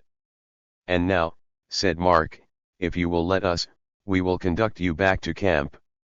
And all I want to say besides is, the next time you want to haze, try fair, open tactics. If you try any more sneaking plots, I shall not show the mercy I did this time. Come on." Some 10 minutes later the four were poked through the crevice in the rocks again, and led blindfolded to the boats and to camp. Which was the end of that adventure. But Bull Harris vowed he'd get square, and that very soon. Chapter XX. A new venture. Bull Harris was resolved to get square or die. To get square was in his mind constantly, until he hit on another scheme of hazing. It was several nights later that he and his cronies crept to the tent wherein lay Mark and 3 of the others. "Don't let him move, now," whispered Bull Harris. "Hold him tight, for he'll fight like fury. And take that wild hyena they call Texas along, too," added another. "It was he who broke up all our fun the other night." "He won't get a chance to use his guns this time," snarled the first speaker. "And we've got enough of a crowd to handle any of the others if they wake up. Ready, now." This conversation was held in a low tone off to one side. Then, having agreed just what each was to do, the crowd scattered and stole silently up to the tent. It was important that the yearlings should not awaken the others. They placed themselves stealthily about the 2 victims, waited an instant, and then at the signal stooped and pinned them to the earth. The yearlings were quite expert at that now, and the 2 never even got a chance to gasp. They were lifted up and run quickly away, held so tight that they couldn't even kick. It was easy when there were 3 or 4 to 1 plebe. The plan worked perfectly, and it seemed as if no one had discovered it. Neither of the other 2 sleepers had moved. Over in the next tent, however, someone was awakened by the noise, a plebe of Company B, another member of the Immortal 7. He sprang to his tent door, and an instant later found himself powerless in the grip of 2 yearlings who had stayed behind to watch out for just that accident. Evidently this attack was better planned than the last one. Master Chauncey Van Rensselaer Mount Bonsall, of 5th Avenue, New York, was the unfortunate 3rd prisoner. He felt himself rushed over the beat of the purposely negligent sentry and hurried into the confines of the solitary old Fort Clinton, where he was bound and gagged with celerity and precision and unceremoniously tumbled to the ground by the side of Mark and Texas. Everything was ready for the hazing then. The 8 who had participated in that kidnapping, speedily resolved themselves into 2 groups of 4 each. The members of one group we do not know, but the other 4 were our old friends, Bull Harris, Gus Murray, Mary Vance, and Baby Edwards. They had stepped to one side to talk over the fate of their unfortunate prisoners. "By heaven," cried Bull, clenching his fists in anger. "Fellows, we've got him at last. Do you realize it? He's ours to do with as we please. And if I don't make him sorry he ever lived this night, I hope I may die on the spot." Bull was striding up and down in excitement as he muttered this. And there was no less hatred and malice in the eyes of his 3 whispering companions. "I could kill him," cried Gus, and he said it as if he meant it. "He's been the torment of my life," snarled Bull. "I hate him as I never hated anyone, and every time I try to get square on him, somehow everything goes wrong. Just think of being penned up in a black cave with a lot of skeletons. Confound him. But he won't get away this time as he did before." This interesting and charitable dialogue was cut short just then by one of the other 4. "What are you fellows going to do?" he cried. "We'll be there in a moment," whispered Bull. "Don't talk so loud. Say, fellows, I say we take Mallory off by ourselves. Those other fellows won't stand half we want to do to him." "That's so," assented the dyspeptic Vance. "What in thunder did we let them come for? We couldn't have handled Mallory and Texas alone," replied Bull, sourly. "And we had to take Texas, else he'd have waked up and followed us sure. But I guess it'll be all right. Come ahead." The 4 walked over and joined the rest of the yearlings then. "We've decided what we'll do," said Bull. We won't need you fellows any more. We're very much obliged to you for helping us. Pshaw, growled one of them. I want to stay and see the fun. But there's more danger with so many away, said Bull, persuasively. I'll stand my share, laughed the other. I want to stay. I've a grudge against that plebe Mallory myself. Bull bit his lip in vexation. The fact is, fellows, he said, we want to take these plebes to a place we don't know anything about. Why didn't you tell us that before you asked us, growled the four. I'm going to stay, I don't care what you say. The fact of the matter was that the 4 yearlings were just a little chary about leaving their prisoner in Bull's hands, though they did not care to say so. They knew Bull Harris's character. His hatred of Mallory was well known. Who had not seen Bull, one night when the yearling class took Mallory and started to beat him into submission, seize a lash and leap at the helpless victim in a perfect frenzy of hatred? And who had not heard him all that day wrathfully telling the story of how Mallory and his gang, in an effort to cure him of his meanness, had frightened him almost to tears? Truly, thought the four, Bull's hazing was a thing to be supervised. So they stayed, and finally Bull had to accept the situation. Come on, he growled, surlily. The crowd lifted their helpless victims from the ground and set out to follow Bull's guidance. They had no idea where they were going, and in fact Bull had none himself. He could think of no form of torture that was quite cruel enough for that hated Mallory, and he did not have the brains to think of one that was as ingenious and harmless as Mallory had worked on him. I'd tie him up and beat the hide off him, thought Bull, if I could only get rid of those confounded fellows that are with us. As it is, I'll have to find something else, plague take it. The crowd had been scrambling down the steep bank toward the river in the meanwhile. Bull thought it would be well to douse Mallory in the water, which was one of the tricks Mallory had tried on him. After that he said to himself, it'll be time enough to think of something more. They skirted the parade ground and made their way down past the riding hall and across the railroad track near the tunnel. I'd like to drop him on the track, thought Bull to himself, as he heard the roar of a train approaching.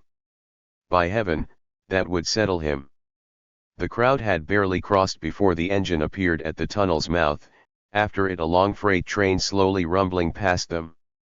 And at that instant Gus Murray seized Bull convulsively by the arm. I've got a scheme, he cried. Do you hear me, a scheme? What is it? Shouted Bull, above the noise of the train. It's a beauty, gasped Murray. By George, we'll get 'em fired. They'll go nobody knows where, and be missed in the morning. And we can swear we didn't do it. Hooray! We'll put 'em on the train. Bull staggered back and cried out with excitement. That's it, he muttered, and an instant later, before the horrified four could comprehend his purpose, he and Edwards had torn the helpless body of Mallory from their arms and made a rush at a passing car. It was an empty car, and the door was half open. To fling the plebe in was the work of but an instant, then with Murray and Vance he quickly slid the other two in also. Half a minute later the train was gone. The four outsiders turned and stared at Bull's gang in horror. What on earth have you done? They gasped. And Bull chuckled to himself. I've sent those infernal plebes to New York, he said. By jingo, I'd like to send them to Hades. If they aren't fired as it is, it'll be because you kids give us away.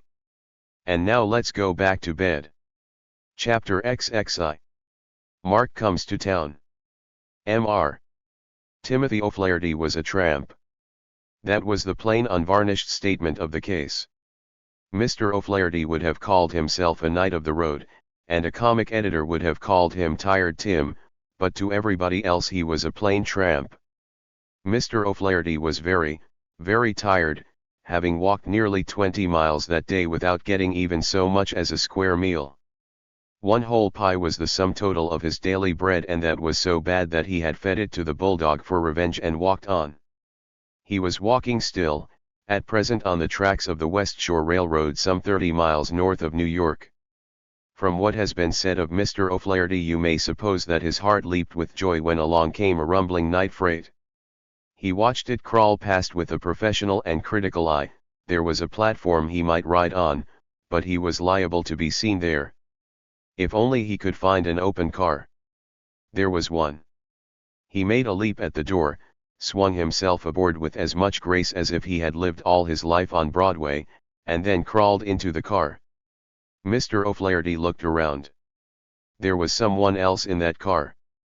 Another tramp, thought the newcomer, and so to awaken him he gave him a friendly prod with his toe.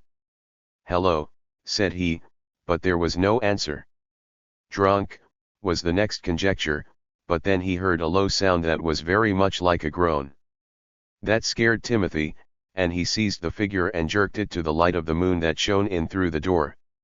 "Be the saints," he muttered in alarm, "it's a soger, and he's all tied up." Groaned the figure in a nasal tone. It was Chauncey whom the tramp had found. Chauncey had slipped into his plebe trousers before he ran to the tent door, which accounted for the man's exclamation, "A soger." If he had found Mark or Texas he would have exclaimed still more, for the latter two were clad in their underclothing. Mr. O'Flaherty was a man of quick action. He saw that he couldn't gratify his curiosity about that strange traveler unless he cut him loose, so he did it. Chauncey's first act to celebrate his liberty was a stretch and a yawn. His second was to seize the knife and rush to the back of the car, with the result that two more persons appeared in the moonlight a few minutes later.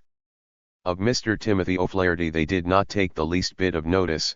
They appeared to have something else of much more importance to talk about just then. And Timothy sat in the shadow and stared at them with open mouth. "Well, this is a scrape," muttered one of them, gazing at his own scantily clad figure and at the landscape rushing by. "What can we do?" cried a second. "The old Nick take them old yearlings." "Bah Jove," cried the third. "This is deucedly embarrassing. I can't go out on the street, don't cheer no, dressed in this outlandish fashion." "And we can't get a train back," cried the first. "And we got no money," said the second. "Bah Jove," added the third, the one Timothy recognized as trousers because he was the only one who had them. "Reveille sound, don't cheer no, and we won't be there." This entertaining conversation was kept up for some 15 minutes more.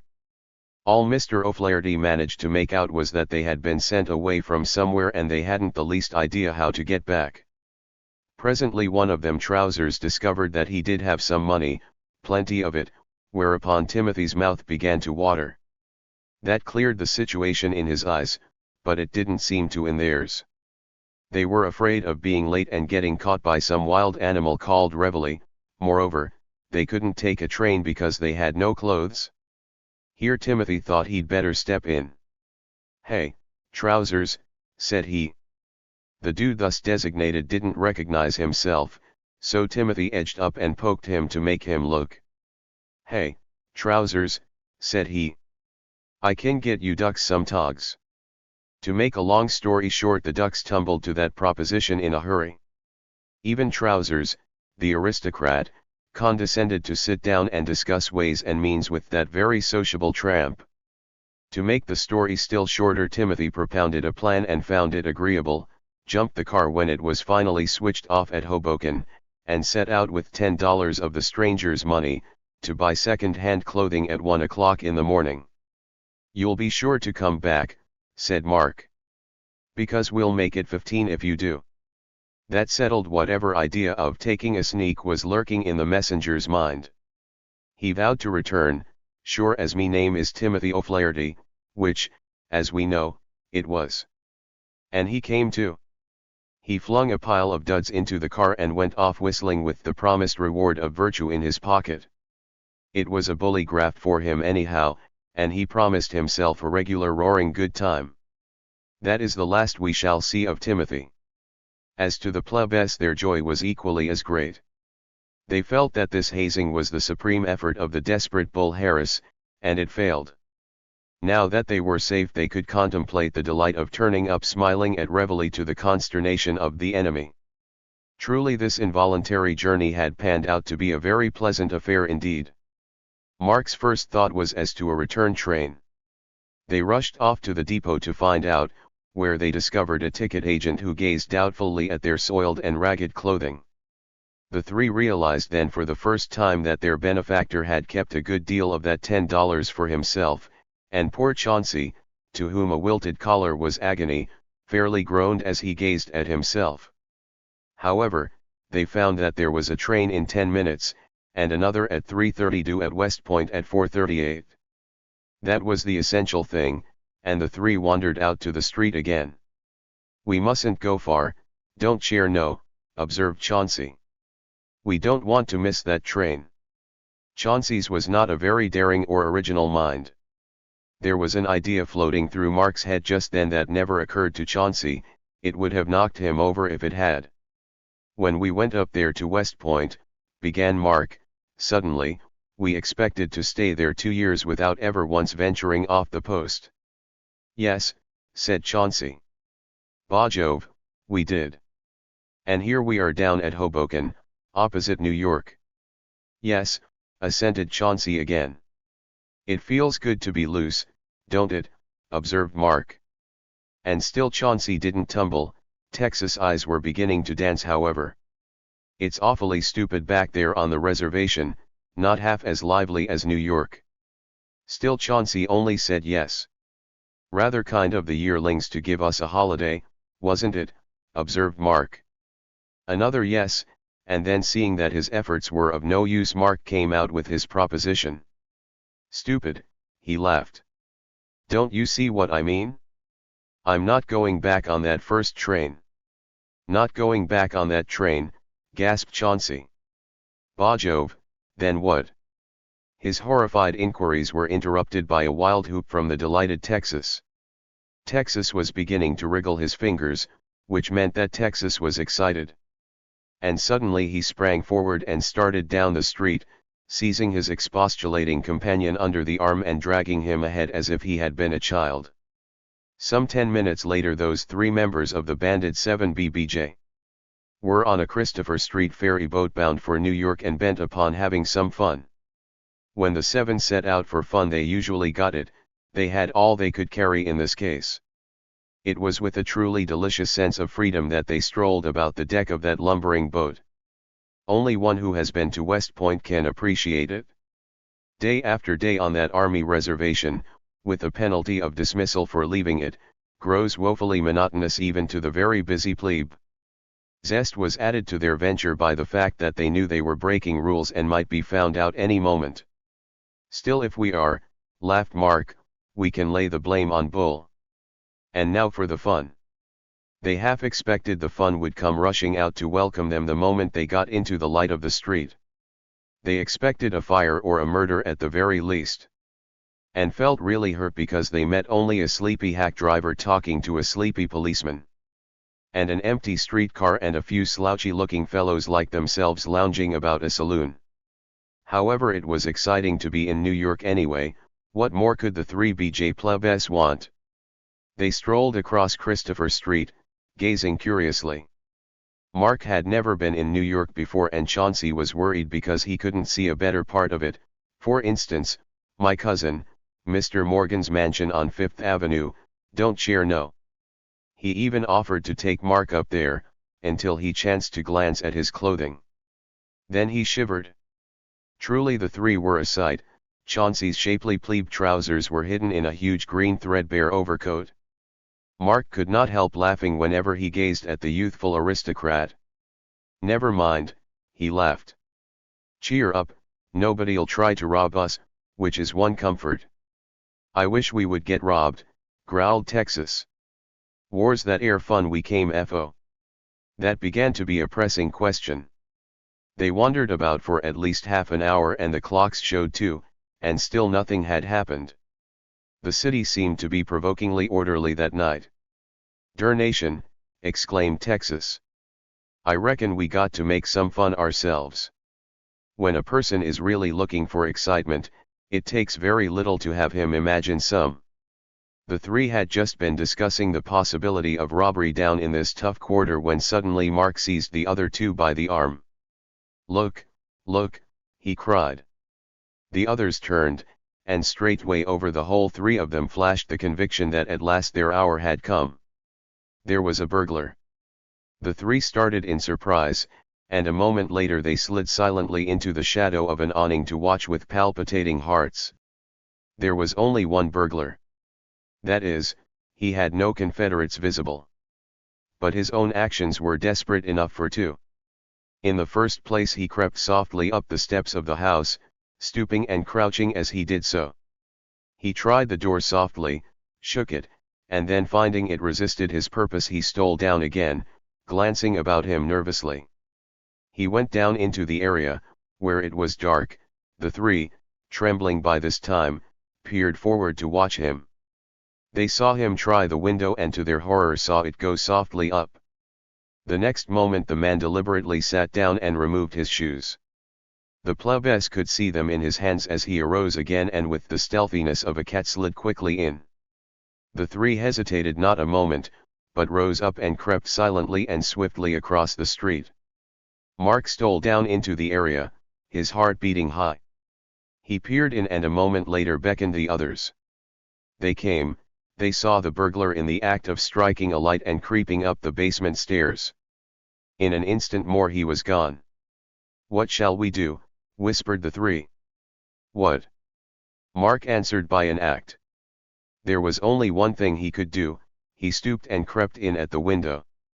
The three followed him immediately and their forms were lost in the darkness of that imperiled house. Chapter XXII. Burglar Hunting. It was an uncanny business wandering about a dark house at night. It is especially so if it be a strange house and if one knows for certain that there is a desperate burglar creeping about somewhere in it. Many a man has shrunk from that task, but the three had been bemoaning a lack of excitement, and now here it was. So they had no right to complain. Mark waited a moment for the others to join him and then side by side they stood and peered into the darkness. From what they had seen of the room when the man struck a light it was a dining room with a flight of stairs running up from it. Up those stairs the man had gone, and a few moments later the three cadets were standing hesitatingly at the foot of them. "He may have a gun," whispered Chauncey. Texas reached around to his hip pocket instinctively at that. He groaned when he realized his defenseless condition. "That's the worst o' these yer ol' eastern ways," he muttered. "If a feller had bought these yer pants in Texas more 'n likely he'd a found some guns in 'em." Texas had but a few moments more to growl however, for Mark stepped forward suddenly and started up the steps. "Come on," he said. "Let's have it over with. He can't shoot all of us at once." Slowly they crept up the stairs, pausing at every step to listen. They reached the top and peering around found a dimly lit hall without a sign of life about it. "Perhaps he's in one o' them air rooms," whispered Texas. "I.S.H," muttered Mark.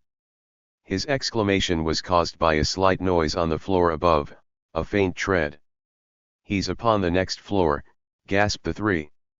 "Shall we?" They did. Mark led the way and with still more trembling caution they stole on, crouching in the shadow of the banisters, trying to stifle the very beatings of their hearts and breathing fast with excitement. Up, up. There were 21 stairs to that flight. Mark knew that, because they stopped a long while on each listening for another clue to the burglar's whereabouts, and trembling as they imagined him peering over at them. Not a sign of him did they see or hear, however, until they reached the level of the floor, where they could lean forward and look around the balustrade. First they heard a sound of heavy breathing, as from a sleeper. That was in the rear room, and Mark, peering in, saw the person clearly. There was a faint light in the room, a light from a dimly burning gas jet. The room was apparently deserted except for the sleeper. It was a woman, for Mark could see her hair upon the pillow. But where was the burglar? The answer came with startling suddenness that precipitated a calamity. The room next to the rear one was dark and silent until, without a moment's warning, all at once a light flashed out. And there was the burglar. The reckless villain had lit the gas, so sure was he of his safety. And he was standing now in the middle of the floor, stealthily taking off his coat before starting to work. Naturally that sudden flash of light startled the three. It startled them so much that Chauncey leaped back with a gasp of alarm, and a moment later, his heel catching in the end of his huge green overcoat, he tripped and staggered, clutched wildly at nothing, and with a shriek of alarm tumbled backward, rolling over and over with a series of crashes that made the building shake. And then there was fun. In the first place, as to the burglar, he started back in horror, realizing his discovery. In the second place, as to the woman, she sat up in bed with the seal-righty of a jack-in-the-box, and an instant later gave vent to a series of screams that awoke the neighborhood. Help! Help! Burglars! Murder! Thieves! Fire! Help! In the third place, as to the cadets, their first thought was of Chauncey, and they turned and bounded down the steps to the bottom. They found him rattled but unhurt, and they picked him up and set him on his feet. Their second thought was of the burglar, that ruthless villain who perhaps even now was making his escape by a window. The thought made them jump. "Forward!" shouted Mark. And to a man they sprang up the stairs, 2 or 3 steps at a time, shouting burglars, as they went. They reached the top and bounded into the room, where they found the man in the very act of rushing out of the door. Mark sprang at him, seized him by the throat and bore him to the ground. And the 2 others plunged upon the pile. "Hold him! Hold him! Help! Help!" was the cry. Meanwhile the woman had arisen from the bed, very naturally, and was now rushing about the hall in typical angelic costume, occasionally poking her head out of the windows and shrieking for burglars and help, using a voice that had a very strong Irish brogue. In response to her stentorian tones, help was not slow in arriving. A crash upon the door was heard, the door gave way, and up the stairs rushed 2 men. "Help us hold him," roared Texas, who was at this moment trying his level best to push the criminal's nose through the carpet. "Help us to hold him." But to his infinite surprise the 2 newcomers made a savage rush on him, and in an instant more the true state of affairs flashed over Texas. "They're friends of the burglar," he cried. "Whoop! Come on, dar!" The 2 men were not slow to accept his invitation. They added their bodies to the already complicated heap of arms and legs that were writhing about on the floor, and after that the melee was even livelier than ever. Even the woman took a hand. Her Irish blood would not let her stay out of the battle long, and she pitched in with a broom, whacking everything promiscuously. What would have been the end of all this riot I do not pretend to say. I only know that Mark was devoting himself persistently to the task of holding the burglar underneath him, in spite of all manner of punches and kicks, and that Texas was dashing back and forth across the room, plowing his way recklessly through every human being he saw when the scrap was brought to an untimely end by the arrival of one more person. This latter was a policeman of the fat and unwieldy type found only in New York. He had plunged up the stairs, club in hand, and now stood red and panting, menacing the crowd. "Stop, stop," he cried. "Yield to the majesty of the law." Everyone was glad to do that. As it appeared, the battling ceased abruptly and all parties concerned rose up and glared at each other in the dim light. "What's the meaning of this?" cried the cop. If he had realized the terrible consequence of that question he would never have asked it.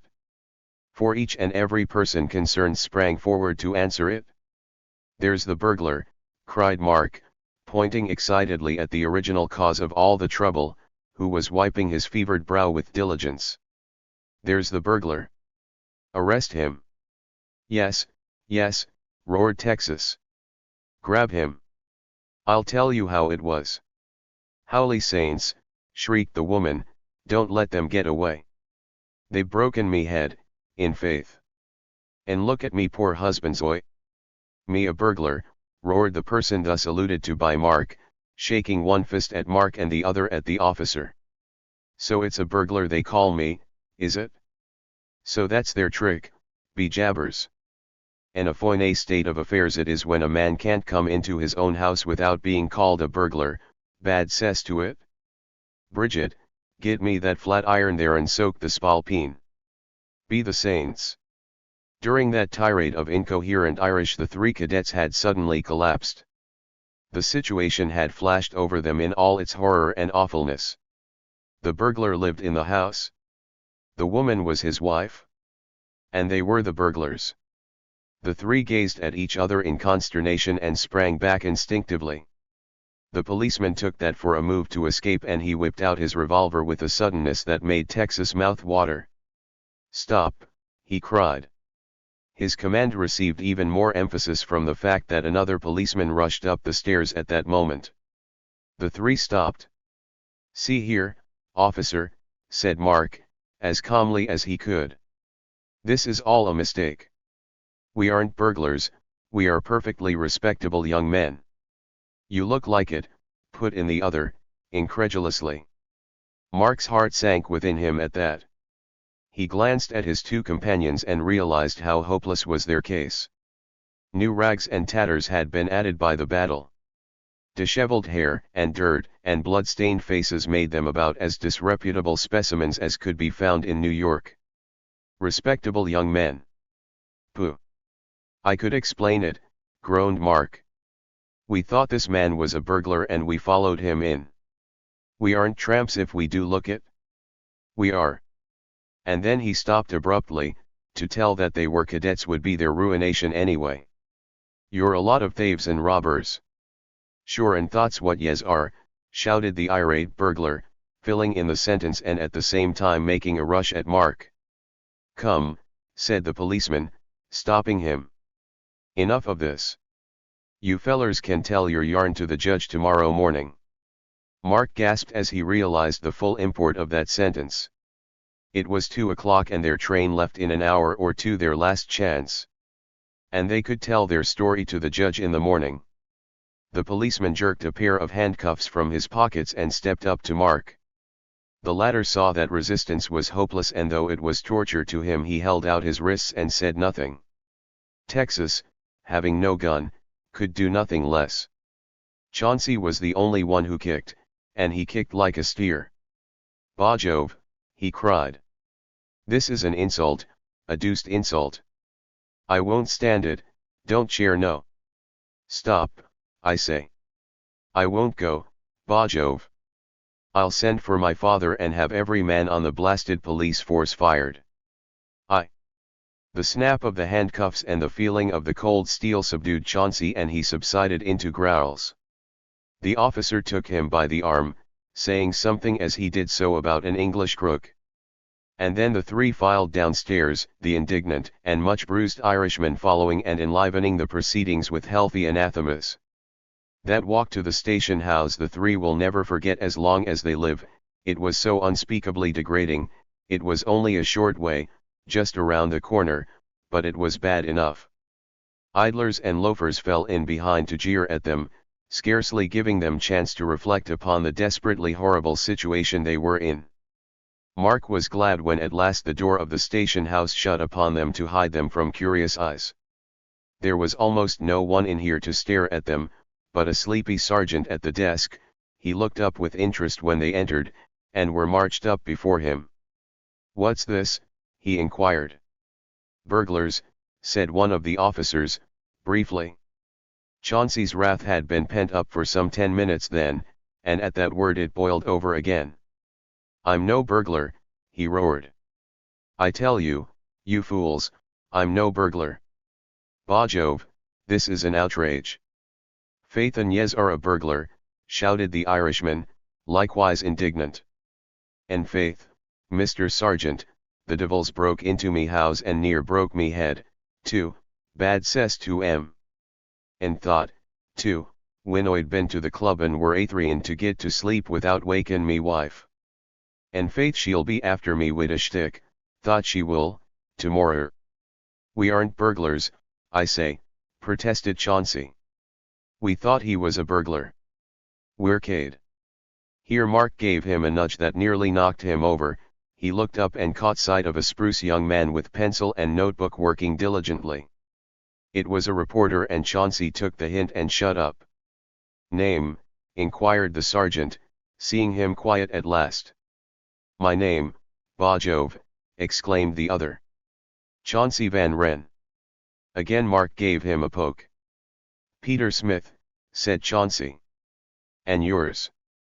"John Jones," said Texas. "And yours?" Mark glanced at the others with one last dying trace of a smile. "Timothy O'Flaherty," said he. "You understand," he added, to ease his conscience, "they're all fictitious, of course." The sergeant nodded as he wrote the names. "We'll find the right ones in the rogues gallery," he remarked sarcastically. That fired Chauncey again, and he went off into another tirade of abuse and indignation, which was finally closed by the officers offering to soak him if he didn't shut up. Then they were led off to a cell number 7, curiously enough. And as the door shut with a clank, the three gasped and realized that it was the death knell of their earthly hopes. Chapter XXIII. Chauncey has an idea. Three more utterly discouraged and disgusted plebes than our friends would be hard to manufacture. There wasn't a ray of hope, any more than a ray of light to illumine that dark cell. There was only one possibility to be considered. Apparently they would be hauled up in the police court the next morning and required to give an account of themselves. If they gave it, said they were cadets, it would be goodbye West Point, for they had broken a dozen rules. If on the other hand they chose to remain Peter Smith, John Jones, and Timothy O'Flaherty, young toughs, it would be something like $1,000 bail, or else remanded without bail for trial and no West Point all the same. The three had characteristic methods of showing their disgust. Texas had gone to sleep in a corner, seeing no use in worrying. Mark was sitting moodily on the floor, trying his best to think of something to do. Chauncey was prancing up and down the cell about as indignant as ever was a haughty aristocrat, vowing vengeance against everybody and everything in a blue uniform as sure as his name was John Peter Smith. Mad and excited as Chauncey was, it was from him that the first gleam of hope came. And when Chauncey hit upon his idea, he fairly kicked himself for his stupidity in not hitting on it before. A moment later his friends, and in fact the whole station house, were startled by his wild yells for somebody to come there. An officer came in a hurry thinking of murder or what not. "What do you want?" he cried. "Bah Jove," remarked our young friend, eyeing him with haughty scorn that made a hilarious contrast with his outlandish green August overcoat. "Bah Jove, don't be so peremptory, so rude, ya know." "Why?" gasped the amazed policeman. "I want to know, don't ya know," said Chauncey, "if I can send a telegram, bah Jove." "Yes," growled the other. "That is, if you've got any money." Chauncey pulled out his roll, which had been missed when they searched him, and tossed a $5 bill carelessly to the man. "Take that," said he. "Bah Jove, I don't want it, ya know." "Come now, write what I tell you." The man took the bill in a hurry and drew out a pencil and notebook, while Chauncey's two fellow prisoners stared anxiously. Chauncey dictated with studied scorn and indifference. "Am arrested," said he, "for burglary, ya know." The policeman wrote the "ya know" obediently, though he gasped in amazement and muttered "lunatic." "Under name of Peter Smith, Street Station." "Come instantly, Chauncey." "Who shall I send it to?" inquired the stenographer. "Let me see," Chauncey mused. "Bah Jove, not to father, ya know.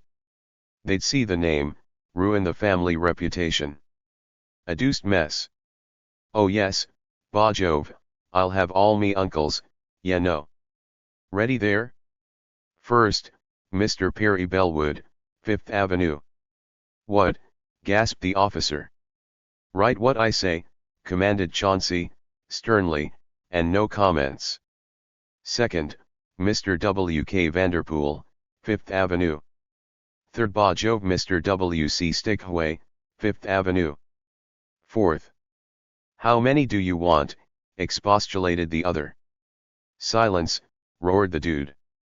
Do as I say. I take no chances. 4th, Mr. Bradley Marvin, 5th Avenue. And that'll do, I guess, yeah no. Run for your life, then, deuce take it, and I'll give you another 5 if they get here in a half hour, bah Jove. There was probably no more amazed policeman on the Metropolitan Force than that one. But he hustled according to orders nonetheless. Certainly there was no more satisfied plebe in the whole academy class than Mr. Chauncey Van Rensselaer Mount Bonsall of New York. It's all right now, bah Jove, said he. They'll be here soon. And with those words of comfort Chauncey subsided and was asleep from sheer exhaustion 2 minutes later.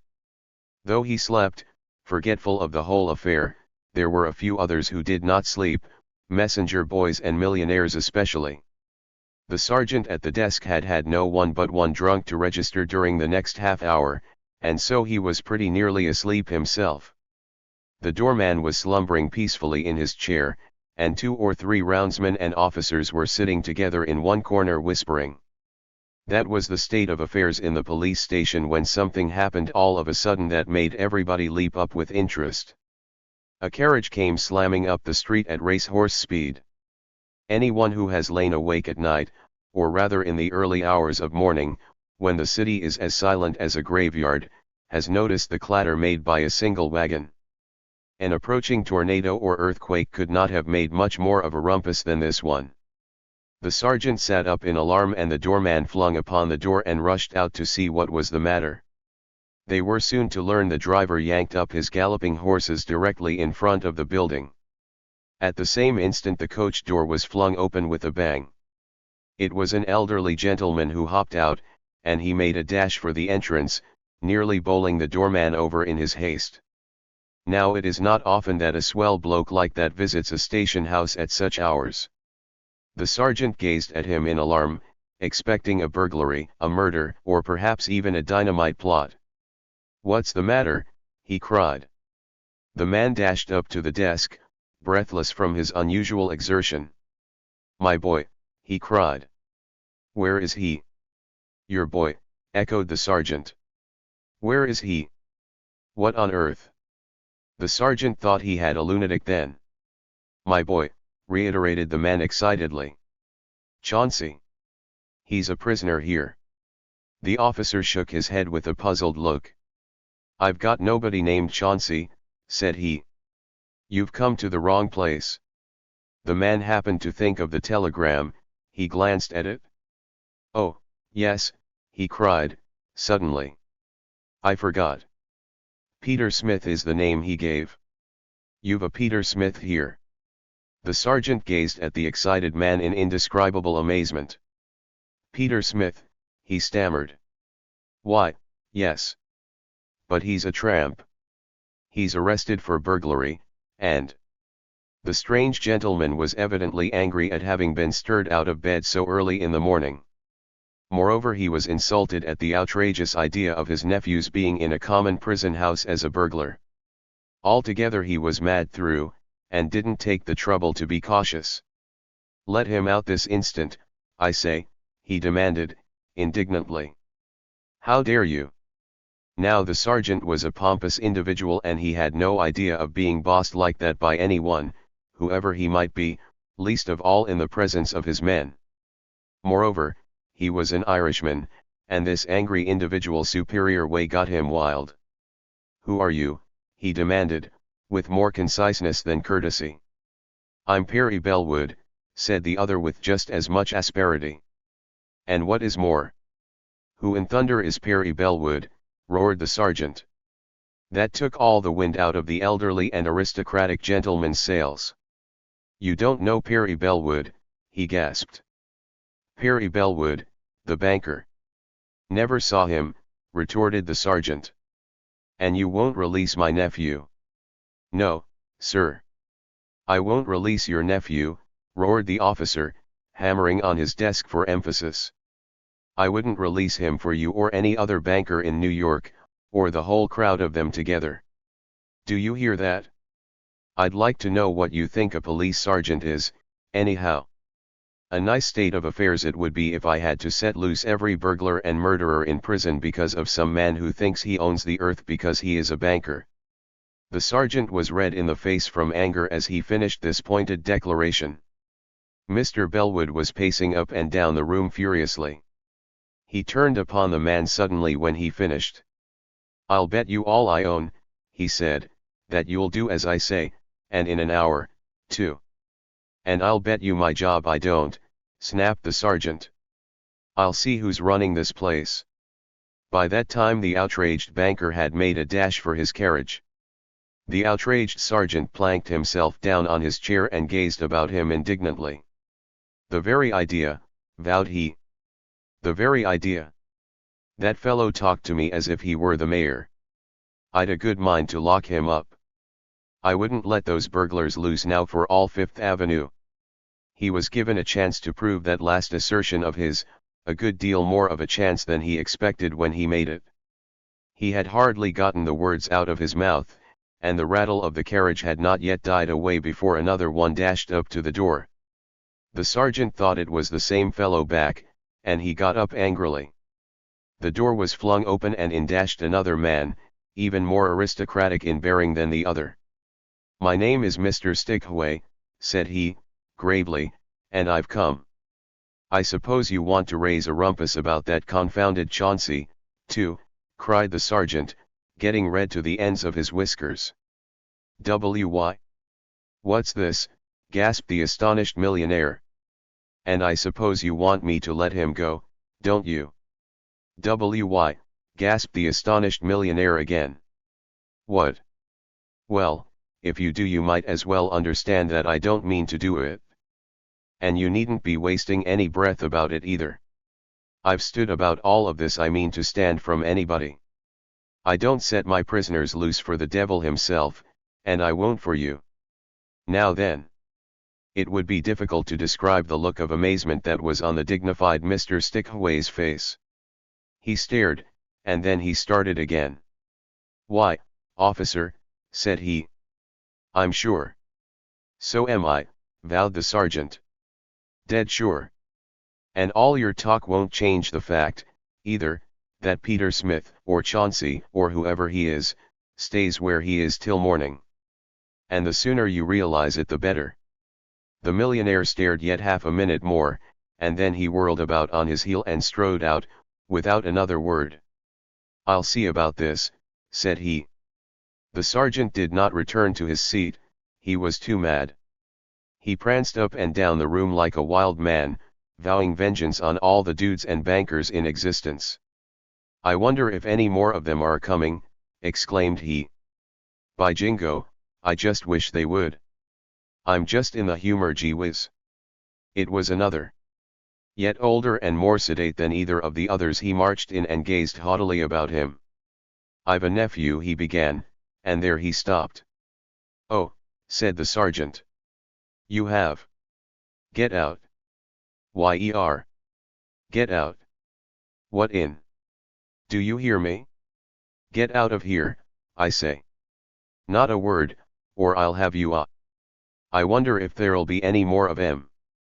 This last was a chuckle of satisfaction as millionaire number 3 fled precipitately. The sergeant rubbed his hands gleefully. This sport bade fair to last all night, he realized to his great satisfaction as he faced about and waited. He was waiting for number 4 to show up. He was getting madder still, and this time he was fingering his club suggestively. At the very first gleam of a white shirt front he drew it and made a dash for the door. It was Mr. Vanderpool, number 4. "Get out," said the irate sergeant, menacingly, and he swung up his weapon. The gentleman thought he had met with a maniac. He gave one glance and then made a dash for the carriage. The officer faced about, replaced his club, and softly murmured "next." But the next never came. The sergeant got weary of pacing about and finally sat down again. Half an hour passed and he began to doze. The fun for that night was over, thought he, and laughed when he thought how mad B had been. "I'd just like to see any Fifth Avenue dudes running this place," he muttered. "I never heard of such a piece of impertinence in my life." Through all this the plebs were peacefully sleeping. What poor Chauncey would have done if he had seen his four uncles insulted by that irate policeman is left to the imagination of the reader. It would most infallibly have been the death of Chauncey, and so perhaps it is just as well that he didn't awaken. The clock over the station house door was at 3. It will be remembered that the train left at 3:30. The only train that could possibly save those unfortunate plebs. 3:30 was the time the ferry boat left. But the station house was 2 miles and more from the ferry slip. Altogether things were getting very interesting. For the sergeant dozed on, and the prisoners slept on, and the clock went on to 3:15. It was a wonder Mark Mallory didn't have a nightmare. It is of the nature of thunderbolts to strike swiftly. There is no parleying, no stopping for introductions, no delays. Therefore there will be none in describing what happened next. The sergeant sat up with a start, so did the doorman, and so did everybody else in the place. There was the rattle of another carriage. Chapter XXIV. Back again. The sergeant had gotten over his anger, but he meant to be consistent, all the same. If this was another one of those bloated aristocrats he'd better look out for trouble, that was all. The carriage drew up in the usual fashion, the sergeant seized his club. There was a flash of white shirt front and the sergeant made a leap for the door. The next moment he staggered back as if he had been shot. It was millionaire number 1, hatless and breathless, almost coatless and senseless, dragging in his wake the captain of the precinct. The sergeant saluted and gasped. "I told you," cried millionaire number 1. "You've a prisoner here named Smith," cried the captain. Yes," stammered the sergeant. "Send him here, quick." The poor officer was too much amazed and thunderstruck to be chagrined at his defeat.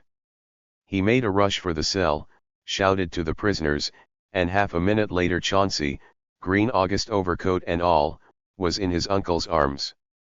The sergeant turned to the smiling police captain. "Allow me to present." He was interrupted by a yell. Chauncey had glanced up at the clock. "Good heavens," he cried. "We've 10 minutes to make the train." Chauncey, aristocratic and Chesterfieldian Chauncey, alas, I blush to record it, had forgotten in one instant that there was such a thing on earth as a rule of etiquette. He forgot that there was such a person on earth as a police captain. He never even looked at him. His two friends at his side, he made one wild dash for the door. He was not destined to get out of it, however. During the excitement no one had noticed the approach of another white shirt front, and in rushed millionaire number 2. Number 2 had the chief of police. "You've a prisoner here named Smith," cried the latter excitedly. "Release." Just then the millionaire caught sight of Chauncey, and again there were handshakes and apologies, another scurrying toward the door. "I can't stop, I tell you," roared Chauncey. "I'll miss the train quick, by Jove, no, I'll be ruined There was another clatter of wheels at the door. "Good gracious," gasped the unfortunate cadet. "It's somebody else. By Jove. Deuce take the luck." Nothing has been said of the unfortunate sergeant during this. He was leaning against his desk in a state of collapse. Millionaire number 3 had entered the room. Millionaire number 3 had a police commissioner. "You've a prisoner here named Smith," cried he. "Release." This time the plebs were desperate. They could stand it no longer. Chauncey had forced his way to the door and made a dash for one of the carriages. Drive he began, and then he stopped long enough to see another carriage rush up millionaire number 4. Millionaire number 4 had somebody, Chauncey didn't know who. But the agonized sergeant did. It was no less a personage than his honor, the mayor. With that our three friends had nothing to do. They had piled into the carriage, millionaire number 1 with them, and likewise the captain, to make sure that they weren't arrested for fast driving. And away they rattled down the street. "Christopher Street 7 minutes, roared Chauncey. "For your life, by Jove." After which there was fun to spare. New York streets aren't made for racetracks, and the way that carriage swayed and bumped was a caution. The driver had taken them at their word and was going for dear life. 3 times the captain had to lean out of the window to quell some policeman who was shouting at them to slow up. As for the plebs, there was nothing for them to do but sit still and wait in trembling anxiousness. Chauncey's uncle had a watch in his hand with the aid of which he told off the streets and the seconds. "If we make it," said he, "we won't have 10 seconds to spare. Faster, there, faster." The poor cadets nearly had heart failure at that. "If we miss it," groaned Mark, "we are gone forever. The whole story'll come out and we'll be expelled sure as we're alive." "What time did you say it was?" "Drive, there, drive," roared Chauncey. "All things come to an end. Those that haven't will someday." It seemed an age to the suffering plebs, but that drive was over at last. And the end of it was so terrible that they would have preferred the suspense. The carriage was yanked up and brought to stop in front of the ferry gates just as the boat was gliding from her slip. The look that was upon the faces of the 3 would have moved a sphinx to tears. They sank back in the carriage and never said one word. It was all over. West Point was gone. To the 3 that meant that life was no longer worth the living. It seemed almost too terrible to be true. Mark Mallory pinched himself to make sure he was alive, that all this dream had really happened, that he really was beyond hope. And then suddenly the police captain gave vent to a startled exclamation and whacked his knee. "Desbrosses Street," he roared to the startled driver, and an instant later the carriage was speeding away down along the wharves. Where they were going, or why, none of them had the least idea, except the captain, and he said nothing. The trip was a short one, only 3 or 4 blocks. At the end of it he sprang from the carriage. "Quick, quick," he cried, and made a dash for one of the piers. The rest did not need to be urged to follow. They beat the captain there in their haste. For they saw then where he was going, a police tug was lying at the wharf. "Quick," roared the captain, leaping aboard. "Follow that ferry." And half a minute later the engines of the tug were throbbing and the tug was sweeping out into the river. A few minutes after that there were 3 tough-looking tramps contentedly dozing in a Pullman car of the West Shore Express. The same 3 sneaked into Camp McPherson at the very moment when Cadet Corporal Vance was superintending the loading of the Reveille gun. Chapter XXV. A challenge. "Hey, there, wake up. Don't bother me. Wow. Get up, man. Say, Texas, didn't I tell you I wanted to sleep this hour? Haven't I been awake now 2 nights in succession helping you haze the yearlings? Now I want to take a nap, so let me alone." "Wake up," repeated Texas. "Ain't you got sense enough, Mark Mallory, to know I'm not pestarin' UFO nothin'? Get yo' eyes open thar and listen. I got something to tell you. I know you're sleepy, thar ain't no need tellin' me that in. I know you were up night afore last hazin' them ol' yearlin's, and last night, too, 'cause they tied us up and fired us into that freight train goin' to New York. But this high-ar's more 'portant than sleepin'." "What is it?" demanded Mark. "There's a committee from the first class wants to see you." "What?" "Dar, Nao. I knew you'd get yo' eyes open," laughed the other triumphantly. "What do they want?" inquired Mark. "You know what they want well as I do," responded Texas. "They want you.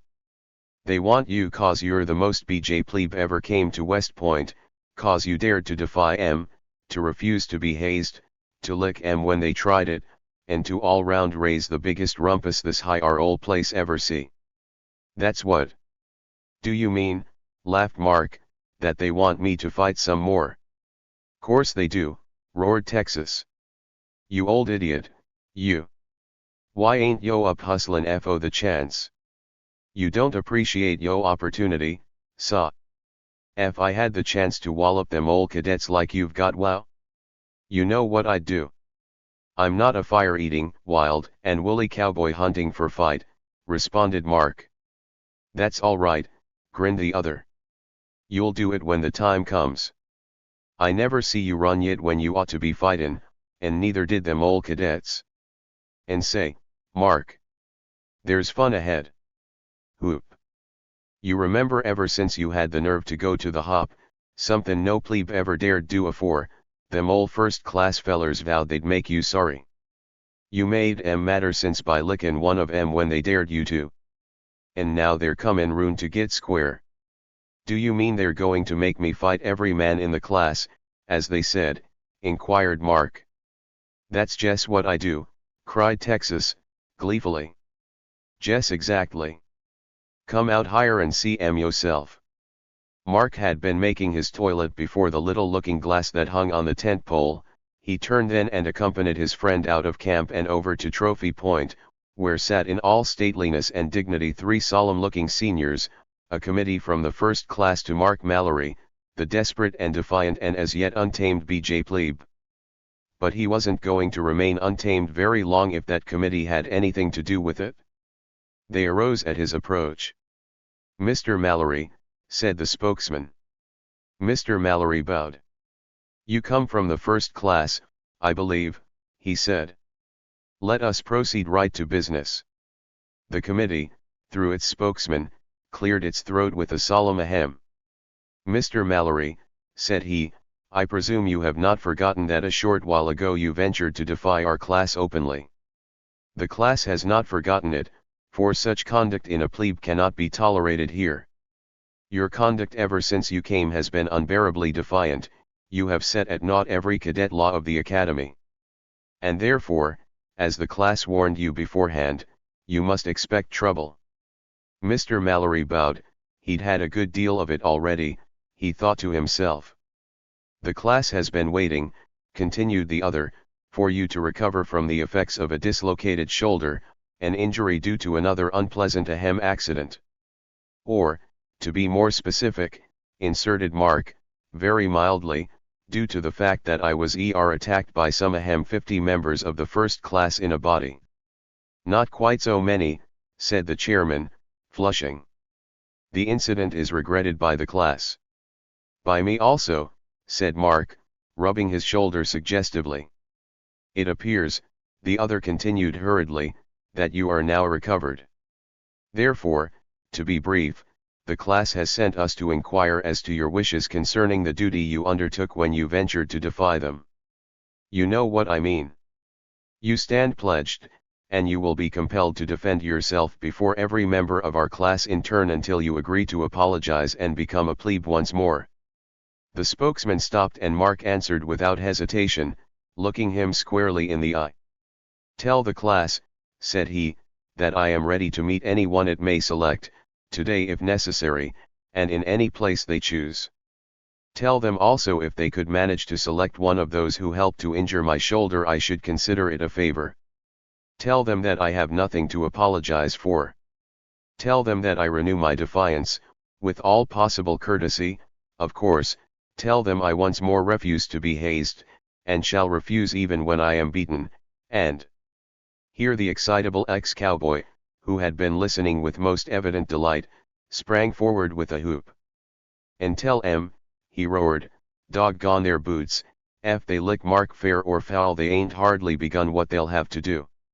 Tell 'em, saw, there's a gentleman, what never yet run from man or devil, named Jeremiah Powers, saw, son o' the Honorable Scrap Powers, o' Hurricane County, Texas. Tell 'em he's jest roaring for a scrap, and that he'll start in war Mallory quits. And tell 'em—" But the committee had turned away and started across the parade ground by that time. The committee didn't consider it necessary to listen to Mr. Jeremiah Powers. Mark had listened however, and as he took Texas by the hand the excitable Texas saw in his eyes that he appreciated the offer. "And now," said Mark at last, "if I am to do some fighting I'd best go back and finish that nap. I'll need to make up for the sleep I've missed." An important event had happened to that company that day, one that had made a great change in their lives. A month and a half of drill and discipline, the most rigorous possible, had been judged to have had its effect. And that day the plebs were honored by being put in the cadet battalion. Previously they had heard it alone, a separate roll call, separate drills, separate seats in mess hall. But now all was changed. The plebe company was broken up, the members each going to their own company in the battalion, to hear their names called with the others at roll call, to march down to meals and sit with them, too. And that afternoon for the first time the plebs were to march on parade, Mark and Texas under the command of Fisher, cadet captain of Company A. Concerning Fisher, the high and mighty first-classman, it may be well to say a word, for he will figure prominently in this story. Fisher was a member of the first class, and its idol. Tall, handsome, and athletic, he made an ideal captain, even the plebs thought that, and strange to say, RBJ plebs most of all. For Fisher was a fair-minded, gentlemanly fellow, and more than once he had interfered to see that Mallory got fair play with his enemies. He came in that same afternoon to have a word with Mark as to the latest excitement. It was an unusual thing indeed for a cadet captain even to speak to a plebe, but Fisher chose to be different. And, moreover, Mallory had earned for himself many privileges most plebs had never dreamed of. "I got a letter from your friend, Wicks Merritt," said Fisher. "His furlough is coming to an end. Poor Wicks is very much agitated for fear you'll be hazed out of West Point before he gets here. But I told him there wasn't much danger. I think you'll stick?" "I shall try," laughed Mark, while Texas sat by in awe and gazed at the young officer's chevrons and sash. "I shall try. Have you heard of my engagement, the latest?" "Yes," answered the other, "I have. That's what I came in for. I don't envy you." "I don't myself," said the plebe thoughtfully. "I don't like to fight. I'd 1,000 times rather not, and I always say no when I can. But I vowed I wouldn't stand the kind of hazing I got, and I don't mean to so long as I can see." "I wish you luck," said Fisher.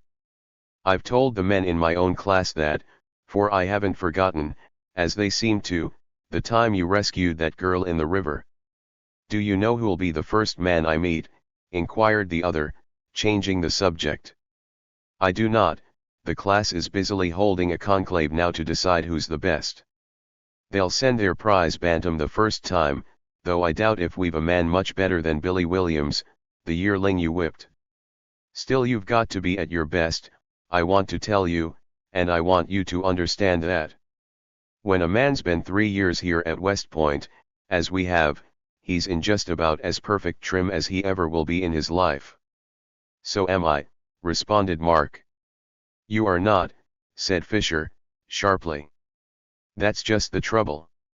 I wouldn't be warning you if you were. I've heard of the monkey shines you've been kicking up.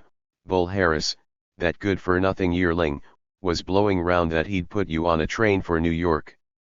The whole thing is you've been losing sleep." Mallory tried to pass the matter over lightly, but Fisher was bound to say what he'd come for. "I suppose it's none of my business," he continued, "but I've tried to see you get fair play. And I want to say this, you rush in to fight those fellows today, as they'll try to make you, and you'll regret it. That's all. As the challenged party the time is yours to name.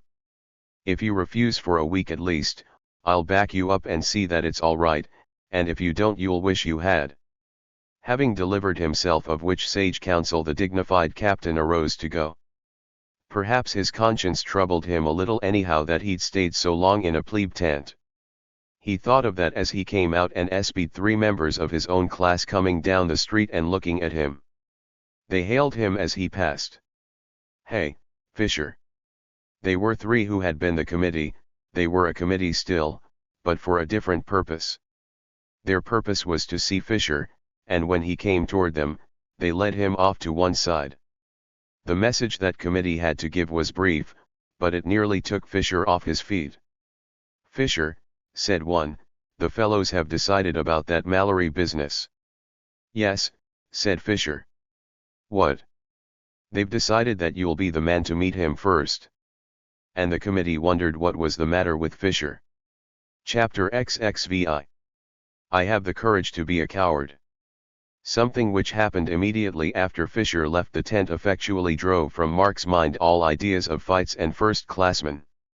It was the blessed long-expected signal, a roll upon the drum, the summons to fall in for the evening's dress parade. And oh, how those plebes were spruced up. The 4 members of the banded 7 who roomed in Mark's tent had taken turns looking over each other in the effort to find a single flaw. A member of the guard trying for colors was never more immaculate than those anxious strangers. Of the many pair of duck trousers allotted to each cadet, every pair had been critically inspected so as to get the very whitest. Buttons and belt plates were little mirrors, and every part of guns and equipments shone. When those 4 turned out of their tent, they felt that they were worthy of the ceremony. It was an honor to be in the battalion, even if you were in the rear rank and could see nothing all the time but the stiffly marching backs in front. And it was an honor to have your name called next to a first-classman's on the roll. The cadet officer had known the roll by heart and rattled it off in a breath or two, but now he had to read it slowly, since the new names were stuck in, which bothered him if it did delight the plebes. It was a grand moment when each plebe answered very solemnly and precisely to his own, and another grand moment when the cadet band marched down the long line to its place, and another when the cadet adjutant turned the parade over to the charge of the officer in command, and finally, last of all, the climax, when the latter faced about and gave the order, "Forward, march," when the band struck up a stirring tune, and amid waving of flags and of handkerchiefs from hundreds of spectators, the all delighted plebes strode forward on parade at last. How tremblingly and nervously he stepped!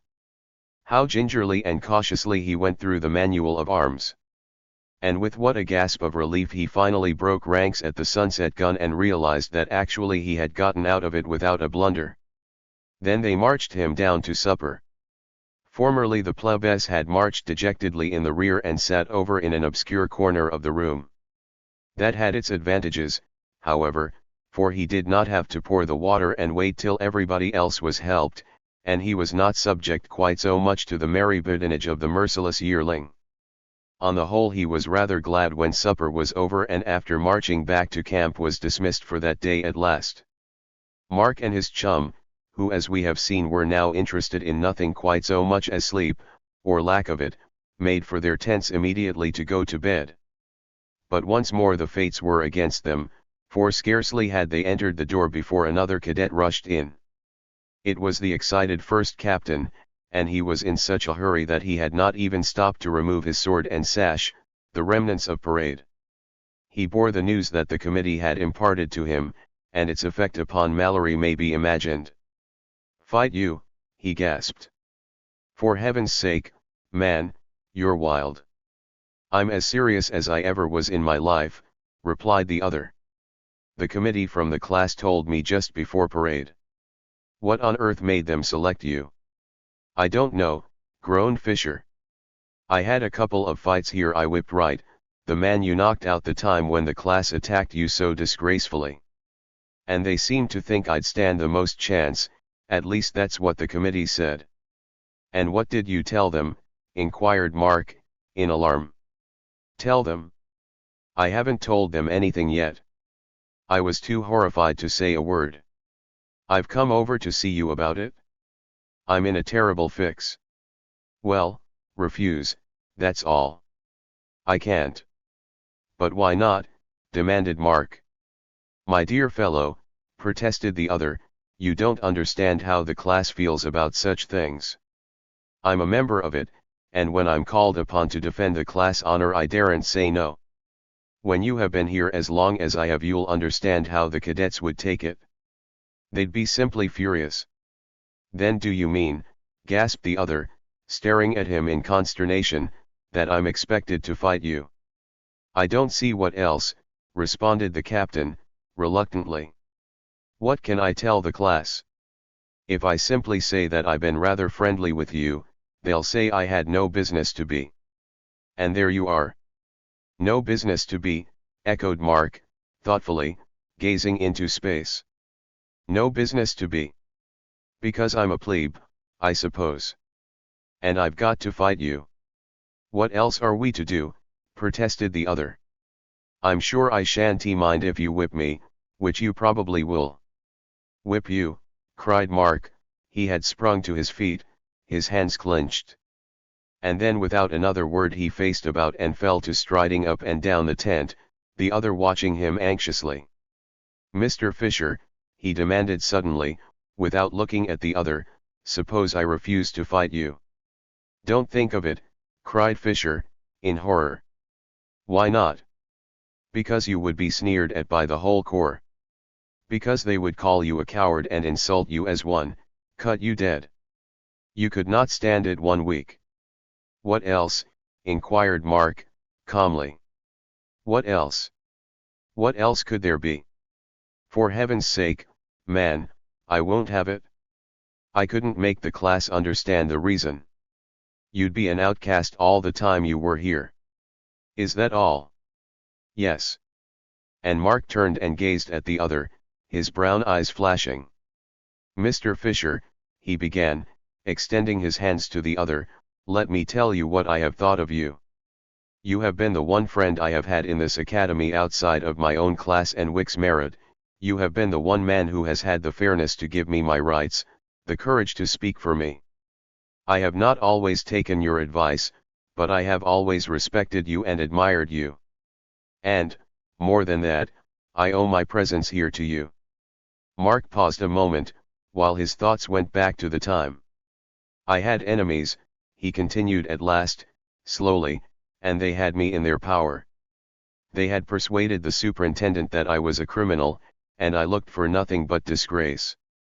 And it was you, then, and you only of all the cadets of this academy, who had honor and the courage to help Texas prove my innocence.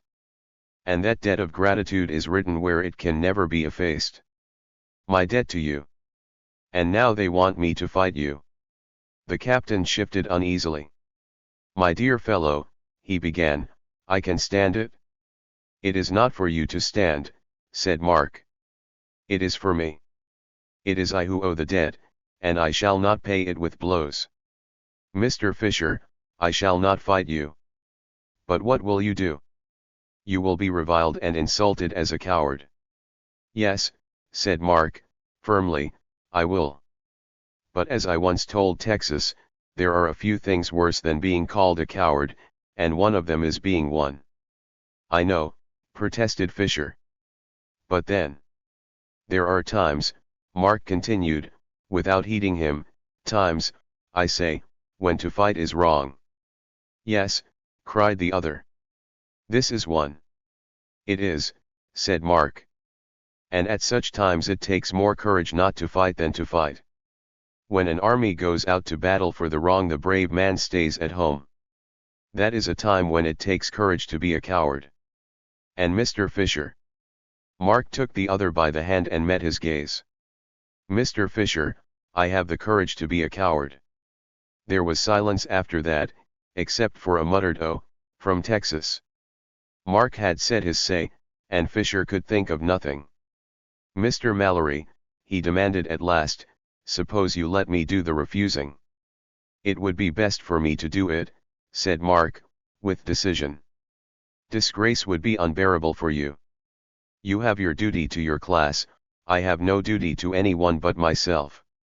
And moreover, I am a plebe, cut by everybody already and pledged to fight everyone. To fight them a few times more will not hurt. And I really like to defy them. So just leave it to me. That was the end of the talk. Fisher sat and looked at Mark a few moments more, feeling an admiration he did not try to express.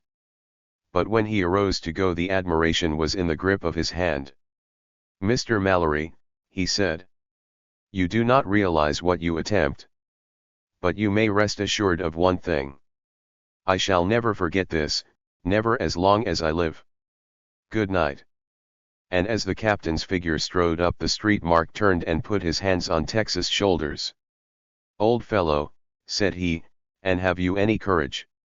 Say, protested Texas, solemnly, I'll fight. I don't mean that kind of courage, said Mark. I mean courage of the eye, and the heart. Courage of the mind that knows it's right and cares for nothing else. I mean the courage to be called a coward. I dunno, stammered Texas, looking uneasy. Poor Texas had never thought of that kind of courage. I ain't very sure, he said, 'bout lettin' anybody call me a coward. That is what I mean to do, said Mark. I mean to let them call it, and look them in the eye and laugh. And we'll see what comes of it. I won't fight Fisher, and they can't make me. The more they taunt me, the better I'll like it. When they get through, perhaps I'll get a chance to show them how much of a coward I am. With which resolution Mark turned away and prepared for bed. Chapter XXVII. Mark, the coward. The taunting of which Mark spoke with such grim and quiet determination was soon to begin. In fact, he was not destined to lie down for that night of rest without a taste of it. He had barely removed the weight of his uniform jacket, with its collar fastened inside, before he heard a sound of voices near his tent. He recognized them instantly. It was the committee, and a moment later, in response to his invitation, the 3 first-classmen entered, bowing most courteously as usual. "Mr. Mallory," said the spokesman, "I have come, if you will pardon my disturbing you, to deliver to you the decision of our class." "Yes," said Mark, simply. "Well." It was evident that Fisher had not seen them, and that they suspected nothing. A storm was brewing. Mark gritted his teeth. It might just as well come now as any time, he thought. "Steady. The class will send a man to meet you this evening in Fort Clinton," said the cadet. "Ah," responded Mark. "Thank you. And who is the man?" "He is the captain of your company, Mr. Fisher." "And that is about all, I believe." "It is not all," observed Mark, very quietly, and then, as the other turned in surprise, he clenched his fists. "I refuse to fight Mr. Fisher," he said. "Refuse to fight him?" The 3 gasped it all at once, in a tone of amazement that cannot be shown on paper. "And pray," added the spokesman, "why do you refuse to fight Mr. Fisher?" "My reasons," said Mark, "are my own. I never try to justify my conduct to others. I simply refuse to fight Mr. Fisher. I'll fight any other man you send." "You'll fight no one else," snapped the cadet. "Mr. Fisher is the choice of the class. If you refuse to meet him, and give no reason, it can only be because you know he's too good a man for you," put in one of the others. "Because you're afraid of him." Mark never winced at that. He gave the man a look straight in the eye. "There are some people," he said, "I am not afraid of. I am not afraid of you." The cadet's face turned scarlet, and he clenched his fists angrily. "You shall pay for that," he cried. "You." But the spokesman of the committee seized him and forced him back. "Shut up, old man," he exclaimed. "Don't you see what he's trying to do? He's afraid of Fisher, and he's trying to force a fight with someone else. He's a dirty coward, so let him alone." Mark heard that plainly, but he never moved a muscle. It was too much for our tinderbox Texan. However, Texas had been perspiring like a man in a torture chamber during this ordeal, and just then he leaped forward with a yell. "You old white-faced coyote, you, doggone your boots, I'll—" "Texas," said Mark, in his quiet way. And Texas shut up like an angry oyster and went back into the corner. "Now, gentlemen," said Mark, "I think our interview is at an end. You understand my point. And that is all." "And as for you," retorted the other, "do you understand your position? You will be branded by the cadets as a coward. You will fight Fisher as sure as the class can make you. And you will fight no one else, either, until you fight him." Mark bowed. "And you'll allow me to express my opinion of you right here," snapped the insulted one, who was going to fight a moment ago. "You needn't get angry about it, either, because you've no redress till you fight Fisher. You're a coward, sir. Your whole conduct since you came here has been one vulgar attempt to put up a bluff with nothing to back it. And you lack the first instincts of a gentleman, most of all, sir, because you'll swallow such insults from me instead of fighting, and taking the licking you've earned. You can't fight me till you've fought Fisher. Can't, hey? Say, do you think I may go into Stansage, Texas? And once more there was quiet, at the end of which the indignant committee faced about without a word and marched out in disgust. He's not worth fooling with, said the spokesman, audibly. He's a coward. After which Mark turned to Texas and smiled. That was the first dose, old man, said he. How did you like it? From Texas' face he liked it about as well as a mouthful of quinine, and if Texas hadn't been very, very sleepy he would probably have lain awake all night growling like an irate volcano, and wondering how Mark could snore away so happily while such things were happening. Though Mark slept, there were no end of others who didn't sleep on account of him. The committee, just as soon as they had gotten outside, had rushed off to tell the story of Mallory's flunk, and pretty soon there were groups of first-classmen and yearlings standing about the camp indignantly discussing the state of affairs. There were various opinions and theories, but only one conclusion. That plebe Mallory's a coward. Fisher was not there to gainsay it, he being absent on duty, and so the cadets had no one to shed any light on the matter, which they continued to rave about right up to the time for tattoo. The first class was so worked up over it that there was an impromptu meeting gathered to discuss it just outside of the camp. The angry mob was reduced to an orderly meeting a little later by the president of the class, who appeared on the scene and called the cadets to order to discuss ways and means of swamping Mallory. For everyone agreed that something ought to be done that very night. As has been stated, they never dispersed until the very moment of tattoo. By that time they had their campaign mapped out. It was a very unpleasant program for poor Mark. He had to dress and turn out, of course, at tattoo to answer to his name before he retired for the night. Not a word was said to him then, yet he could see by the angry looks and frowns he met with that the story of his conduct was abroad. But Mark had not the least idea of what was coming, and he went back to his tent and fell asleep again in no time. It is an old story, an old incident. To tell it again would weary the reader. That night a dozen men, chosen by the class for their powerful build, instead of going to sleep when taps sounded, lay awake and waited till the camp got quiet. They waited till the tack had gone the rounds with his lantern, and then to his tent for the night. They waited till the sentry's call had been heard for the fourth time since taps. 12 o'clock and all's well. They got up and dressed once more, and stole silently out into the darkness of the night. Outside, in the company street, they met and had a whispered consultation, then surrounded a certain plebe hotel and finally stole away in triumph, bearing 4 helpless plebes along with them. A while later they had passed the sentry and had their victims bound and gagged, lying in a lonely corner of old Fort Clinton. The cadets thought 4 would be enough that night. They meant to give those plebes the worst licking they had ever had in their lives. That would be a pretty severe one, especially for Mallory, who had been roughly handled before.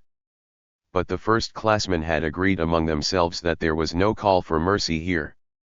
The reader may perhaps wish to be spared the details of the preparation. Suffice it to say that those heavily bound unfortunates were stretched out upon the ground, that their backs were bared, and then that the 4 brawniest of the desperate cadets took 4 pieces of rope in their hands and stepped forward. It was estimated that when they stepped back those 4 plebes would be in a more docile mood than previously. A dead silence had fallen upon the group, it had increased in numbers every moment, 4 other cadets had stolen out to see what was being done. And just then every one of them was leaning forward anxiously, staring at Mallory, for nobody cared anything much about the other 3, whether they were attended to or not. It was Mallory, the coward, against whom all the hatred was, Mallory, whom the biggest man had been deputed to attend to.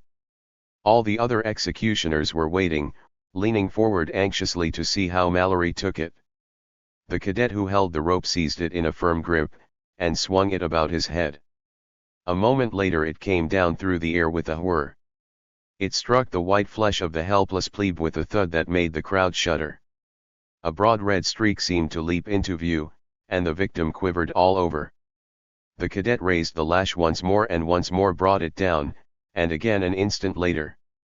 The end of it came soon, fortunately, and it came without waiting the wish of the hazers. Once before that game had been tried on Mallory, then by the infuriated yearlings. An alarm from camp had interrupted it at an earlier stage. And that happened again. This time there broke upon the stillness of the midnight air the sharp report of a gun. It came from nearby, too, and it brought no end of confusion with it, confusion that will be told of later. As to the hazers, they glanced at each other in consternation. That gun would awaken the camp. And they would be discovered. There was not a second to lose. In a trice the four plebes were cut loose, left to get back to their tent as best they could, and a few moments later a mob of hurrying figures dashed past the sentry and into Camp McPherson, which they found in an uproar. The hazing of Mallory was over for that night beyond a doubt. Chapter XXVIII. A Test of Courage. The story of the sacred geese that saved the city of Rome is known to every schoolboy. Not so long ago the classic parson, of the Banded Seven, told of a spider who saved the life of Bruce the Scot, by building a web over the entrance of the log he hid in. As lifesavers, dogs and even horses are famous, too, but it is left to the historian of these pages to tell of how a rescue was effected by a mouse. Perhaps you think to be told it was a mouse who fired that gun and saved Mark. Well, in a sense it was true. The mouse who is our hero lived in the West Point Hotel, situated a very short way beyond the camp. And the tale of his deed, unlike the mouse's tale, is a very short one. It was simply that someone left a box of matches upon a table in the kitchen, and that the mouse got after those matches. There you have it. Some of them fell to the floor, and the mouse went after them. He bit one, after the fashion of inquisitive mice, then, scared at the result, turned and scampered off in haste. Inquisitive persons sometimes make no end of trouble. There was a piece of paper near the match, and then more paper, and the leg of the table. There was also plenty of time and no one to interfere. Everyone who was in that building, except the clerks and the watchman in the office, was sleeping soundly by that time of night, and so the small crackling fire was in no hurry. It crept up the leg of the table, its bright forked tongues dancing about gaily as it did so. Then it leaped over to a curtain at the window, and then still more swiftly to the window frame, and still there was no one to see it. Quietly at rest in that hotel, and unsuspecting, were some dozens of guests, including one that interests us above all others, Grace Fuller. Her room was now on the top floor of the hotel, and in the corner of the building that was fast getting warm and choking. It is a horrible thing, the progress of a fire through the still watches of the night. Creeping ahead and crackling it goes, so slowly and yet with such deadly and inevitable purpose. It has been called a devouring fiend, it has greedy tongues that steal on and lick up everything, and grow hungrier and more savage as they feed. And it breathes forth volumes of deep black poison that stupefy its victims till it comes to seize them. The unguarded kitchen of the hotel was soon a roaring furnace, and then the fire crept out into the hall, and as the glass of the windows cracked and a rush of fresh air fanned in, the flames leaped up the staircase as if it had been the chimney, and then spread through the parlor, and on upward, farther and farther still. And how were people to get down those stairs if they did not hurry about it? The people were not thinking of that, they were not even beginning to have bad dreams until the smoke got just a little thicker, until the halls outside got just a little hotter, until the fire had moved on from the basement to the ground floor, and from the ground floor to the next above. And even then they were not destined to discover it. That task was left to someone else. It was a sentry of the regular army, facing the walk called Professor's Row. That sentry had no business to leave his post, but he did it nonetheless, and dashed across the street to look, as he caught sight of that unusual glare from the windows of the old hotel. An instant later he had swung up his musket to his shoulder, snapped back the trigger, and then came the roar of the gun that the startled cadets had heard from the deep recesses of the fort. The sentry, the instant he had fired, lowered the gun, snapped out the cartridge, and slid in another to fire again. Before the camp had gotten its eyes open, a third report had come also, the dreaded signal of fire. The sentry had done his duty then, and he set out once more to march back and forth upon his post. The wild excitement that ensued it is impossible to picture. Everything in camp was moving and shouting at once. Lieutenant Allen, the TAC of Company A, on duty for the night, had leaped from his bed at the first bang, and from his tent at the second. His yell for the drum orderly brought that youngster out flying, and the third report of the gun was echoed by a rattle of drums that seemed never to stop. It was the dreaded long roll. Cadets sleep in their underclothing, like firemen, ready for just such an emergency as this. They were springing into their clothing before they were entirely awake, and rushing out to form in the company street before they were half in their clothing. Those who had been into Fort Clinton were the first in line, and as the others followed they heard the cadet adjutant rattling through the list of names, and Lieutenant Allen shouting orders as if trying to drown the other's mighty voice. And above it all rang shrieks and cries from the now awakened inmates of the building, the glare of the fire shining through the trees. It was the matter of but a minute or two for the company fire battalion to be out and ready for duty. But at such times as these seconds grow to hours. Fisher, out of his tent among the first, and quick to think, spoke a few words to the lieutenant, and at his nod dashed on ahead with the cadets from the guard tent at his heels. And it is Fisher we must follow now. Things were happening with frightful rapidity just then. Fisher and his little command, when they got there, found that fully half the occupants of the place had managed to get out already. They had gotten a ladder and were raising it to the piazza roof. Up that ladder the cadets rushed, and then raised it after them and put it up to the next floor and sped on. Into the smoke-laden rooms they dashed, and through the glaring flames in the halls, pausing at nothing, hearing nothing but the ringing commands of their leader. There was work for the members of the guard detail that night, and glory for Fisher. They were still at work helping women and children out when the battalion put in an appearance, coming on the double quick with a cheer of encouragement. They bore buckets and more ladders, and behind them, still faster, clattered the members of the cavalry company of the post. The two bodies reached the scene at about the same instant, and each went to work with a will. The white uniforms of the cadets shone in the yellow glare of the flames. There were some pale faces staring into that light and some trembling knees. But there was no trembling or hesitating among the officers in command. They had the pumps working, and long lines of bucket passers formed in no time.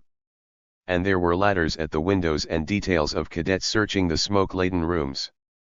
The work of rescue was nearly over, however, by the time the battalion got there, thanks to the fearless efforts of the first captain's prompt little band. Fisher had thought all were out, and had settled down to emptying water on the flames, when the alarm we have to do with was given. It came from a white-haired figure, an old gentleman, who rushed up breathless and panting to the scene. Everyone recognized him, and started in horror as they heard his cry. It was Judge Fuller. "My daughter! My daughter!" he shrieked. "Oh, save her!" He rushed to one of the ladders, about to spring into the very center of the flames. Several of the cadets forced him back, and at the same instant a ringing cheer broke from the whole battalion. It was Fisher once more. He had been standing on the roof when he heard the cry, and like a flash he had turned and bounded in at the window. He was lost then to view, swallowed up in the smoke and flames. And, scarcely breathing, the crowd outside stood and stared at the windows and waited. Perhaps you are asking what of Mark, with Grace Fuller, the joy of his life, in peril. Mark was down in the long line, passing buckets like any dutiful plebe. He had heard Judge Fuller's terrible warning, and had been quick to spring forward. But the watchful TAC had had his eye on Mark, knowing his friendship for the girl. Lieutenant Allen did not mean to have his lines broken up in that way. There were others to attend to that rescue, and he ordered Mallory back to his place with a stern command that Mallory dared not disobey. Now he was standing like a warrior in chains amid the battle's roar, watching with the rest, and trembling with horror and dread. What if Fisher should fail, be beaten back? What if smoke should overcome him, and he should sink where he was? What if Grace Fuller? And then, oh, how he did gasp for joy! And what a perfect roar of triumph rose from the anxious crowd! There was the gallant captain, smoke-stained and staggering, standing in a window on the top floor, holding in his arms a figure white as snow. The girl was safe. But how was she to get down? That was the dreadful thought that flashed over the trembling cadet. They stood irresolute, and so did the cadet in the window, hesitating at times when a second might mean the difference between life and death. And yet who could advise him? The girl's waving hair and dress would catch at the slightest flame. To try the roaring staircase was suicide. Then should he drop her? The crowd shuddered to think of that, yet what else could he do? There was no ladder to reach halfway.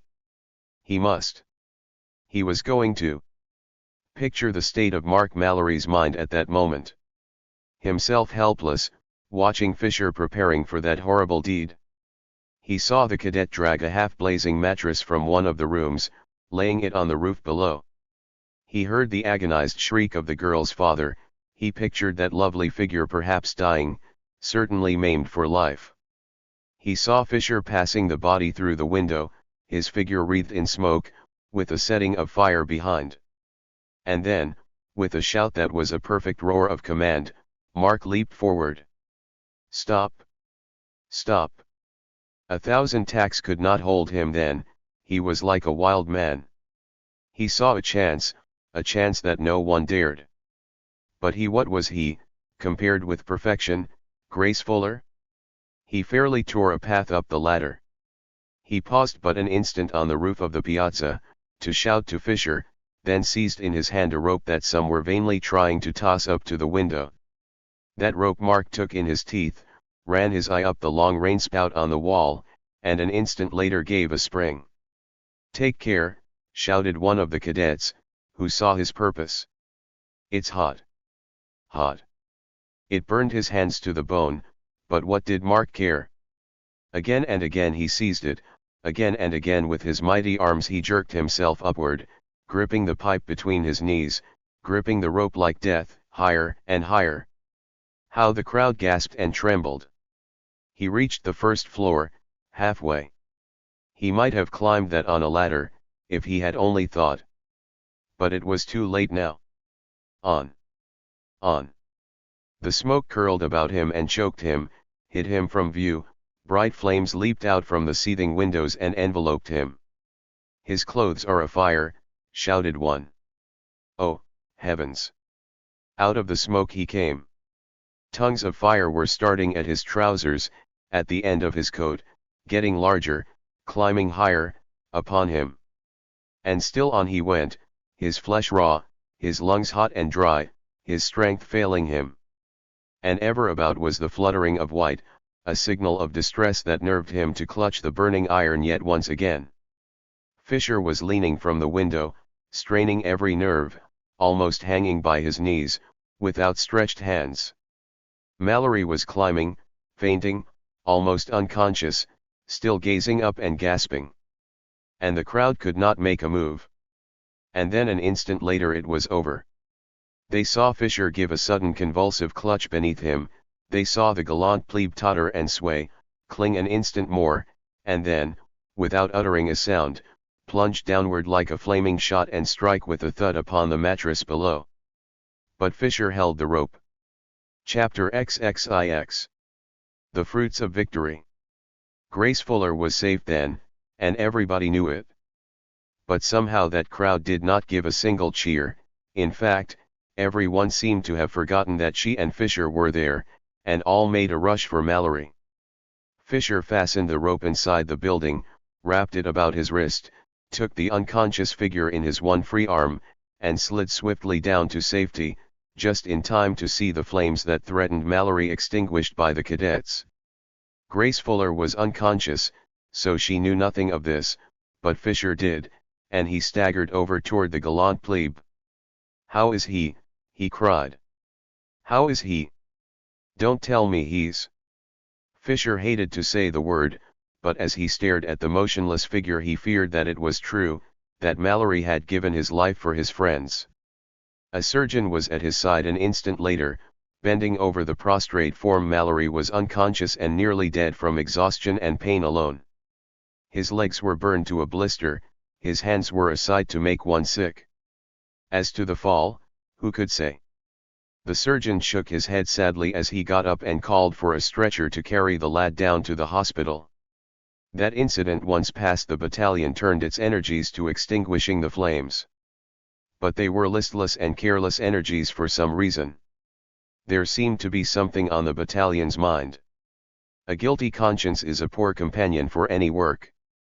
And the thought of Mallory and what he had done, and what they had done to him, gave the cadets a very guilty conscience indeed.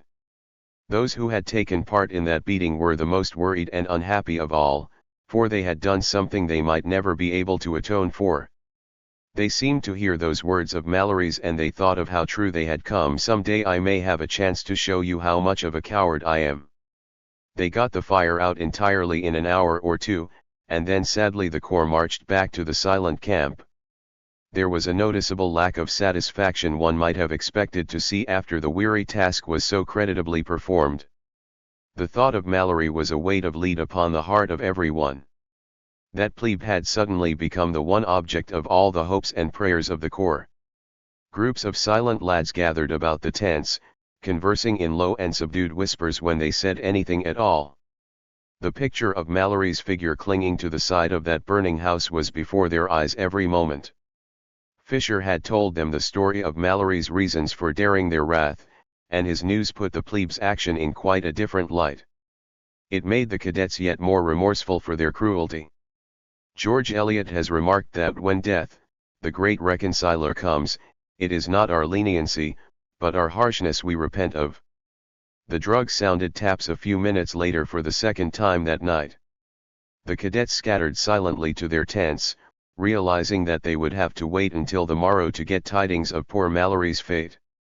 It seemed, however, that West Point's interest in the matter was so great that even military rules could not stand before it. The cadets had scarcely fallen asleep again, before several members of the guard went from tent to tent with the glad tidings from the hospital that Cadet Mallory and Miss Grace Fuller were conscious and would surely recover. And the news was sent by order of Lieutenant Allen himself. 2 days later Mark was lying upon a bed in the cadet hospital.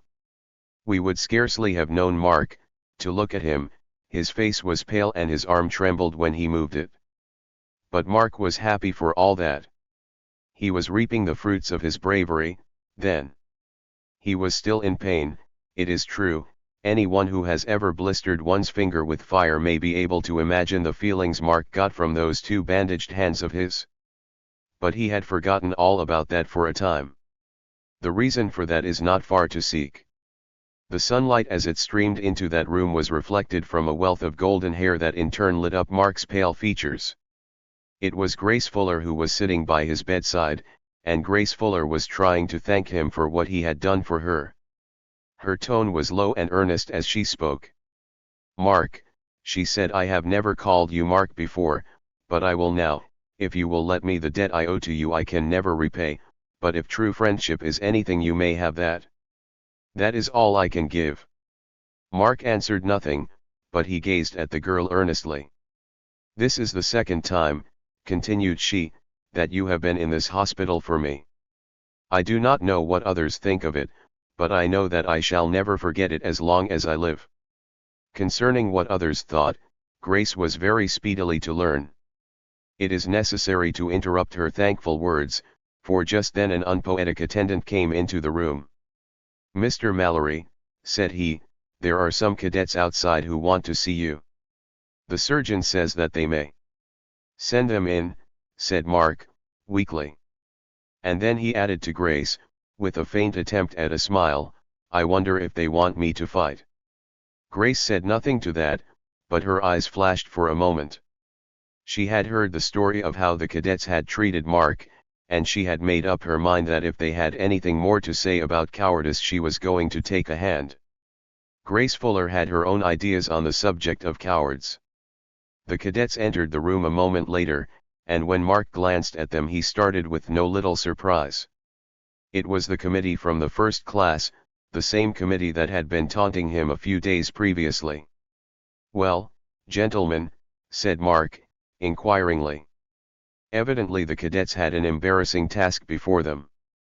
They had sidled into the room rather awkwardly, all the more so when they espied Grace Fuller's beautiful face, which was all the more beautiful for its present paleness. Once in the room they had backed up against the wall, eyeing the two uneasily. "Ahem," said the spokesman. "Well?" inquired Mark again. By way of answer the spokesman took from beneath his jacket a folded paper. This he opened before him with some solemnity. "Mr. Mallory," he began, "ahem. I have been appointed, together with my two classmates here, to convey to you the following notice from the first class." Here the spokesman stopped abruptly and shifted uneasily. Mark bowed, as well as he could under the circumstances. "This letter," continued the cadet, "is from the president of the class. Listen, please. Cadet Mallory, West Point. Dear Sir, as president of the first class of the Corps of Cadets I have the duty and pleasure of submitting to you the following set of resolutions adopted unanimously by the class at a meeting held this morning. Respectfully yours, George T. Fisher, Cadet Captain, Company A." After that imposing document the spokesman paused for breath. Mark waited in silence. When the cadet thought that there had been suspense enough for so important an occasion he raised the paper and continued. "Whereas, Cadet Mallory of the 4th class has performed before the whole Academy an act of heroism and self-sacrifice which merits immediate and signal recognition. Resolved, that the class hereby desires, both as a class and as individuals, to offer to Cadet Mallory their sincere apology for all offensive remarks addressed to him under any circumstances whatsoever. That the class hereby expresses the greatest regret for all attacks made by it upon Cadet Mallory. That the class hereby extends to Cadet Mallory its assurance of respect. And that the president of the class be requested to forward a copy of these resolutions to Cadet Mallory at once." At the close of this most imposing document the young cadet folded the paper and put it away, then gazed at Mark with a "what more do you want?" sort of air. As for Mark, he was lying back on his pillow gazing into space and thinking. "That's pretty decent," he observed, meditatively, then he raised himself up and gazed at the three quizzically. "Tell the first class," said he, "that I cannot make much of a speech, but that I accept their apology with the same sincerity it's given. I thank them for their regards, and also for having released me from my fighting obligations. And now," he added, "since this appears to be a time of mutual brotherly love, concession, and reciprocity, I don't mind taking a share myself. Tell the class that it's very probable that when I join them again." Here Mark paused in order to let his important announcement have due weight. "I'll try to be a little less BJ. Good afternoon." "Say, that letter's great," cried Texas, when he heard of it. "Whoop. I almost feel like hurrahing for them old first-classers." "It's very nice," said the parson. "Yeah, by Zeus, it's all right." "Couldn't do less, BG," cried Dewey. Mark shamed 'em all, BG. And the banded seven agreed just as they always did. The end. A Cadet's Honor. Contents. Chapter I. A Yearling Meeting. Chapter 2. Mark's Mysterious Visitor. Chapter 3. Trouble for Mark. Chapter 4. The Explanation. Chapter V. Mark in Disgrace. Chapter 6. Indians' Re-Examination. Chapter 7. The Examination of the Parson. Chapter 8. The Rescue Party. Chapter 9. Heroism of the Parson. Chapter X. More Troubles. Chapter 11. Disadvantages of Coventry. Chapter 12. The Embassy of the Parson. Chapter 13. Preparations for the battle. Chapter 14. The affair at the fort. Chapter 15. Two plebes in hospital. Chapter 16. The parson's indignation. Chapter 17. Indian in trouble. Chapter 18. To the rescue. Chapter 19. The alliance is completed. Chapter XX. Indignation of the yearlings. Chapter XXI. A mild attempt at hazing. Chapter XXII. The bombshell falls. Chapter XXIII. In the shadow of dismissal. Chapter XXIV. A letter. Chapter XXV. A swimming match. Chapter XXVI. The finish of a race. Chapter XXVII. What Mark did. Chapter XXVIII. Mark meets the superintendent. Chapter XXIX. The 7 in session. Chapter XXX. The move into camp. Chapter XXXI. First night. Chapter XXXII. Conclusion. The original frontispiece. Chapter I. A yearling meeting. The whole class came to the meeting. There hadn't been such an important meeting at West Point for many a day. The yearling class had been outrageously insulted. The mightiest traditions of the academy had been violated, trampled beneath the dust, and that by 2 or 3 vile and uncivilized beasts, plebes, new cadets of scarcely a week's experience. And the third class, the yearlings, by inherent right the guardians of West Point's honor, and the hazers of the plebe, had vowed that those plebes must be punished as never had plebes been punished before. The first and third classes of cadets had gone into summer camp the previous day, immediately after the graduation exercises. From that date, the middle of June to July 1st, they have a comparative holiday, with no drills and no duties except guard mounting, dress parade toward evening, and inspections. And it was during the first of the holiday mornings that the above-mentioned meeting was held, beneath the shady trees of Trophy Point, a short distance from the camp. "I move," shouted a voice in the crowd, "that we elect Bud Smith chairman." The motion was carried with a shout, and Bud Smith, just out of hospital by the way, was boosted up onto one of the guns, which served as the chair. Bud Smith was a tall, heavily built youth with a face covered by court plaster and contusions, as the results of a West Point fight are officially designated by the hospital surgeon. "This meeting will please come to order," said the chairman. "And the gentleman will oblige me by keeping quiet and not compelling me to use my voice much. For I am not feeling very well today." And Bud illustrated his statement by gently mopping his contusions with a damp handkerchief. "We have met," began the chairman, "as soon as this formality was over we have met, I believe, to consider the cases of 3 beasts, Powers, Stannard, and Mallory, by name, and to consider the best method of reducing them to submission.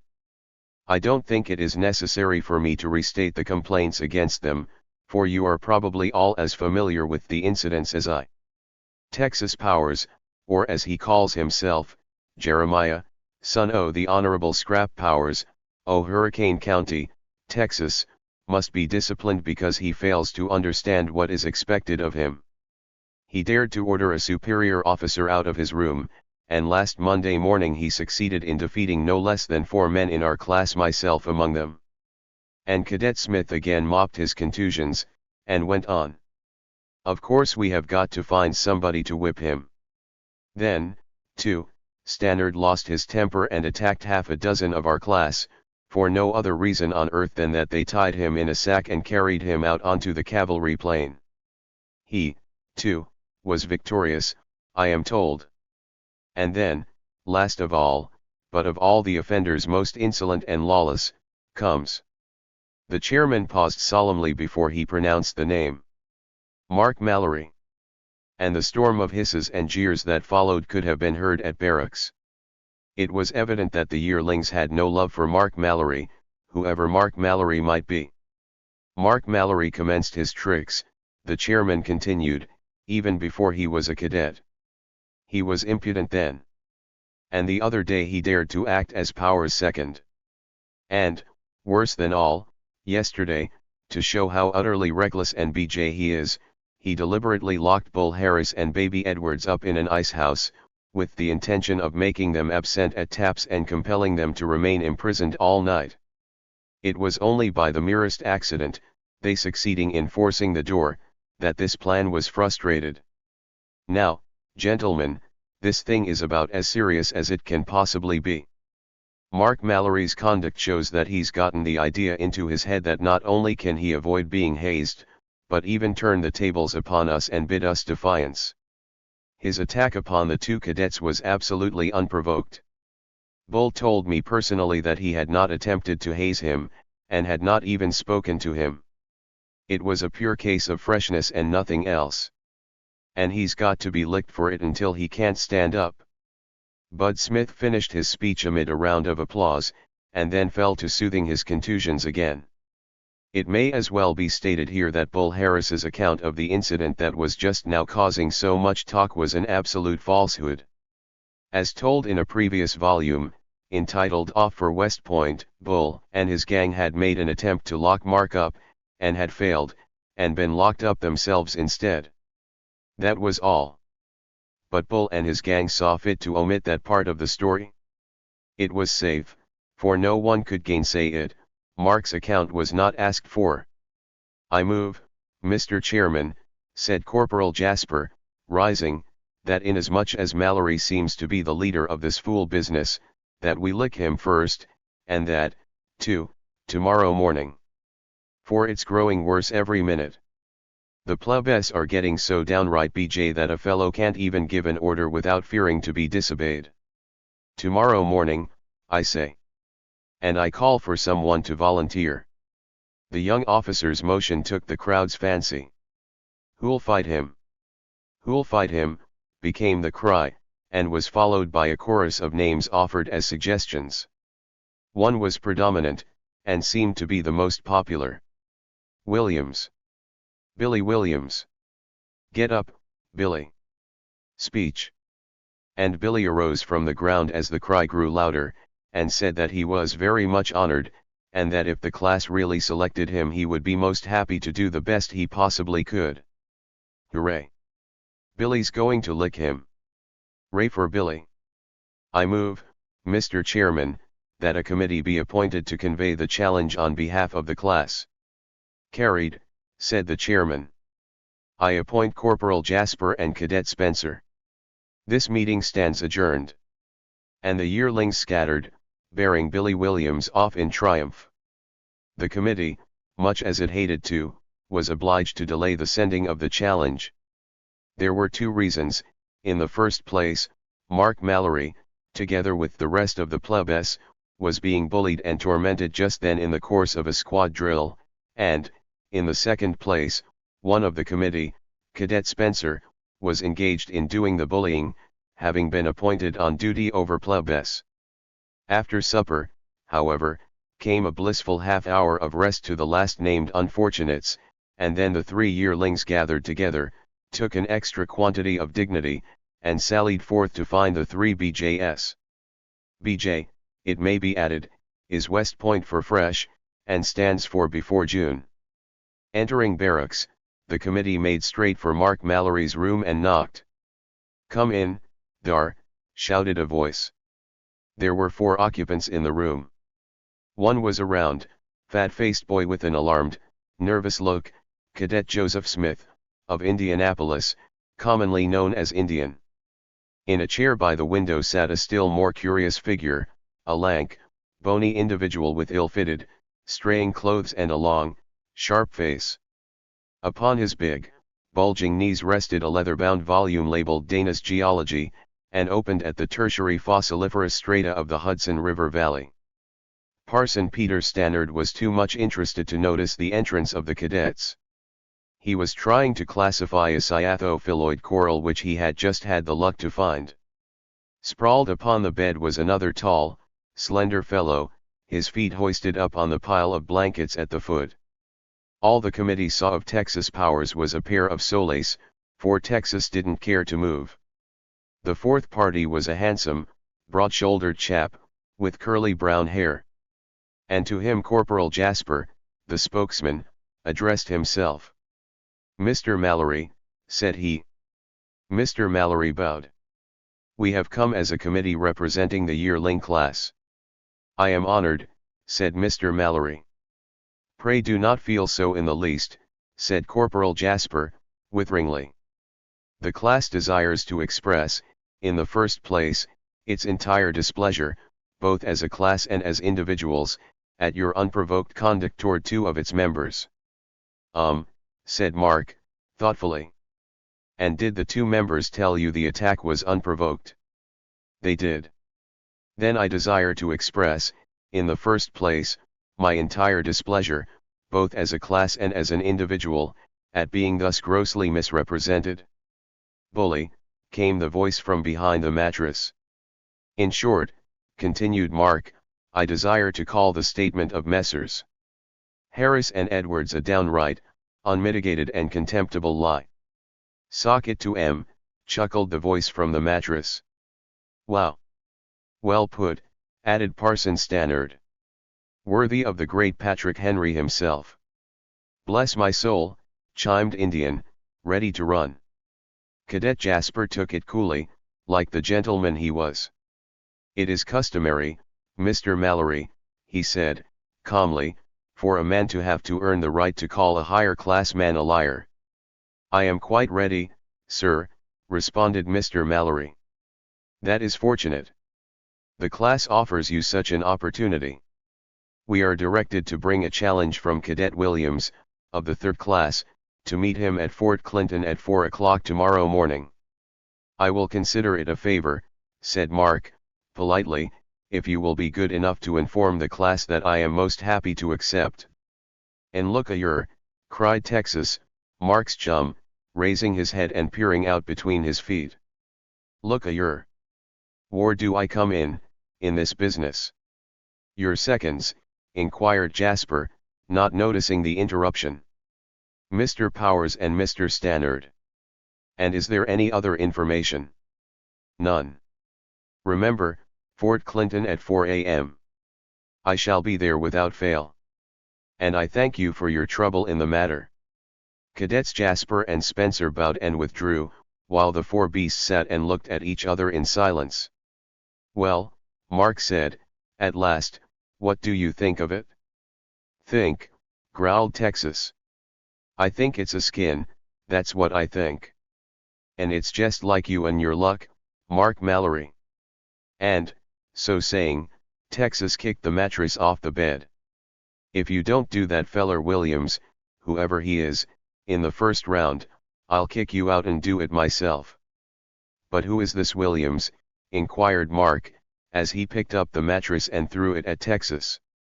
"Does anybody here know?" "I do," said the parson, reverently depositing Dana on the floor. "I do know, and I shall, forsooth, be very happy to tell you about him.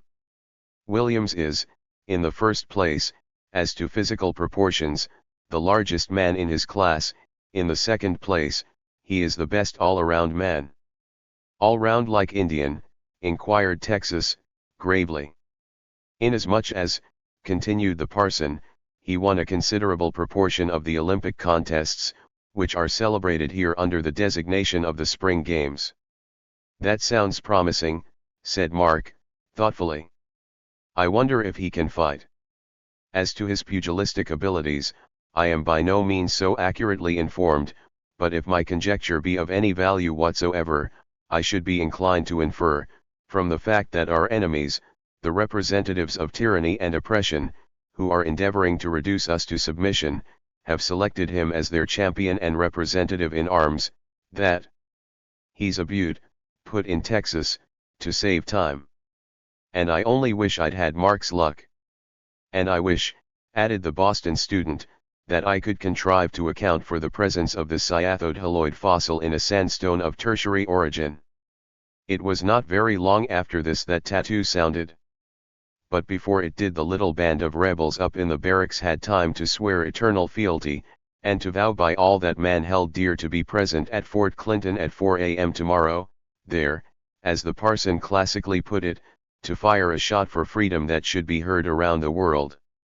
Mark swore it, and Indian, too, Texas swore it by the 17 guns which were stowed away in his trunk, and by the honor of his father, the Honorable Scrap Powers, o' Hurricane County, and Peter Stannard swore it by Bunker Hill and, yeah, even by Lamachus, he of the Gorgon's Crest.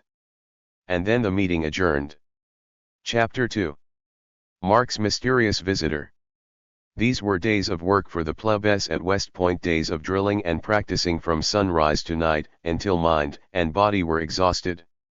And it usually happened that most of the unfortunates were already sound asleep by the time tattoo was sounded, that is, unless the unfortunates had been still more unfortunate enough to fall into the clutches of the merciless yearling. When taps came half an hour later, meaning lights out and all quiet, there was usually scant need for the round of the watchful tack, as the tactical officer is designated. It happened so on this night. The tack found all quiet except for the snoring. And, this duty over, the officer made his way to his own home, and after that there was nothing awake except the lonely sentry who marched tirelessly up and down the halls. The night wore on, the moon rose and shone down in the silent area, making the shadows of the grey stone building stand out dark and black. And the clock on the guardhouse indicated the hour of 11. It was not very many minutes more before there was a dark, shadowy form, stealing in by the eastern sallyport, and hugging closely the black shadows of the wall. He paused, whoever it was, when he reached the area, and waited, listening. The sentry's tramp grew clear and then died out again, which meant that the sentry was back in the hallway of the barracks, and then the shadowy form stepped out into the moonlight and ran swiftly and silently across the area and sprang up the steps to the porch of the building, and there he stood and waited again until once more the sentry was far away, then stepped into the doorway and crept softly up the stairs. The strange midnight visitor was evidently someone who knew the place. He knew just the room he was going to, also, for he wasted not a moment's time, but stole swiftly down the hall, and stopped before one of the doors. It was the room of Cadets Mallory and Powers. Doors at West Point are never locked, there are no keys.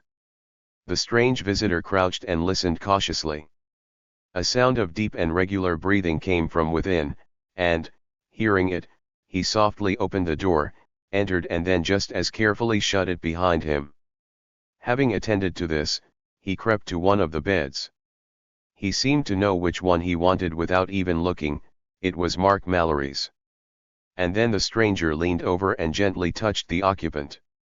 The occupant was sleeping soundly, for he was tired, the touch had no effect upon him. The visitor tried again, and harder, this time with success. Mark Mallory sat up in alarm. "SSH. Don't make a sound," whispered the other. "I've got a message for you."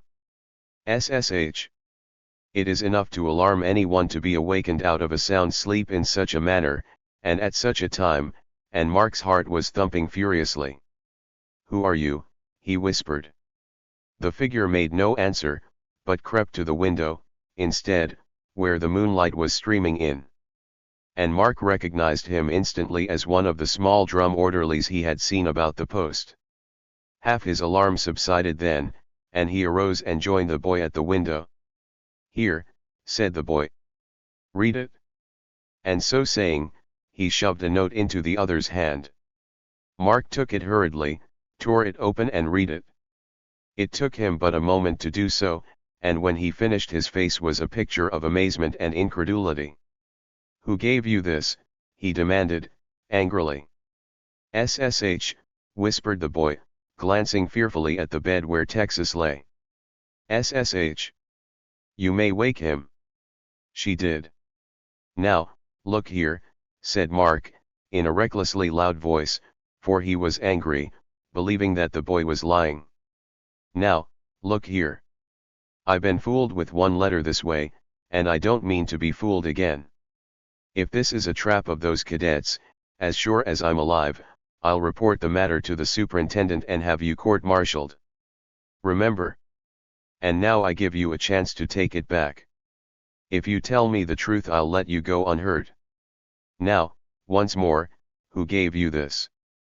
And Mark looked the trembling boy in the eye, but the boy still clung to his story. She did, indeed she did, he protested. Where? Asked Mark. Down at her house. Why were you there? I live there. Mark stared at the boy for a moment more, and bit his lip in uncertainty. Then he turned away and fell to pacing up and down the room, muttering to himself. Yes, he said, yes, I believe she wrote it. But what on earth can it mean? What on earth can be the matter? Then he turned to the boy. Do you know what she wants? He inquired. No, sir, whispered the other. Only she told me to show you the way to her house. Is anything the matter? I don't know, but she looked very pale. And Mark turned away once more and fell to pacing back and forth. Shall I go? He mused. Shall I go? It's beyond cadet limits. If I'm caught it means court-martial and expulsion. There's the blue book on the mantel staring at me for a warning. By jingo. I don't think I'll risk it. He turned to the boy about to refuse the request, and then suddenly came another thought. She knew the danger as well as he. She knew what it meant to go beyond limits, and yet she had sent for him at this strange hour of the night, and for him, too, a comparative stranger. Surely, it must be a desperate matter, a matter in which to fail was sheer cowardice. At the same time with the thought there rose up before him a vision of a certain very sweet and winsome face, and when he spoke to the boy his answer was, I'll go. He stepped to the desk, and wrote hastily on a piece of paper this note to Texas. I'll be back in time to fight. Explain later. Trust me. Mark. This he laid on the bureau, and then silently but quickly put on his clothes and stepped to the door with the boy. Mark halted for a moment and glanced about the room to make sure that all was well and that Texas was asleep, and then he softly shut the door and turned to the boy. How are we going to get out? He demanded. Come, responded the other, setting the example by creeping along on tiptoe. Come.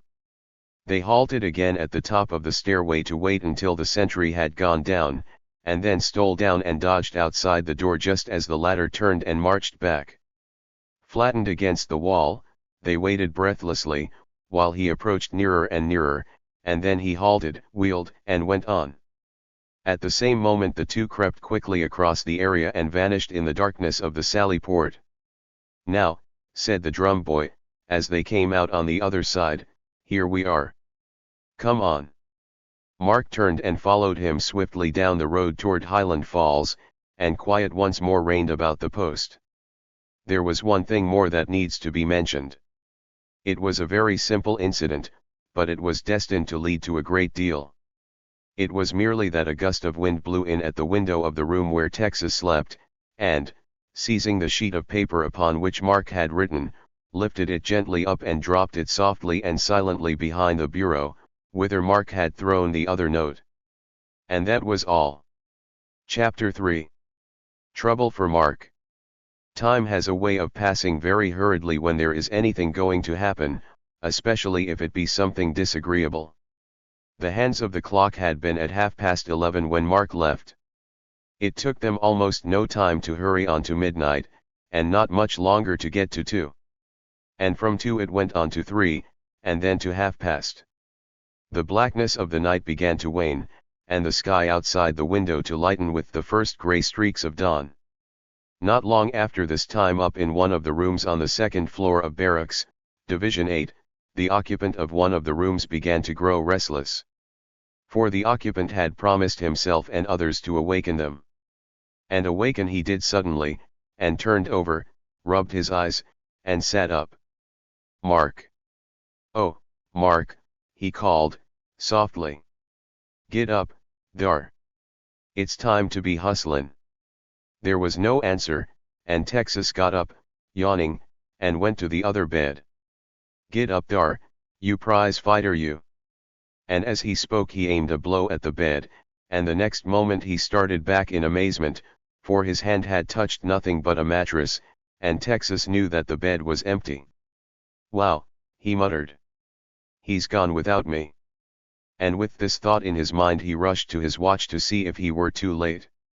No, it was just 10 minutes to 4, and Texas started hastily to dress, wondering at the same time what on earth could have led Mark to go so early and without his friend. "That was the goldarndest queer trick I ever did hear of in my life, by jingo."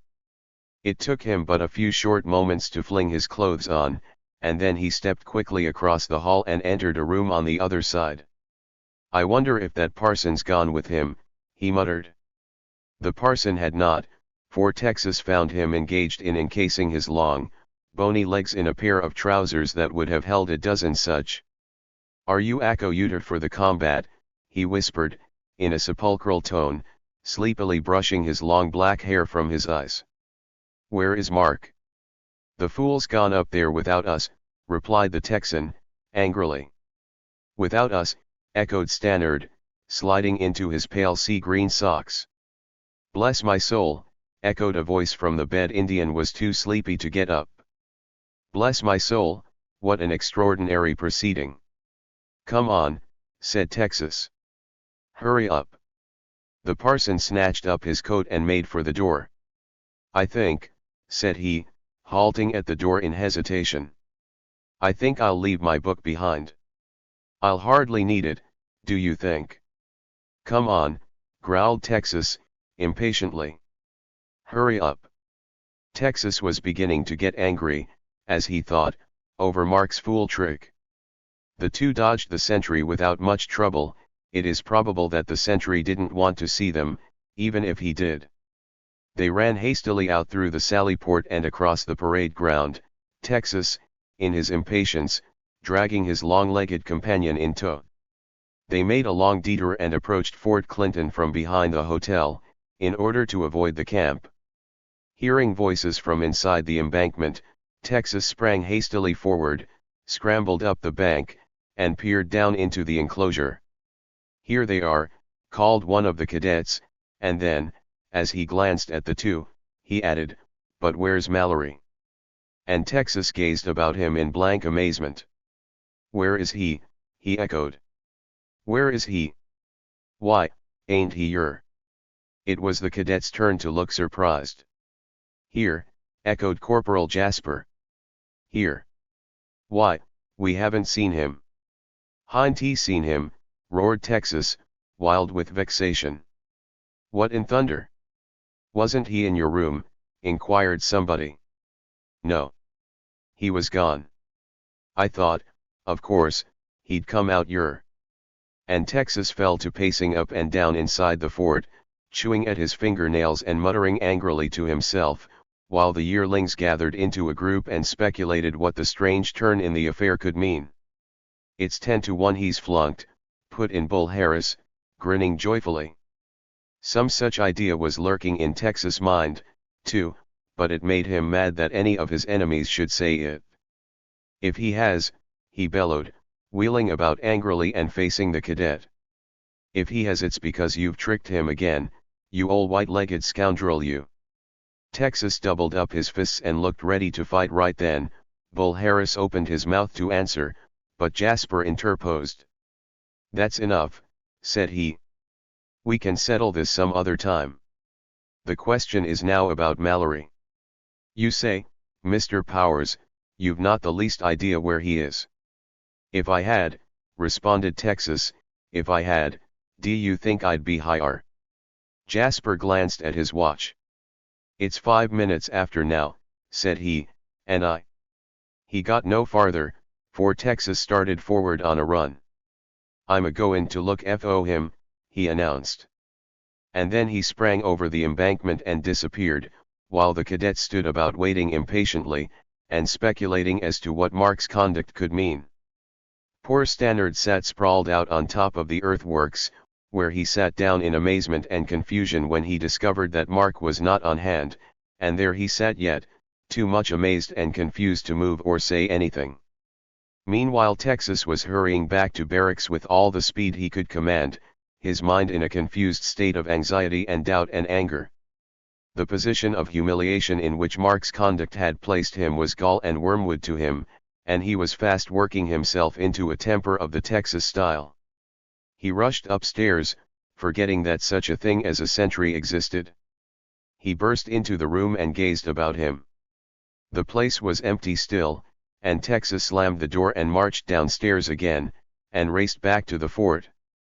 The cadets were still waiting impatiently, for it was a good while after 4 by this time. "Find him?" they inquired. "No, I didn't," snapped Texas. "No fight, then," said Jasper. "It's evident he's flunked." "Wow," cried Texas. "No fight? What's the matter with me?" And, suiting the action to the word, he whipped off his coat. "Not today," responded Jasper, with decision. "You'll have your chance another day. Unless you run home, too," sneered Harris. Texas' face was fiery red with anger, and he doubled up his fists and made a leap for the last speaker. "You coyote," he roared. "You and me'll fight now." Bull Harris started back, and before Texas could reach him 6 cadets interfered. Williams, the would-be defender of his class, seized the half-wild fellow by the shoulders and forced him back. "Just take it easy," he commanded. "Just take it easy. You'll learn to control yourself before you've been here long." Texas could do nothing, for he was surrounded completely. Bull Harris was led away, and then the rest of the cadets scattered to steal into camp, but Texas snatched up his coat in a rage, and strode away toward barracks, muttering angrily to himself, the parson following behind in silence. The latter ventured to interpose a remark on the way, and Texas turned upon him angrily. "Shut up," he growled. "Mind your business." Stannard gazed at him in silence. "I guess I'll have to knock him down again," he said to himself. But he didn't, at least, not then, and Texas pranced up to his room and flung himself into a chair, muttering uncomplimentary remarks about Mark and West Point and everything in it. It was just 4:30 when he entered, and for 15 minutes he sat and pounded the floor with his heel in rage. Texas was about as mad as he knew how to be, which was very mad indeed. And then suddenly there was a step in the hall and the door was burst open. Texas turned and looked. It was Mark. Texas sprang to his feet in an instant, all his wrath aflame. Mark had come in hurriedly, for he had evidently been running. "What happened?" he began, but he got no further. "You confounded coward," roared Texas. "Where did you get the nerve to show yo' face round hyar?" "Why, Texas," exclaimed Mark, in amazement. Texas was prancing up and down the room, his fingers twitching. "I jest tell you, saw, they ain't no room in my room for a coward that sneaks off when he's got a fight. Now I left word for you," said Mark, interrupting him. "Word for me? Word for me," howled the other. "You're a liar, saw."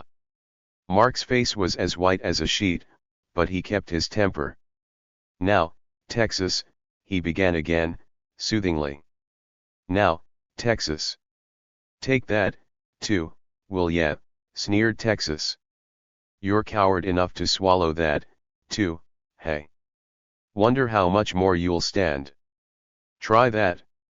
And before Mark could raise his arm the other sprang forward and dealt him a stinging blow upon the face. Mark stepped back, his whole frame quivering. "How much?" he repeated, slowly. "Not that." And then, just as slowly, he took off his coat. "Fight, hey," laughed Texas. "Wow. Ready," he added, flinging his own jacket on the floor and getting his great long arms into motion. "Ready?" "Yes," said Mark. "I am ready." And in an instant the other leaped forward, just as he had done at Fort Clinton, except that he omitted the yelling, being indoors with a sentry nearby. Physically, two fighters were never more evenly matched. No one, to look at them, could have picked the winner, for both were giants. But there was a difference apparent before very long. Texas fought in the wild and savage style of the prairie, nip and tuck, go as you please, and he was wild with anger. He had swept the yearlings at Fort Clinton before him that way, and he thought to do it again. Mark had another style, a style that Texas had never seen. He learned a good deal about it in a very few minutes. Texas started with a rush, striking right and left with all the power of his arms, and Mark simply stepped to one side and let the wall stop Texas. That made Texas angrier still, if such a thing can be imagined. He turned and made another dash, this time aiming a savage blow at his opponent's head. In it was all the power of the Texan's great right arm, and it was meant to kill. Mark moved his head to one side and let the blow pass, stopping the rush with a firm prod in the other's chest. Then he stepped aside and waited for another rush. For he did not want to hurt his excited roommate if he could help it. A repetition of this had no effect upon Texas, however, except to increase his fury, and Mark found that he was fast getting mad himself. A glancing blow upon the head that brought blood capped the climax, and Mark gritted his teeth and got to work. Texas made another lunge, which Mark dodged, and then, before the former could stop, Mark caught him a crushing blow upon the jaw which made his teeth rattle. Texas staggered back, and Mark followed him up rapidly, planting blow after blow upon the body of his wildly striking opponent. And in a few moments Texas, the invincible Texas, was being rapidly pummeled into submission. "I'll leave his face alone," thought Mark, as he aimed a blow that half paralyzed the other's right wrist. "For I don't want the cadets to know about this." And just then he landed an extra hard crack upon the other's chest, and Texas went down in a corner. "Want any more?" inquired Mark, gravely. Texas staggered to his feet and made one more rush, only to be promptly laid out again. "I guess that's enough," thought Mark, as the other lay still and gasped. "I guess that's enough for poor Texas." And so saying, he took out his handkerchief, wiped the blood from his face, and then opened the door and went out. "I'm sorry I had to do it," he mused, "sorry as thunder. But he made me. And anyhow, he won't want to fight very soon again." Chapter 4. The Explanation. Mark had barely reached the head of the stairs before the morning gun sounded, and 5 minutes later he was in line at roll call with the rest of his class. It is needless to say that Texas was absent. Texas woke up a while later, and staggered to his feet, feeling carefully of his ribs to make sure they were not really broken. And then he went out and interviewed a sentry in the hall. "Look-a-yer, mister," said he. "Where's this your place they call the hospital?" The sentry directed him to await the proper hour, and Texas spent the rest of that day, reported by the surgeon as absent from duty sick contusions. And the whole class wondered why. Mark noticed that the cadets were looking at him at breakfast, and he noticed that the members of his own class were rather distant, but he gritted his teeth and made up his mind to face it out. "If even Texas called me a coward," he mused, "I can't expect the rest of 'em to do otherwise." And so it seemed, for that same morning just after breakfast Corporal Jasper and Cadet Spencer paid a visit to Mark. "The class would like, if you please, Mr. Mallory," said the former, "an explanation of your conduct this morning." "And I am sorry to say," responded Mark, just as politely, "that I am unable to give it. All I can say is that my conduct, though it may seem strange and mysterious, was unavoidable. If you will allow me, I shall be pleased to meet Mr. Williams tomorrow." "We cannot allow it," said Jasper, emphatically, "unless you consent to explain your action and can succeed in doing it satisfactorily, which you will pardon me for saying I doubt very much. You stand before the academy branded as a coward." "Very well," said Mark, "let it be so." And he turned away, and all through that long, weary morning and the afternoon, too. Cadet Mallory was in Coventry, and not a soul spoke a word to him, except Cadet Spencer, at drill. And he was frigid. Cadet Powers was released from the hospital cured that evening after supper, and he limped upstairs to his room, and sat down to think about himself, and to philosophize upon the vanities of life and the follies of ambition. Mark did not come up until tattoo sounded, and so Texas had plenty of time. He felt very meek just then. He wasn't angry anymore, and he'd had plenty of time also to think over what a fool he had been in not listening to Mark's explanation of his absence. For Texas had been suddenly convinced that Mark was no coward after all. While he sat there, a piece of paper sticking out from under the bureau caught his eye. Texas was getting very neat recently under West Point discipline. He picked that paper up, and read as follows. "I'll be back in time to fight. Explain later. Trust me. Mark." "Oh," cried Texas, springing up from his chair and wrenching a dilapidated shoulder. "He told me he did that and I called him a liar." Texas walked up and down, and mused some more. Then it occurred to him there might be more paper under that bureau to explain things. He got down, painfully, and fished out another crumpled note. And he read that, too. "Dear Mr. Mallory, I am in deep trouble, and I need your aid at once. You can tell how serious the trouble is by the fact that I ask you to come to me immediately. If you care to do a generous and helpful act, pray do not refuse. Sincerely yours, Mary Adams." Mary Adams was a girl well known to many of the cadets.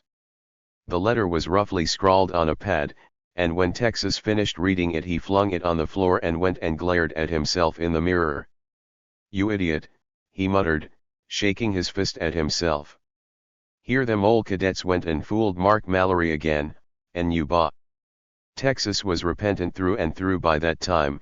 He grabbed up his cap savagely and made for the door, with a reckless disregard for sore joints.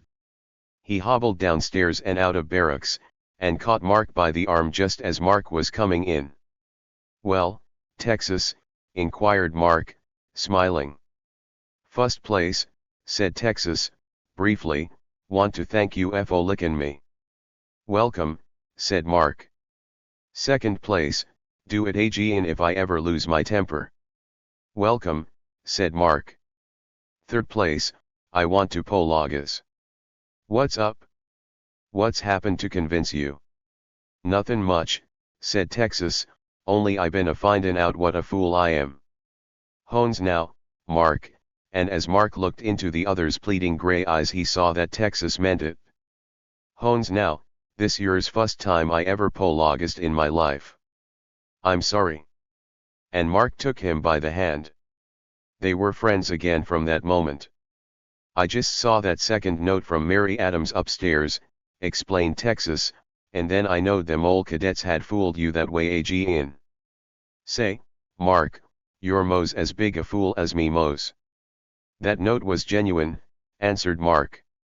And then as he saw Texas' amazement, he led him aside and explained.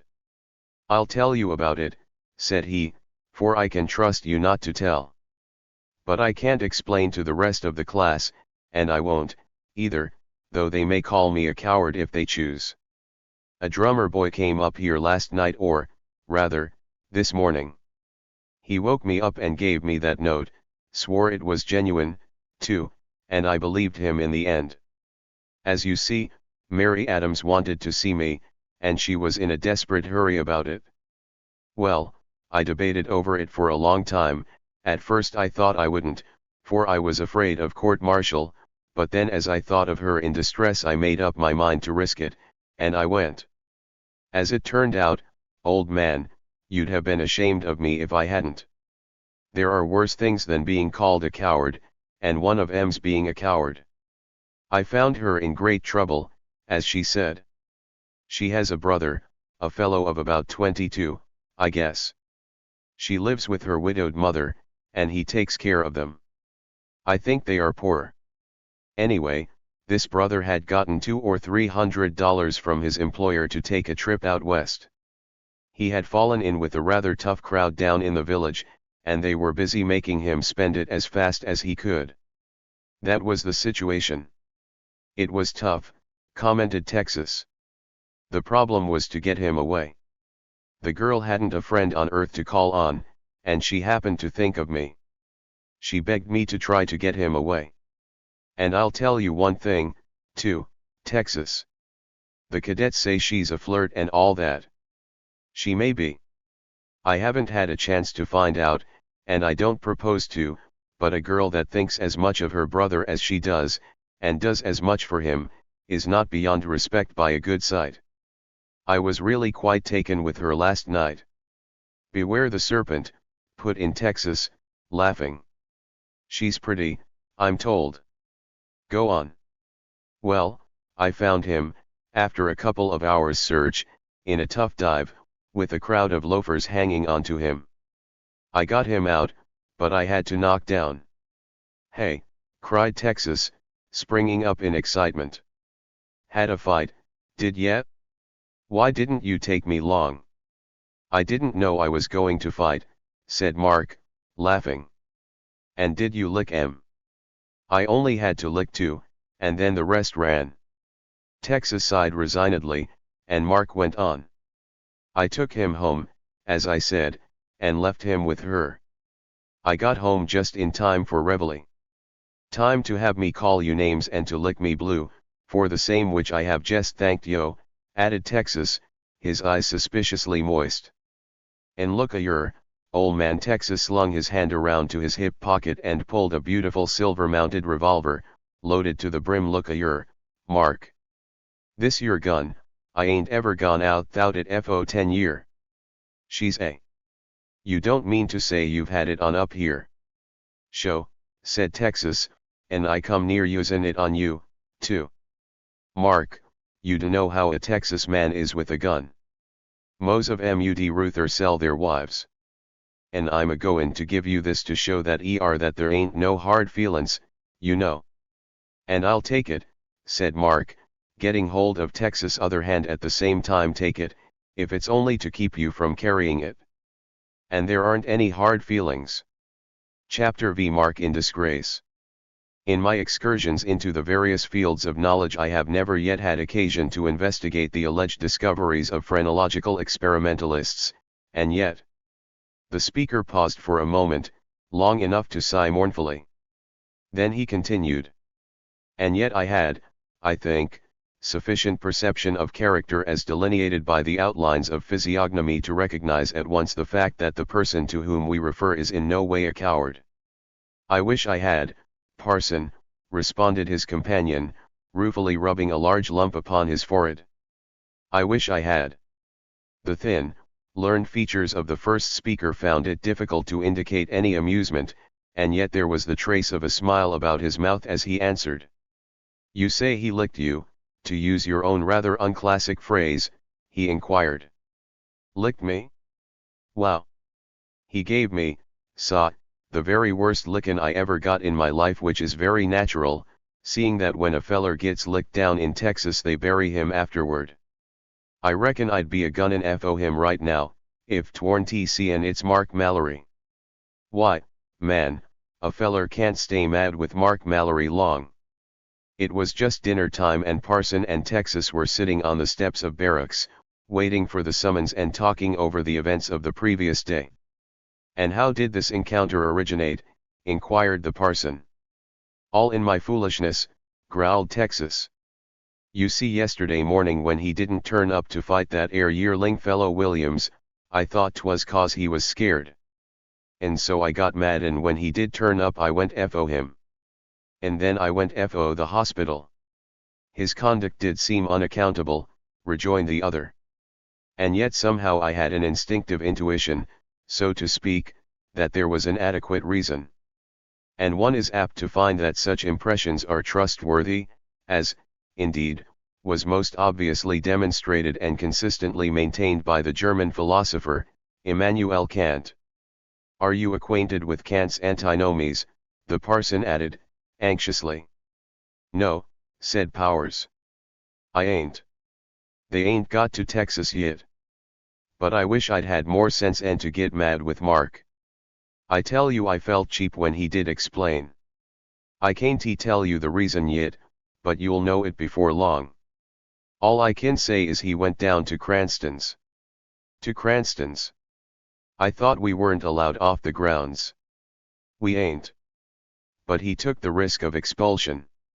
And another, too, put in the parson, the risk of being called a coward and being ostracized by the cadets. "I dunno about the ostracizin' part," said Texas, "but I know they called him a coward, and I know they cut him dead. There won't even a plebe speak to him, 'cept me and you an Injun. And it's what I call darnation tough now, by jingo." "It don't worry me very much," put in a voice behind them. The two turned and saw Mark looking at them with an amused expression. "It don't worry me much," he repeated. "I guess I can stand it if you'll stand by me. And I think pretty soon I can get another chance at Williams, and then—" "If ye do," cried the excitable Texan, springing up, "I'll back you to murder him in just about half a minute." "It won't be so easy," responded Mark, "for Williams is the best man in his class, and that's saying a great deal. But I'll try it, and in the meantime we'll face out the disgrace. I can stand it, for really there isn't much privation when you have three to keep you company." "I reckon," put in Texas, after a moment's thought, "I reckon we'll have to put off a foreman o' that ere new organization we were talkin' 'bout. 'Cause we can't get anybody to join ef they won't any of 'em speak to us." "I guess we three are enough for the present," said Mark, "at least while all the cadets leave us alone. And if they try to haze us I think we can fight about as well as the rest of them. Then there's Indian, too, you know. I don't think he can fight much, but he's—" "Now, see here," cried an indignant voice from the doorway, "now see here, you fellows. I think that's real mean, now, indeed I do. Didn't I tell you fellows I was going to learn to fight?" he expostulated. "Didn't I? Bless my soul, now, what more can a man do?" Mark winked slyly to his companions, and put on his most solemn air. "Do," he growled. "You ask what more can a man do? A man might, if he were a man, rise up and prove his prowess and win himself a name. He might gird up his loins and take his sword in his hand and sally forth, to vindicate his honor and the honor of his sworn friends and allies. That is what he might do. And instead what does he do? In slothfulness and cowardice he sits and suffers beneath the rod of tyranny and oppression." Mark finished out of breath and red in the face. "Bless my soul," cried Indian. "Such a course is by no means entirely unprecedented," put in Stannard, solemnly. "It is common in the mythology of antiquity and in the legends of medieval times. Such was the course of Hercules, and thus did Sir Galahad and the Knights of the Round Table." Poor Joe Smith was gazing at the two speakers in perplexity. He wasn't quite sure whether they were serious or not, but he thought they were, and he was on the verge of promising to go out and kill something, whether a cadet or a grizzly, at once. The only trouble was that the tall, sedate-looking officer of the day, in his spotless uniform of gray and white and gold with a dazzling red sash thrown in, strode out of the guardhouse just then. A moment later came the cry, "New cadets turn out," and Indian drew a breath of relief at being delivered from his uncomfortable situation. Saturday afternoon is a holiday at West Point. The luckless plebe, having been drilled and shouted at for a week, gets a much-needed chance to do as he pleases, with the understanding, of course, that he does not happen to fall into the hands of the yearlings. If he does as they please, instead. Saturday afternoon is also a holiday time for the yearling, too, and he is accustomed to amuse himself with variety shows and concerts, recitations and exhibition drills, continuous performances that are free, given by the beasts, the trained animals, or plebes. It may be well at the start to have a word to say about hazing at West Point. Hazing is abolished there, so people say. At any rate, there are stringent measures taken to prevent it. A cadet is forbidden in any way to lay hands upon the plebe, he is forbidden to give any degrading command or exact any menial service, and the penalty for breaking these rules is dismissal. The plebe is called up daily before the tactical officer in charge of his company, and asked if he has any complaint to make. Such are the methods. The results are supposed to be a complete stopping of deviling in all its forms. The actual result has been that when a yearling wants to lay hands upon the plebe, he does it on the sly, perhaps yanks him, as one peculiar form of nocturnal torture is termed. When the yearling wants some work done, instead of commanding he requests, and with the utmost politeness.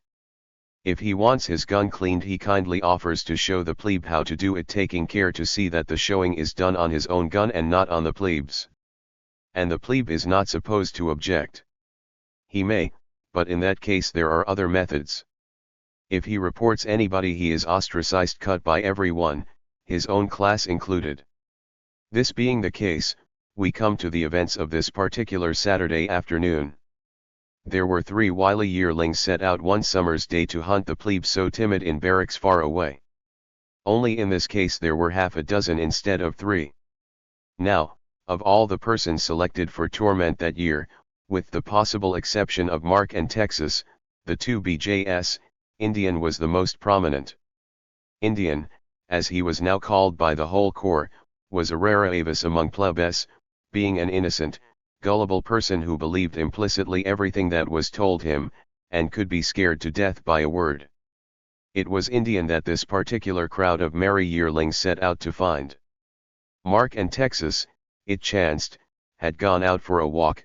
Parson Stannard had wandered over to the library building to ascertain the extent of their geological literature, and to get some information, if possible, about a most interesting question which was just then troubling him.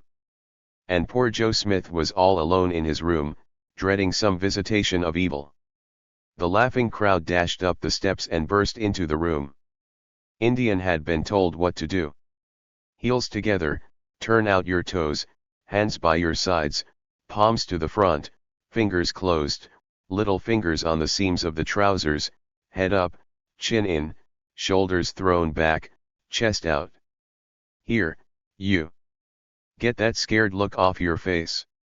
What you're afraid of? If you don't stop looking scared, I'll murder you on the spot. And with preliminary introduction the whole crowd got at him at once. Can you play the piano? Go ahead, then. What? Haven't got any? Why didn't you bring one? What's the use of being able to play the piano if you haven't a piano? Can you recite? Don't know anything? You look like it. Here, take this paper, it's a song. Learn it now. Why don't you learn it? What do you mean by staring at me instead of at the paper? There, that's right. Now sing the first 6 verses. Don't know 'em yet? Bah, what will you do when you come to trigonometry with 114 formulas to learn every night? Have you learned to stand on your head yet? What? Didn't I tell you to do it? Who taught you to stand on your feet, anyhow? Why don't you answer me, eh? Let's see you get up on that mantelpiece. Won't hold you. Well, who said it would? What's that got to do with it? No. Don't take that chair. Vault up. There. Now flap your wings. What? Haven't got any? What kind of an angel are you, anyhow? Flap your ears. Let's hear you crow like a hen. Hens don't crow. What do you know about hens, anyway? Were you ever a hen? Well, why weren't you? Were you ever a goose, then? No. Well, you certainly look like it. Why don't you crow when we tell you? What kind of crowing is that? Flap your arms, there. Have you got any toothpicks? What? No toothpicks?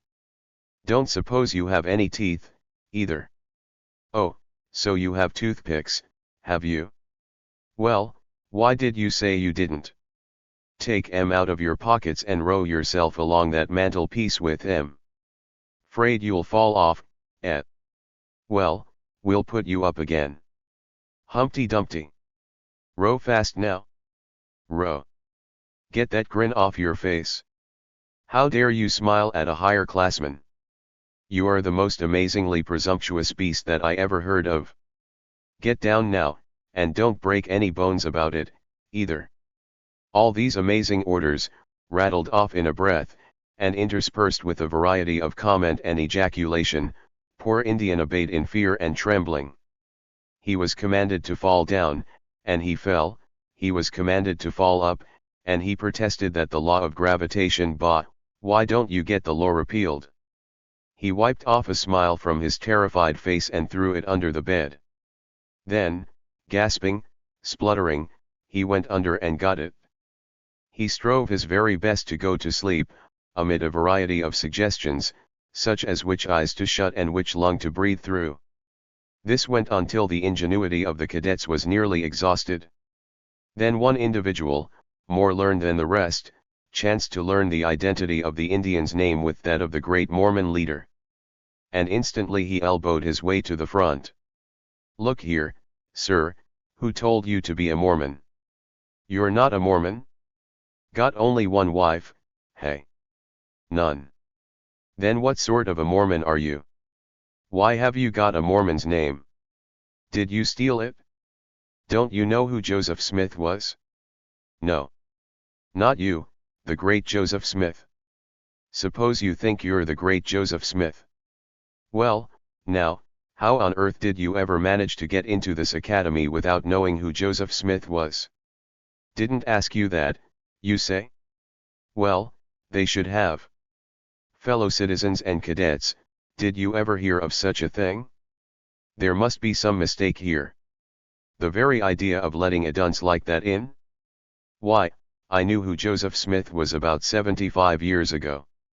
Gentlemen, I move you that we carry this case to the Academy Board at once. I shall use my influence to have this man expelled. I never heard of such a preposterous outrage in my life. Not know Joseph Smith. And he's too fat to be a cadet, anyhow. What do you say? Come ahead. Come ahead, cried the rest of the mob, indignant and solemn. And almost before the poor Indian could realize what they were doing, or going to do, the whole crowd arose gravely and marched in silence out of the room, bent upon their direful mission of having the Army Board expel Indian because he had never heard of Joseph Smith, the Mormon prophet. And Indian swallowed every bit of it and sat and trembled for his life.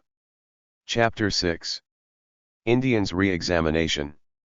It was a rare opportunity. The 6 yearlings made for camp on a run, and there an interesting conference was held with a few more choice spirits, the upshot being that the whole crew set out for barracks again in high spirits, and looking forward to a jolly lark. They entered the building, causing dire fear to several anxious-looking plebes who were peering out of the windows and wondering if this particular marauding party was bound in their direction. It was one of the empty rooms that they entered, however, and there they proceeded to costume one of their number, putting on a huge red sash, some medals, a few shoulder straps borrowed for the occasion, and, last of all, a false mustache. This done, they hastened over to the room where the unfortunate Mormon still sat. The officer rapped sharply on the door. "Come in," a voice responded weakly. The cadets came. "Mr. Smith, sir?" inquired the personage with the mustache. "Yes, sir," said Indian, meekly, awed by the man's splendor. "I have been requested by certain of the cadets of the United States Military Academy to investigate the circumstance of your alleged passing at the recent examination. I have been informed by these same gentlemen that when questioned by them you exhibited stupidity and ignorance so very gross as to cause them to doubt whether you have any right to call yourself a cadet at all." Here the cadets shook their heads solemnly and looked very stern indeed. "Bless my soul," cried Indian. "In order to consider these very grave allegations," continued the other, "a special meeting of the Army Board was first convened, with the following result." Here the speaker paused, cleared his throat pompously, and drew forth a frightfully official-looking envelope, from which he took a large printed sheet with the West Point seal upon the top. "United States Military Academy, West Point, June 20 th. He read, "That is the way all orders begin. Cadet Joseph Smith, of Indianapolis, Indiana, it has just been ascertained, was admitted to the duties of conditional cadet through an error of the examining board. A re-examination of Cadet Smith is hereby ordered to be conducted immediately under the charge of the Lord High Chief Quartermaster of the Academy. By order of the Academy Board. Ahem. The Lord High Chief Quartermaster finished, and Cadet Smith sank down upon the bed in horror. "Sir," shouted the officer, "how dare you sit down in the presence of your superiors? Get up, sir, instantly." Indian got, weak-kneed and trembling. "The examination will be held," continued the cadet, "in the observatory building, at once. Gentlemen, you will conduct Mr. Smith there and await my arrival." The bogus officer desired time to change his uniform, as he knew it would be risky to cross the parade in his borrowed clothing. Now the observatory building is situated far away from the rest of the academy, upon the hillside near Fort Putnam. And thither the party set out, the cadets freely discussing the probable fate of the unhappy plebe. It was the almost unanimous verdict that one who was so unutterably stupid as never to have heard of the great Joseph Smith would not stand the ghost of a show. All of which was comforting to the listening victim. The observatory was deserted and lonely. The door was locked, and the party gained entrance by the windows, which alone was enough to excite one's suspicion. But Indian was too scared to think. The Lord High Chief Quartermaster presently slipped in, once more bedecked with medals and mustache. The examining party got to work at once in a very businesslike and solemn manner. The physical examination was to come first, they said. It had been the opinion of the Army Board that Mr. Smith was far too fat to make a presentable cadet. The surgeons were busy that afternoon in trying to piece together several plebes who had been knocked all to pieces by the yearlings for being too bj. This was the explanation of the Lord High Chief Quartermaster, and so it would be necessary to examine Indian here, and at once, too. And if it were found, as, indeed, would most probably be the case, that he was too fat, why then it would be necessary for him to reduce weight immediately. Several schemes were suggested as to how this might be done. There was the Shylock, the Shakespearean method, of a pound of flesh from near the heart. Cadet Corporal so-and-so suggested that several veal cutlets from the legs each an inch thick would serve. A veal cutlet an inch thick, he estimated his great-grandfather on his mother's other side had been a butcher, he stated would weigh 3 pounds. Then acting cadet sergeant somebody else suggested a Turkish bath, the jockey's method, together with very violent exercise. This plan was adopted finally as being the least likely to be fatal in its results. But just then somebody suddenly thought of the fact that it would be best to weigh the subject first, which was considered a good idea, but for the fact that they had no scales. This trouble feazed the crowd at first. Then the Lord High Chief Quartermaster said that he was a first-rate judge of weight, having slaughtered hogs in his youth, and could tell by the feel. So Mr. Joseph Smith must be immediately boosted up and balanced upon the cadet's outstretched hand, there to be shaken and otherwise tested, while the man below made audible calculations by means of trigonometrical formulas as to what was his actual weight. The result of this experiment, as might have been expected, was by no means very definite. The Lord High Chief, etc., thought the weight was too much, but he couldn't be sure. And then Cadet Admiral Jones proposed another scheme. He had been a juggler when he was young, he was used to tossing heavy weights, in fact, he just happened to know that he could throw 300 pounds exactly 12 feet, the height of the ceiling. It was obvious, therefore, that if Indian weighed over that he would not reach the ceiling, but if he should go through the ceiling that would mean just as clearly that he was under the limit and need not reduce.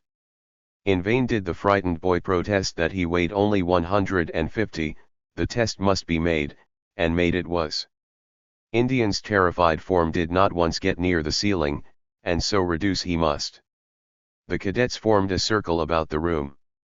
"Now," said the commanding official, "now you must manage to reduce weight quickly this way, or we shall try the veal cutlet scheme. So you'll find it best to hurry.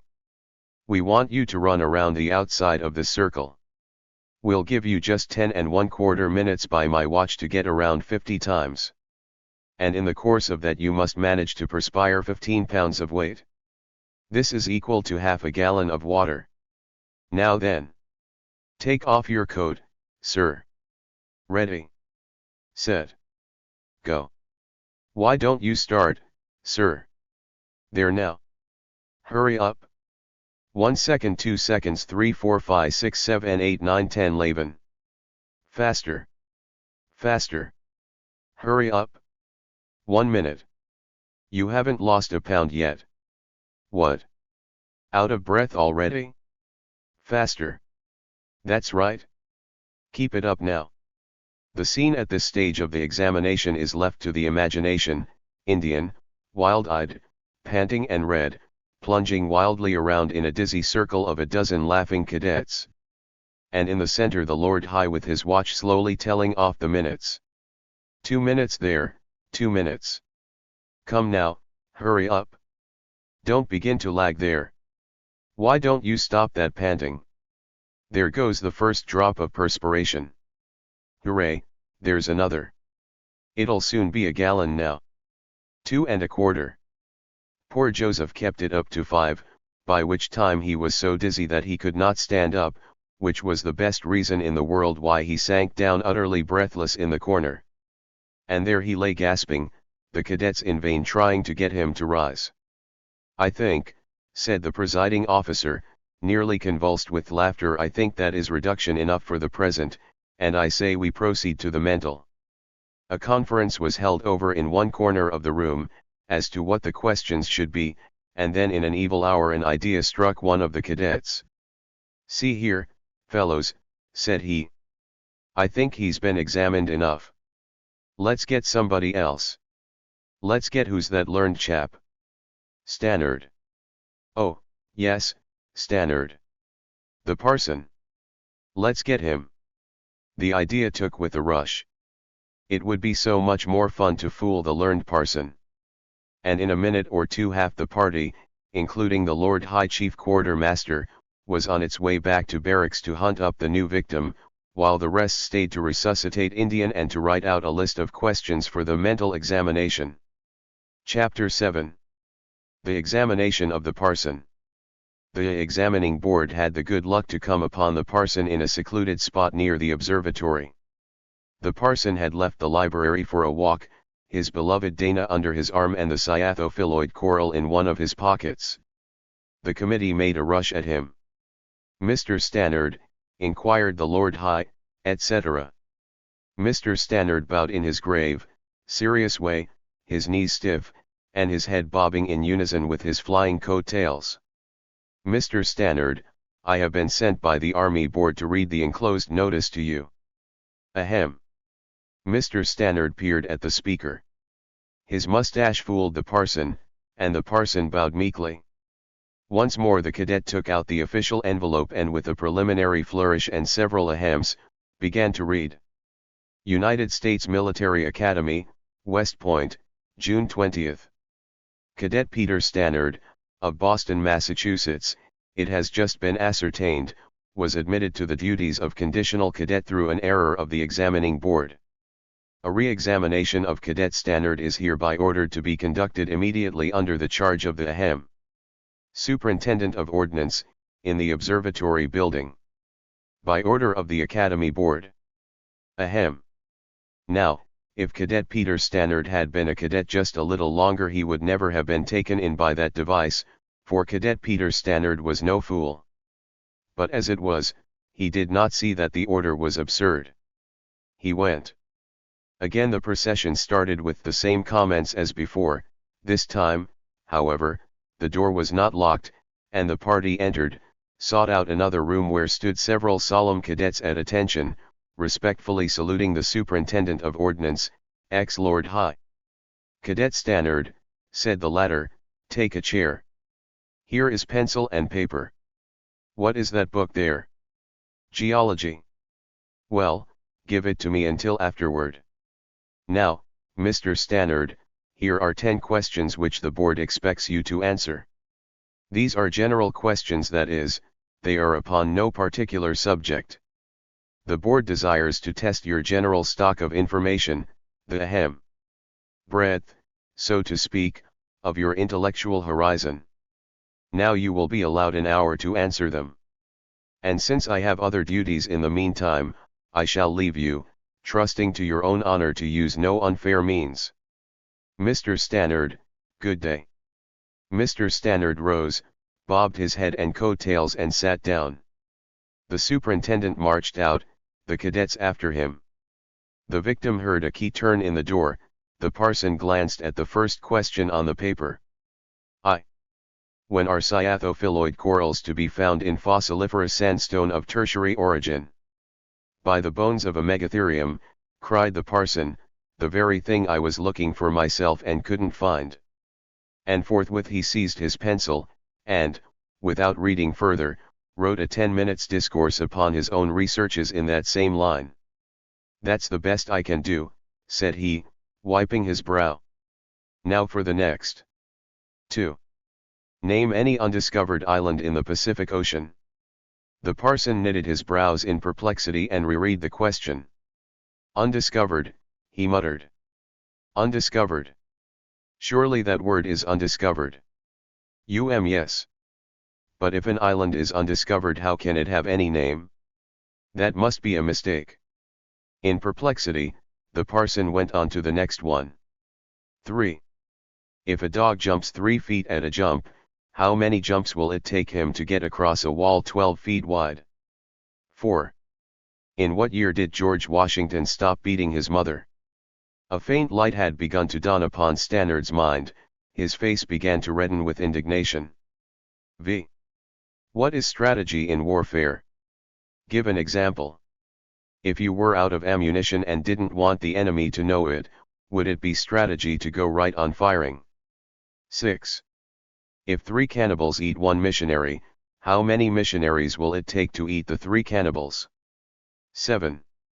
If a plebe's swelled head shrinks at the rate of 3 inches a day, how many months will it be before it fits his brains?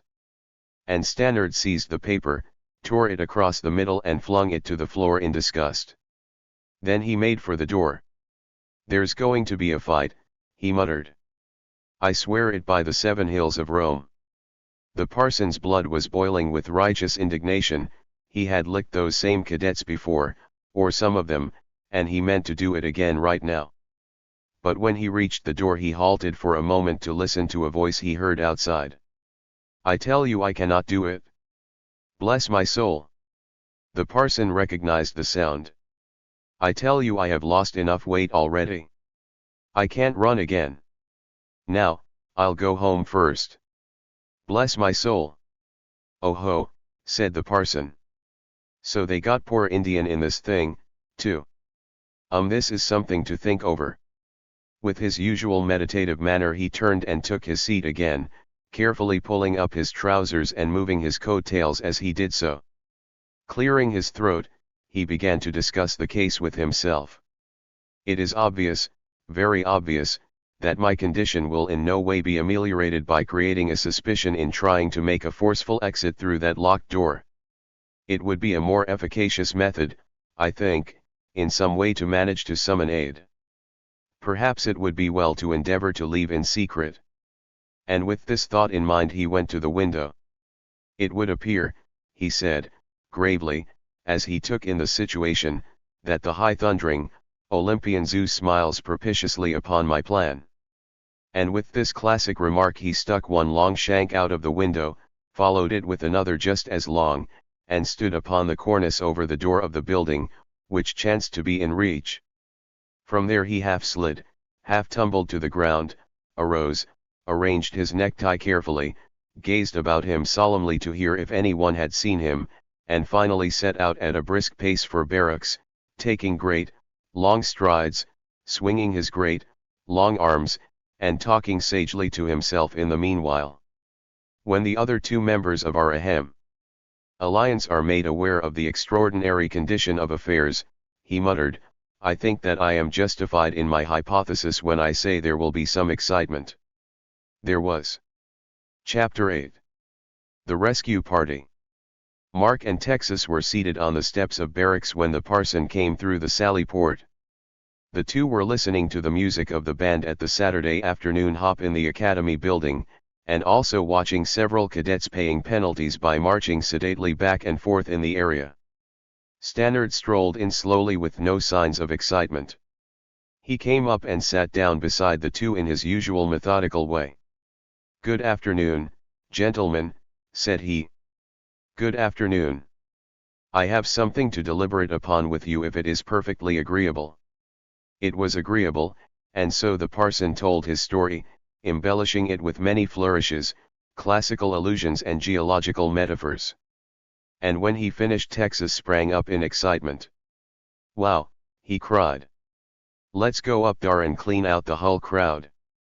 "It is best to deliberate, to think over our plan of attack," returned the parson, calmly, and with a mild rebuke in his tone, which reminded Texas of his promise never to get excited again, made him sit down sheepishly.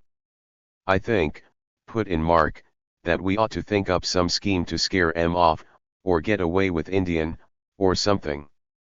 It's a harmless joke, you know, so what's the use of fighting over it?"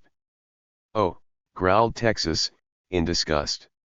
"If we could only manage to turn the tables on them," continued Mark. "Shut up a while, and let's think a few minutes." And then there was silence, deep and impressive, while everybody got his ratiocinating apparatus, as the parson called it, to work. Mark was the first to break it. "Look here, parson," said he, "what's the name of all those chemicals of yours that you hid up the chimney for fear the cadet officers make you give 'em up?" The parson rattled off a list of unpronounceable names, at the mention of one of which Mark sprang up. "Get it? Get it? You long-legged Boston professor, you," he shouted. "Never mind why. But I've got something in my pocket that'll gee-whiz. Hurry up." The parson did as he was commanded, and in about as much of a hurry as was possible for him. And Mark tucked the bottle under his coat, and the three set off in haste to the rescue, Texas grumbling meanwhile and wanting to know why in thunderation a square stand-up fight wasn't just as good as anything. An Indian war party could not have made a more stealthy entrance than did the three. They climbed in one of the windows on the lower floor, the basement, and then listened for any sound that might tell them what was going on above. They heard voices conversing in low tones, but no signs of hazing, the reason of that fact being that Indian was just then locked in another room hard at work on his mental examination, the same one that had been given to Stannard. And poor Indian was striving his best to think of the name of any undiscovered island which he had ever heard of. Mark took the big bottle from under his coat, set it on the floor and took out the cork. From his pocket he took a paper containing a thick black powder. This he poured carefully into the bottle, put in the cork, and then turned and made a dash for the window. Outside, the three made for the woods nearby and hid to watch. "Just wait till enough of that dissolves," said Mark. "Just wait." Meanwhile, upstairs, the hilarious cadets were chuckling merrily over the predicament of their two victims. The Lord High, etc., and superintendent had carefully timed the hour that the parson was to have for his answers. The hour was up, and the official had arisen, turned the key, and was in the very act of opening the door when suddenly, bang! A loud report that shook the doors and windows of the building and made the cadets spring up in alarm. They gazed in one another's frightened faces, scarcely knowing what to think. And then up the stairway slowly rolled a dense volume of heavy smoke, that seemed to fill the building in an instant. "Fire! Fire!" yelled the whole crowd at once, and, forgetting both their victims in the mad excitement, they made a wild dash down the stairs for the door. "Fire! Fire!" rang out their cries, and a moment later a big bell down at barracks sounded the alarm, "Fire! Fire!" And over in the woods three conspirators sat and punched one another for joy. Chapter 9. Heroism of the Parson. The cadets of the academy are organized into a fire department for the safety of the post. It is the duty of the cadets upon the sounding of the alarm 3 strokes of the bell, or a long roll on the drum, or 3 shots, as the case may be, to fall into line immediately and proceed to the scene of the fire. One brigade has charge of a hand engine, another forms a bucket line, etc. West Point was, of course, thrown into the wildest excitement on the instant that the cry was raised. The cadets poured in from every direction, and in a few moments were on the way at double quick. Army officers, the soldiers of the regular army at the post, infantry, and cavalry, all made for the scene. The observatory building was found to be in imminent peril. Apparently, there were no flames in sight, but smoke was pouring from every crevice. Prompt and quick to act, some heroic young cadet leaped up the steps and burst in the door with an axe, though it was not locked and needed only a turn of the knob to open it. The moment an opening was made, a cloud of smoke burst forth that drove the party back before it, and at the same instant a cry of horror swelled up from the fast-arriving crowd. With one accord everybody glanced up to one of the windows on the floor above. There stood a figure, nothing but the head visible in the smoke, a figure of a badly frightened lad, yelling at the top of his lungs for help. Help! Help! And the crowd gazed at him in terror. It was Indian, apparently in peril of his life. Who should save him? Who? The thought was in everybody's mind at the moment, and yet everyone hesitated before that barrier of blinding smoke. And then suddenly a roar of cheers and shouts swelled up as a hero came to the fore. When everyone else trembled, this hero alone was bold. He had dashed wildly from the woods, a tall, lanky, long-haired figure. He had fought his way through the craven crowd, his coat-tails flying and his long elbows working. He had dashed up the steps, his light green socks twinkling with every stride. And now, while the crowd shouted encouragement, he plunged desperately into the thick of the smoke and was lost to view. The crowd waited in breathless suspense 1 minute too, and still the imperiled lad stood at the window and the hero did not appear. Could it be that he was lost, overcome by smoke and flame? The throng below hated to think of it, and yet no, there he was. At the doorway again. Had he failed to accomplish his noble purpose? Had he been driven back from the work of rescue? No. No. He had succeeded, he had gotten what he wanted. As he dashed wildly out again, the people saw that he carried under his arm a great, leather-bound volume. Dana's geology was safe. And a moment or two later somebody put up a ladder and the unfortunate Mormon climbed down in haste. Meanwhile, what of the fire? Encouraged by the example of the hero, the cadets rushed into the attack. But, strange to say, though they had hand engines and buckets and ladders, they could find no fire to attack. Several windows having been smashed, most of the smoke had escaped by this time. There had really been but very little of it, anyway, just enough for excitement. There is a saying that where there is smoke there must be flame, and, acting on this rather dubious statement, the gallant fire brigade hunted high and low, searching in every nook and corner of the building, and even searching the desk drawers to see if perchance the cunning fire had run away and hidden there. And still not a sign of flame. The mystery got more and more interesting. The whole crowd came in, the smoke having all gone by this time, to see if, perchance, a little more diligent search might not aid, and the people kept coming until finally the place was so packed that there was no room for the fire anyway. And so finally everyone gave it up in disgust and went home, including the gallant fire brigade. And the three conspirators in the woods went, too, scarcely able to hide their glee. "It's just one on them old cadets," vowed Texas. Of course, the Army Board ordered a strict investigation, which was made and told nothing. All that was found was a few bits of broken glass in one room, and an examination paper in another. Indian was hauled up, terrified, to explain. He described his hazing, but steadfastly refused names, which was good West Point etiquette. He vowed he knew nothing about the fire, which was the truth, also West Point etiquette. And since Indian was mum, and there was no one else to investigate, the investigation stopped, and the affair remained a West Point mystery, a mystery to all but three. Chapter X: More Troubles. No, sir. I wouldn't think of it, not for a moment. The fellow's a coward, and he don't deserve the chance. And Cadet Corporal Jasper brought his fist down on the table with a bang. No, sir, he repeated. I wouldn't think of it. But he wants to fight, exclaimed the other. Well, He had a chance once, why didn't he fight then? That's what I want to know, and that's what he won't tell us. And as far as I'm concerned, Mallory shall lie in the bed he's made. I wouldn't honor him with another chance. It was an afternoon late in June, and the two speakers were discussing some ice cream at the Dutchwoman's and waiting for the call to quarters before dress parade. If that fellow, continued Corporal Jasper, had any reason on earth for getting up at midnight, dodging sentry, and running out of barracks, to stay till reveille, except to avoid fighting you that morning, now, by jingo, I want to know what it is. The class sent me to ask him, and he simply said he wouldn't tell, that's all. His bluff about wanting another chance won't work. Well, if we don't, protested Williams, the other man, a tall, finely built fellow, if we don't, he'll go right on getting fresh, won't he?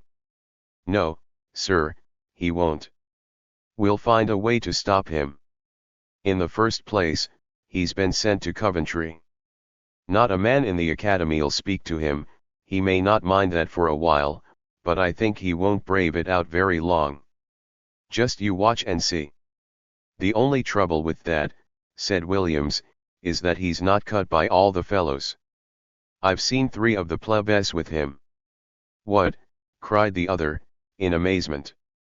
Who? Well, there's that fellow he seconded in the fight. Texas, you mean? Yes, Texas. Then that long-legged scarecrow Stannard was out walking with him this very day. And I saw that goose they call the Indian talking to him at dinner, and before the whole plebe class, too. Well, now, by jingo, they'll find it costs something to defy the Corps, exclaimed Jasper. It's a pretty state of affairs, indeed, if 3 or 4 beasts can come up here and run this place as they please. They'll find when an order's given here they'll obey, or else they can chase themselves home in a hurry. That fellow Mallory must be a fool. There's never been a plebe at this academy's dared to do half what he's done. That's why I think it would be best to lick him. I'm not sure I can do it, you know, but I think it would be best to try. That fellow started out to be BJ at the very start, growled the excitable corporal, after a moment's thought. Right at the very start. Baby Edwards was telling me the other day how way last year this fellow met with an accident, fell off the express or something, and while he was staying down at the falls, Baby and a couple of other fellows thought he was a candidate, and started in to haze him. He was sassy as you please then.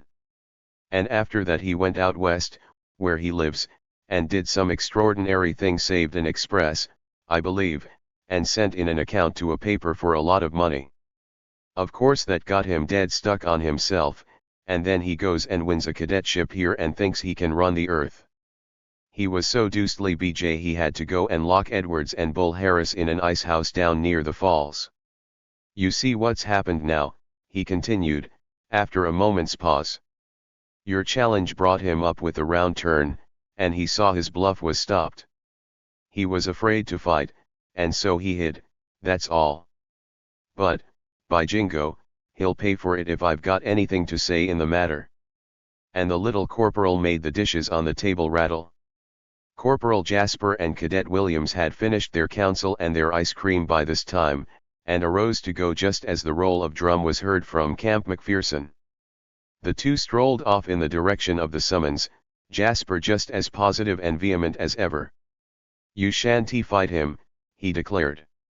And if sending him to Coventry doesn't do any good, we'll find some other way, that's all. And we'll keep at him till he learns how to behave himself, if it takes the whole summer to do it. This was the young cadet officer's parting vow, as he turned and entered his tent. Chapter 11. Disadvantages of Coventry. Sir, the parade is formed. Thus spoke the cadet adjutant as he approached the lieutenant in command, and a moment later, at the word, the battalion swung around and marched across the campus. It was the evening dress parade of perhaps the best drilled body of troops in the country, and West Point was out in holiday attire to see it. Seated on the benches beneath the trees on the western edge of the parade ground was a crowd of spectators, visitors at the post, and nearly the whole plebe class besides. For this was Saturday afternoon holiday, and the beasts had turned out in a body to witness the performance of what they were all hoping some day to be. It was a mighty fine performance, and one that made those same beasts open their eyes with amazement. Spotless and glittering in their uniforms were the cadets, and they went through all manner of difficult evolutions in perfect unison, marching with lines as straight and even as the eye could wish. It is a pretty sight, a mass of grey in a setting of deep green, the trees that encircle the spot, and it made the poor homesick beasts take a little interest in life once more. Among these beasts were Mark and Texas. They sat under the trees a little apart from the crowd and watched the scene with interest. Mark had seen dress parades before, Texas had not, and he stared with open eyes and mouth, giving vent to an exclamation of amazement and delight at intervals. "Look a yer, Mark," he cried, "do you think we'll ever be able do that away? Honest, now. I think I'll stay." "Even after you get through fightin'," laughed Mark. "I don't think I want to fight any more," growled Texas, looking glum. "Since you and me fit, somehow fightin' ain't so much fun." "What's the fun o' fightin' if you get licked?"